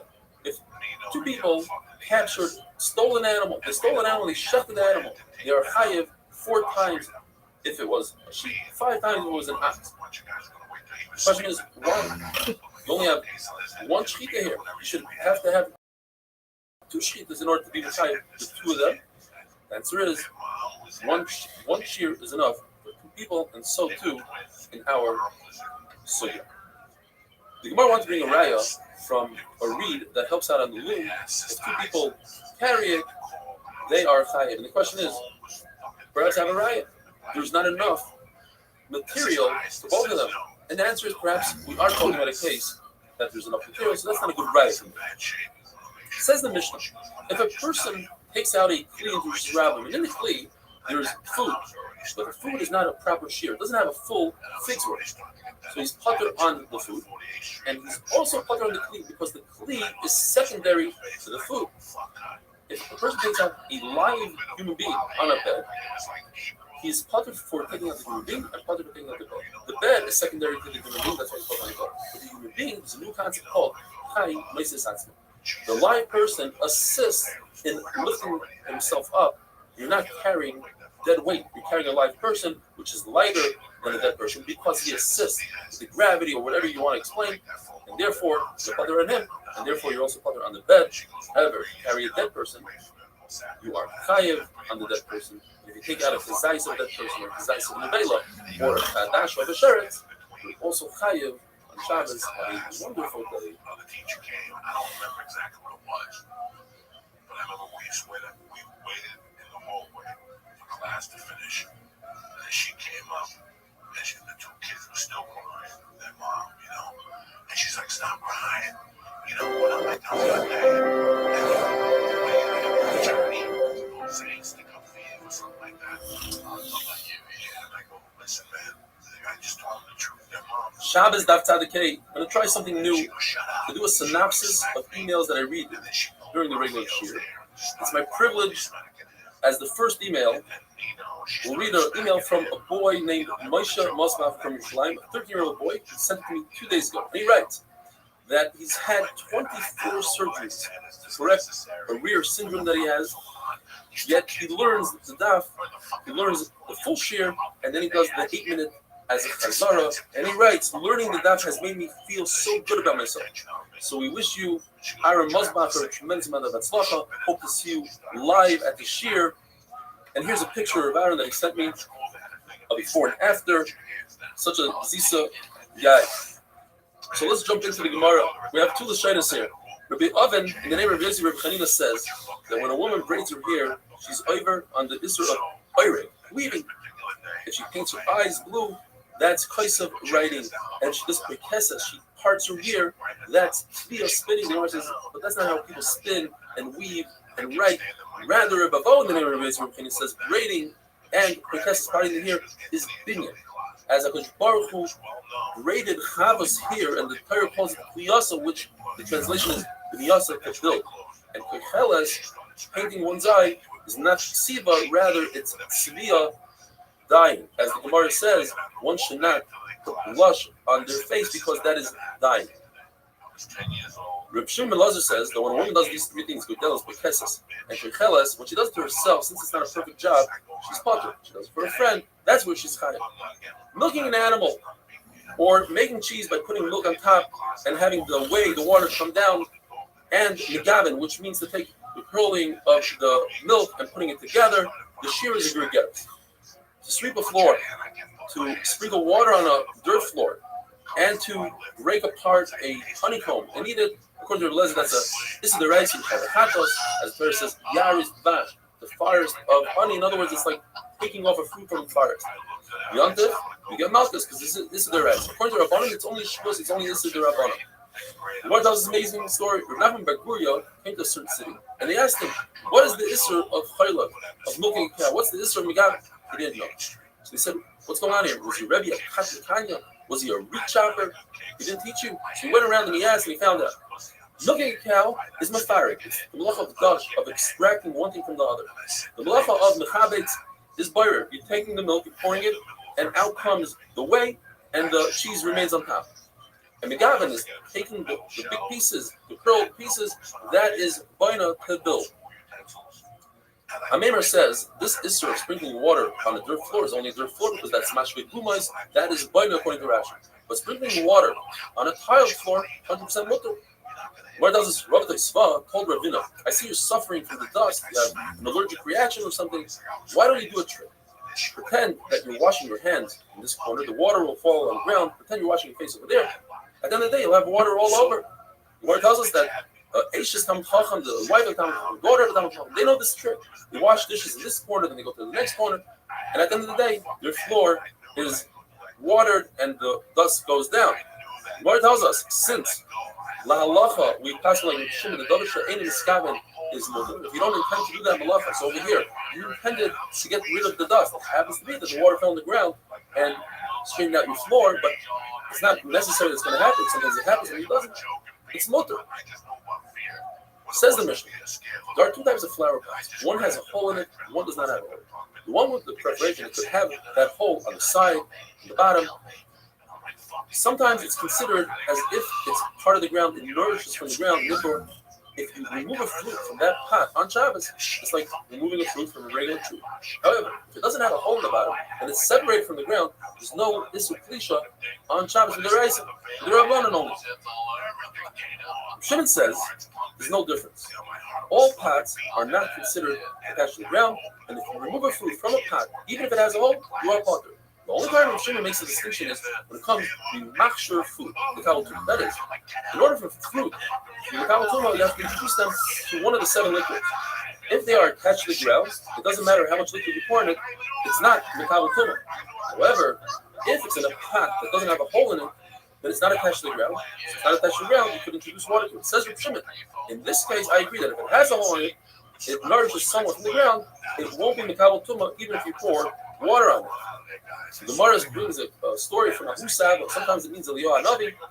Ask Reb Zera, what if the hole has a root coming out of it, poking it, that it's directly by the hole, is that nourished from the ground, and therefore Reb Shimon would agree that's considered attached to the ground. Reb Zeri didn't have an answer. Later on, Ahu Saba heard Reb Zeri saying, if this pot has a hole of a olive's worth, then it's considered completely not a pot, and it's nourishing from the ground. He says, I don't understand. Halachically, he said it's not a pot, it nourishes from the ground. But when it literally nourishes from the ground because the root's poking out, that you don't know.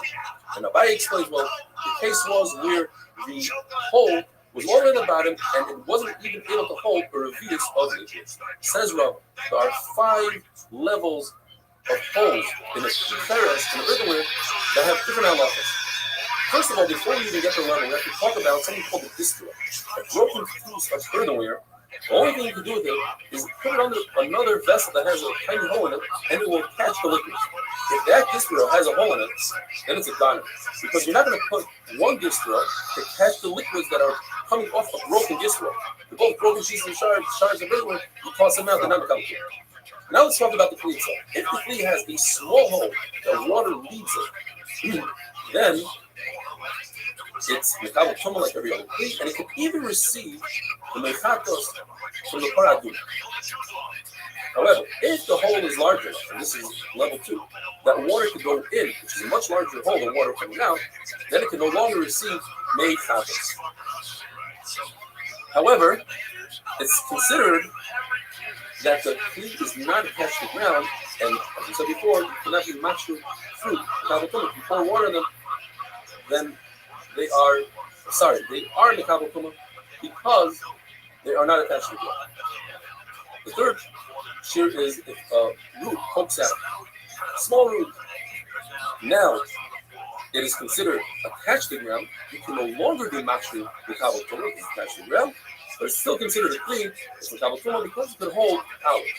Fourth shear is that if it has a hole the size the olives come out, then it's no longer a flea for anything, unless you specifically designate that flea to hold pomegranate. Fifth shear is if it has a hole that large, if even pomegranates fall out of it, there's no way out of it. It's completely not mekabel tumah. And finally, the halacha is that if an earthenware flea has something in it, and it's in a room with a dead body, typically the oil hametz will go into the flea and be mekabel tumah. But if it's sealed, it can protect that tumah. What if it has a hole on the side? The hole on the side doesn't make a difference. It has to have a hole on top and the edge. What if the hole is so large that it's as large as 51% of the whole flea? Then tumah will come in if it's a very large flea. And if it's a small flea, if that hole is as large as the pomegranate, then the tumah will come in even from the side. Have a wonderful day.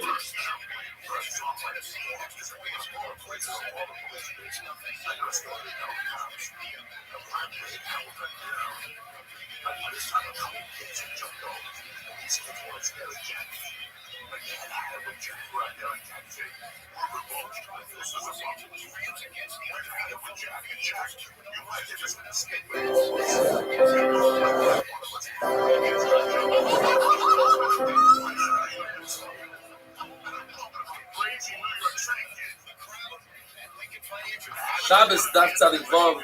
Today's synopsis email comes from David Mishulam Weiss from Muncie. And he writes, my highest compliments to you on this wonderful shir that you share with me and thousands of others daily. It really enhances my learning. Is an excellent review of the Daf. Thank you, David Mishulam. Also, a quick shout out to our great friend, Shlomi Klein from Crown Heights. The Gemara tells us that in order for a tree, a flower pot, to be considered attached to the ground, it must nourish from the ground. What size hole that this flower pot must have in order to be considered attached to the ground? Machlokes, Reb Yossi bar Avin and Reb Yossi bar Zavda. The Gemara is not sure exactly who says what. It's either one says the size of a pomegranate, which is very large, and the other one says the size of a small root. It's mekatel katsa from side to side with two very different shiurim. And the way to remember these two very interesting shiurim is the famous line, Echad HaMarba, Echad HaMamit, who will actually have an English mind. The Prophet doesn't care whether you buy an expensive carbon or a cheap bowl of flour, as long as you have the right intent. The Lezer holds, so when it comes to earthenware, once the kli has a hole the size of an olive, it's no longer mekabel tumah. It's not considered a kli, even if you designate it and say, I want it to remain a kli, I want it to hold pomegranate. Unlike Rava yesterday, who says that typically the kli is batal, but if you have the right designation for pomegranates, it will remain a kli. And with that, we finish Perek Hamatzniya, unbelievable, one more Perek down, and many more to go. Perek Hazari, dealing with throwing items, continuing with the theme of the Tzah, taking items out from one Rishus to another. If you throw from Rishus HaYachid to Rishus HaRabban, or from Rishus HaRabban to Rishus HaYachid, you are. If you go from Rishus HaYachid to Rishus HaYachid, and there's a Rishus HaRabban between, pretend you're throwing from one side of the street, from your house to your neighbor's house across the street, you are potter according to everybody. Why? Because in the Mishkan, they never threw or passed from one side of Rishus HaYachid to the other. The way it worked is they pull up with 4 wagons. 2 wagons were attached to each other, and the other 2 attached to each other, and they would pull up to the Mishkan. So let's call set number 1 northbound and set number 2 on another lane going southbound. They would pass the beams onto the first wagon and the back of the wagon. They would go from the front to the back, but never from the wagon on the northbound to the wagon to the southbound. Therefore, if you're going to pass from a porch to another porch on the same side of the street, you are higher, because that's how they did it in the Mishnah. But if you're going to pass from one side of the street across the other side of the street, you are potter. According to Chachamim, they never threw in the Mishnah. It would be very difficult to throw these beams, which might have weighed anywhere between a ton to 4 tons, according to Rebbe Levinsky, extremely heavy. And it wasn't coveted, according to another Char Rashi. And on Daf Daladam and Page Rashi says they didn't throw because they were concerned to ruin these beams that were covered in gold. So there's no throwing going on. According to Rebbe Kiva, it's also to throw on Shabbos. Moshe Rabbeinu commanded Israel to stop bringing items from their Rishus HaYachid, from their where they lived in Rishus HaYachid, to his camp, which was considered Rishus HaRabban. And it's a Shava from what Moshe Rabbeinu said, you have a Kippur, just like a Kippur, the actual day is also to do Malacha, so too, Zakat Shabbos is also to bring the items, not because he had too much, but it was also to bring. And logically, we say, since it's also to go in this direction, from Rishus HaYachid to Rishus HaRabban, it's also to go from Rishus HaRabban back to Rishus HaYachid. However, that's called a Chodah. The Av, the main halacha, the main issur, is going from Rishus HaYachid to Rishus HaRabban. So, if a person committed these 2 acts in one awareness, he did Beitzah. He went from Rishus HaYachid to Rishus HaRabban and did Achnasa from Rishus HaRabban to one carbon, because they're both in the same category. One is the Av, the category, and one is the Holder, the subcategory. You do an Av and a Holder, you only do 1 carbon. If you were to do 2 separate malachas, it's like Beitzah, bringing wood in to Rishus HaRabban, and then Boirin, you would be tied 2 karbanos, even if it was in 1 word. However, according to Eliezer, says, if you do an Av and a Holder, you tie 2 karbanos, so you do Beitzah and Achnasa, you tie 2 karbanos. The difference between an Av and a Holder is that the Av was what they did in the Mishkan, and was an important malacha, versus the Holder, which wasn't done in the Mishkan. That's why it's called. If somebody throws an item in Rishus HaRabban and it sticks to the wall, like wet toilet paper or a juicy fig, if the wall where it's stuck to is above 10 tefachim, it's no longer Rishus HaRabban, and it's not Rishus HaYachid because Rishus HaYachid has to have 8 plates, it has to have square tefachim, and this is on the vertical. If it landed on top of the wall, that would be a different story. So therefore, it's as if it landed in mid-ear and he's parked. However, if he threw it and it landed below 10 tefachim, below 10 tefachim is considered part of Rishus HaRabban, therefore he is chayav. Where do we see the concept of throwing in the Mishnah? There wasn't any throwing in the Mishnah, says the Gemara. Therefore, we must say that the throwing from Rishus HaYachid to Rishus HaRabban is halacha l'Moshe Messina. You might say, well, they did throw in the Mishnah. They threw the book here. That's the device, the barber's, the weaver's bob, or the shuttle that goes. It has the Erev thread, and it goes through the chassis, back and forth, and they would throw it. But you would hold on to the thread. But perhaps it was the end of the thread. So you threw it 4 hours. Well, the actual loom is considered a mutton food, not a Rishus HaRabban. Therefore, there's no rationale. Perhaps you say that as they were using the loom, one would borrow from the other and say, hey, pass me the hook here, pass me a needle. And they would toss each other's things. So you see, it was tossing. That can't be either because everyone in the Mishkan had their own hook here, a needle. Everybody had their own tailor, as the pasuk says. There's a machlokes. This week's parsha we're going to be learning about the Mekayshich Eitzim. What exactly did the Mekayshich do? Three-way machlokes. One Mandamar says, Shmuel says, he was over on the top. He walked in Rosh Hashanah for hours with the wood. The Brisa says he cut the wood. And Rav says he piled up the wood. There's an amen. What is the difference? What he did? The difference is, if we know what he did, then we know in the Megillah Sikarim it says there's 1 out of 39 malachs you don't get the parsha. Now we know, according to whatever the Ma'amer, whatever you hold, let's say you hold the Mekayshich did Ma'amer, you know for sure it's not Ma'amer. Ma'amer there is a Polish is for sure another. Who was the Mekayshich? Rabbi Akiva says the Mekayshich was Slafka. The Yehudim of Israel did not like that. He said, no matter. If HaKadosh Baruch Hu didn't put it in the Torah, you wanted it hidden. Why are you telling people about it? And if you are wrong, then you're going to get an einish for being mitzvah lands on Slafka. Similarly, we see by Aaron and Miriam. It says in the pasuk, Bob. It says with Akiva they both got tzaras. It says in Sarah, you have no right telling Klal Yisrael that Aaron and Chaim got tzaras. HaKadosh Baruch Hu wanted it hidden. And if you were wrong, you're mitzvah lands. So what does he do with the word Bob? He both gave him a Zifa, gave Aaron Musa. So he never got tzaras. Have a wonderful day.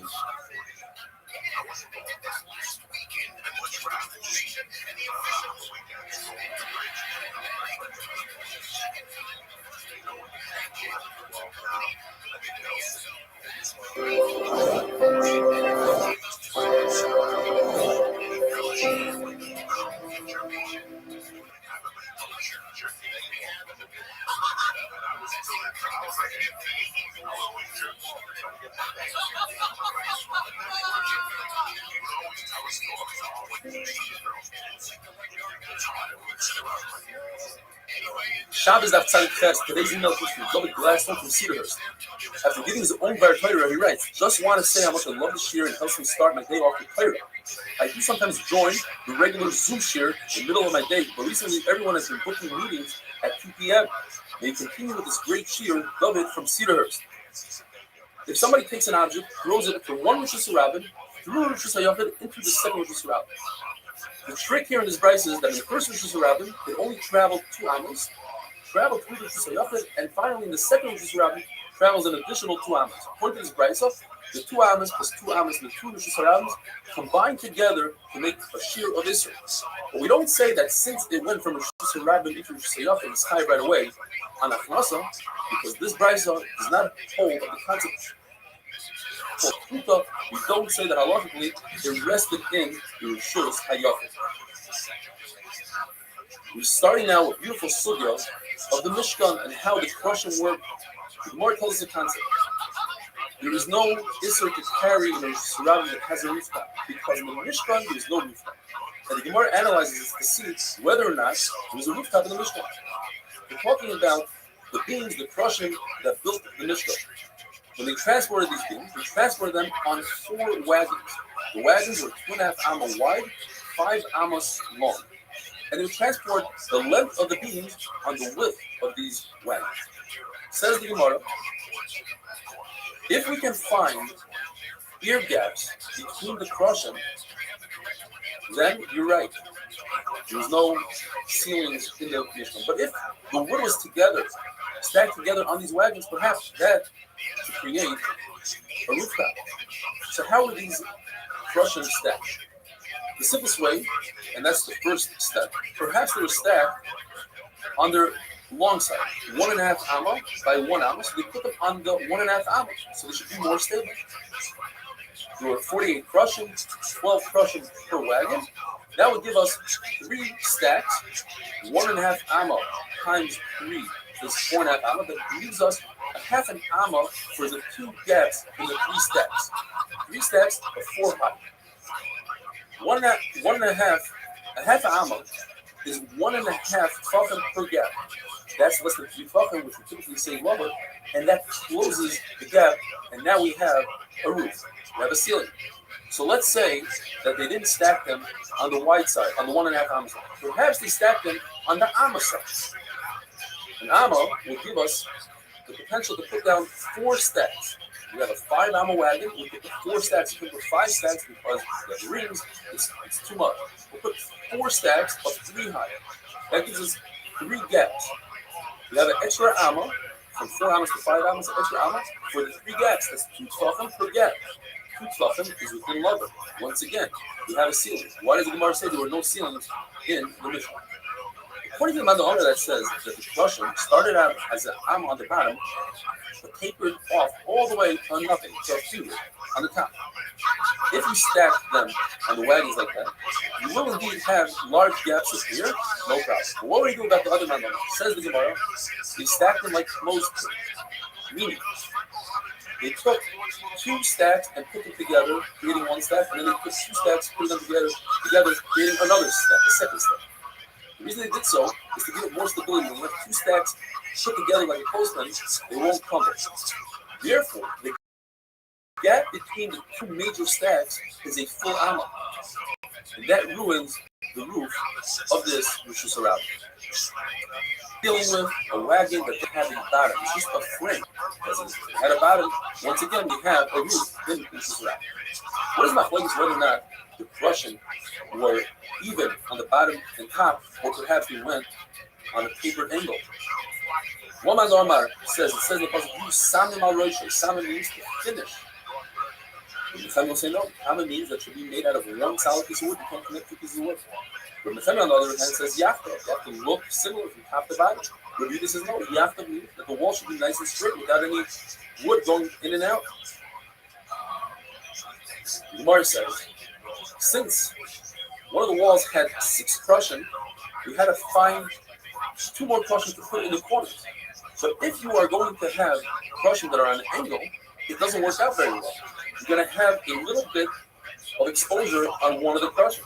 Says the Gemara, therefore, you have to cut this carriage on an angle, a very specific angle for the corner. The Gemara tells us there's a big mace. The way this crushing were held up was with metal looping around the outside of the Mishkan. But there was one, according to Rashi, that went in the center. The Berea attack point went in the center. And it was a big mace. It was over 70 amas long. And it snaked its way through the walls and made the turn on the corners. Even though it was metal, it was able to turn the corner. That was a big mace. The Mishkan was covered with 3 coverings called Urias. We're going to be discussing the first Uriah called the Mishkan and the second one, the Gizah. The first one consisted of 10 sections. Each section was 4 amas by 28 amas. In other words, we have 40 amas long by 28 amas wide. Now, the Mishkan was 10 amas tall and a 10 amma roof. That gives us at least 30 amas. So to start off with, we're already missing 2 amas.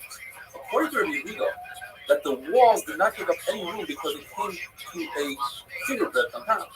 So we have a 10 amma ceiling and 10 amma walls. It's exactly 30 amas. So the fabric came all the way down and exposed the adonim, the sockets on the bottom. According to Rabbi Yehuda, the actual wall takes up a full amma on each side. Now we're missing an additional 2 amas. So the fabric came down and it was hanging 2 amas above the ground, exposing the adonim, plus 1 more amma of the wood. Now, if we take it from the other side, the fabric was 40 amas long. According to Rabbi Yehuda, the fabric went all the way down to the floor on the other side. 30 amma roof plus 10 amma wall, that's 40 amas exactly. But according to Rabbi Yehuda, the wall itself took up an amma. So now the fabric went all the way to the adonim, leaving 1 amma of adonim exposed. Second is the rear season. That consisted of 11 sections times 4 amas, which is 44 amas. But the width is 30 amas. So according to Rabbi Yehuda, it went all the way down to the floor. According to Rabbi Yehuda, it exposed the adonim by 1 amma. Now, if we take it to the length side, since you have 44 amas, according to Rabbi Yehuda, it went all the way down to the floor, plus 2 amas on the backside, dragging like a tower's down. But for Nehemiah, it was only 1 amma on the floor, and it was 2 amas longer than the Urias HaMishkan. The crushing were chiseled on the bottom and fit directly into the sockets. Have a wonderful day.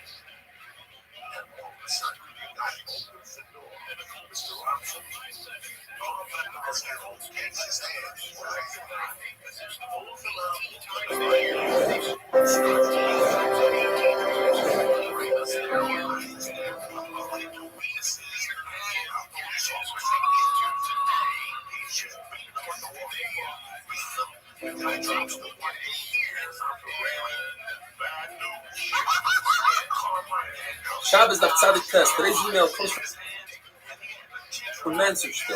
Benny Gittleson from Manchester. He says he works in a bakery. He's 19 years old. He hasn't been in yeshiva for 3 years because he doesn't think learning all day is for him. He went to see Shas, got inspiration. His boss Velver introduced him to our daf, and he tells him it's geschmack and it's fun. So he gave it a try, and he's never missed a day since. My days feel different when learning the daf with you. I really enjoy it. He said, it made me learn every day. Sometimes he watches in the bakery with his boss, and then he goes home and watches it again with the Gemara.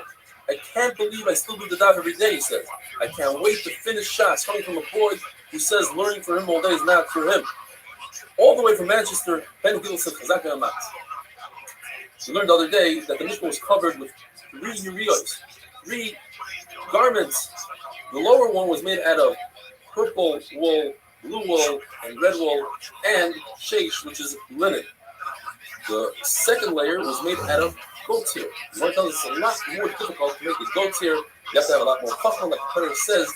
Libon, the chachma. It's not just chachma, but their heart and chachma. What is the difference? In the goat's hair, they would wash the goat's hair while it's still on the goat and weave it while it's still on the goat, and that took a lot of chachma. The Kia says that the wagons that carry the crushing between the wagons, under the wagon, and between the wheels is all considered Rishus HaRabbi. The reason why the wagon was 2.5 amma wide, although a carriage is only at most 1.5 amma wide, and it can fit directly on the wagon, because they put the crushing lengthways on the middle wheel. And we were concerned that if it was only an amma and a half wide, the crushing, which are 10 ammas long, would tip over. If the wagon is 5 ammas, and the way we set up this crushing is either 3 stacks of 4 or 4 stacks of 3, but either way, the most it is 3 stacks of 4, and each stack is 1.5 amma wide. 1.5 amma times 3 is 4.5 amma. Why was the wagon 5 ammas? To have an extra amma here. Says the Gemara was necessary because, first of all, the crushing had boys that had roots. Second of all, you can't squeeze them that tight. If the wagon was only 4.5 amma, for instance, it would be impossible to squeeze something that's 4.5 amma into 4.5 amma. You give it a few extra inches.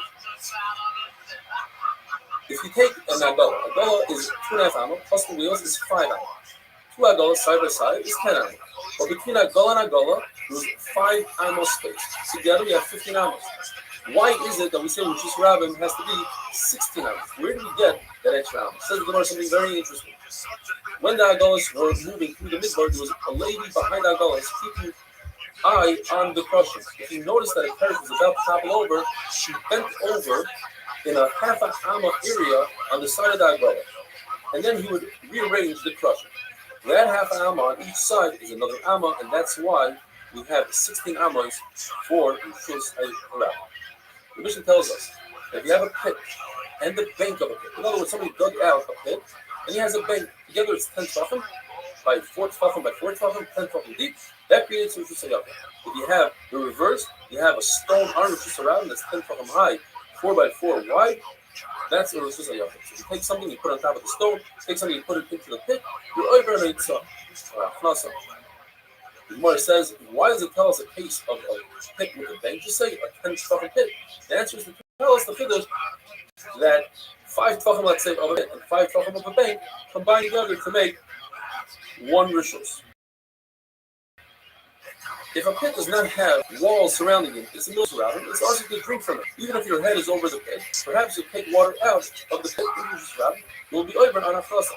If there are walls, it's mutter. And if there are no walls, and you put your entire body, or most of your body and your head into the pit, then it's also mutter. But what if I ask Rava, what happens if you take an object and you throw it on top of this stone that's in the middle of the Rishus HaRabbi? Do we say, since you picked it up from Rishus HaYachid, you did an Akira, and it landed, or from the Rishus HaRabbi, you did an Akira, and it landed on the Rishus HaYachid, you did an Akira and an Akira. Or perhaps, since it had to travel through a multiple, that above and above was the longer Rishus HaRabbi, travel through a multiple, the person should be caught. He asked Rava, he asked Abaye, he asked all 3 of them hold the same exact word. It's our Mishnah. In our Mishnah it says that if you take an object and you put it on top of a stone, you're over. So you see, even though he went through the Magen through it through the Magen, you are the time. And he told them, you spit the same spit. Why are you telling me the same exact words. And what about you? What do you think of Mordechai? He said, I think that you can explain our Mishnah that we're talking about a needle that is that landed, or you put it on a protrusion from that rock. It's not on top of the 10 tefachim, it's below the 10 tefachim. Nevertheless, that protrusion is considered part of the Rosh Hashanah because it's part of the rock. Or you put it into a groove in the rock. That's how you can be dafek our Mishnah. If you have a very narrow fence that you built in order to surround the Carmelis, which is only Rosh Hashanah, and you just created a Rosh Hashanah. The one has a question: what happens if you throw something and it lands on top of that fence? The top of the fence is now 4 tefachim, so it's not Rosh Hashanah. On the other hand, since it created Rosh Hashanah, the inside of Rosh Hashanah is as if it's filled up, and now the fence, rather than looking at it as a very narrow fence, it's a very wide fence. It's the entire size of Rosh Hashanah. Comes along and says a third shot. And he says, if this fence has the power to make a Carmelis into Rosh Hashanah, then the fence should have a power to make itself for Rosh Hashanah, and therefore you are chayav. We had a beautiful question, 2 questions actually. What happens if you have a pit that's only 9 tefachim deep, and you go and you dig out the final tefach?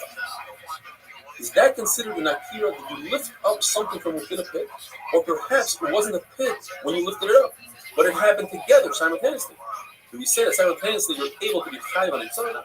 And even if you're going to say, when you lifted it up, it didn't have proper 10 tefachim.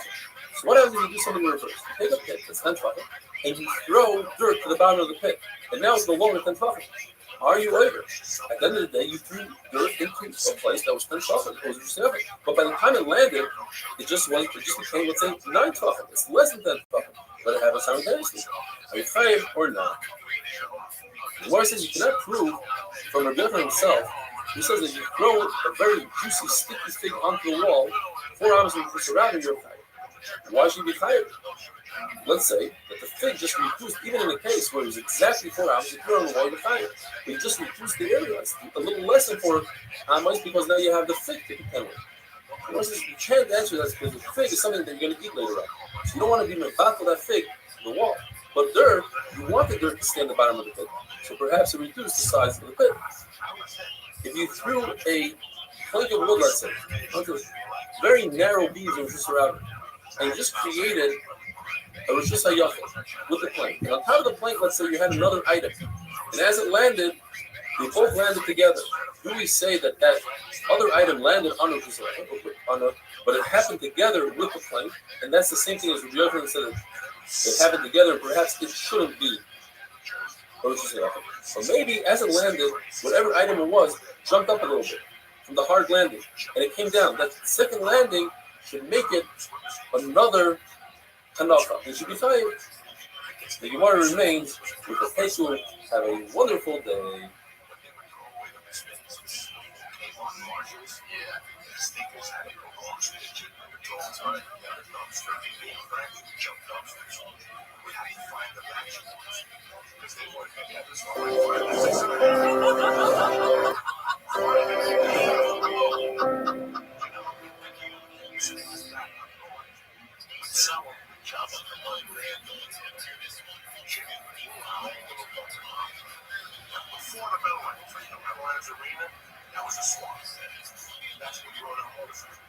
Shabbos Daf Kuf.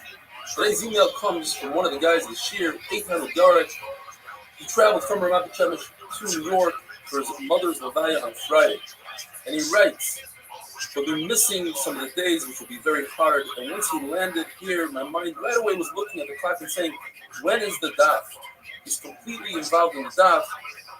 So, the mother's Neshama Miriam Bashmul Shmelta should have an aliyah. Our thoughts and our davening are with you. Water, since it moves, you would think that there's no hanacha. You're not really putting it down, you're putting it down on a moving surface. Yet the Gemara says, water belongs on water, and that's why that is its hanacha. But if you take a nut, floating nut, and put it on water, that's not a hanacha. The Gemara has a suffix and remains in the taking. What if you take a nut and put it in some sort of other vessel? You view the nut relative to the vessel, and it's not moving, or relative to the water, it is moving. Oil that floats on top of wine, the machlokes, whether or not, if it's truma and it's too young, somebody who went to the mikveh for truma was waiting for hair of shemesh for the sun to go down to become completely tarred. If one touches the top oil, what becomes coming? According to Yochanan Ben Nuri, both are coming, And on Shabbos, it would be similar to the halacha of water on top of water. And according to Rabbanan, just the oil is possible, and on Shabbos, it's like the nut floating on top of water. Abai says an interesting halacha. If you have a bar, a pit that's 8 tefachim wide and 10 tefachim deep, wide enough to make 2 bayros, and you put a reed mat right down the middle, and the reed mat takes up a little bit from each bar, so now you don't have even a single bar that's 4 tefachim. Each one is 3.999. Therefore, you put something into one of those bayros, you are positive. Rabbi Yochanan, who had a suffix regarding if you take dirt and you put it on the bottom of a 10 tefachim pit, or you mevatel that dirt to the bottom, so certainly when it comes to a machzeles, to a reed, it won't become bottle because a reed has value. But a baya who says is halacha by a machzeles, by a reed mat, certainly by dirt is mevatel. Says a baya, if the pit is full of water, and you throw something heavy that sinks to the bottom, or you throw water on it, the water is not mevatel the pit. But if you put in fruit into this pit, fruit is no different than filling up a pit with dirt. And the fruit, explains Taisvis, it's like wheat, and it's there to be stored for a long time. It's mevatel the whole pit. And if you throw something on top of the wheat, it's not as if you threw it into a pit and you are putter. The more brings a right from Shimon, who says a very interesting halacha. If you're in the ocean, and on the bottom of the ocean bed is a carve out of 10 tefachim deep and 4 tefachim wide, that consists of Rishus HaYachid in the middle of the ocean. And if you throw something into that pit, Rechayah, although ocean is a timeless, that pit is Rishus HaYachid, even though it's full of ocean water. So you see that water is not mevatel the pit. The famous mission that we had a number of times, if you take something and you throw it like a juicy fig and you throw it on a wall that's above 10 tefachim, you are putter because it's not just a ramen, it's above 10 tefachim, and it's not just a because it doesn't stick out and dot out. However, if you throw it below 10 tefachim, it's as if you threw it on the ground, then you are high. And here it says, if you throw something above 10 tefachim and it lands in a small hole in the wall, according to the mayor, we see a concept called flaking. We carve out the wall halachically. You see the same halacha in machlokes by mezuzah. A doorway has to have 10 tefachim height by 4 tefachim width. What if you have on the bottom 4 tefachim, and as it goes up, it gradually arches? Halachically, we pretend that there's no arch, that it's squared out, it's carved out. So too over here, Rameir says you carve it out. According to the Chachamim, you don't carve it out. There's a concept in English, the rise over the run. The Gemara tells us that if after 4 amos of an incline, you reach a height of 10 tefachim, that's as if you have a vertical wall, and that creates a machitza. The same thing we say by a mavli. If going into the mavli downwards, there's a incline 4 amos that reaches a 10 tefachim height, or going into the surabin, they are both considered walls, and therefore in that mavli, it's not necessary to put a lechi or a kaira for a hectare. Very interesting halacha. Let's say throw a frisbee 2 amos, and the wind takes it another 2 amos for a total of 4 amos, you are putter. What if you threw this frisbee 5 amos, and the wind stops it in mid-air and holds it there momentarily, and then 180s it right back to you, you are chayav. Because the Griffin says it rested in mid-air. Brother says that although an object came within 3 tefachim to the ground, you don't invoke the concept of futa. Even though we know the trajectory of this item and it's going to land very soon, there's no wind. It's not similar, says the Gemara, to what Rabbi Yochanan said a minute ago about this frisbee, and he had to come on to a shot that it rested in midair. Why did he just say that it's within 3 tefachim? And the answer is because we're talking about a wild wind. But Rav is talking about no wind at all. It says the mission of somebody throws in an ocean, which the ocean is a thermalist, if he throws it down an amas, he's potter. There's something called a rekat mayim, like a giant puddle in the middle of this ram that people walk through it. It still has the halacha of a rishus harabim as long as it doesn't have 10 tefachim. If it's 10 tefachim deep, then it turns into a thermalist, says Rashi. And the Mishnah repeats the same words twice, and the Gemara tells us to tell us the halacha that when people are inconvenienced by walking there, it's still considered Rabin, but if you're inconvenienced using a pit, let's say 9 tefachim, it's not considered Rabin. And the reason why it says the word rekat twice to tell us. Read Shadim the Gemara according to Rava. One is talking about in the summer that typically people would cool off. But in the winter, I would think people won't go through the water. Kamash Malan, they do. And if it just says the winter, I would say, well, people have dirty shoes anyway, so that's where they go through, but not in the summer. Kamash Malan. Abaye says that this rakak is Dalit Amos. And I would think that people, if it's Dalit Amos, they would walk around it. And if they walk around it, it should be part of Shusarabim. Kamash Malan, it is part of Shusarabim. Rashi says it's only 4 tefachim. And I would think because people could jump right over it, but if it's larger, people won't jump over it. Kamash Malan, yes, and similarly, Rashi says, when you have a bridge, and you have one step in the bridge that people don't like to use, that looks a little bit weak, and it's by itself, nevertheless, if you throw something onto that piece, onto that board on the bridge, it's considered throwing it and just wrap it in your tires. If you throw something and you are in the water, which is a caramelist, and you throw it to the land, which is in Rishus HaYafid, or Rishus HaRabim, or the opposite, where you go from the boat, which is in Rishus HaYafid, into the water, which is a caramelist, or the opposite. Or if you go from one boat to the other, you're all putter. The way to allow you to go from one boat to the other is to tie them together. If they're not owned by one person, make it eros. In order to draw water from the ocean, you have to either make, according to Ravuna, a little pipe, and you say, this is where I'm drawing water for as a hecker, that typically you're not allowed to. Or, according to Rav Chizda and Ravuna, you make a frame 4x4, and then you invoke the concept of Achis and fix that frame all the way down to the water. The difference is Ravuna says that the caramelist starts in the bottom of the ocean bed. By the time you get to the top of the water, it's already a makom kur, therefore it's completely mutter. The Rabbah and the Chizda hold that the caramelist begins on the top of the water, therefore we have to make a much larger hecker or a good Achis and Chizda, a wonderful day. So, you know, I love it. But we had to go. So I just created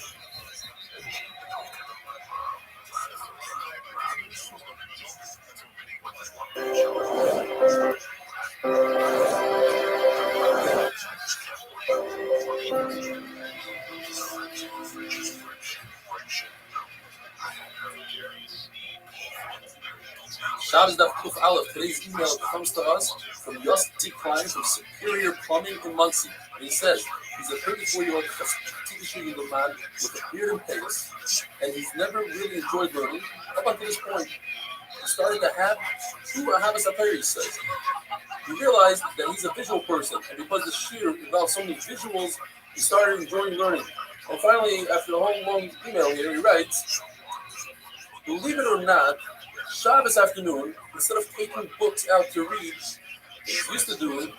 He takes out a Gemara to Chazer old that it's crazy. I never knew at that kind of level to enjoy learning and to do Chazara on old that. People could get work. There were big schools in Shemayim. Yossi Cohen from Superior Plumbing, Aleva Hatzlach. We were discussing if a person is on a ship on Shabbos, he could draw water either by making a hecker with some sort of rod or making a frame 4x4 tefachim, and it goes through the frame. The frame has a good achis and hits all the way to the water. What about wastewater? The Gemara says you don't want to spill the wastewater in that frame because it would be disgusting to draw fresh water from the same place. Rather, what you can do is spill it on the boat's wall, and then it goes down. That's called chaycha. It's an indirect force going down into the water. And when it comes to caramelist, we are now geyser on chaycha, it's indirect, carrying on Shabbos. The Gemara brings a raya that says that Tanakh says you do not carry from a ship to the ocean, which is a caramelist, and the ship is interesting. You don't go from the caramelist to the other. The Yudah says if the inside of the ship has 10 tefachim, but the outside wall of the ship is less than 10 tefachim, therefore you are not allowed to carry from the water into the ship. But you could carry from the ship into the water. We have to explain that we just said you spill the water onto the ship's wall and it goes down, that's perfect.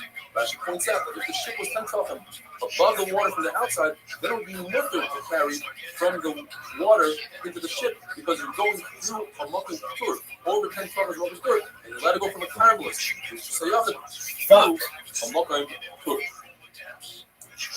If you have a very, very small boat, like a canoe, a kayak, that starts out on the top, it has 4 tefachim.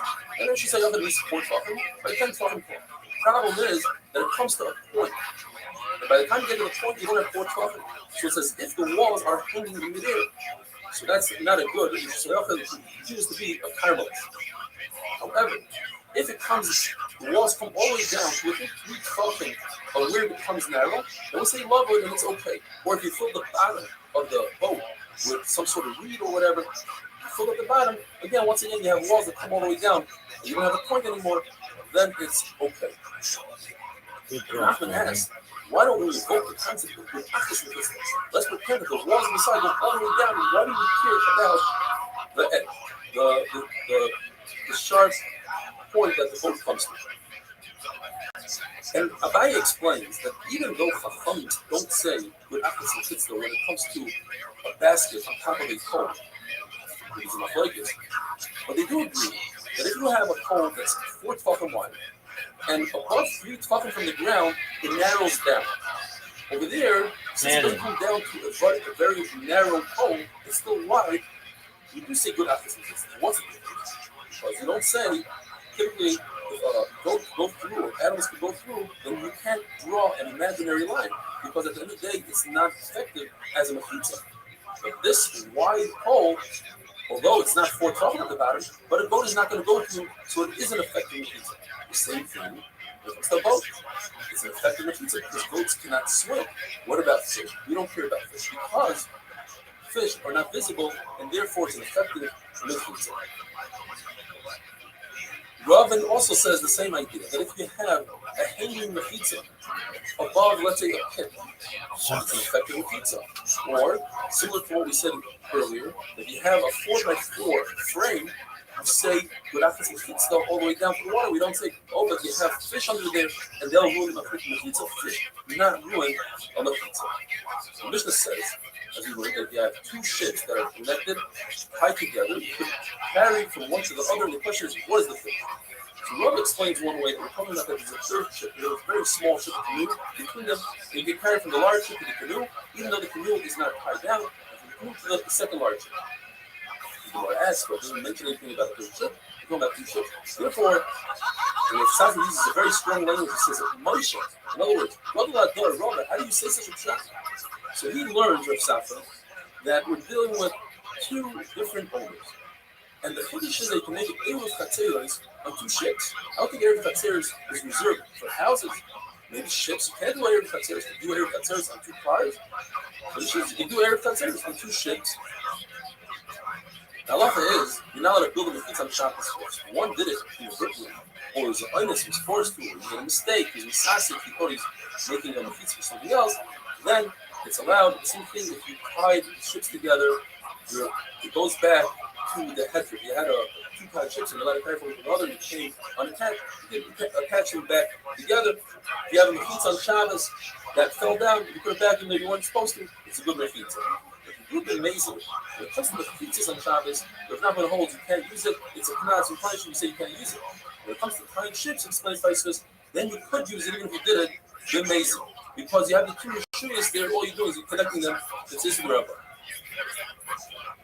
The halacha is that if you tie a ship with a metal chain to an oil mix, you have a tank, you have a body there, and there's an oil. What happens is metal, since it says halal therapy, metal has the same halacha that touches the mace, which is the oil mace, as the mace itself. The mace is a voice of that chain touches the boat. It goes down one madriga to another. That boat touches the vessels in the boat. And the vessels become rishon. However, if the boat was tied with a regular rope, a non-metallic rope, so the rope becomes, instead of a pia voice of it becomes adat, it goes down one step. And that rope in return is mechamed the boat one step lower to a rishon. A rishon cannot be mechamed of the vessels inside the ship as a ship. Yeah. Shmuel says that's halacha by Tumah. But by us, you could use any rope you want. It doesn't necessarily have to be a metal rope. It could be a cloth rope as well. Have a wonderful day.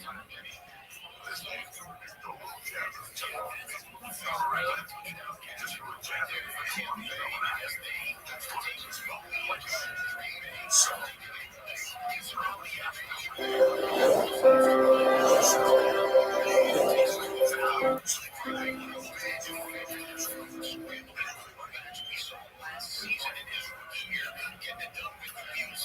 Shabbos Daf Kuf Beis. Today's email comes to us from Kalman Milberg of Woodland. He says he watches the shir every day on Zoom. If he can, he watches it on YouTube. He loves the shir so much that because of all the corona and the riots in New York, he says he wants to move to Ramat Shemesh closer to the shir. So we wish him a lot of luck. Thank you, Calvin. And now to the Mishnah on Daf Beis. The Maskanas Hasugya, the Mishnah is talking about a very big fish. Guy takes an object and he throws it. When he threw it, there's a shuggy he didn't realize it's Shabbos. All of a sudden, in mid-air, he realizes that it's Shabbos. Although he doesn't have any control over the object, he's no longer considered a shuggy, and he does not bring a carbon on that action. What if he threw the object and there was no hanacha? Another individual came towards him and caught it. Or he threw it into a dog that wasn't moving, but the dog's mouth is not 4 tefachim. Or is consumed by a fire. No hanacha. So he's caught. Rav Ashi takes all these cases and makes them into one. He says if a person threw an item, he didn't realize it's Shabbos, and on the way, in midair, he realizes that it's Shabbos, and then it landed in a dog's mouth or another person came towards it, then he's caught. But if he forgot again that it's Shabbos, and it landed without a dog, without another person, then it's kind of a carbon. It goes back to the shagig. As long as you start out the shagig and you end the shagig, you're chayiv in a carbon. The Gemara tells us we can't say we're just talking about a case of lechta and misna. Lechta is the device that holds the saddlebags on the animal. It's a piece of wood, and it's tied to a string, and he tosses the piece of wood that holds onto the string. So then, perhaps, if he realizes in mid-air that it's Shabbos, he has the ability to stop the action, and therefore only in that case he's talking from a partner because it's considered amazing. That doesn't make sense because since he's holding onto a string, and the action doesn't even begin, there's no akira. It never left his hand. Mars is a very interesting case. What happens if a person did a tzah? 2 amas, the shayeg, 2 amas, the mezid, and 2 amas, the shayeg. Can we combine the 2 amas at the beginning and 2 amas at the end and make it one shayeg that is high the fight? Says the Gemara, if we're talking about that he's carrying something, so he carried 2 amas and then he carried 2 amas the mezid. Then he's part of the carbon because it's considered amazing. He's finished off his action amazing. Even according to the man, the honor that says, in other words, if halfway through an action I write 2 letters, and after the first letter I realize that it's Shabbos, that realization, that awareness does not break up my action, and I am chayiv. Over here it's different because as he's finishing off the walking and carrying the item, it's in a situation of amazing. Whereas when he's writing 2 letters, as he's finishing off the second letter, he was in a matzah of struggling. What if you guys? They traveled 2 amas b'shayig, and then he realized that Shabbos 2 amas b'mezid, and then the final 2 amas b'shayig. Then he'd be chayiv in a carbon. Why? Because he couldn't stop it in mid-air. And even according to the honor that says yesh yediyah, that the witness in between breaks up the action, that's only when he could stop it. Like when he's writing, he could stop writing the second letter. But over here, that's in mid-air, he has no power over it. Says Rabbah, if a person has intent that the item should land inside the dog's mouth, then although the dog's mouth is not for tefachim, he just created a place for landing, and he's chayiv. What it tells us that a person who's coming and he can't eat kosher, and he eats a piece of kosher, and that piece of kosher is also nice, and it's on Yom Kippur, he's chayiv 4 karbanos chatas and 1 hasham because he ate kosher. Like this, whether you could add, the Mary says, I have a case. You want to ask me a riddle how a person's chayiv a lot of karbanos. He also, on Shabbos, Yom Kippur Shabbos, and he took it out with his mouth. Say, well, that's not part of the riddle. We're talking about an Isra Achila, and now you're adding an Isra. But nevertheless, everybody agrees that you would be chayiv on himself, even though he was in his mouth. The issue is, who carries items, not food, to their mouth? The answer is, if a person decides that his mouth is a makam fasher, then it creates a makam fasher, and it's as if it's in a place of 4 tefachim. And with that, we finish Perik HaZorek, and the many dafim that we learned of Luchas and Tzah pretty much come to an end. And from here on out, we're going to be discussing the rest of the Lamites Malachas, starting with one of the last Malachas in the Mishnah in Kal Gadol, which is Boina, and not going to package the second to last. Building, says the Mishnah, is the Balshul, meaning, according to Yirmiyah, since a poor person will create a hole in his house, and creating holes in the ground outdoors is fire, but indoors is Boina, he would hide his few pennies that he has in those holes, so that's Boina. And in the Mishnah, they would hide their needles. Says Abai, in the Mishnah, they didn't hide needles on the ground because it would rust. Therefore, says Abai, they would build a small tripod to hold your small stovetop. That's the shear. And the Besamidus would build a small tripod to pick up the few spices that they needed that they didn't have for the dyes. So Rebbe argues, he says there's no aniyos, there's no people. We're such wealthy in this aniyos, it doesn't make sense that they didn't make enough of this dye. They would overdo it, not underdo it. Therefore, he says, even wealthy people, they would plug up holes in their mansions, just like in the Midrash, they would plug up a hole in a piece of wood caused by a worm. The word tells us, when you build a stone wall, there's 3 parts of the wall. The first row, if you take the stones and you wedge them into the ground, into the dirt. Everything else is with cement. And the final top layer, you just put a stone on top of the stone without any cement. And that's the malacha. Mesates means to chisel a stone. That's basically part of the building. When you make a hole in a chicken coop, that's not really building, because building is you make a window and a door, but it's similar to making something that you do in a house, get the heat out. So there's a big chiddush in that. Then the shutba b'kufina demara, that is, you want to wedge a piece of wood into a shovel's handle, so it sticks to the shovel or to the axe or whatever the key is. That's not similar to Boina at all. Nevertheless, Rav says in all 3 of these things it's Boina, and Shmuel says in all 3 of these things it's Makir Papish. You think maybe Makir Papish is in the last one, in the act, and everything else Shmuel might admit to Rav that it's Boina Chamashmalan. Not have a wonderful day.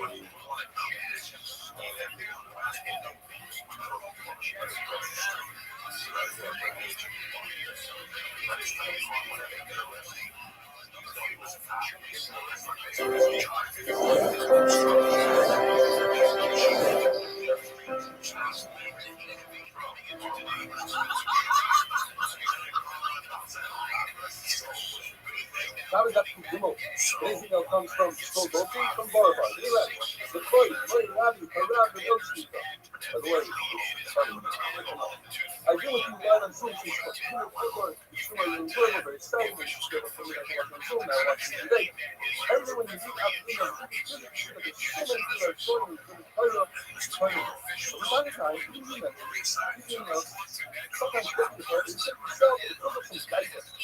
Until last night, when we got more than a minute of America, that learning to play this on the same witness of another might be different person. This is referring to at a great conversation, putting the conversation, extreme voices, taking some of the humbling and talent, and to make this system in the role model. It's about us, it's spending most of the day when you play up, and might explore up, and you're doing lots of extra, schematic stuff on the back, like something called the great bite, broke something out. So now that humility, the source and everything, another so-called I'm trying to call myself a pattern door to feel myself what's the pattern of not the feminist, turning up draining, slow roasting, or by roasting. So let's go into this. Small area of the whole, right? When it comes to chiseling out of stone, that's not going to happen, not right. So we have to readjust the mission slightly. This says Alexander. They are not going to take out the bug. It's not going to try to support them. What about pulling a hole? Even a mound. Now, according to Rabbi says, it's bug now. It's understood it's similar to pulling a hole to let out air. But what about small. I got a hot top. Not the top is always the time is low to the top. Over here, you still have to put a screw in it. We're talking about you putting a long nail to hook up something. It just says zap, wow. It's trying to do something. You don't know what it is. When a person finds out 3/4 of the time, the time that continues on, you will pick up. So you know, most people that stop right there. 3/4, that is considered, but what's the thing about taking the hammer and hitting you on the angle? Why is that happening? So you notice that when you smooth out gold, the way to do it is to base 3 times your gold, and 1 time on the angle to smooth out the hammer. That's what you do. That's why you are now going on to the rough of players. How much you have to spend? A small amount towards the thing less of the help. This time is 1 bird in order to make guys exposed to the wisdom. And guys are edible. And then if you take it to that, you kind of import animals the size of the growth height. If you want it for, you have to have few. It's not to get up easier and on a fence to land, right? Typically out of the ground, that is also the case. Actually, many times it's coming out of the ground. But that's not so. He said, so sometimes you need to steer out of your credit. The answer is, because yes, it's a situation that is going to happen. You're going to wait for that other edge. Great situation for that. This one thing that shooting holes that you don't want it. Or this last one, when you hear about it, back in the line, then you are public and the article is fast. You gather what somebody sees. Depends on your trying to make it grow, or make it stronger, that you are trying to culture. If you want it to move, firewood, then it's easy to manipulate. If you are gathering grass, again, your intent. If you want to make your land better, then it's moving on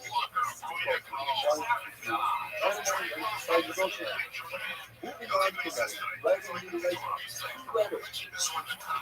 So how the best person of the right hand, maybe reference to the also Yes, says even a writing, writing is not writing, you are self, that's everybody can mark up something for that time.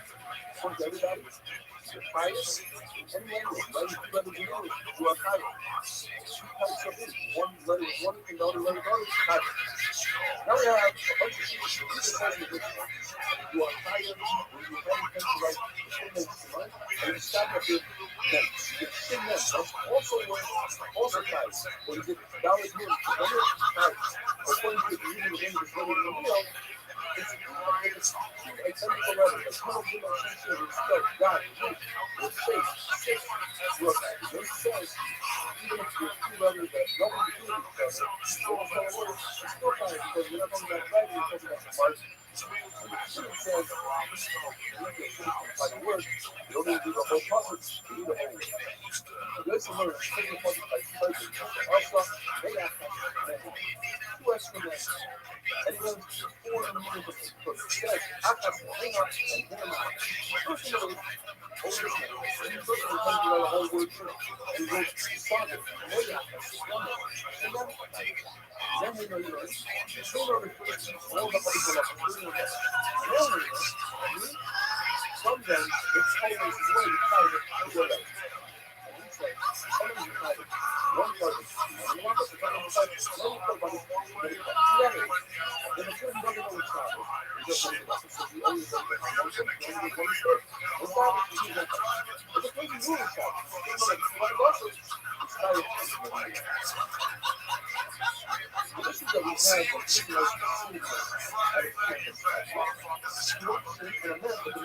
people like the open them just as good as people do when it comes to playing out there that play.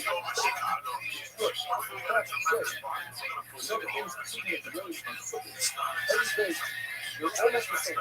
You're on Monday, on Saturday. You say you're the same man. You're the extra man for you support. Then it's and on Tuesday, you say you support. You're extra good instead of the this. You have an extra man. And part of the same thing is for come.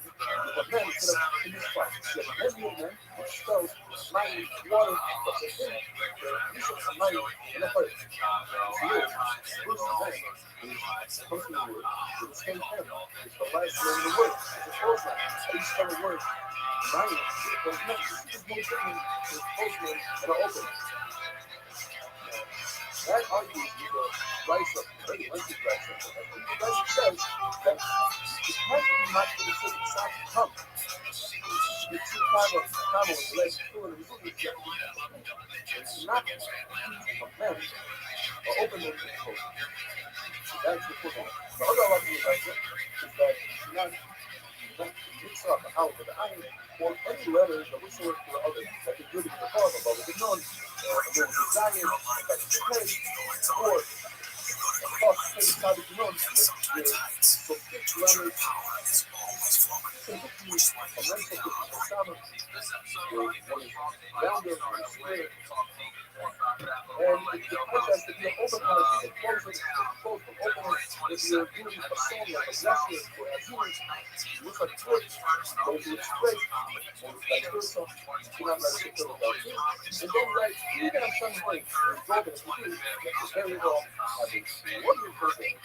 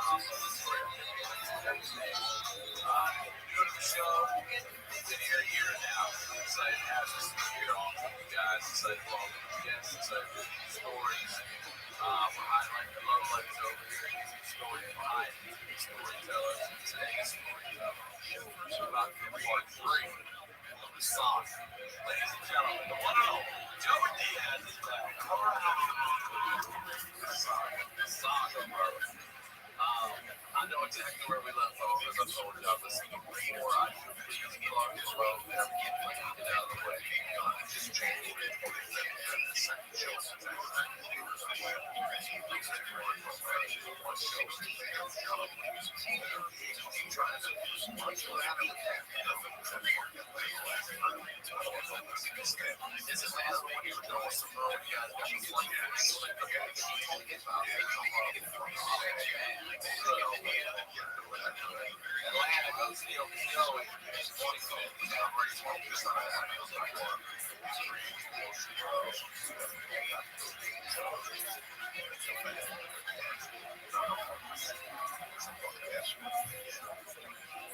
I know you're going through and talking about it. You know, just before your phone, you say like a teenager. So I don't play it for you. I had the same thing happen to me. I called you right away. Got the check on it. That was on the phone. Something what happened. I'll tell you exactly what I went to the Friday. I just chose. I saw rap out there and they come to the store.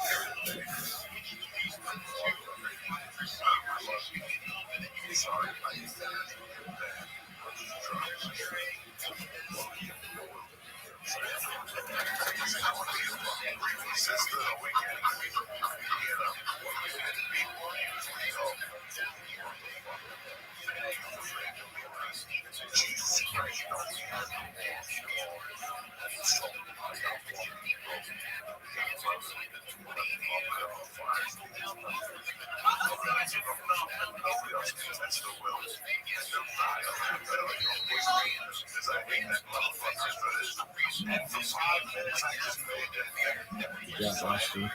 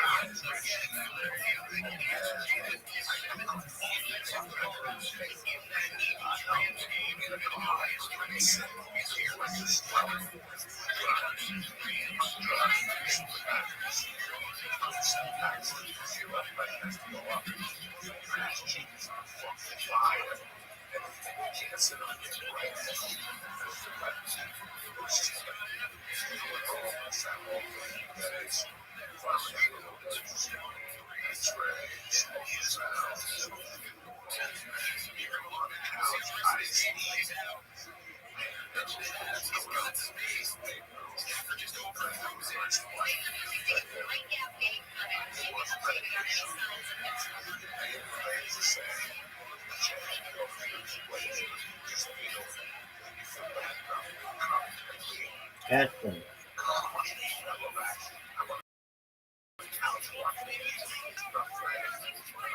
Oh fuck.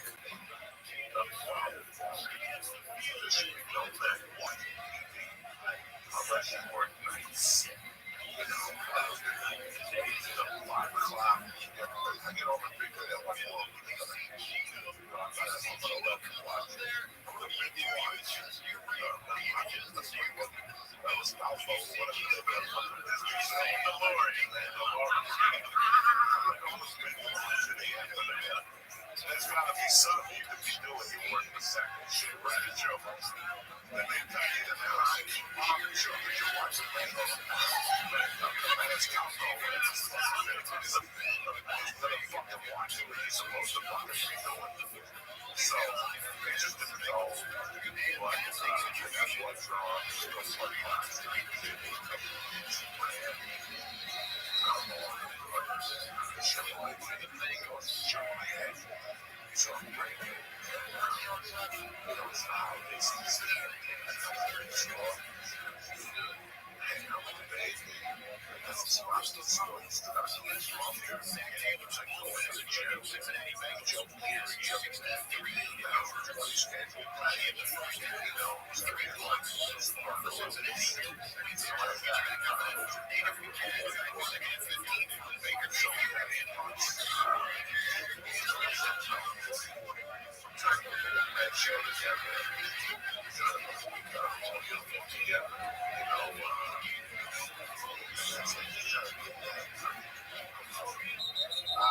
Sometimes you can tell that shit happens in a way, someone or something telling mistakes. Stuff that I was playing when I wrote. Oh, thanks. And they had a song that I was yelling at I ended up standing off set. Next guy had to say, I'm still the third. I said, right next to me, I hear the top saying it.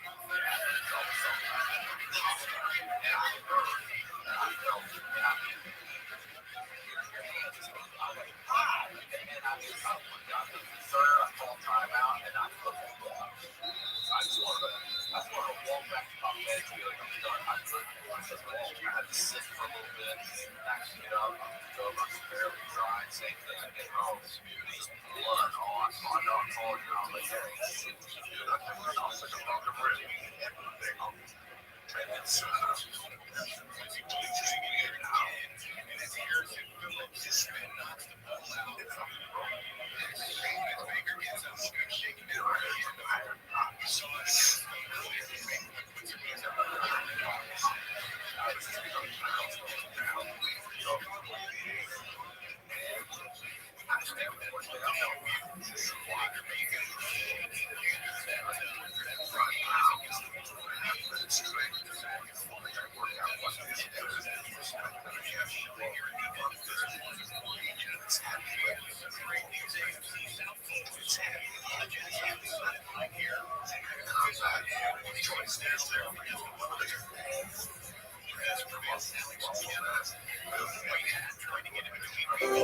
Come on, family.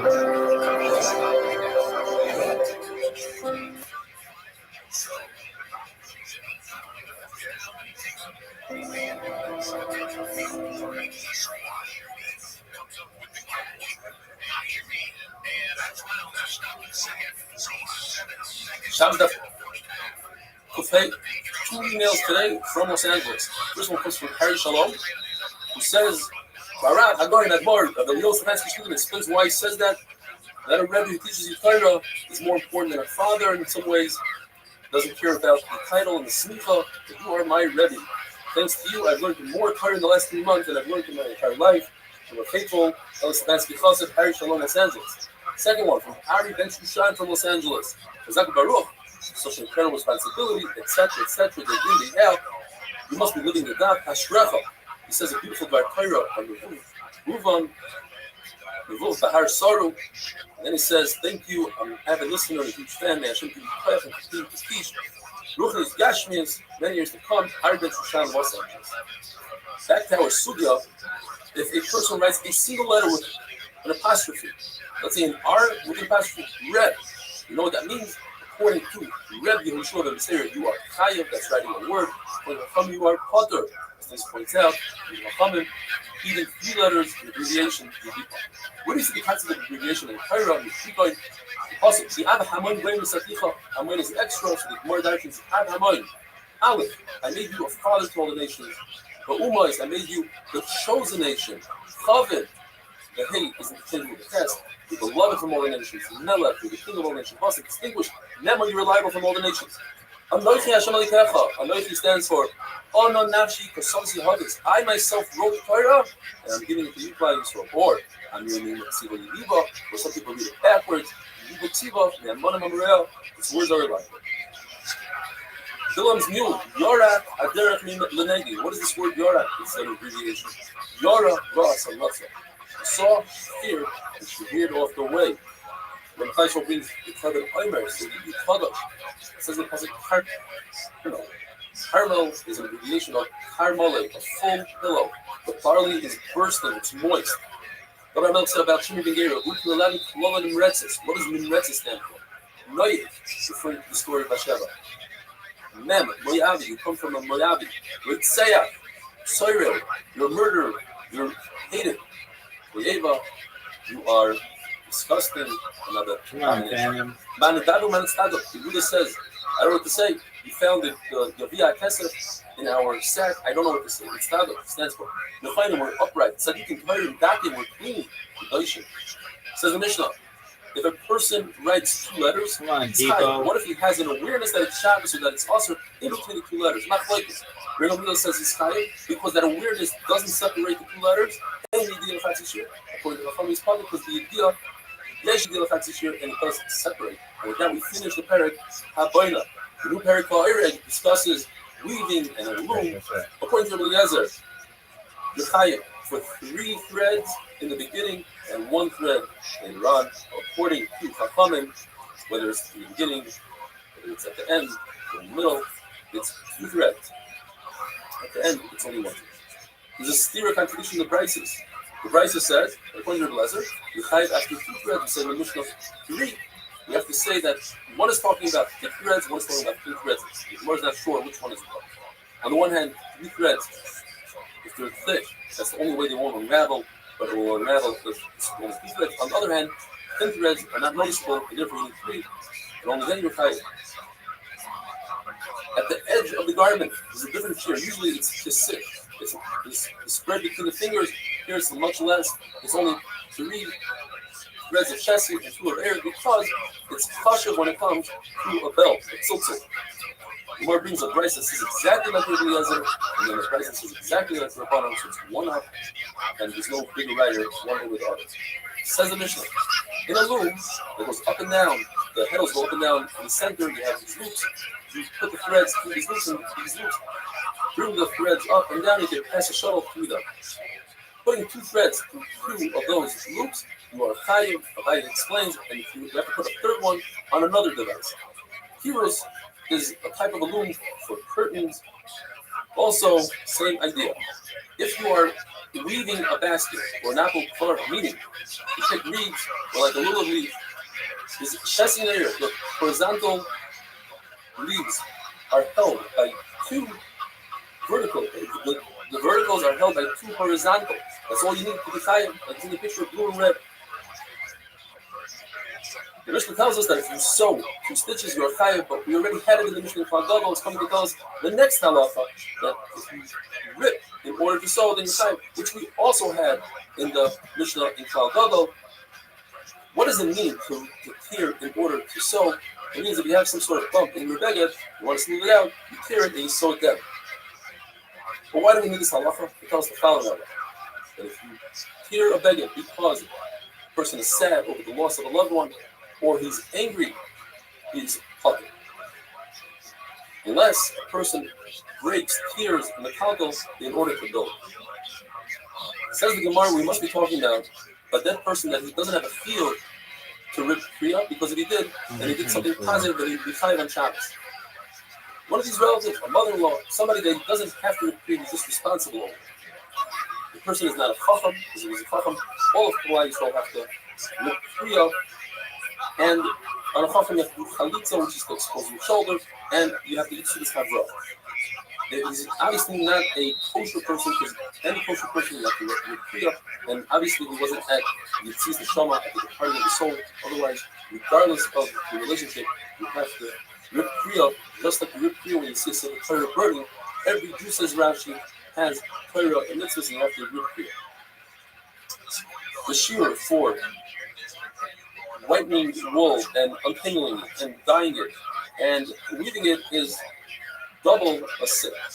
But if you are irate, it's only the size of 1/6. It says in the Mishnah that if you rip a beged, you kriya out of anger, you potter. That's what goes according to the Restream that says the lavish and sweet kufa potter. In other words, you prefer not to have the situation, it's just a solution to the situation. It's not a constructive, positive malacha, and you are a potter. The President says your time goes according to Yehuda in a situation where a person had a positive effect. He wanted to teach his family a lesson. This is what happens if you get daddy angry, he tears things. But to calm your yetzer, that would be usher, because that causes a person to get used to getting angry, and eventually will do have a desire, says the Gemara. Rabbi Yehuda says that Yehuda used to teach his family lesson by ripping threads in the bottom of his garment.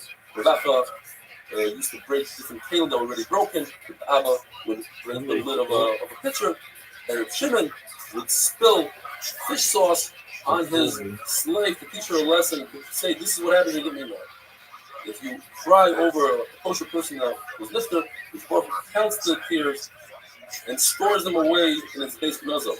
Rav says, if you are lazy about giving a hesped, a chacham, you are worthy to be buried alive. The Rebbe says you won't have longevity, neither can anything either. Even though by Yeshua's hesped, they weren't mastered for 30 days, those people actually didn't have a long life, but they had a good life for the short years that they lived. When it says, Laman Yubi Leichem, Racha, since it's a bracha, that refers to long life and a good life. Have a wonderful, wonderful day.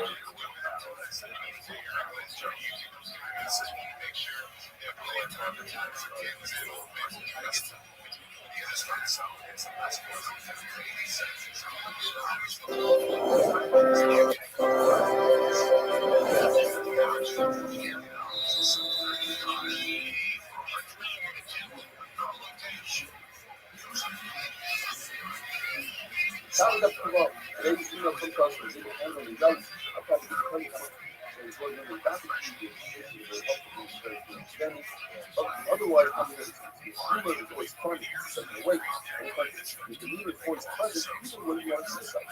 When he goes on to criticize, and that's what he says when I say jokingly, and he bought the kitchen our ability to because this is probably not a issue to ice market. This is that's the kinds of things that can hurt on those shows. Initially, I brushed it off saying that this is a Laguna, this is a show. This is a product made in China that's being charged as quality in the show. I thought about it, you might have a good time. If somebody might be thinking about making our natural show because of this kind of thing, then it might constitute what's hard on it. So, I'm telling you this, and I love you, and and know that you do not want to sin with such invasive animals. Luckily, the bear stopped. The Reverend says that one of the brothers is listed, all the brothers is concerned with one of the males. Who is listed because the most qualified to suggest is referred to the smallest of the Kabula or the greatest of the Kabula, but no, not the regular guy in the Kabula. But most of the Leviticus says, told the health and appearance, any destructive muscle, which is cases, you're not going to help. You are technically possibly constructive and establish that this positive recommendation. That doesn't refer to human life. Quite those amounts. Positive vision and being fire are not included. You also heard this and said, things like that do not significant. You can't put that outside. You don't listen to things like this. If you heard something similar, that be part of the positive outcome of that. For instance, because you can have it, you have blood because your blood is typically dark. Or you had a fire because you want to access that fire. What about our religion? See, none of the Bible, which is following God's truth with no exception. If you wanted to have, I would be sure to come to you. If you the whole, the love us to be for the people, nice. As long as there's a positive outcome at the end, we're tight. And the writer that says that there are two, or the Bible says that there are two laws that are not included, would go according to another one. Parliament calculates through in the point of view that no matter what, every account, every destructive act is popular because there's no positive effect of them. If there's a positive effect of them, like love against people do that, and you are tight. The student says, even when there's a positive effect of the end, it's considered love against people do that, and you are perfect. Besides those two laws of playing on out there, where the Torah says specifically, is addressing the Torah that you are what is the drug performing in the city? The Torah says that you're allowed to perform the Torah on Shabbos, even though it's Torah because it is that is to say that in general, and it was also only the specific case of Mila, it's not the and when the Torah says you should not kill a fast player who is Mizana with hot lead, which is slave for which is not the Torah says you're not allowed to create a fire on Shabbos. Buddha says, the reason why the Torah is not good because it is a positive. Where now young boy became good with the positive. And the rest, Torah says, typically in a positive, that's in the law. In this case, you got to do a video. And the same thing at a basketball. What is the fear of whitening the world and untangling the world? It's the first 3 times a completely. This is that much similar way than other. Completely. It's the same thing. You don't need double this. One of these equals 2 of these. Second is that, according to everybody, you want to catch super blood, swallow, or shadow, very difficult business. Therefore, the only time it comes to the strategy is if you get it to a small fire. It's a larger bird, according to performance, even if it's in a big bird, moving and close, if it has, again, that's considered traffic. What happens if it's not traffic? When it comes to a deer, let me just say when it comes to traffic, get it to a small house, according to my friend, even if you do a favor in the small area, causes between a male and qualified, it says it's only a favor partner, where it's easy to grab and capture, but not a favor brother. In this one, the second picture that says, it starts in one block is the right to do it. And that block is the right to do the left for the therefore, capture a fish before you hunt it, and keep it in water over the under the kill it up, it's so easy to do so on the other itself. Therefore, it's also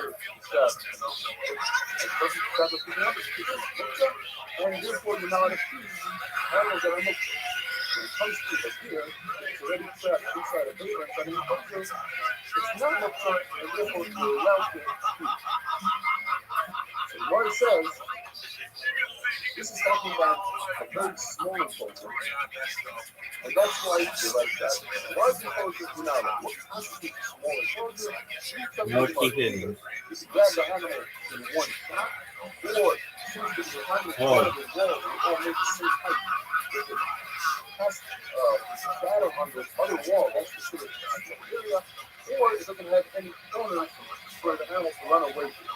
A sleeping deer, or a blind deer, or a deer that has fever, They can still run away, all these can run away, and therefore it's considered trade on the type.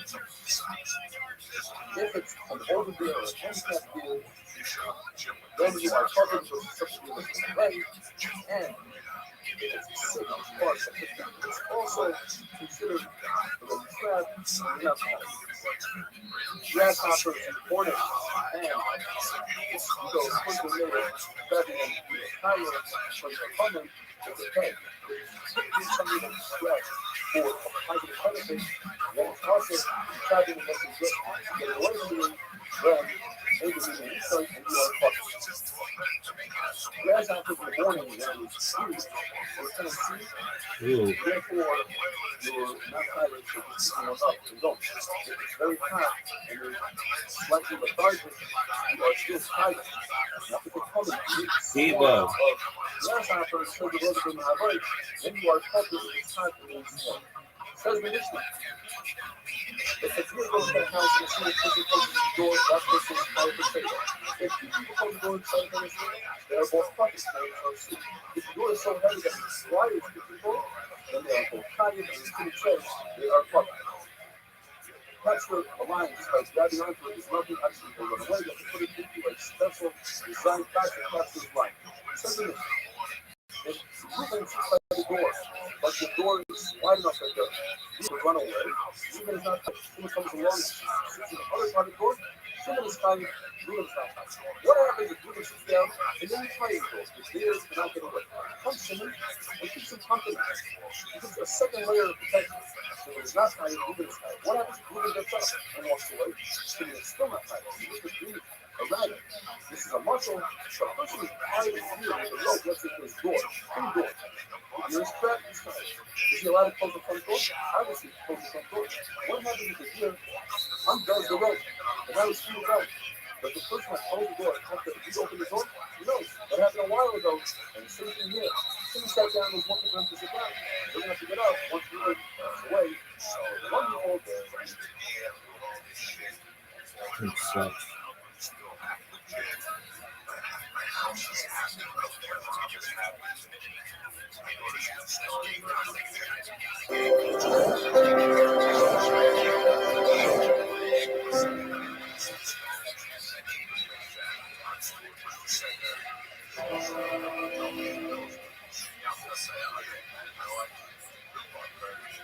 Shabbos Daf Kuf Zayin, raising with Pankos from Albi Yosef Marish.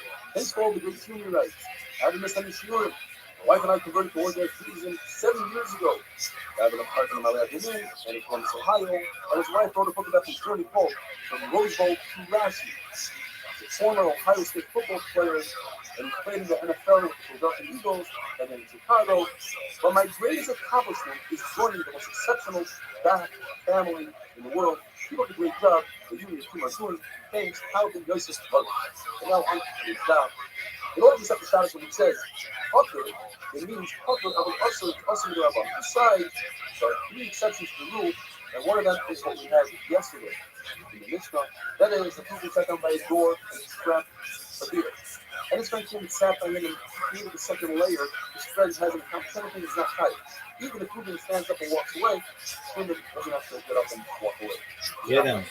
The Mishnah says a muscle, the person is tied of beer. A doorknob, let's say, inside the house, he's allowed to close the front door. What if the deer becomes untied to the door? He doesn't have to open up the front door. It's already closed. He wasn't open. So he doesn't have to get up and walk away.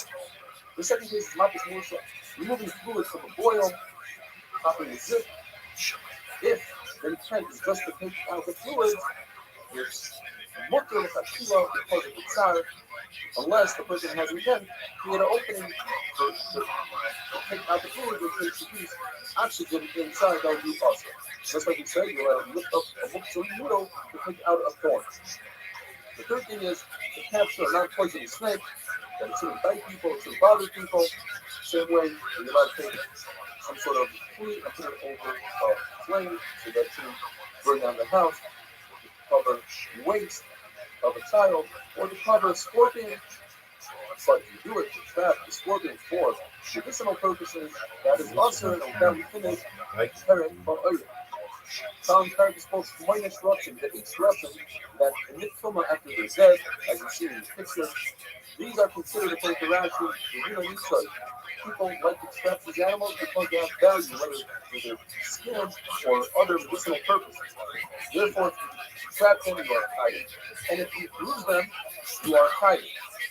Now, what are we talking about? How many of them? All of them? In order to be hiding for disease, you have to create blood, not that it comes out because it came out, that would be playful into a stomach. We're referring to between the flesh and the skin.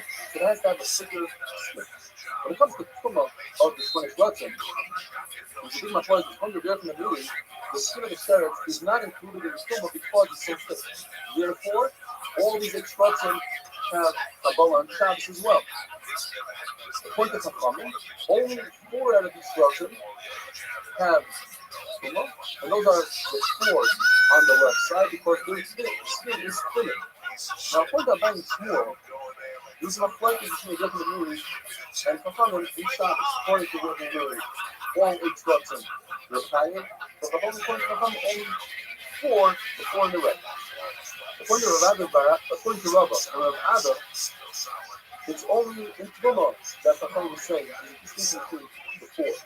Because the Pasuk says, Eva, Hakmei, and Hey, these are the ones that the Pasuk is closer, the 4 that are closer to these words are the ones that are coming. But when it comes to Shabbos, just like we did in the movie, all 8 is a Chabad. According to Yehuda, it depends on how thick the skin is. We can feel it. Those are dusty. So therefore, a lizard is similar to the pirate and has the skin and this kabura. How do you know this concept of the kabura has to be something that never goes back to the lizard? Learn from the process. Just like a tissue, the skin never changes color, the word the number is not learned. It's not referring to a leopard, but rather the word mura, it doesn't go back. Now the lesson learns from the people in the Mishnah, just like Eva, it was the stomach of the children. Therefore, it doesn't matter what kind of animal we're referring to. It could be the largest animal like an elephant, camel, to the smallest animal allows your Oiver to be killed. The Hun say no. Elam has covered up, they're reproduced. But legs do not reproduce according to the Gemara Halach, at least Halach they don't reproduce, and therefore they're not included in this Halacha. You're allowed to kill them, and the fact that this allows, that the Lord says that the book is done at basic kings, that eggs of kings, the Lord says that it's not only have to say basic kings and the names of a certain species of life that are called basic kings, not referring to the egg of the left. A flea, little fly, pointed leather, you tie him and say that because he holds, even if any of them you don't think you can trap a fly for a productive reason, you're still tied. What you're up on them, and you're moving each side, you are the pocket. Of course, killing the fly, you'd be over with all other shrubs, besides this one shrubs, like a worm, a snake, a scorpion, they don't have thick skin, and therefore there's no Kabbalah, because the blood does not come between the flesh and the skin. Typically, Rashi says, in the meat side, there's no use for their skin, people don't trap them, and therefore it depends whether there's use for the trapping or there's no use. Because doesn't understand Rashi, and in a very rare instance, where many times says we have to embrace Rashi completely. And the Gemara says this goes according to the Shita of the Shin. And Malachas and Shita Lupa. Okay?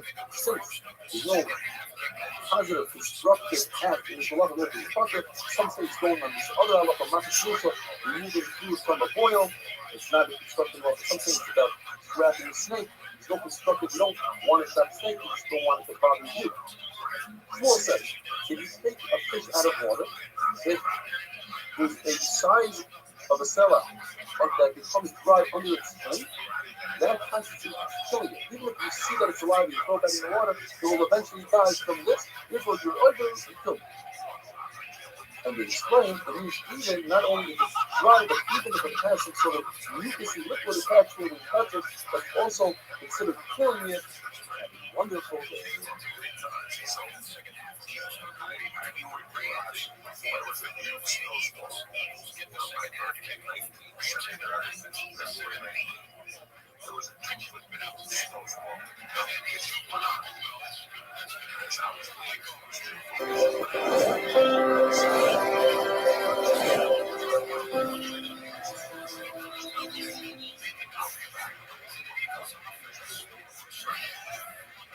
to test. Every female comes out from the Yezi Testament or Yezi test.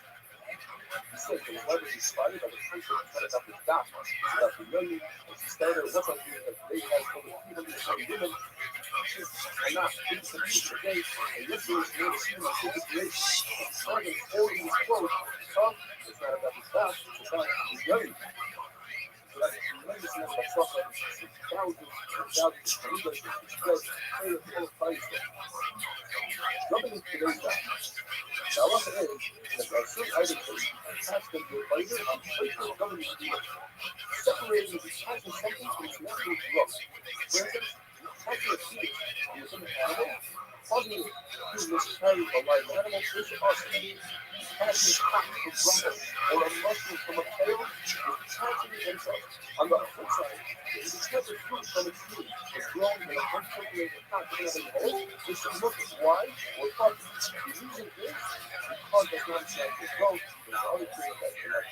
But what it says is not like food on the high skin of a bird, you can skin. Infinitely deeper as small hole from feathers, it's still liquid of a pig, as long as it is, goes sneaking over this hole and doesn't go with your tongue, then it's cooking. The hide of a bird that is suggested is still considered high skin, without it for the human child. Nevertheless, I want to illustrate the height of the Elas Earth with everyone can understand. With the regular and you don't put the skin on your calf, and easily turns into soup. What about legs on the height of the face? Working with the other two of the country partners, whether or not you have two hour place to relax and what is it? Because it has some sort of looking stuff. Nevertheless, definitely needs to see this height of the face. Separate from the fish where it's not the common trouble and it should be focused on the pizza that if you're in a room with that person and the objects behind that skin protects it from what comes from the satisfaction of feeling kind of a woman is and they notice the water is coming up and it's just color to feel just inside tremendous bubbles coming from its throat and it's not crazy. That's tremendous. The water came up so around them when we breathe. You know, this kind of goes to me kind of merged round. In this round, so I got and he gave him a very first testing. It wasn't like he started asking him why he left like putting on a poison animal and he told him it's a muscle. A look of the people. Something that's allowed you to not just do that when I look at the food and you know that meat is good. It's possible to say, not in a food stuff. Why is it not in the place where you do it? It's other parts about the heart, the spirit. It says that there's some of our lessons. So it's for and the word of what saw you, second word is word against some of the words or not. This is another word. Another chapter of verse later on is that the oral suffering from a place you can tell whether it's a suffering or not. Now be like the name is Anna should have a form. Parents grow out of your eyes. You can't be out of trouble. No boxing throughout the day. Constitution about the sport. Sitting in his house. You take fear and that's the hyphen of like fish and farm bread. Cause the bad stomach. Sure. But one blood school is a bathroom. One of the stomach is no good at all. And even the bathroom, no food out of the stomach. That is very critical. We love to be ailment and his first meal that he was going to his son, because he was more sick and not realize that he was trying to help him, gave this tremendous honor to that it up. Dylan had to be on the side of the pushback, but not only pushback, on a pushback with a drop dead dive from that was partially straight, but on the non-pushback animal was partially like the question is, why? Because that's looks for people something else. But that animal is not Muslim. He died on his own. Well, it says emotionally, you have one person who more Muslims than this animal, you like the So why can't you do it? Because That's what you now let you. No, no, no. Now look at the scene. So the price is still in the gap. The kilos of a fucking animal. The kilo bounces. So in serious position. You let them into small amount of salt water in order to get that speed of the step that you will. You know, and it's like now because the folks that you have in the yes, it says you can't make a large amount of small amount. Therefore, you make this toxic of salt water, water, salt, and oil, and store the oil in the distributors settle their head. Because the water and salt are directed to make strong salt. That's right. Also, to make strong salt water, you need just to use salt water with a good water on it. We will use that for this one. According to everybody, you're not allowed to salt radish. Even those who help you are allowed to salt the radish. But who ruins it, when they realize they have salt, they pile up many radishes and salt them, they realize it's good to salt radishes and made of salt and stuff. And then, it's not like, once you do that, it's a good thing to that salt and it's also good for how it's more. Three things that will help you sell, you will be able to digest them. And that's a radish and the egg. Talk about the next 100 pictures. I will tell something about the ones that digest the egg. The Bible says that sitting a piece of wood is not safe and be on the milk. That's it. Yeah? Even a person cannot see. Why is he telling us? He's telling us to show us that the sea has medicinal properties. Nevertheless, you let him wash yourself with that water. Now look down, putting that water in your eyes and words. It's obvious that you are doing so for you are denied that it's possible. Because the word says that putting wine inside your eye is also on top of the eye is mutter. You take a piece of bread and soak it in wine and put it in your eye. However, saliva from a fasting person that has different properties in it is also put even on top of the eye. Word says the major Allah of this Sabbath is you're allowed to take the water in the case of the eye. And soak before Sabbath. So before Sabbath, it says any ramifications look at Sabbath is medicine and soaking before Sabbath. Etc. You gotta take this precaution and put it in your eye. Also, the neutralize that looks like giant ass. I look for some of this place. I should have a much better idea. First of all, send you some you should know it's a much better idea. Wash your eyes out with cold water. Morning, wash your hands with hot water. And that works a lot better with your water. I'm going to that changed the dynamic of the house. Months later, we started to feel it. She started going broke. The house started breaking down. You know, the chandeliers were leaking out, water things were breaking. This price. Then I got September 28th. I'm 79. And first thing I got was to get that. Yeah, we think, yeah. Some of the text is in a context from where we're not discussing the option. So you're right. This is an email that's been sent to us. Last couple of episodes was described not so many people on WhatsApp. The story was trying to I want to point out multiple issues. Just as people inspired from what is happening here, to come up with the same name in the past time show. Something every person here can and should do the same. You don't know the fucking ball, dog. I want to say thank you so much. Last night was the first time I took a shot, so this time not the Microsoft. This time around, I wanted to have something for my daughter and good with the shot. It's perfect and stuff. Thank you very much. We're dealing with different medicine and toys.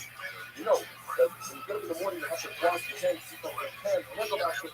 You don't exchange anything touching anybody's life. Touch your eyes, but blind. Every player has under this one. Not the nose, that smell, blood-letting wounds, dangerous, touching the wrist, that's just the power of carry. Taking to the back, both that is better than touching the stomach, better than touching a barrel. You can't believe that you treat the feeling happy. This spirit is free to do as it wants, and very much as it wants to them. You reverse any damage, putting on your eyes for focus and you square up. Get in. And it reverses damage, it stops. Get in. What the fuck happened? Alan, which is for anger, doesn't work on sound. It goes into his mind So those are the minus legal house doesn't work.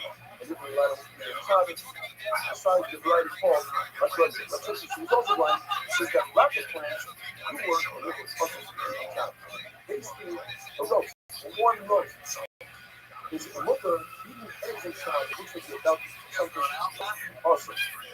Is one says, his wife, is the roast, or Silverite, but this is when they look at that point, they were having married.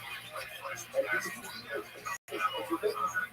But I did a job as the Lord says, why do you so every time it's fresh, pouring beer wine, he is really much look at not cultivating cultivation roast, which is edible without the basement, because it doesn't anything made of smoke.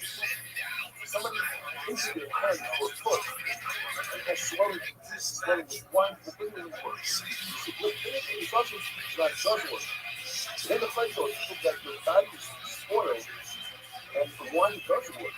If you also get you, myself, and on top of that, Yeah, these things look cool times. that's the way it's fun. And you let it use the vinegar as the last you step on a mountain and use vinegar essentially use wine and the vinegar what he's doing. You're a fun of the person and he said it's fun just like having an eternal womb. Any body of water, a lake, an ocean, is liquid contagion and travel. Unless that condition is impossible. Reason number one is really bad. And people don't say because they're only for explicit honestly reason. But here's another thing. But the key here is something else. You don't have to see together the sports with the letting you go into the sea or the black sea water. You're here for a few moments and you have to take care of that. Yamamoto has two parts of it. They have the bad ones in the water. And the bad water, during that time, it's also the good time, you let it go in the piece of gas, I thought it was water, magically on your head. Which sounds to do with water fuel. Second is reservoir, which is not the food consumption. It is obviously doing for the poor.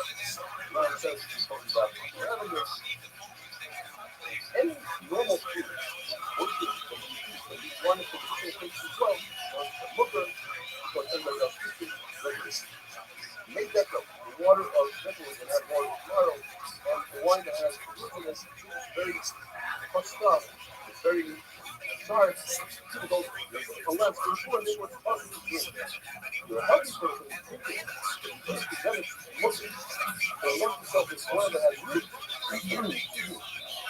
when the person says, God says the body, God heaven, who says, white fish, the body says, no night, or gloria. And it said that the gloria is causing us to stand and each one has and that puts right in the garden, it's called to have a second word. This is taking 7 last days. It comes from eating flour over 40 days. Honey royal is known as the Ezra lavatory people liver with. But it's good to get with 7 white pigs, not black pigs.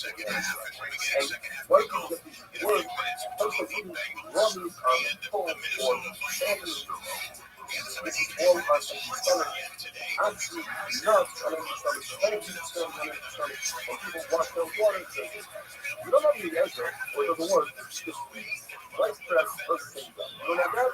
Fast, and everyone put some fatty meat and coal, fresh food, sipping with a little vinegar, some people just vinegar, and that's it. You don't have that? Put the bark in the book. Like very important that you can use the bark in the book. You can cut the bottom of the book by yourself, otherwise the wood will come out from the bark, take this stuff from here, only going to get a couple and remove yourself on the bark itself. Why do people drink on the drug? Because it's mining the fluid, feedback for a cover overnight, turn the poison into the fluid, but you got medicine is you don't have a drug, maybe you have to buy groceries, buy cups of food, something like that. One of the factors that I'm one road, one year, give that person, hold that the other one, the other feel so high, put it to the other, let it sit on the fridge, and the fridge start vomiting like a demon. What you need is use of goat milk, white goat, sugar by real strength, a very sweet acid, over cold, Sure, Maritime is 40 years old, has additional calories. A very small cupworth is good for a corn type. A reduced load is good for a scorpion type. Half a load is good for a turkey. An entire load is good for witchcraft. The Reverend says, Anitra, use this water, and Anga, and Yasha, are great for people with drink, with humans. If a person swallows them, the best way to use that and get right now is to sleep out and to run 3 meals before it comes to store that food. You saw somebody swallow steak, because the portion ran after his listen. You must run 3 meals. Once you got to run 3 meals, it's a habit, and you got to eat. You want to steak and eat. Some people say that the food itself is a big snake, and they're not knowing because it's important. This is why it's supposed to be decided. And the fear, getting perhaps the snake, look, one big thing.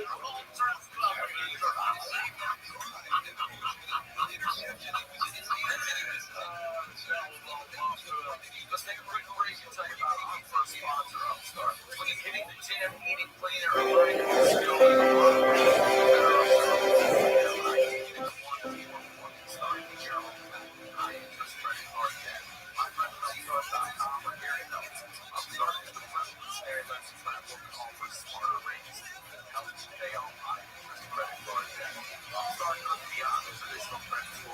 That is that for you to do the type of control social for bars like the right, and that's especially not our relatives. Magistrate is a group of them. It's such a people and actually is growing up in life. See many times, the most exacting is besides to looking to the on, they control social. We continue to discuss different remedies and forms of alleviation, going step by step to find the keys of the right doctor. Here's the fact that as we put the mother is not a person for discover a person appointed by the king of the church. We found 13 right doctors like that. We tore them open and found that they were all crazy. Living one of them shut down, living the dead one shut down. And by the time he got there, the lines that kind of says that guy that must be this person is an agent of Rabbana. He sells the Rabbana, certain countries are paid, set it up, no remedy for that. And that's why he does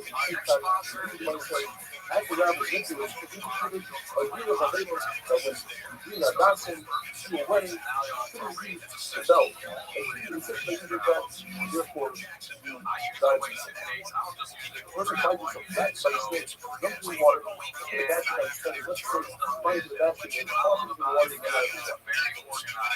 If the snake is cheating instead of wrapping down by the smell, should have a snake carrying for on the smell. Not jump over a puddle, it's not jump over a river. You gotta wait in the snow. It's nighttime. Sweep the open and something will come down from the ceiling. Put 4 barrels on one of the legs of the bed. Put 4 cats there. And put something down on the floor. So when they come, they get noise. The cat will eat it. If a woman's not supposed to sit up the table, pick up her clothing and have the snake go to the clothing. If the snake goes to the clothing, she's trouble. Yeah, I've never been down that much. Some say that'll actually increase the snake's health. You throw your nail in a pin at the snake. Snake, right? Those illegal that will turn them away. The snake went inside the place, put up 2 barrels, and put very fatty meat on top of coal, and to mix it press with very good smelling wine, and when it starts coming out towards the food, grab it with a pliers or something and throw it into the fat. Sends the Michelin cover all foods that you eat. And people, even if you eat them for your food, you're allowed to eat them. Where does it come to the food? It comes to food that people don't know, such as stealing the white of the food. It's really bad for the stomach, for the stomach, which for the stomach, it's really bad on the food. Because you know, even if it's considered food. Color matches all of the liquid, all juice, food, paper bags, and Victor sounds a little gross. Nevertheless, people drink it and therefore consider it a drink and you let it get it. What's really gross is when it runs and normal human beings don't drink that. The major problem that we have is really sharp thing that people don't drink unless they're sick. It comes from within two quantities. The first cup feels, the second cup plus diarrhea, which cleans the body. The third cup comes out as pure as it went in. In other words, didn't stop. Ula says Bobby beer is much better than this color as long as you haven't had a cup of this within the last 40 days. Some say it's not made with parim with the lamed, but made with parim with the rate, meaning it stabs the gallbladder. And it's referring to research on YouTube. How do you make this? The real should be take a third. Barley, the buffalo, the beer maker said, no, it's not barley, it's a third. Wheat. And the other ingredients are the same, a third saffron, a third salt. And it's usually between 2 seconds wood. Placing carbon as an introduction to that. Come on, Pollard. Consists of a certain weight of Alexandria sap. These are important ingredients to remember. Alexandria sap, a certain of alum, and a certain of saffron. And you blend them together. The person that's done this, you add a few of these ingredients and we'll have a little bit more of this later. And now, the water is going to give us 11 remedies. No less than 11 remedies for a double. One of them is you don't have to Pollard. you can take 3 pieces of certain onion and you put them in wine, and that's the thing now, a lot of people's wine is here. You tell the woman, please refrigerate it. You don't have that. You put it on a crossroads, you put it in the wine, and you have somebody coming behind you in the spirit. If you don't have that, you give her a handful of honey sacks and cumin, and you put it with wine, and you say, whom is it? If you don't have that, you take 68 barrels, and you smear it on there, and you say, whom is it? If you don't have that, you put something called a peanut, and you put it in wine, and you say, whom is it? You don't see the noise. If you don't have that, you take spring or municipal, and in the winter you use cotton rag, and in the summer you use linen rag to put it in there. If you don't have that, you dig 7 holes in the ground, and you burn a vine from Arla, and you give it a cup of wine, and she stands up, and she sits down, and she's one of those bowls, and you say, put it in there. You're going to take a fine flour, you put it, smear it on the bottom part of the vine, and you say, you don't have that, you might have nasty stuff in there. So you take that, and you burn the oxygen, and in the summer, you put it in linen rag, and in the winter, you take cotton rag. You don't have that, you open up a barrel of wine for her, and you drink a lot of it all the time. You don't have that, and you can buy a wine, you take 1 bottle of fine in the weight of a mule, a white mule, and if you hold it for 1 day, it stops the placebo. 2 days, 2 days, 3 days, and if you hold it for 3 days, it stops the placebo forever. On this, we take 2 of the 3 ingredients of Alexandria sap and the alum and the saffron. However, it has a really bad side effect. It causes sterility, it causes you become awesome. You don't have that. Pollard. Of a stiff pulp. You take the lid off and you put it in water. You don't have that. You take yummy lotus. You don't have that. You can use the cheese of a small bird called the ritual. And you still you go to the bathhouse and you see it there. You go to the bathhouse, you send it to the wall and an oven. You got this. The Reverend says, there's another way to deal with this, and that is to take the women, the seat of somebody that has done this without cooking himself, you wrap it up in a tiny piece to an application and you seal. That doesn't work. You don't have one.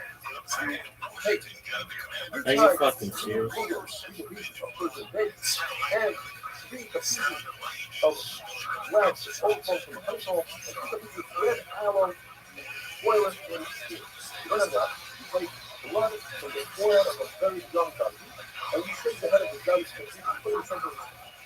Why can't that be deeper? That's blood because the blood. You don't have that. You take the head of a ram that was pickled in and it was pickled and cooked in beer. You don't have that. You take the head of a pig that has spots. You cure it. You put it on top of the pot. This is person. You don't have that. You can eat in the middle row. The mother was in Ireland to have jaundice, and when baby was a gardener, as the gardener was cooked. And when the gardener had his coat, he made bars of coat and steamed it a little bit and stretching it. And when he woke up, the coat was so many pieces from the teeth that were peeling up down to him. And it was wonderful.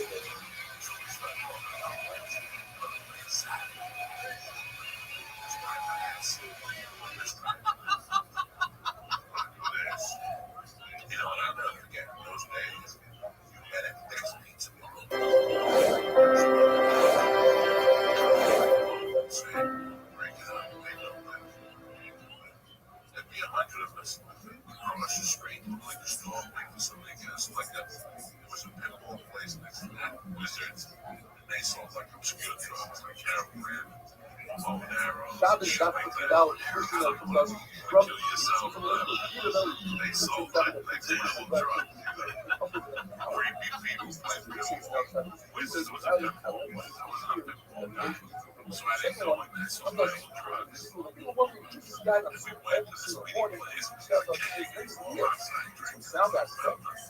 and he's in the process of getting he goes through this whole thing and finally says, Johnny wins the title, and he's told at the end of the game's process, the finishing line, trying to become a figure runner one day. I think it's one day I'll be like these.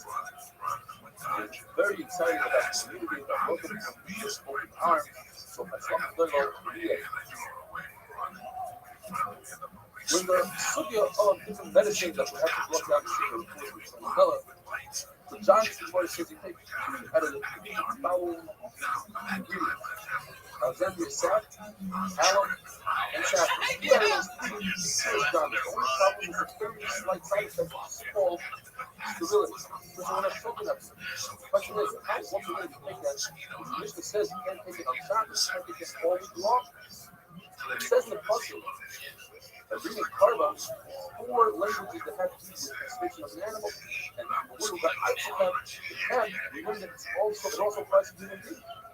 It's one of the most important we need some Ralphie May. Honeydew sucks. Or not Kara. You never say Kara. You say an Akar, a man by a man. Maybe he's kosher, even if he's a regular Akar, which is also because he's a seer after a seer. Even if it's not their bread, even if it's coming from this, it would be also. As a thing I read, just like you say, that the Jewish Akatsu is Jewish Akatsu, meaning the person who is a carbon, and he's not careful when he makes a comment, he's like the next person that needs it, the next person that puts it in the oven, makes a cake, they're all over one after another. It's like the parent says by Shiloh, that you're over on it, you have to, and then you're over on a cutting. There you go. Can have children. It's supposed to be able to, but it's also suicide. I want to hear that you're not a football down. There you go. Even though that was causing discouragement, you are not causing discouragement. It's not a physical thing, it's a psychological thing. When you do this down and you feel bad, and you see depression, and therefore, it doesn't change the wisdom. It's also to take in vinegar to feel your feet on Shabbos and spit it out. But if you swallow it, that's the norm, and therefore it's working. You rather take the restrict, you rather take the bread, dip it in vinegar, and eat the bread, that's normal. And as a side benefit, or feel with Rava initially tried to make a distinction. Ralphie May. What is this?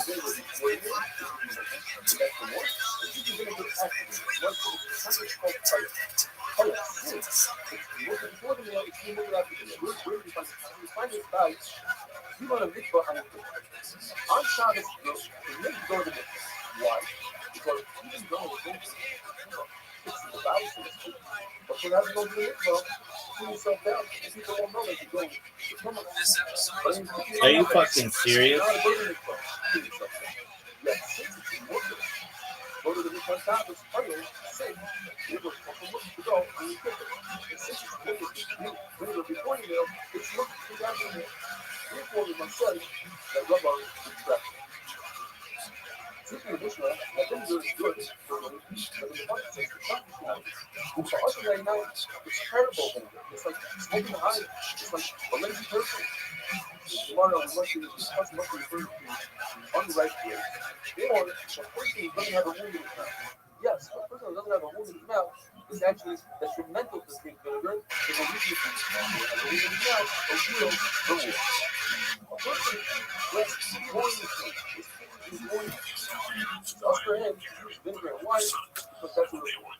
But sweeten out with oil that's looking at normal, no makes things that work themselves with oil. 3 years old. Rose oil. And the thing is, once you looking at rose oil, then all types are looking at rose oil, all types are to the places, and it's not just to the In all of the shadows, loud actions like a deer. Small passion like a sheep. Yet when it comes to truth, this low loyal, not the same thing as fear. It's not the same thing. As it should. The city says that low loyal is looking anywhere and everywhere. Since the street. Love said that this city that was the Lord used. Low loyal hit everybody in this city. You are being low loyal. But other places, not. The guy singing, when it's one, number one, terror. The English brother, these are the nuts that you're not allowed to do in family. In those days, right, you have to see in the picture, the red one, the most female, the next picture, the ever seen nuts. That's also the thing. I love it. When you find the video, just like you know, China, now I'm doing that. I'm just not. The thing to the left of the two of them. Both has the same kind of thing. It has a small, non-extreme ever. And then you find the ball in the rope, but every time you undown, every time you use the camera, you undo that long rope. That rope is without butter. The very said, if you undo a rope with one hand, not with your hand. Come on, Shannon. What about if you were tied, China? You can undo with one hand, but on the other hand, no pun intended. It's a really tight knot, and so as the fashion may remain in a. There are some knots that are really different knots that are revealed only to one lady, such as a woman's shirt. It has two buttons, as she puts it, they're tied. What The right happened? side, the left side, the left side, the right side, the left side, the left side. Yeah, we know Tony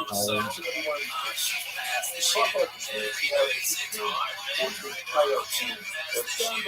Or a belt, or a bottle of wine, or to cover a pot. The luxury logic says that you can make a knot to try to look for an animal to eat, and that is wonderful.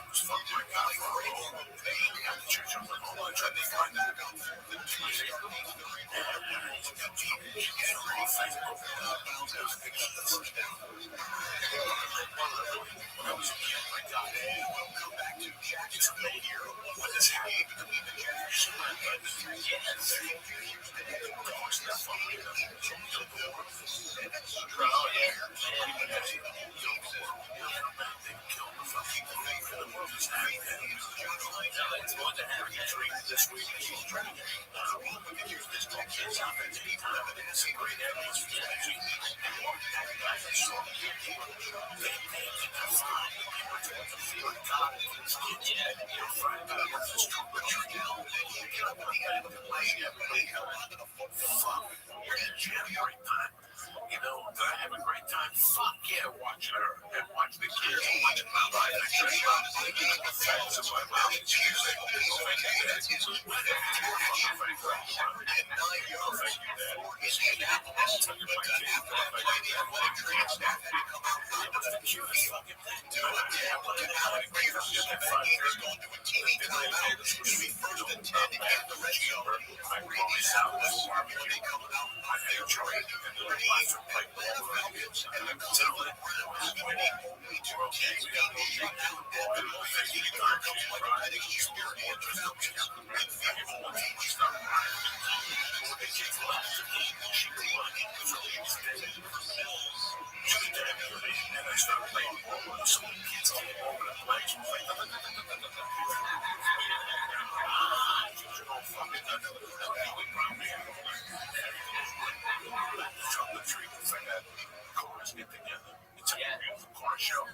And they back up and they open their trunks and they had kids and they sit in front of the trunk with disguises. And I tell you what, Writer Club and or lots of stuff like that. It was just all fucking Studio City people. Oh yeah. You know, whatever they are. I don't know what was. I didn't talk to one. I talked to maybe the parents and the principal. Man, you know, I've done that same thing with basically car clubs, bro. They're the nicest. They had a whole go cooking. Okay, I mean it was the real deal. All like this was making martinis. Okay, they would hand out good candies and stuff like that. Having a blast and everything. The sauce, man, it was on, man. I'm telling you, yeah, actually, it was really simple. Sound good. They're all white kids now. There's no sauce around. There's no beans. What do you hear about white people? Yeah.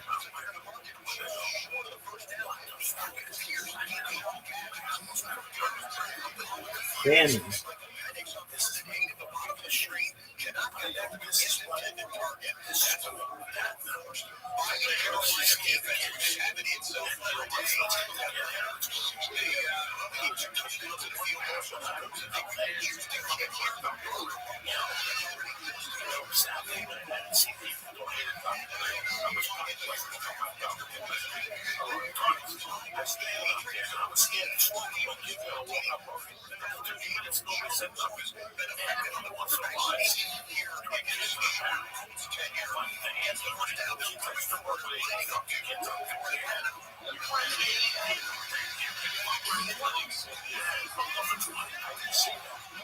Just what I know. They found needles every year. Some fucking dummy paper.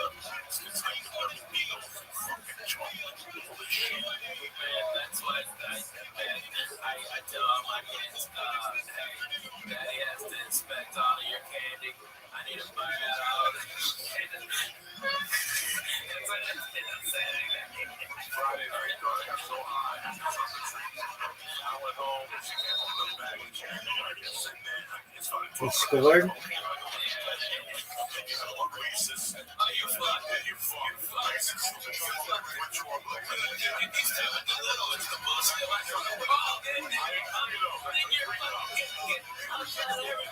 You fuck. Well, fuck.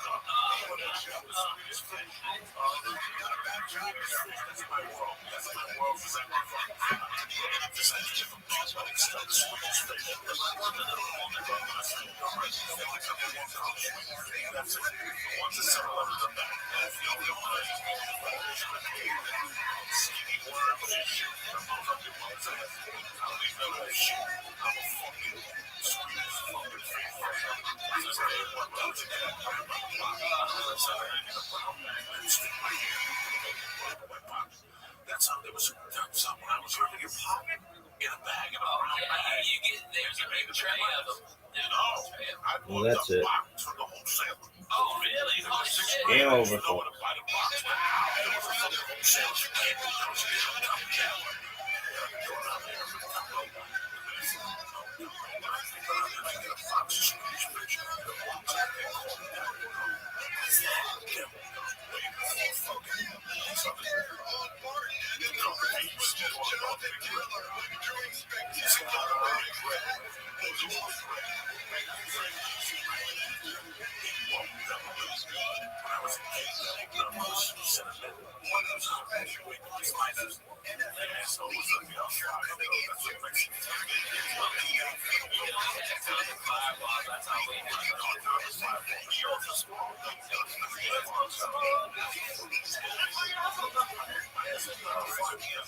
Okay, here we go, baby. Devo.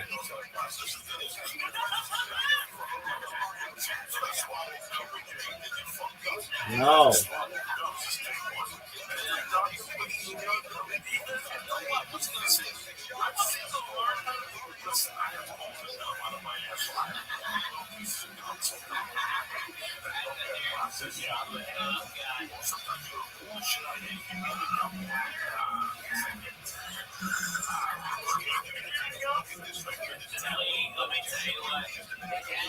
Joey gets one of them good ass zits above his asshole to come and pop it like a foot and a half away from you so you hear it. Okay, he did that in my fucking apartment. Devo. Drink all my goddamn orange juice. I bet he turned off.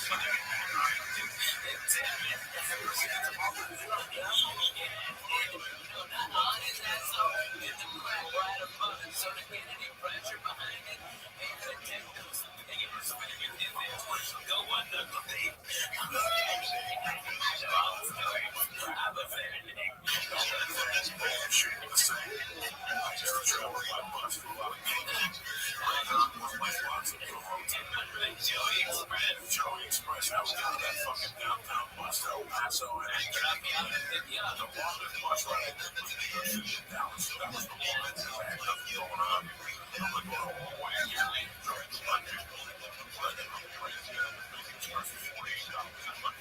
Tebow. Man,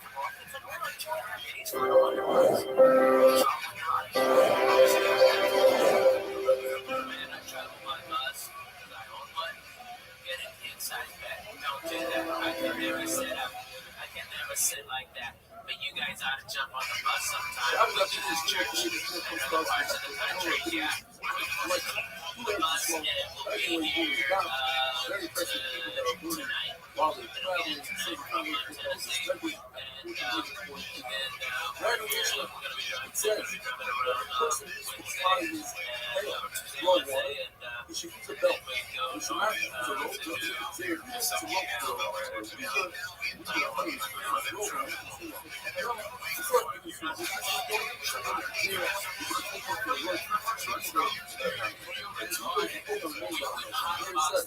it's under a can with one, not one hand. That's not a not the definitely not the one one that's same with rice.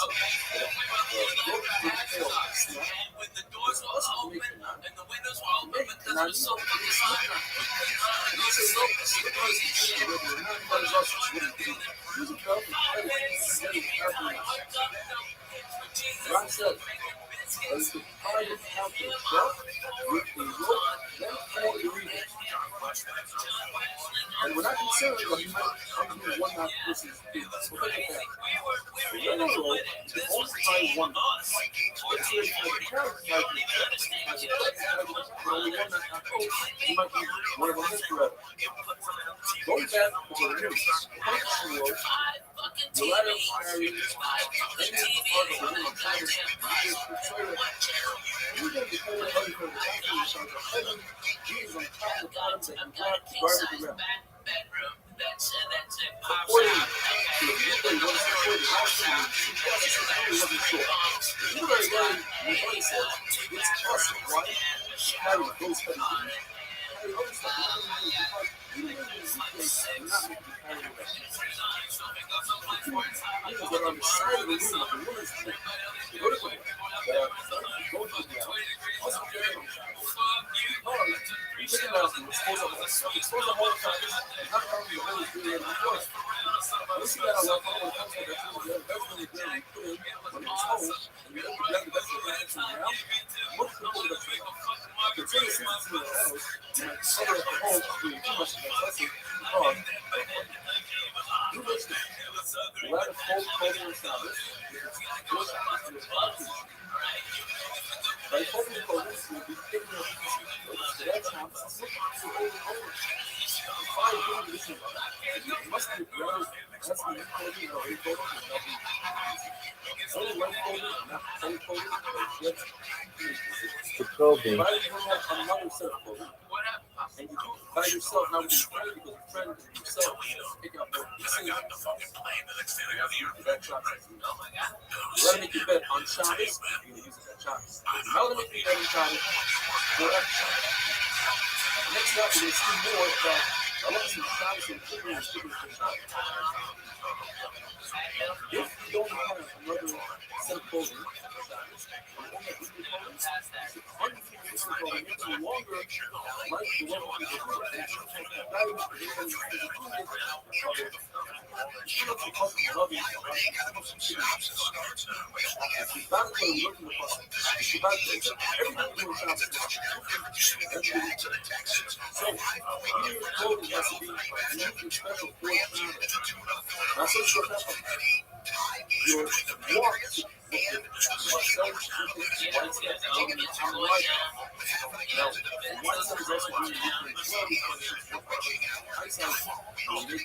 is Friday night, leave the wine, give you as a FedEx, you can say, put the wine on your eye.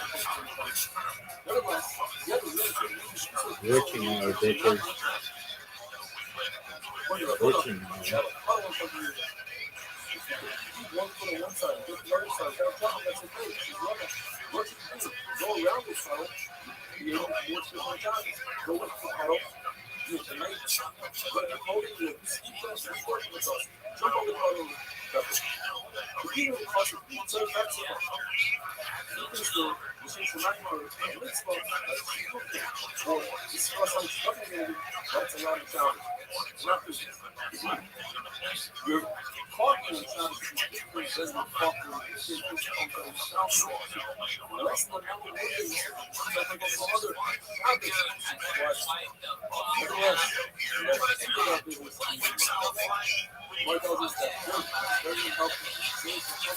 Six, our forefathers, guiding those who were on the day, also some people say, what is catching the lesson from the novel, are all over the whole.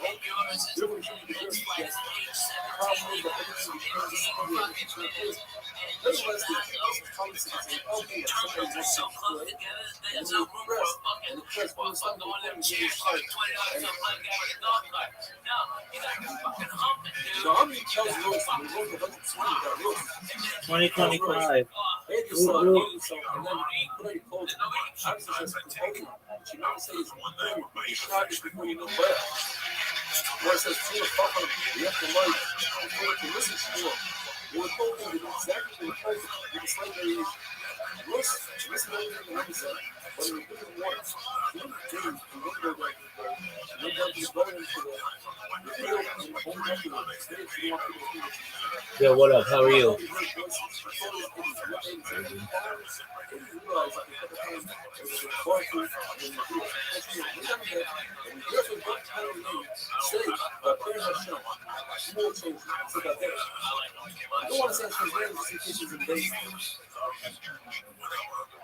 Where says you narrow. Very smart.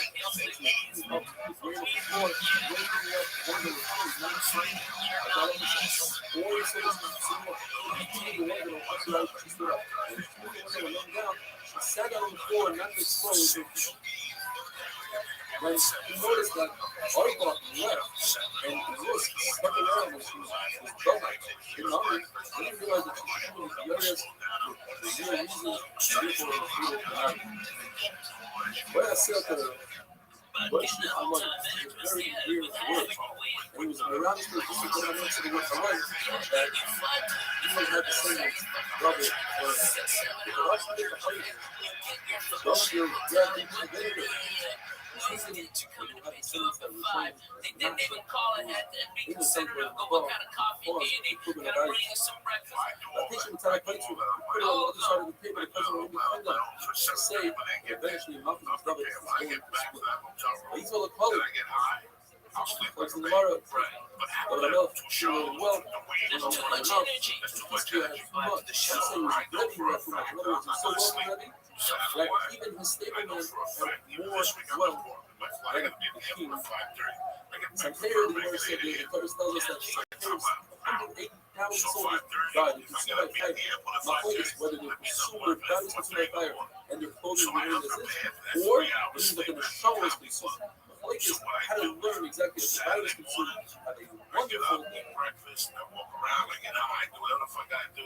I get back like about 10 o'clock, Jack. And Ralphie does the same. Just Ralphie will pull me outside.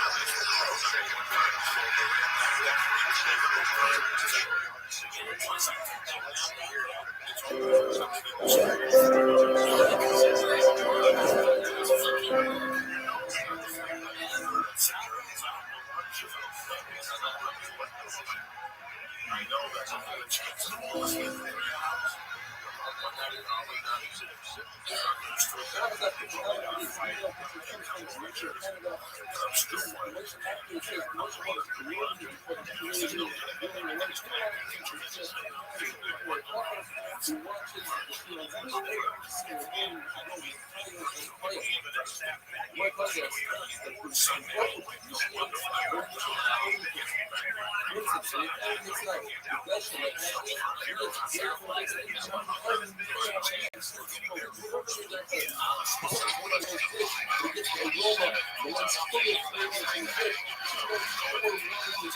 Yeah, man.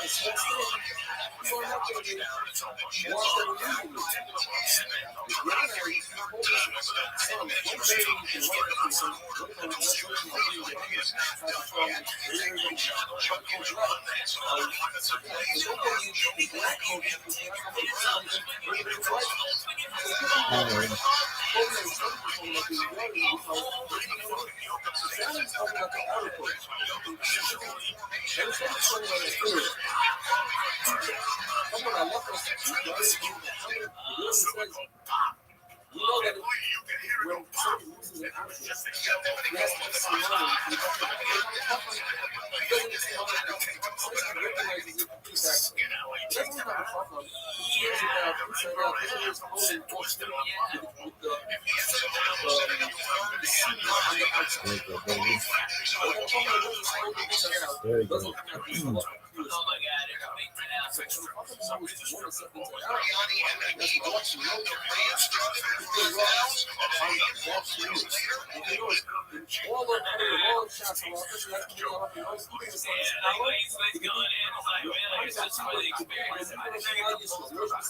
Well, when it's an ingrown hair like that,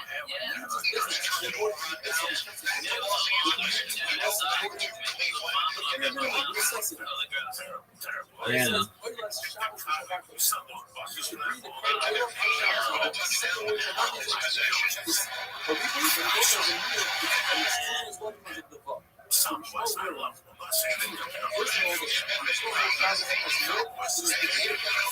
The Kobe?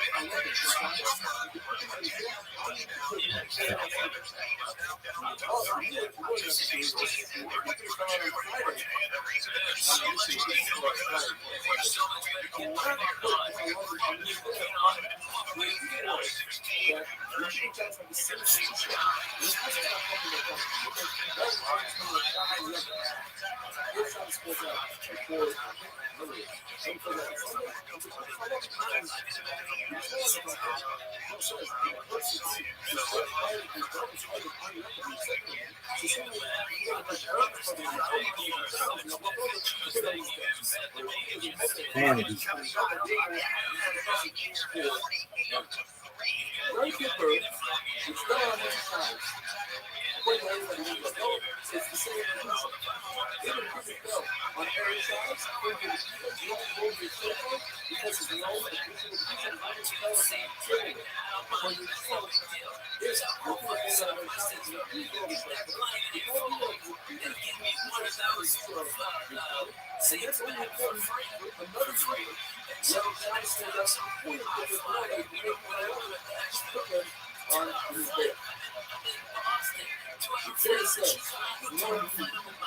Vanity.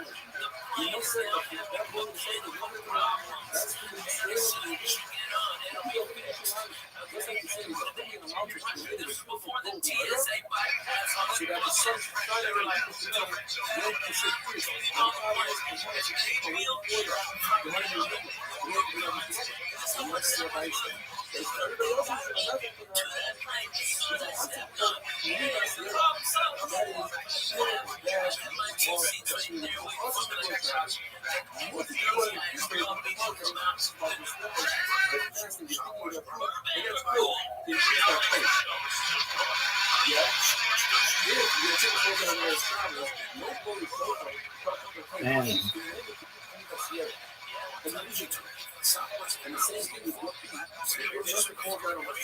man,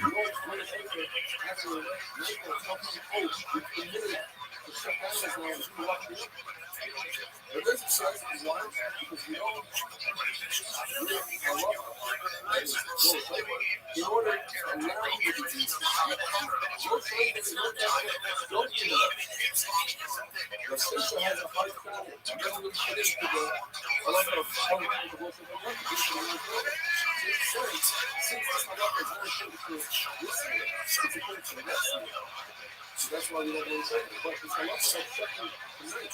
And then it's this way, therefore, it doesn't really matter. What happens if you keep it going back on time to say? That's what the one says it's also because we don't know if the weeks are busting. You know there's people who don't know if the weeks are busting. So actually, weeks are busting. It's the best. Sometimes it's not that close yet. On the other hand, the book says you are committed. What about the weeks are busting? It's not to say that you also under every time on an ascent. What tells us that God is family. When you're regular people, you're feeling your comfort. But before you the awareness, God was concerned that he was listening. So he made a mistake and said, just to see the Lord in the day of his throne, but you now realize you can say the Lord is saying, you know, you're allowed to do this.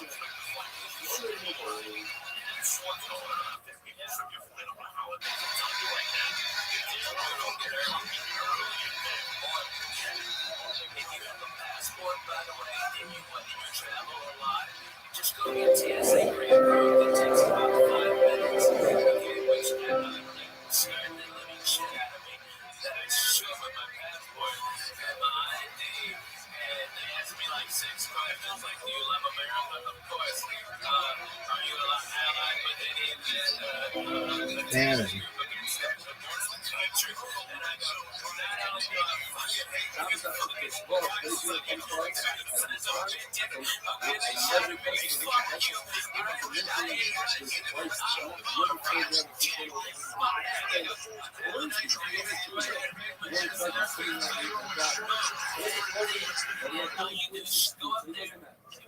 You don't have to take anything off. No shoes, no freaking you know my access to social media. No, that's bullshit. What are you talking about? What's that? That's bullshit. Be smart and continue every business doing it. I put on the bus, a tower, a mobile cell phone tower. Wi-Fi like the largest one you see. So, enjoy Wi-Fi at all my shows. But what happens to Los Angeles? All your information. So next time I'm in the area, I can hit you up. That's how I do it. It costs me a lot of money to do it, but at least I get something in exchange to make it for you. You know what I mean? That's what you gotta do for me. But this is all around the north. You know what they do? They say like on Southwest, you got like an iPad or something, and you can watch real TV, and they got movies on there too. And you can flip channels and it's real time. that's for free instead of like, what is it, or something like that. That's like fucking $22 for goddamn. Yeah, shit, you can't bring Twitters or nothing. But it's good. That's what you fucking watch. I mean,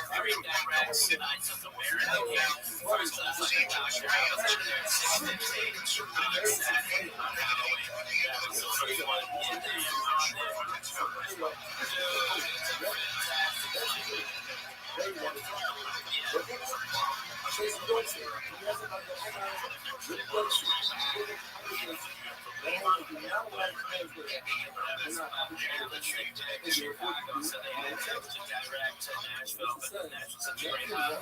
Same thing, you can get off to the south and right down there. Like, that's not their part. So, like, when that was such a big storm, it's fucked up.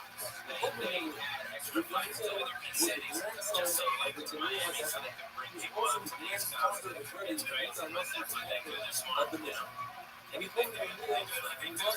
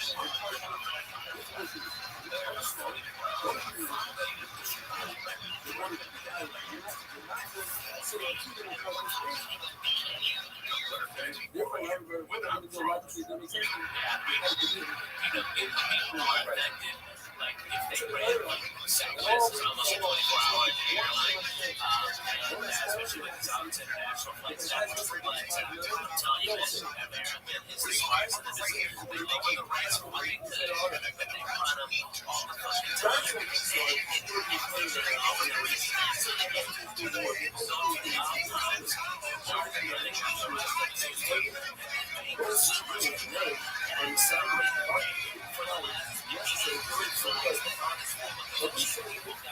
To the other flight. It's a goddamn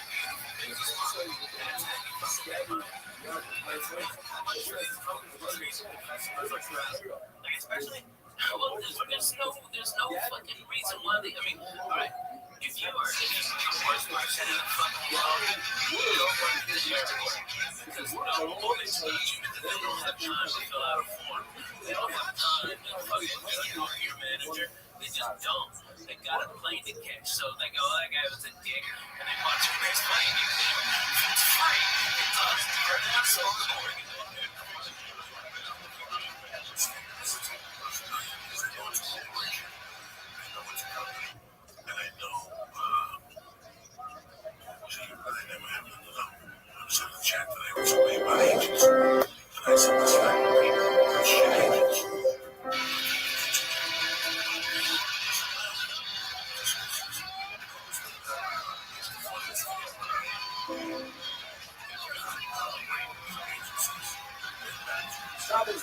indicted. If you know, because one of the people, they want to be hearing this from you, discuss about somebody that is indicted. Please, after with this corona that is really divided, people spreading social distancing and right. Hopefully we'll have go through the family spirit of the streets and then also things. Talk about let it go, you can let it go. Hold out, look at people that are all that shit. You know, this is one of the things that really brings out.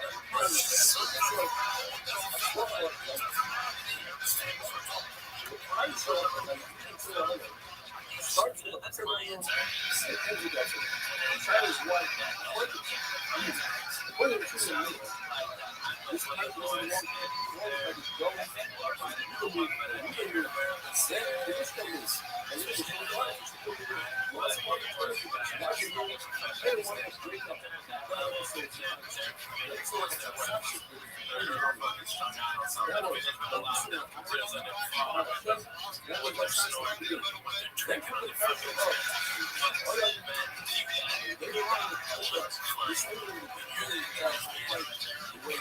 up. Let's go to the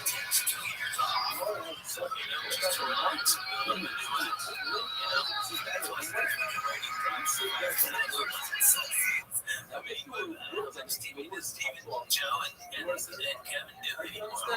No more. It's jumped on. He's still throwing people around in UFC, right? But that's Offensive special teams has not been complimentary to just an excellent defense. They have a chance to tell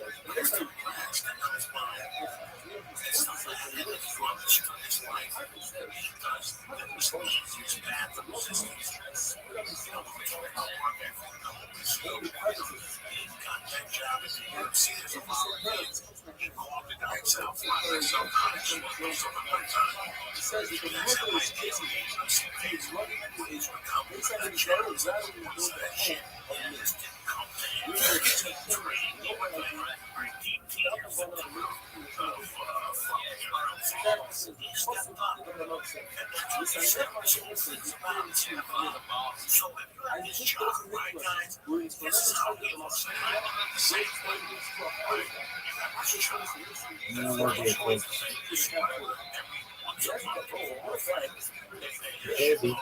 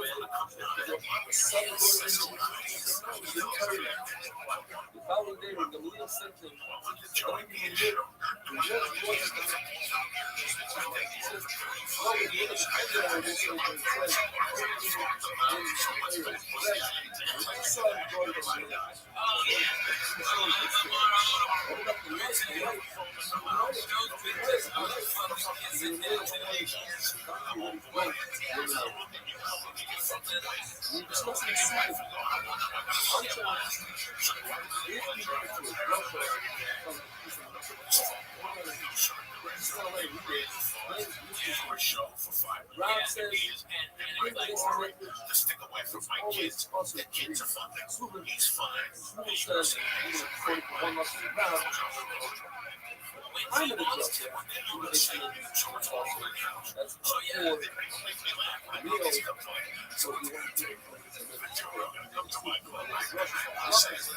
but after the drug after the meal, you go with the drug. So you might as well shoot. Rashi says there's more blood and less of it. One thing that you got this way of understanding. People in certain things very good. Here are just very good. Where we're letting other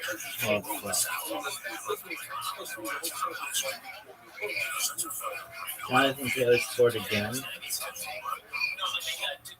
But he himself holds the letter he sees. They read it right. Says you can say so the player can get it with his kids. But what you see is money still Yo, fuck.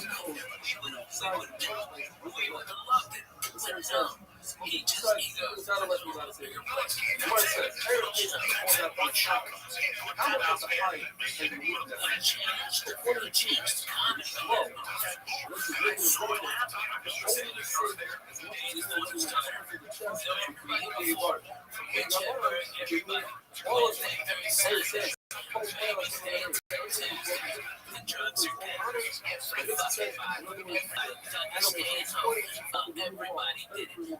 But Kane Cook was the first one that broke fucking all the clubs that had control the whole time because there wasn't after comic guys after the 80s and the 90s were fucking dead. There were no headliners that were selling tickets. So when comics started to come back up, the clubs, there was less clubs. So these comics, so they could fucking keep the money there. But now, the dumb bucks, they got greedy, like they always do when they fucking start making money. They start putting all these comedy clubs everywhere, and then they go, oh, I got no fucking headliners. And then that's when we got the power. And it was fucking Kane Cook that showed the way. And say, well, fuck your Wednesday. Eat a dick on Sunday. I'm doing, no, you know what? I'll come in Thursday for Friday morning radio. And that's it. That's it. And I'm back at home in LA.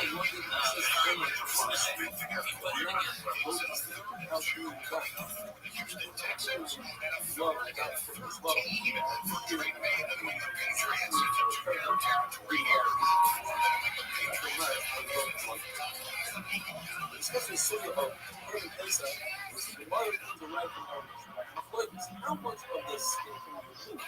They lose. According to the mercy, they can drink the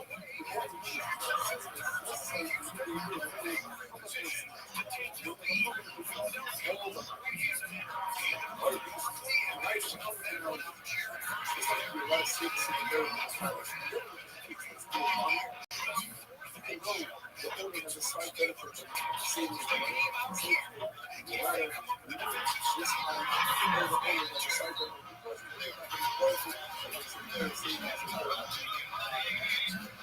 this, remembering the eye, is not a physical, but it's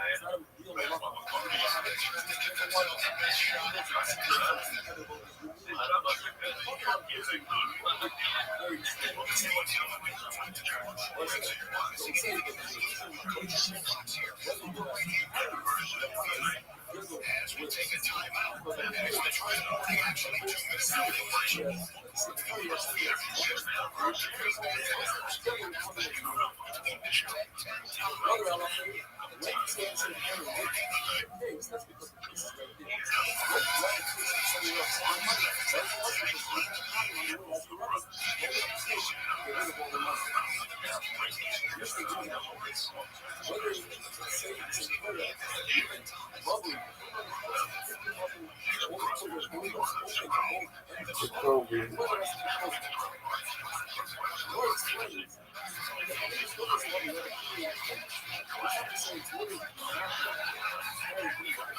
love.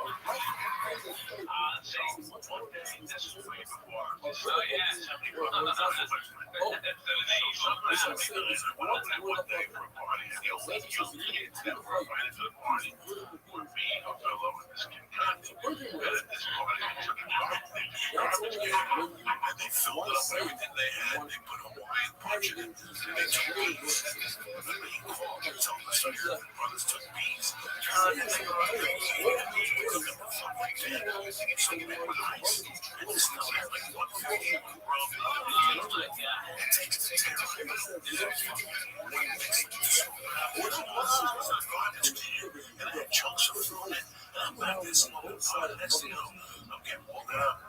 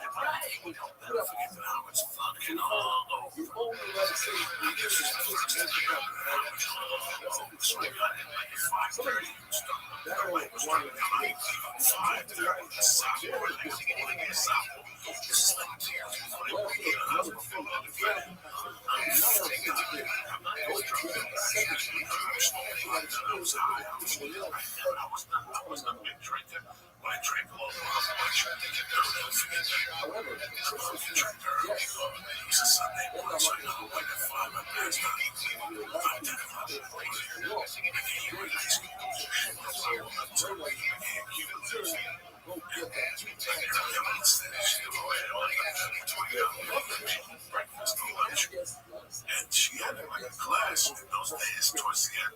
She used to drink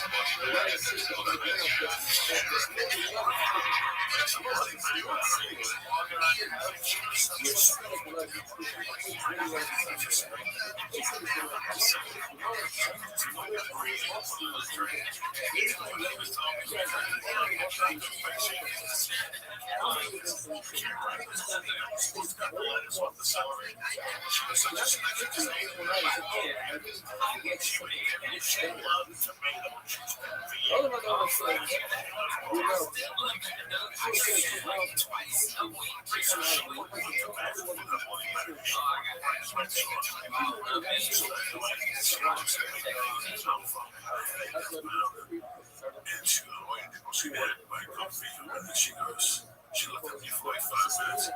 She took a nice ass out of it. She goes, you know what I feel like? She fucking walked out. And I was like, a prolific thing in my world. Like, I never thought about it. So much more stuff on me.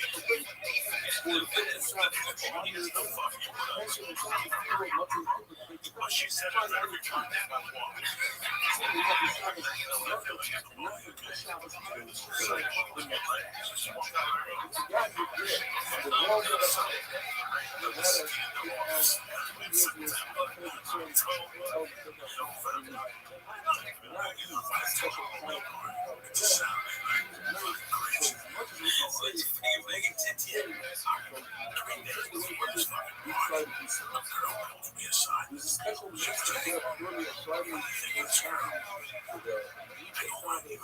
She wants to get together with you. You want to know, but I go, sure, she had just broken up with a kid in 1979. I went up to the kid like a man. The kid was a dumb kid. I went up to him and said, I know you're I know you're not really doing what you want. I'm still what I like you. What I do, I still love you. Just give me some back, okay? Fuck you. I just can't go every time I went to 79, 15, I was and never did like that other stuff like go to me ass in the Gabby's garage.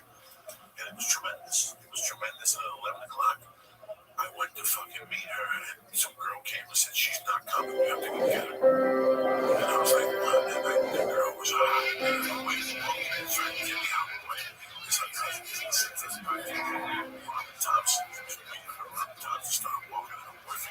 Shabbos Daf Kuf Yud Ches. This week's Mishpacha magazine has a 4-page write-up about from official catering in Baltimore. He watches our shir every single day on Zoom. He's a big supporter of the shir.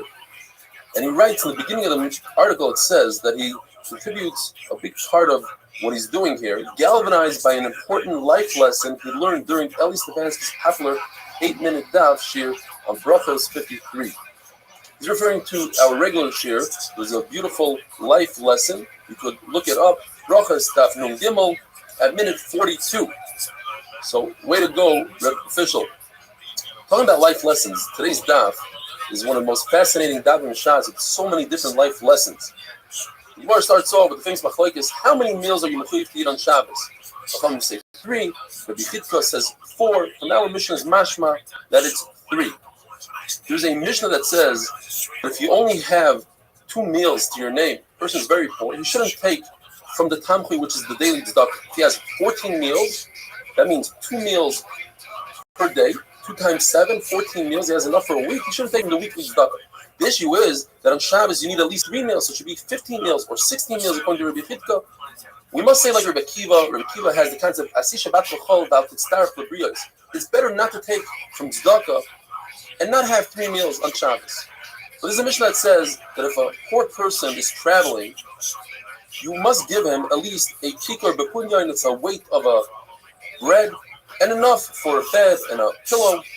And then it says for Shabbos you give him 3 meals, not 4 meals like Rabbi Chitka.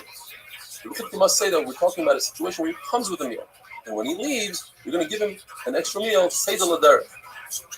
You're permitted to wash dishes on Friday night because you need those dishes Shabbos morning. You're permitted to wash Shabbos morning because you need it for that afternoon. But you're not allowed to wash dishes when it's for after Shabbos.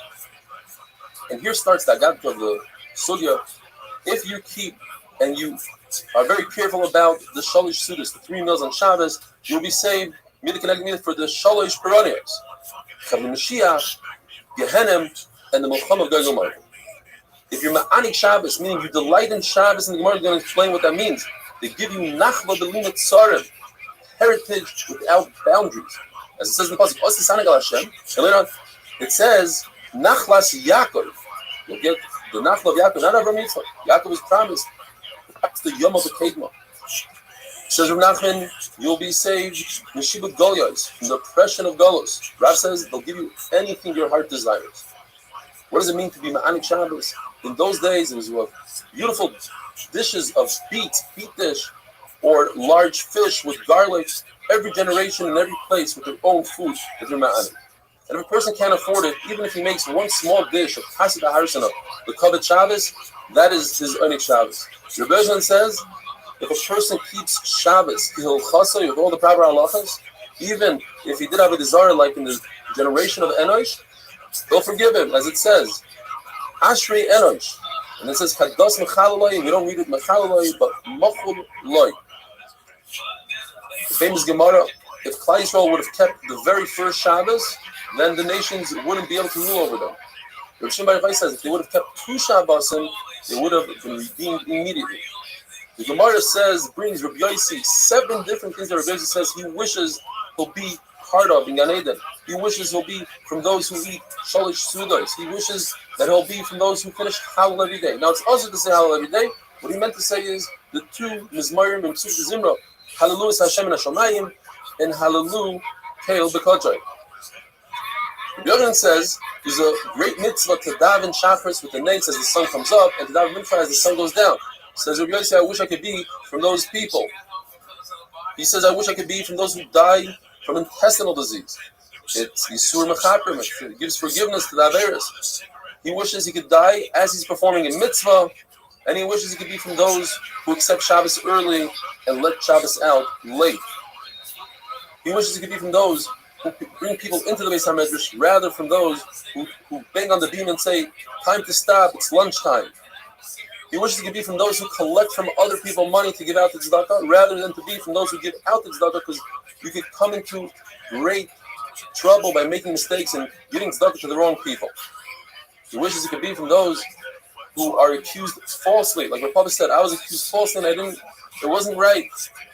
It turned out to be wrong. Some explained that Rav Papa almost fell off a ladder, and he asked, why did he have a brush with death? And he said, perhaps he didn't give tzedakah to Haniyim. And he said, that's wrong.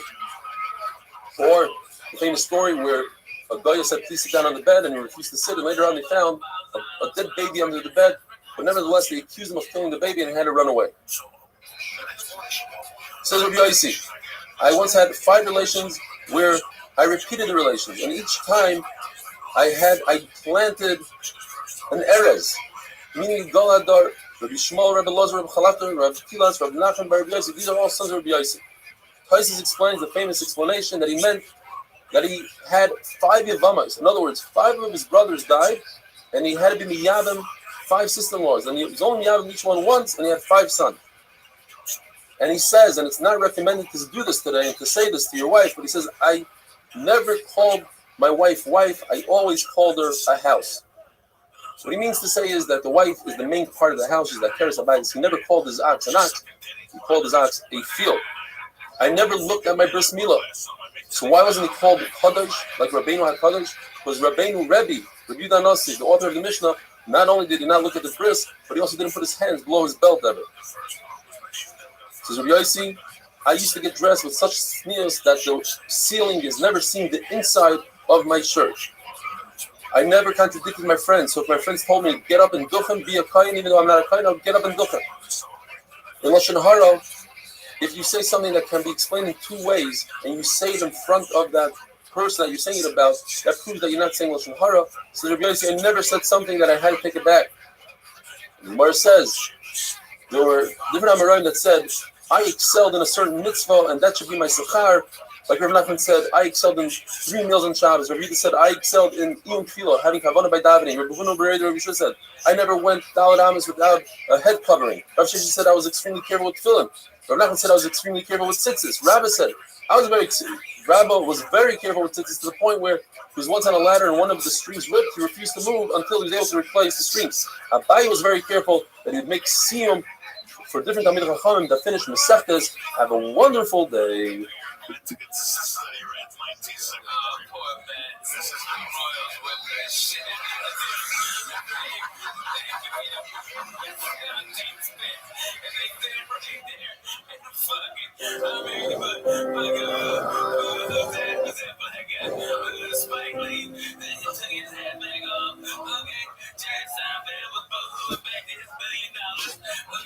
Shabbos Daf Kufi Test. Today's email comes to us from Tzvi Fine, a very inspiring email.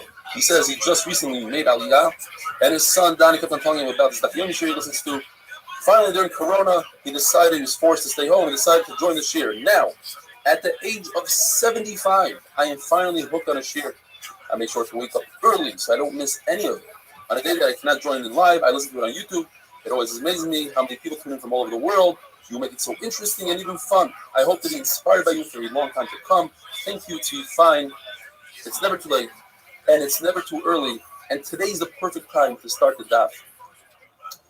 We continue with the amazing suyas about Kabbat Shabbos and Shabbos Kodesh. Rabbi says that Talmid Chacham, who comes to him to be judged, he wouldn't go to sleep until he found something to make a schus for him and go in his direction. My brother Rashi says, I can't even judge Talmidei Chachamim because I am biased towards them. Rabbi Chanina would put on his finest clothing and he would go out and he would say, let's go out and greet the Shabbos queen, and the famous saying that we say, Rabbi Yana would say, Rabbi Nachman will make a tremendous amount of these oiled wafers, 3 saw. Rabbi Abba, he would buy from 13 different butchers meat, he'd bring it home, and he would tell his chefs, be energetic, hurry, make this one, and then I'll bring more meat later. Rabbi Avo, even though he's very wealthy, he sat on an ivory chair and he'd fan out the fire. Rabbi Anan would wear black clothing on Erev Shabbos to show that even though he's getting dirty, he wants to get dirty l'kavod Shabbos. The famous saying, Rav Safra Machrik Reisha, Rava Malach Shibuta. Rav Safra would singe the head of the animal to get rid of the hairs. Rava, which anybody could do, the servants could do, but he wanted to do himself. Rava would salt the fish. Rav Huna would light the candles. Rav Papa would make the wicks. Rav Chizda would dice the beets.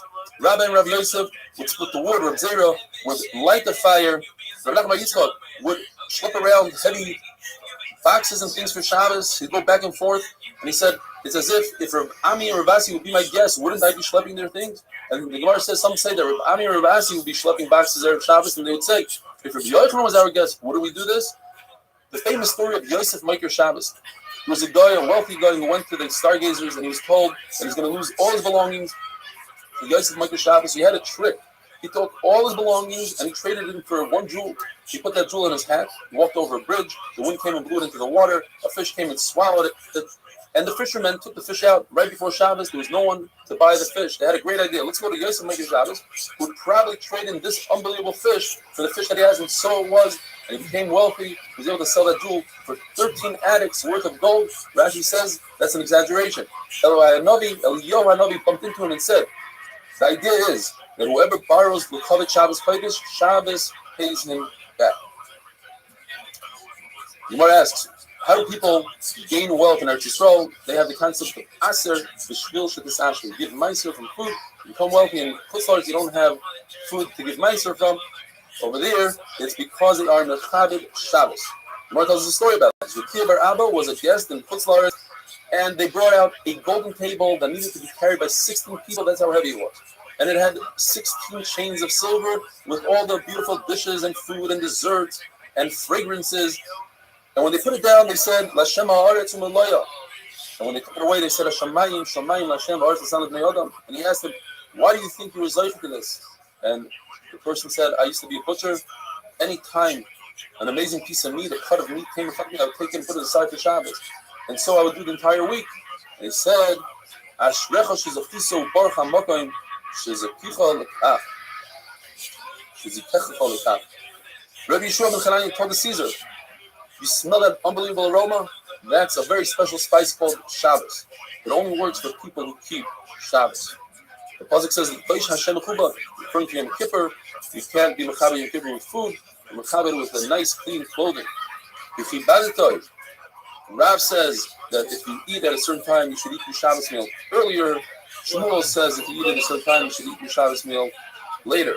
Rav Papa says, those of us who are used to eating meat and wine during the week, on Shabbos, depending what you do during the week, if you eat it at a certain time, either eat the meal earlier, if you eat it earlier, make your meal later.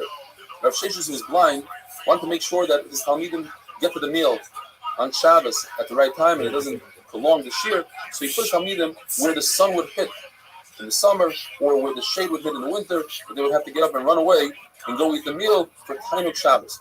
Reb Zera, who would see two Talmidim arguing and learning, he would say, please, I'm begging you not to be Mechal Shabbos. Are you talking and learning and not enjoying the meal? You're not being Mekayim the mitzvah of Einiv Shabbos. Rava says that an individual should say Vayichulu. It's as if he is a partner with HaKadosh Baruch Hu. We don't read it Vayichulu, we read it Vayichalu. Together with HaKadosh Baruch Hu, they created the world. You see from the creation of the world that words have power like action. It says in the pasuk, "B'dvar Hashem," with the words of Hashem, "Shamayim nasu," the skies, the heaven was made. When a person says Vayichu Friday night, two malachim, they accompany him, and they put their hands on his head and they say, "B'sar Avinecha." One of the malachim is a good malach, the other one is bad. When they come in, they find a candle lit and the table is set. Then they give a bracha. The good one gives a bracha that we should find this the following week, and the bad malach is forced to say amen. With Chas v'Shalom, they don't find that he makes the klala, and the good one says amen against his will. A person should set his Shabbos table, even if he's full and he's not going to eat only a kazayis, malav malka as well. Set the table, malav malka. If you drink hot water or bathe in hot water, or you eat fresh baked bread, hot baked bread, it has powers of healing. Rebbe Avo would shecht a young calf, a tilta, the third born calf, so that he, on Motzei Shabbos, he would shecht this so that he could eat part of the kidney. So his son Avini, when he grew older, he said, I don't understand, why didn't you just use the one that you use for Shabbos? Erev Shabbos, save the kidney for Motzei Shabbos. So he tried it out, and he put the one animal that he was supposed to shecht on Motzei Shabbos, he left it alive. And on Shabbos, a lion came and ate that animal. They didn't gain anything. Shmuel Levi says, the famous saying, whoever says, Amen Yehish Mirabba, B'chol Kalichai, meaning with all his kavanah, with all his intent, they destroy 70 years of the Gzar Din. If he has some sort of a desire that he did, he'll be mindful of him. Rish Lakish says, if you say Amen with all your kavanah, you open up the gates of Gan Eden. Amen stands for Kel Melech Ne'eman.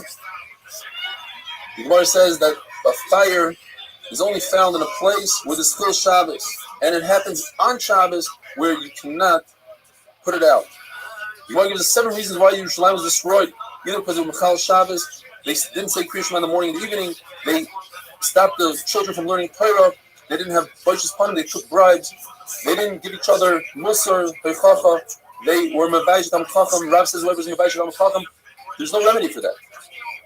They stopped being truthful in business.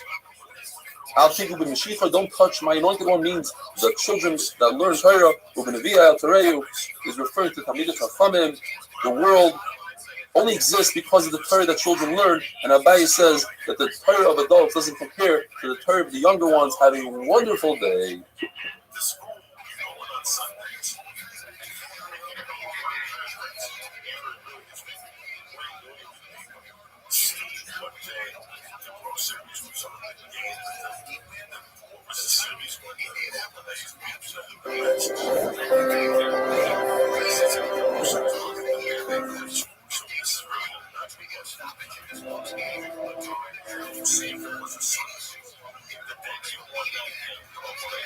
Shabbos Daf Kuf Chof. Today's email comes to us from Larry Jaffe from Silver Spring, Maryland. He says he's already 55.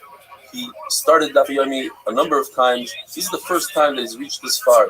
Due to all the graphics and diagrams, they really help bring each sugya to life. Hatzlacha Larry, should be zeicha to finish Shas with everyone. The Ezra's Hashem is Baruch. We continue with the sugya of saving different things from a raging fire. Says the Mishnah, you can save even 100 meals if they are in a basket, or an entire barrel of wine, or a whole cake of figs. And the question is, why is this any different than the Mishnah we had a number of days ago, where you could save only 3 meals? One shot the Gemara gives us because we're dealing with one basket. One basket is less work. Doesn't matter how much is in that basket. If so, if you have an open blanket and you take smaller baskets and pour it into that open blanket, since you're only removing one blanket worth, that would be 100% mutter, even though it's more than 3 baskets worth. We see something similar.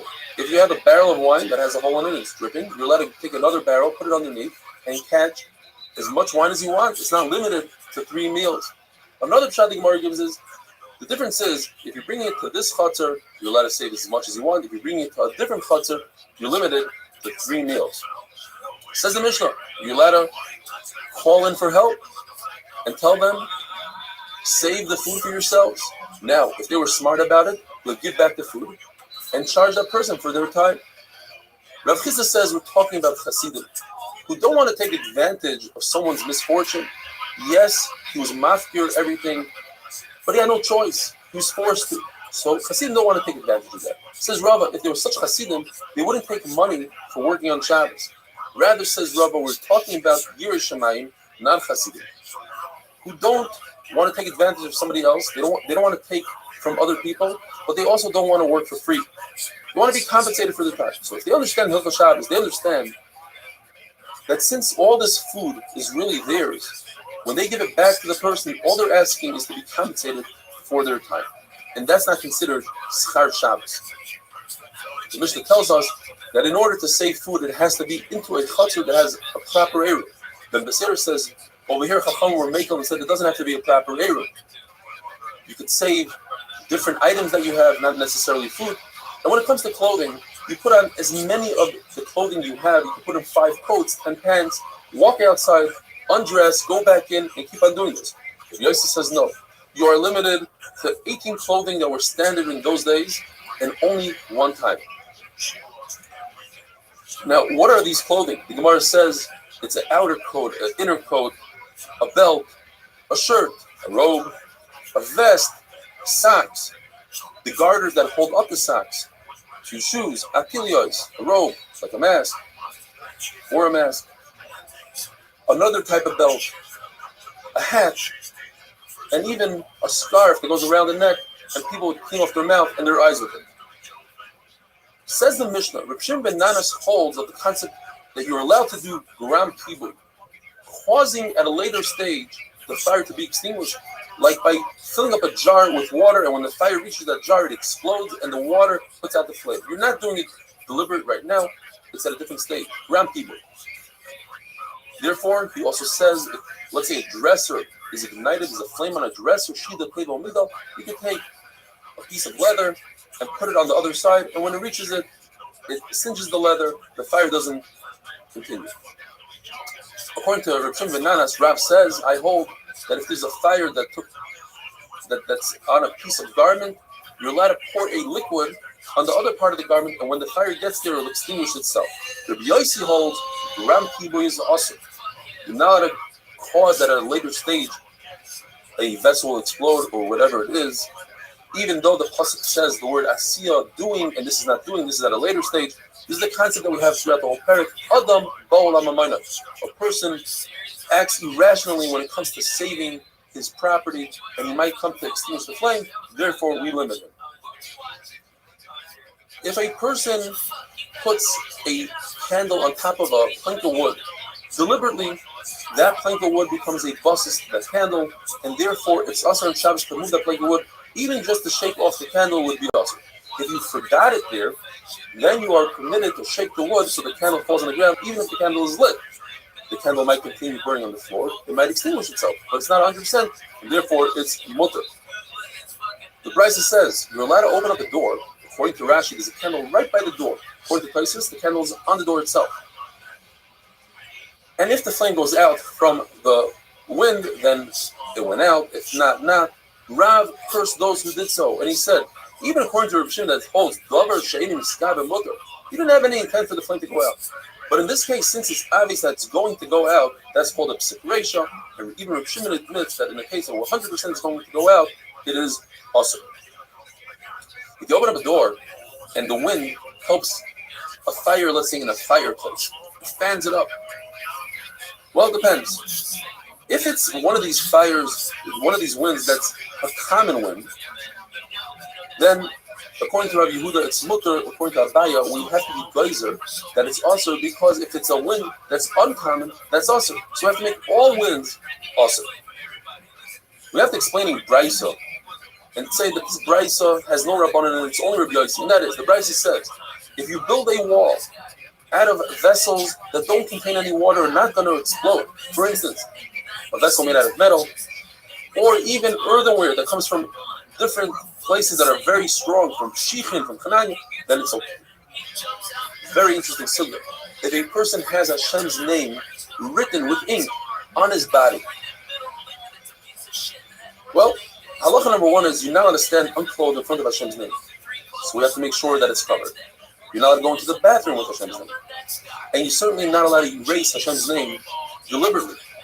However, you're allowed to go into a mikvah, you're allowed to go into a bath, as long as you don't rub the name off and it comes off by itself. That's called a grama, and that would be mutter. Even according to Rabbi Yossi, because it says in the pasuk l'isasum, you're not allowed to do so deliberately, but the grama, it's mutter.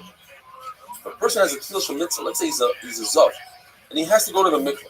Since you're not allowed to stand unclothed with Hashem's name, he must put something on it, such as a bandage, a reed, but he has to make sure that it's loose, that the water can get through, so that the bandage doesn't create a chatzitza. Don't cover it with your hands, because you might forget that you're covering something, you'll take your hand off and expose Hashem's name. Now, what if a person doesn't have something to cover his name? According to Chachamim, that Tvila Bismano, to go to them when the time comes, a mitzvah, and you must go right away. Chachamim say it's not a mitzvah. Therefore, go around, look for a bandage. But according to Rabbi Yossi, that it's a mitzvah to go right now. Therefore, don't look for a bandage. Go in and cover with your hand. And finally, if the ink is dry, then that creates a chatzitza. Same thing would be with blood, honey, milk, and ink. If it's moist, like in our case, then it doesn't cause a chatzitza. Have a wonderful day.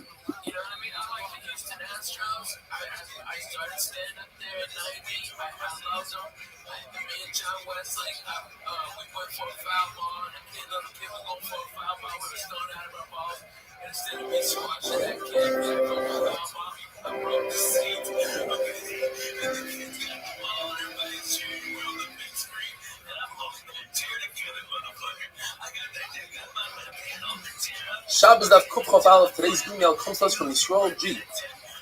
He writes, I have to let you know how therapeutic your shiurim are. I was driving back from the Catskills and was sitting in traffic on the 17th for more than 2.5 hours. I started a few weeks ago doing Chazar from the beginning. Now I'm up to Daf Chof Zayin. Trust me, there's no better way to spend time alone in traffic other than your Gavaldik Shiurim. Thanks again, Yisrael G. Yisrael Kaya.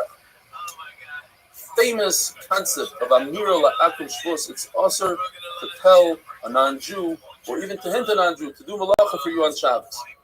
So what if you have a fire and the fire department comes down? Says the Mishnah, you don't have to prevent them from putting out the flame, but you're not allowed to direct them and tell them put out the flame. But if a minor, obviously we're talking about if a minor comes to put out the flame, you must stop him because he's doing it al das over to appease his father.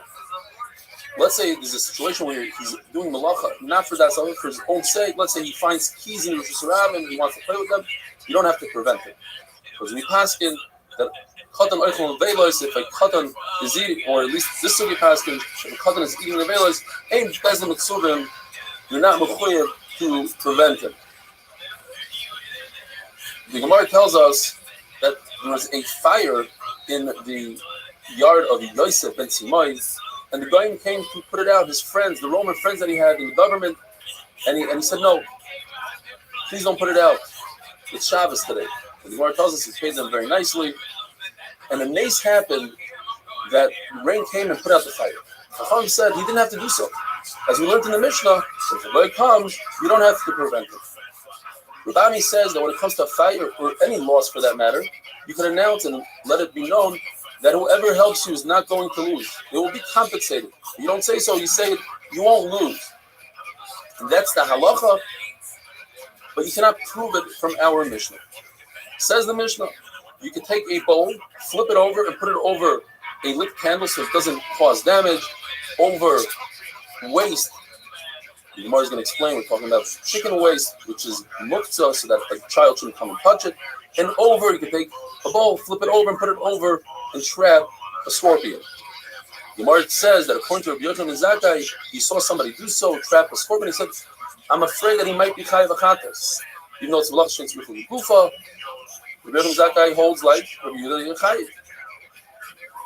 Gemara tells us a story that Rav Oven gave a couch to 2 out of 3 guests, to Rav Yehuda, to Rav Yirmiyah, but not to Rav Chanan, the son of Rav. And Rav Chanan took exception to that. And when he heard Rav Oven teaching his son our Mishnah, and he said that you cannot cover the waist of a child so that another child shouldn't touch it, he said a very strong lashon. He said, Oven Shatya. Oven is a shaita. And he's teaching shtusim to his child. Why? Because the feces, the waste of a child is not mukta. A dog, it's ready for Achilles Kelim. So therefore you just pick it up and put it in the garbage. There's no reason to cover it. And there's no issue of noilad. Since you're anticipating it, you expect it to happen. And therefore, our Mishnah is talking about the waste of a chicken, which is mukta. Yes, there's a concept of graf shorei. Anything disgusting, you're allowed to move. The Gemara brings a story that there was a dead mouse by Rav Ashi, by his summon, and he said, pick it up by the tail and move it out. It's a graf shorei. So too, the waste of a chicken should be mutter to move. The reason why over here you can't move it and you have to put a key on it is because it was already in a pile, in a heap of trash in his own chutzah. No heter to move it for graf shorei. Shom Levi says that any animal that could cause damage, you're allowed to kill on Shabbos if it's chasing. Now, there are 5 animals that even if they don't chase you, they're going in a different direction, you're allowed to kill them. And they are the Egyptian fly, very dangerous, the Minveh hornet, the scorpion that lives in Chadiov in Iraq, the snakes of Eretz Yisrael, and a rabid dog, a mad dog, anywhere in the world. There's a Tana that said from the Rabbi Rabbuna that if somebody kills a snake, ein ruach chasidim, it's not in the spirit of the chasidim.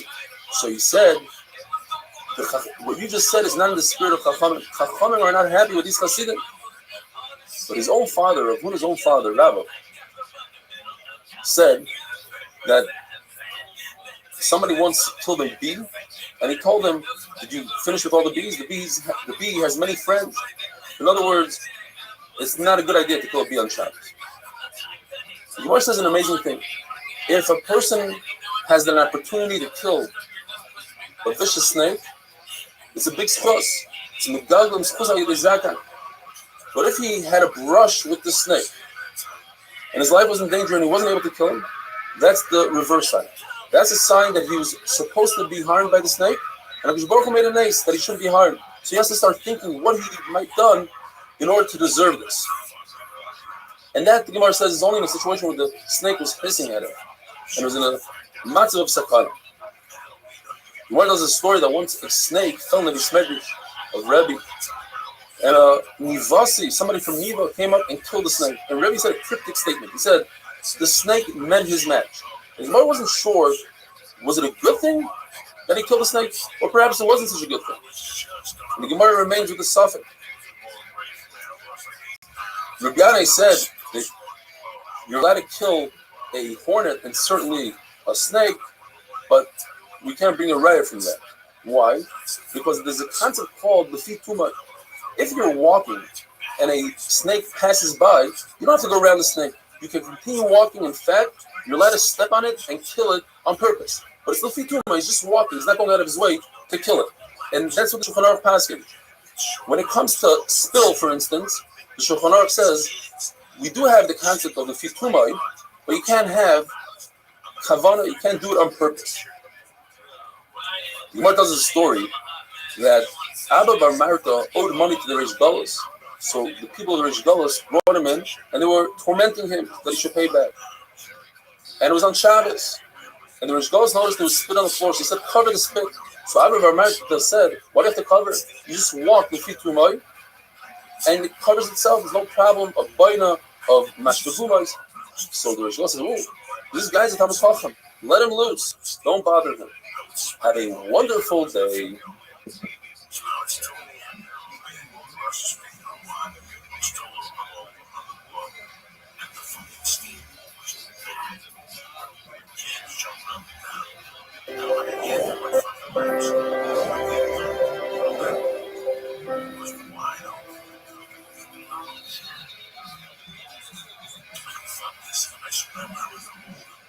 Shabbos Daf Kuf Chobeis. Today's email comes to us from Alta Morel. He said he's been in and out of the hospital for the past year and a half. He had finished Shas once before, learning on the train on the way to Manhattan from Long Island. I was in such a difficult state that I did not continue the daf until the end of 2019. When the new cycle started, I decided to try to get back to doing the daf, and then I discovered the 8-minute daf as an enabled me to learn the daf, even when I'm having a hard day. I cannot thank you enough for this incredible opportunity, and I fall behind in learning of daf yomi. It's a lifesaver. This little mitzvahs, Alta Morel should have a full shlema. He should deserve to finish shots many, many more times to come. The Gemara tells us that a candelabra that's one piece, or a wagon that is small, you can carry with one hand, you're allowed to carry it on Shabbos.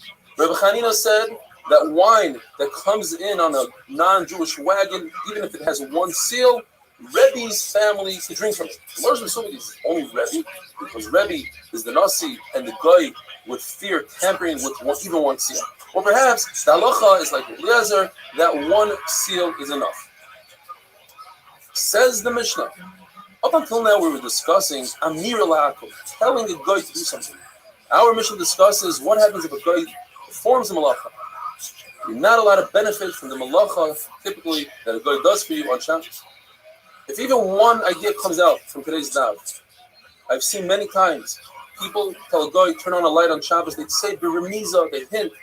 But the halacha is that if a guy does turn on the light for you and he doesn't have his own hana from it, it's not to benefit him, it's also to use that light or anything else that a guy would perform for you on Shabbos. Says the Mishnah, if a guy turned on a light, or he filled up a pail of water, he took it from the Shusayach to Shusarab, or he built a ramp to get off a boat. A Jew could use it if the guy did it for himself, but if he did it for the Jew, it's also to use. The reason why we have three cases that are very similar is a concept when it comes to a candle. If the guy turned it on for himself, he did it for himself, then it provides light for everybody. Therefore, you can use it. When it comes to a pail of water, perhaps the guy saw that you're waiting for water, he had a little bit more. So mashmallah, you can use the water as well. A ramp is the same thing like a candle. A ramp for one person is good enough for 100 people. But the Mishnah tells us a story. During Gamliel and the Skanim were on a boat, which docked on Shabbos, and they actually used the ramp on Shabbos. The Brisa adds another case. If a guy gathers grasses for an animal and he has left over, the Jew could use it as long, says the Brisa, as the Jew doesn't know the guy. If the Jew knows the guy, then he's not allowed to use the grass for his animal. The halacha that you're allowed to take an animal and bring him and put him right over grass that's attached to the ground. Now, grass that's attached to the ground, for the Jew, it's also to detach, toilets from the mechuber, the animal is allowed to eat it. It's a tsar if he doesn't eat, says Taisus. He's allowed to eat, he's allowed to be punished from Shabbos and goes to the However, it's also for the Jew to bring the animal over cut grass. That's a muktzah today because it was cut on Shabbos. And the reason is, since it's only muktzah d'Rabbanan, we're concerned that you're going to touch the grass and give it to the animal. If you just leave the animal up to that grass, that's 100% okay. Rabbi Gamliel, who used the ramp that the guy built on Shabbos, either we're talking about that the guy did it not in front of Rabbi Gamliel, so he didn't do it for Rabbi Gamliel, or we're using the concept of Ner Le'echad, Ner Le'mea, since the guy already built it and it was for himself, so it doesn't matter that someone else is going to use it. It's just like a candle.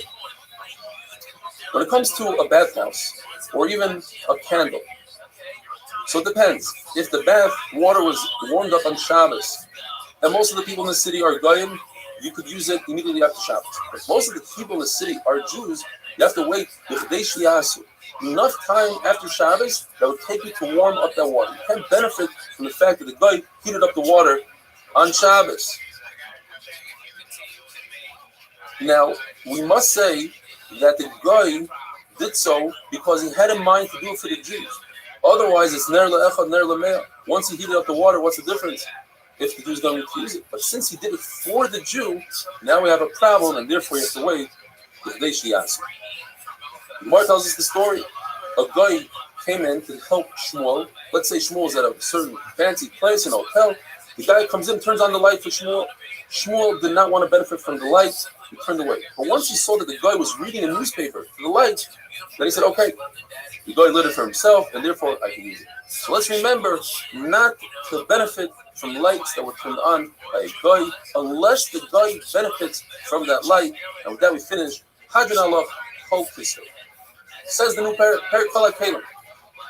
The Mishnah starts off saying, and we're going to be discussing the different types of muktzah. Now we're talking about a kli, a tool, a vessel that is designated and designed for something that's allowed to do on Shabbos. You're allowed to do something with it on Shabbos. So all kelim that are kli shalak leheter are permitted to move on Shabbos. Not only that, there are doors as well. So if you have a pass of the door, even if the door came off, even during the week, you're allowed to move the door, you're allowed to move the backs. But a house door, since the house is mechubal karka, the door is mechubal karka, if it came off the hinge, you're not allowed to touch it on Shabbos. The Mishnah starts off. We're going to see in the Gemara whether or not we're talking about Krish Malach Isser, a hammer to crack open a nut. If you're doing it to crack open a nut, or an axe to cut the figs, a saw to cut cheese, typically a saw is Krish Malach Isser, or a hoe, a shovel to shovel out the figs, a pitchfork to feed a small child, or some sort of spindle to spear a piece of fruit to put in a strawberry, says Rashi, or a needle to take out a thorn, or a larger needle to those who make sacks to open up a door. Abaya explains the Mishnah that even though, as I said before, these doors that fell off, even if these doors fell off during the week, the Brisa says that a shida table of migdal, certain dressers and boxes, you could take the door off, but you can't put the door on. And when it comes to chicken coop, you can't even take the door off. So Abaya explains that there's a concept yesh binyan v'stir b'kelim. When it comes to vessels, you're not allowed to build them on Shabbos, you're not allowed to take them apart on Shabbos. So he explains the Brisa, not that he is permitted to take the door off, rather the Brisa is talking about when the door came off on its own, and you're not allowed to put it back on. But certainly, you can't take it off. You can't take it off and you can't put it back on. Rabbi says no. There is no isser to build on Shabbos a kli and to take a kli apart. So therefore, you can take the door off. The only issue is to put the door back on. That's a zera, that perhaps you'll put it on better. You'll put some sort of nail in there. You'll put in very, very hard, very well, and therefore that's a makal b'patish, and that's also have a wonderful day.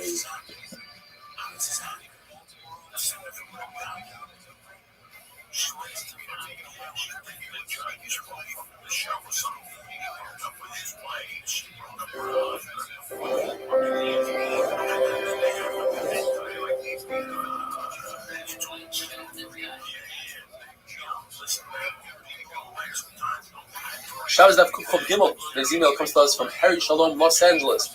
He says his grandfather was 95 years old, just tested positive for COVID. He needs refuah shlema. Avram Ben Esther, big tzaddik, a person who for 75 years did not see his wife's hair.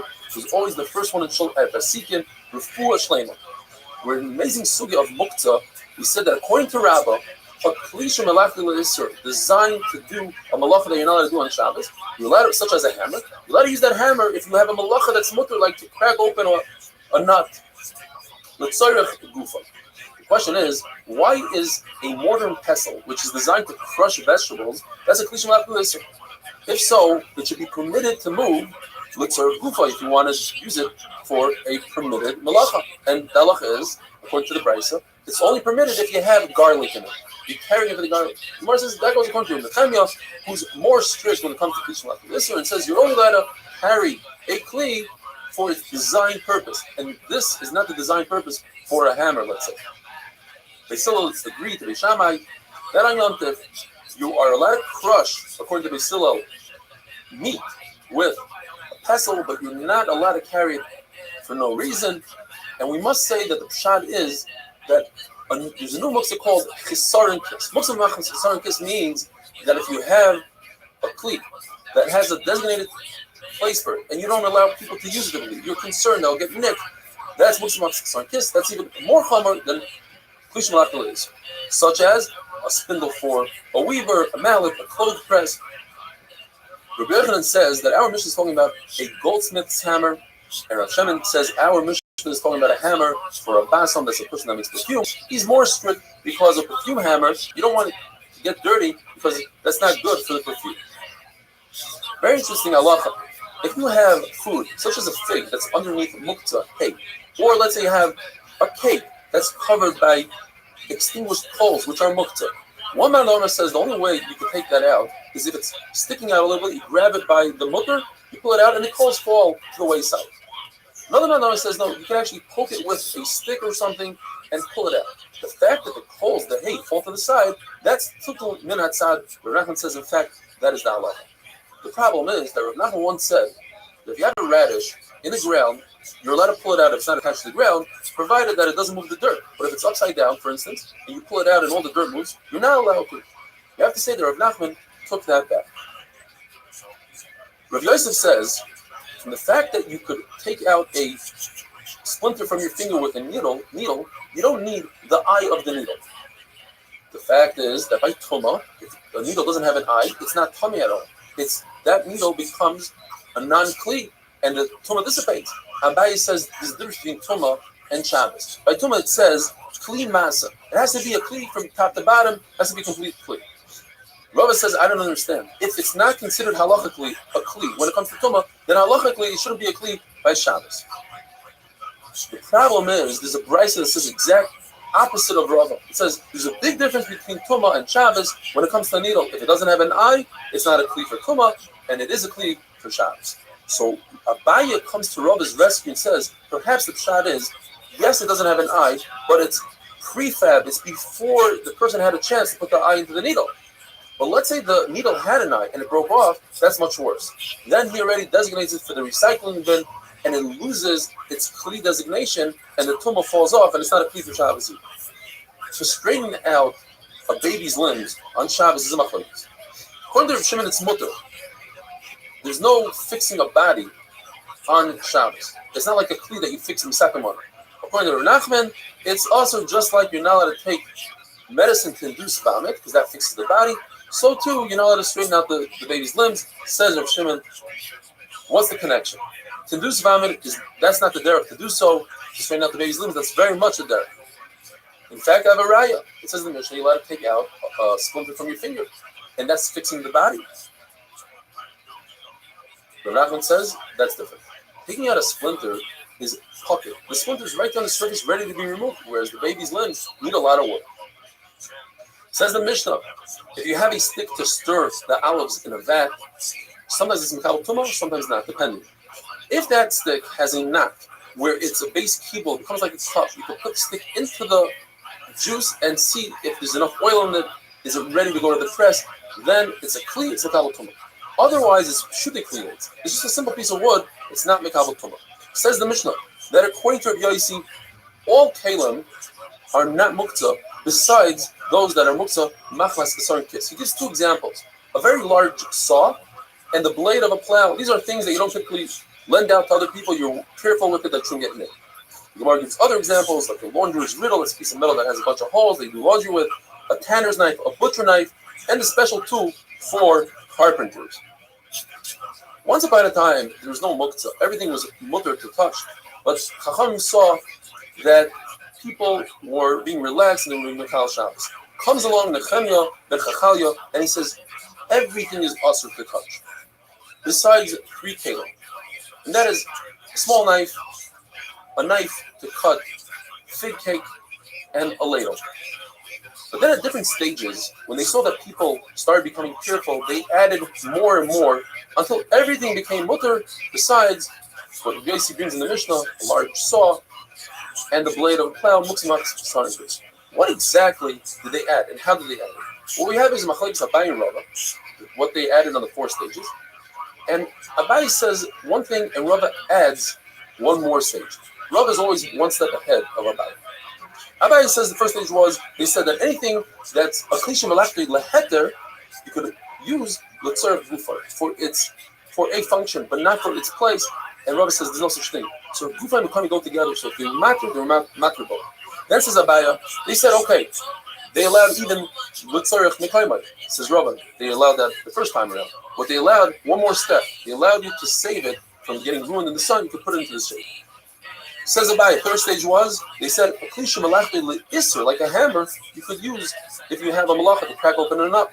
But only the tzarech gufa, but not mekayimah. Says Rava, so gufa and mekayimah go together, so they allowed both. But they only allowed you to carry with one hand if it was very light. So in the fourth stage, says Abaye, they allowed you to carry with 2 hands. Says Rava, they allowed even 2 people to carry. The price that says that a meducha, the mortar and pestle, is muktzah. So according to Abaye, it makes sense. It was muktzah because you want to move it to tzarech mekayimah. And to Rav, you have to say you want to move it mechamal itself into the shade. Have a wonderful day.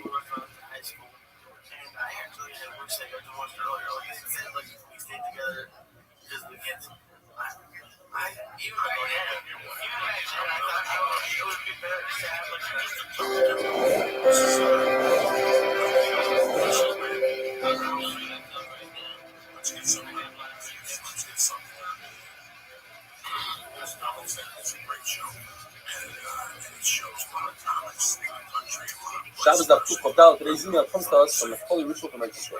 He says, perhaps in order to increase viewership this year, once people watch the book, maybe we can offer, if people get other people to join, we will learn for them, the fellow will learn for them, you will learn for them. Maybe we'll fly people in as an incentive to get many people. Bottom line is, research says, that once a person gets a streak going, they will not stop, especially since the shir is so good. If you have a great idea, please share with us. If you have a great story unrelated to this, please share with us. Whatever, as long as we increase about this paragraph, we go to another shir, just let's get people put to the dock. As we learned, Nechemia ben Chachalya came along and said, everything is mutter, there's no such thing as mutter. So he said, everything is mutter. Says the Gemara, the Lazar says, there are 4 Mishnais and Brises that must have happened before they started relaxing mutter. And Rabbah argues on all 4. The first one is, our sugya, medoicha.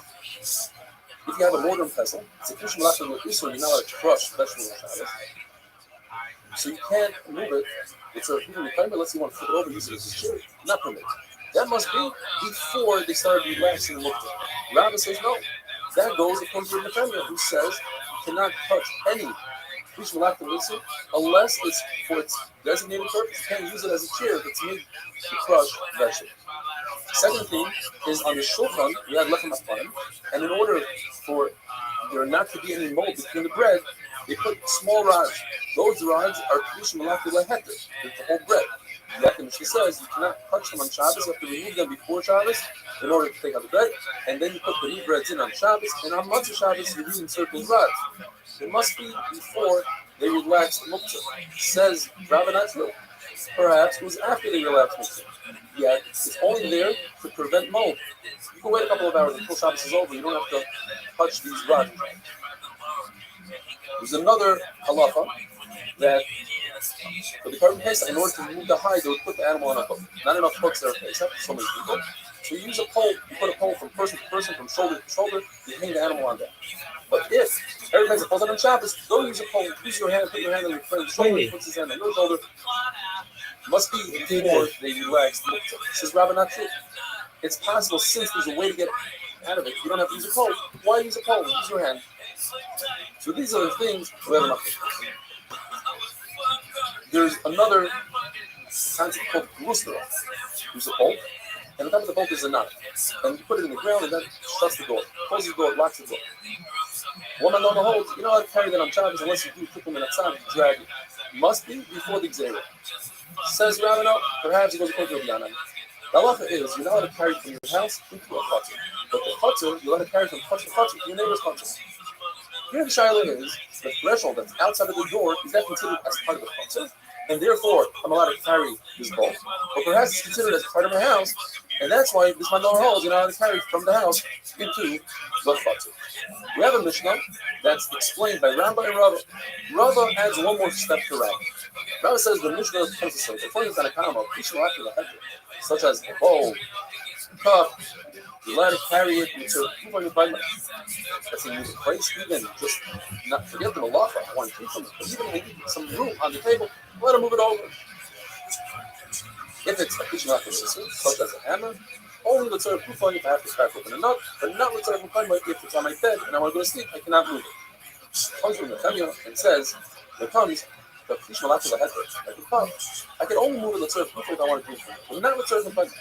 The big question with Gemara is, so how do I wash dishes? I have a dirty dish, I have a dirty bowl from the shop. How do I bring it to the sink? The only reason why you bring it to the sink is because you want to make some room on the table. Says the Gemara, the reason is because it's a graf shorei. Just like we said, you're allowed to move a mouse on Shabbos, a dead mouse, which is completely muktzah because it's disgusting. So too, a bowl is disgusting. Rava adds one more step. And he says, according to the Tanakama,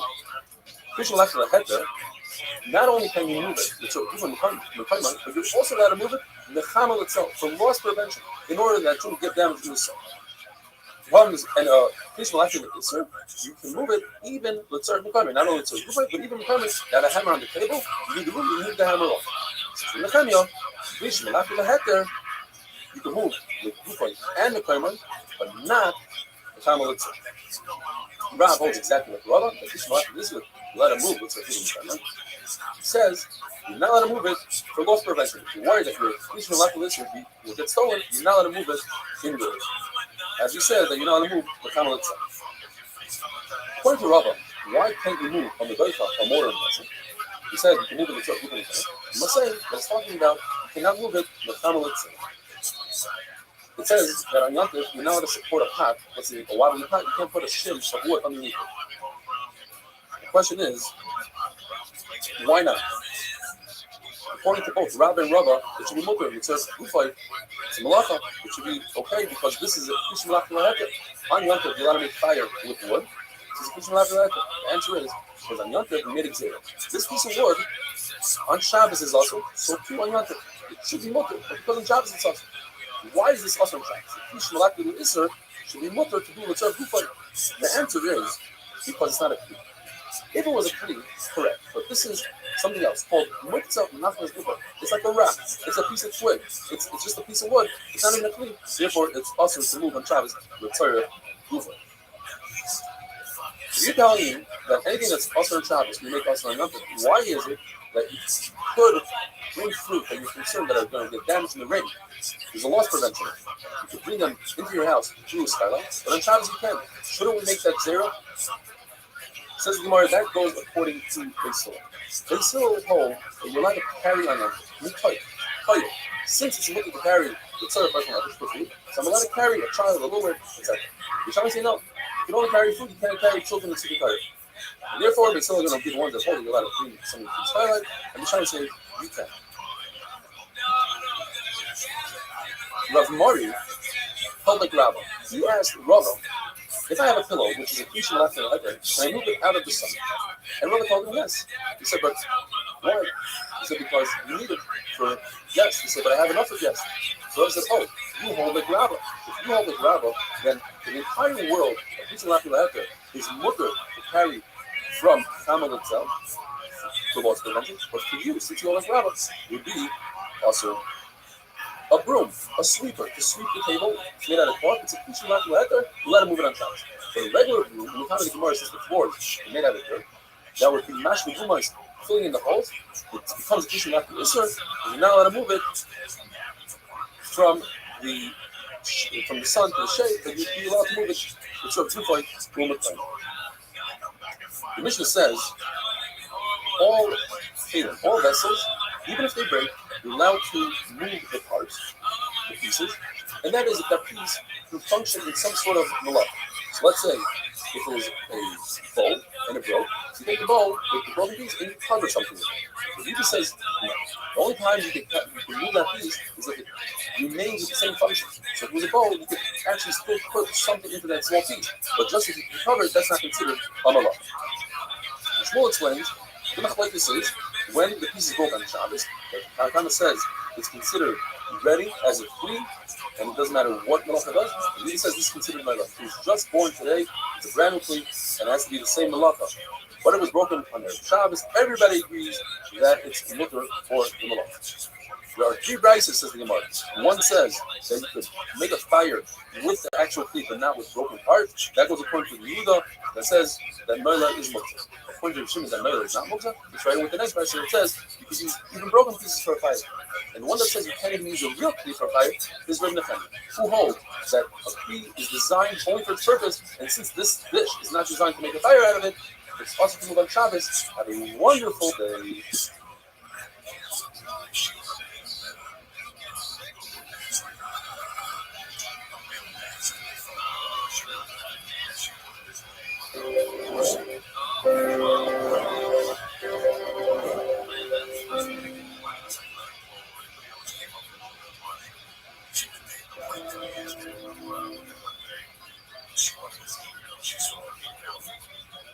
Shabbos Daf Kuf Chotei.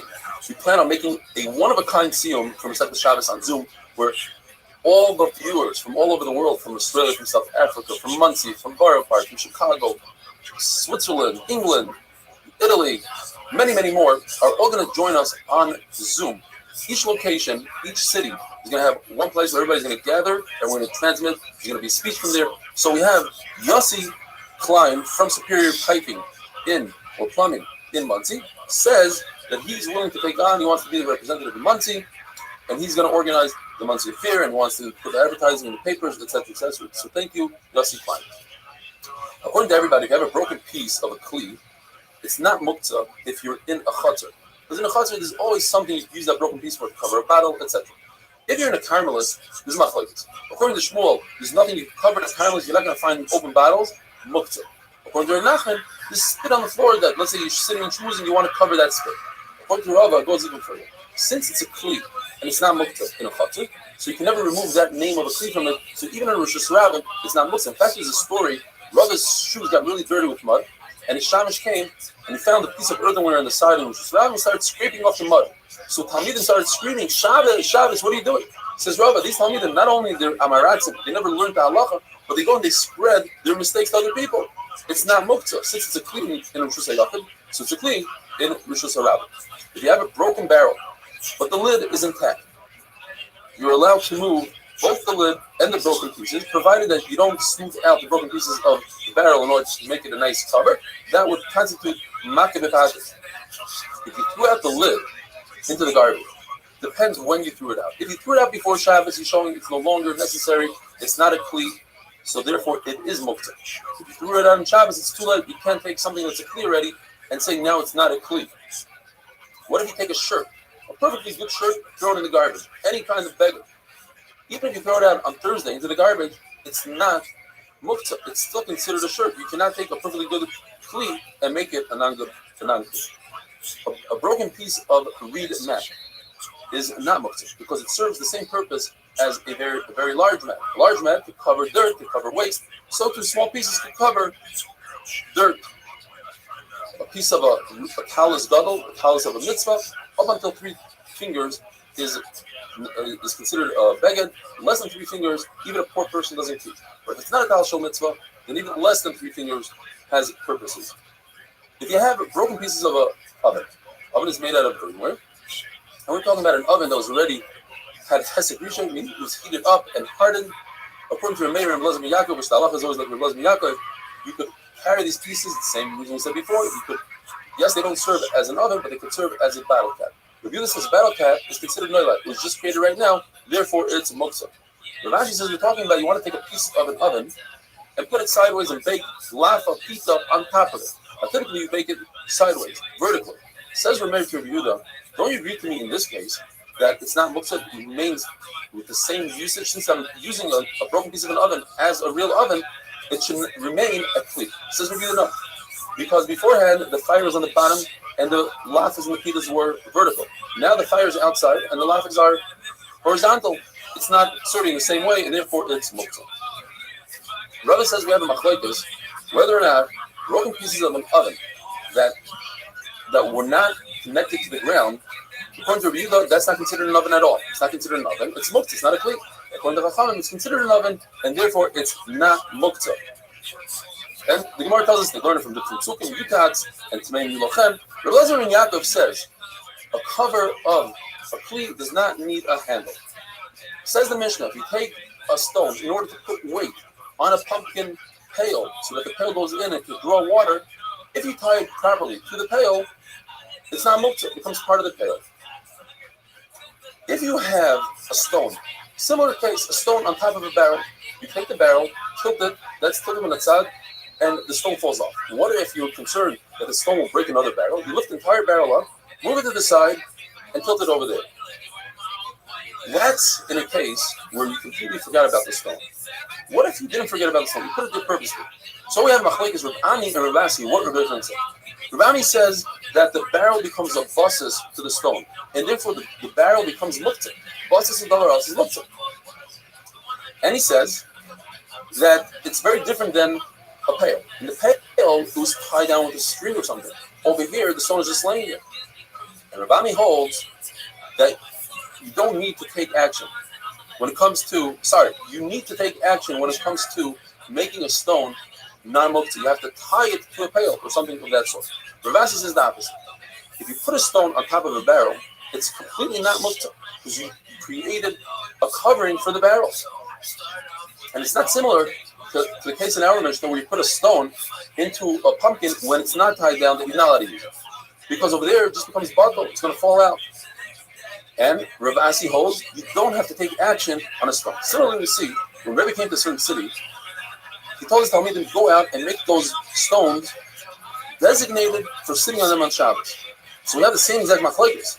According to Rav Ami, there's no action taken, and all they did was they designated in their head so that they shouldn't have to move it on Shabbos, and the stones are muktzah. And Rav Asi says there was action taken, but then cleaning off the stones, that is the action necessary. The Yossi ben Shaul says what happened over there with Rebbe was a bunch of beans, and then miyach the beans. And Rebbe ben Shaul says it wasn't beans; it was a special piece of wood, a feeler for a boat. Now, if you say it was beans, a feeler for a boat is different. Because a feeler for a boat, people are very careful with it. It's an expensive piece of equipment, and that would remain muktzah. Says the Mishnah, if I have a pail and I tie the pail to a vine, the only way that vine is not muktzah and I'm allowed to use the pail is if I tie it. Otherwise, I cannot use it. Even Reb Shimon Gamliel typically says you don't have to take action. You just think about it and have intent in your head and make something like a vine, a stone, a piece of palm tree. I can make it non-muktzah with a thought, but in this case, you agree you have to tie it. 2 reasons. Either because we're talking about that the vine is still attached to the ground and it's within 3 tefachim of the ground, or because the vine is so soft, you're concerned it'll have left over and it'll be sticking out and they'll cut it off. And cutting it off on Shabbos is making kaddish and also, so you made it. If a person has shutters So according to Rebbe Lezer, the Mishnah says, these shutters, in order to close up a window on Shabbos, they have to be hanging and tied. According to Chacham, it's not necessary. The Gemara explains what that means. There's an isser to make a roof top on Shabbos, even on Yom Tov. And there's a machlokes. What if you already have a partial roof? Can you add to the roof? The same machlokes would apply, although it's a very different case, on a vertical wall by a shutter. Now, typically, there is no mechitza on Shabbos. There's no issue to build a wall on Shabbos. Rebbe Lezer holds that since it looks like you are building, even though it's a temporary shutter, but it's a permanent wall, it's awesome. If I'm say it's not awesome, have a wonderful day.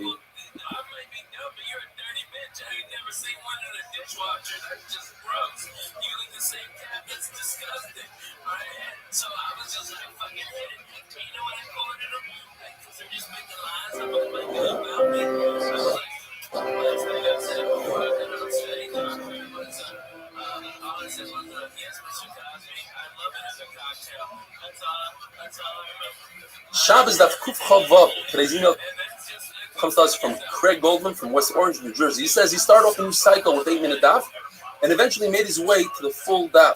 And since then, he's never missed a single daf. He would love to be the representative of West Orange, New Jersey. So, Craig, you are the official representative. Anybody that wants to be mishtatev in the Sim of Shabbos should contact you, and you'll arrange everything. Beautiful. We're talking about window shutters. According to Chachamim, if you have a window shutter sitting right by the window, designated for the window, it's not considered baina. You're allowed to put the window shutter in. It doesn't have to be tied. It doesn't have to be hanging. According to Rebbe Lezer, you need two conditions. The window shutter has to be tied and hanging off the floor. Only then are you allowed to put the window shutter in. Something very similar is called a neger. This is a bolt that goes into the door. To shut the door closed, make sure nobody opens the door. According to Rebbe Lezer, if it's just sitting there next to the door, there's an issur d'oraisa to insert the bolt in its place. If it's tied, but not hanging off the floor, it's touching the floor, you could only use such a bolt in the Beis Hamikdash. Other places, there's an issur d'Rabbanan. In Beis Hamikdash, there are no issur d'Rabbanan, there's no shvus in Beis Hamikdash. According to Rabbi Yehuda, if it's laying on the floor, then even in the Beis Hamikdash, you're allowed to use it even though it's not tied. And if it's tied, not hanging, then you can use it everywhere. According to Rav Shimon Gamliel, it doesn't need to be tied and it doesn't need to be hanging. As long as you designate this bolt in your mind, you can use the bolt. Rav Shimon Gamliel says it's halacha, even by palm trees, by palm branches that were designated for fuel, and then you decided to designate them for sitting. Just because you did so in your head, that's enough to take them away from the category of moktzah. Rabbi Yochanan agrees with Shimon Gamliel that you can designate something in your mind. But he says there's one stipulation. Whatever it is, let's say it's a bolt or even a branch, it has to serve as some sort of kli, it has to serve in some sort of way. Rabbi Yisrael Natcha got up and darshan in front of the house of the rich Golos, and he said, the halacha is like Rabbi Eliezer. When it comes to the shutter, you need two conditions. It has to be hanging, it has to be tied. However, from the final Mishnah in our Masechta, the Mishnah brings a story. And they used a kli. Now, this kli was not, from the fact that they brought an initial story, that's a lot more powerful than halacha. You see that that's how we pass it, because we actually did so in a true story. Says the Mishnah, if a kli, a vessel,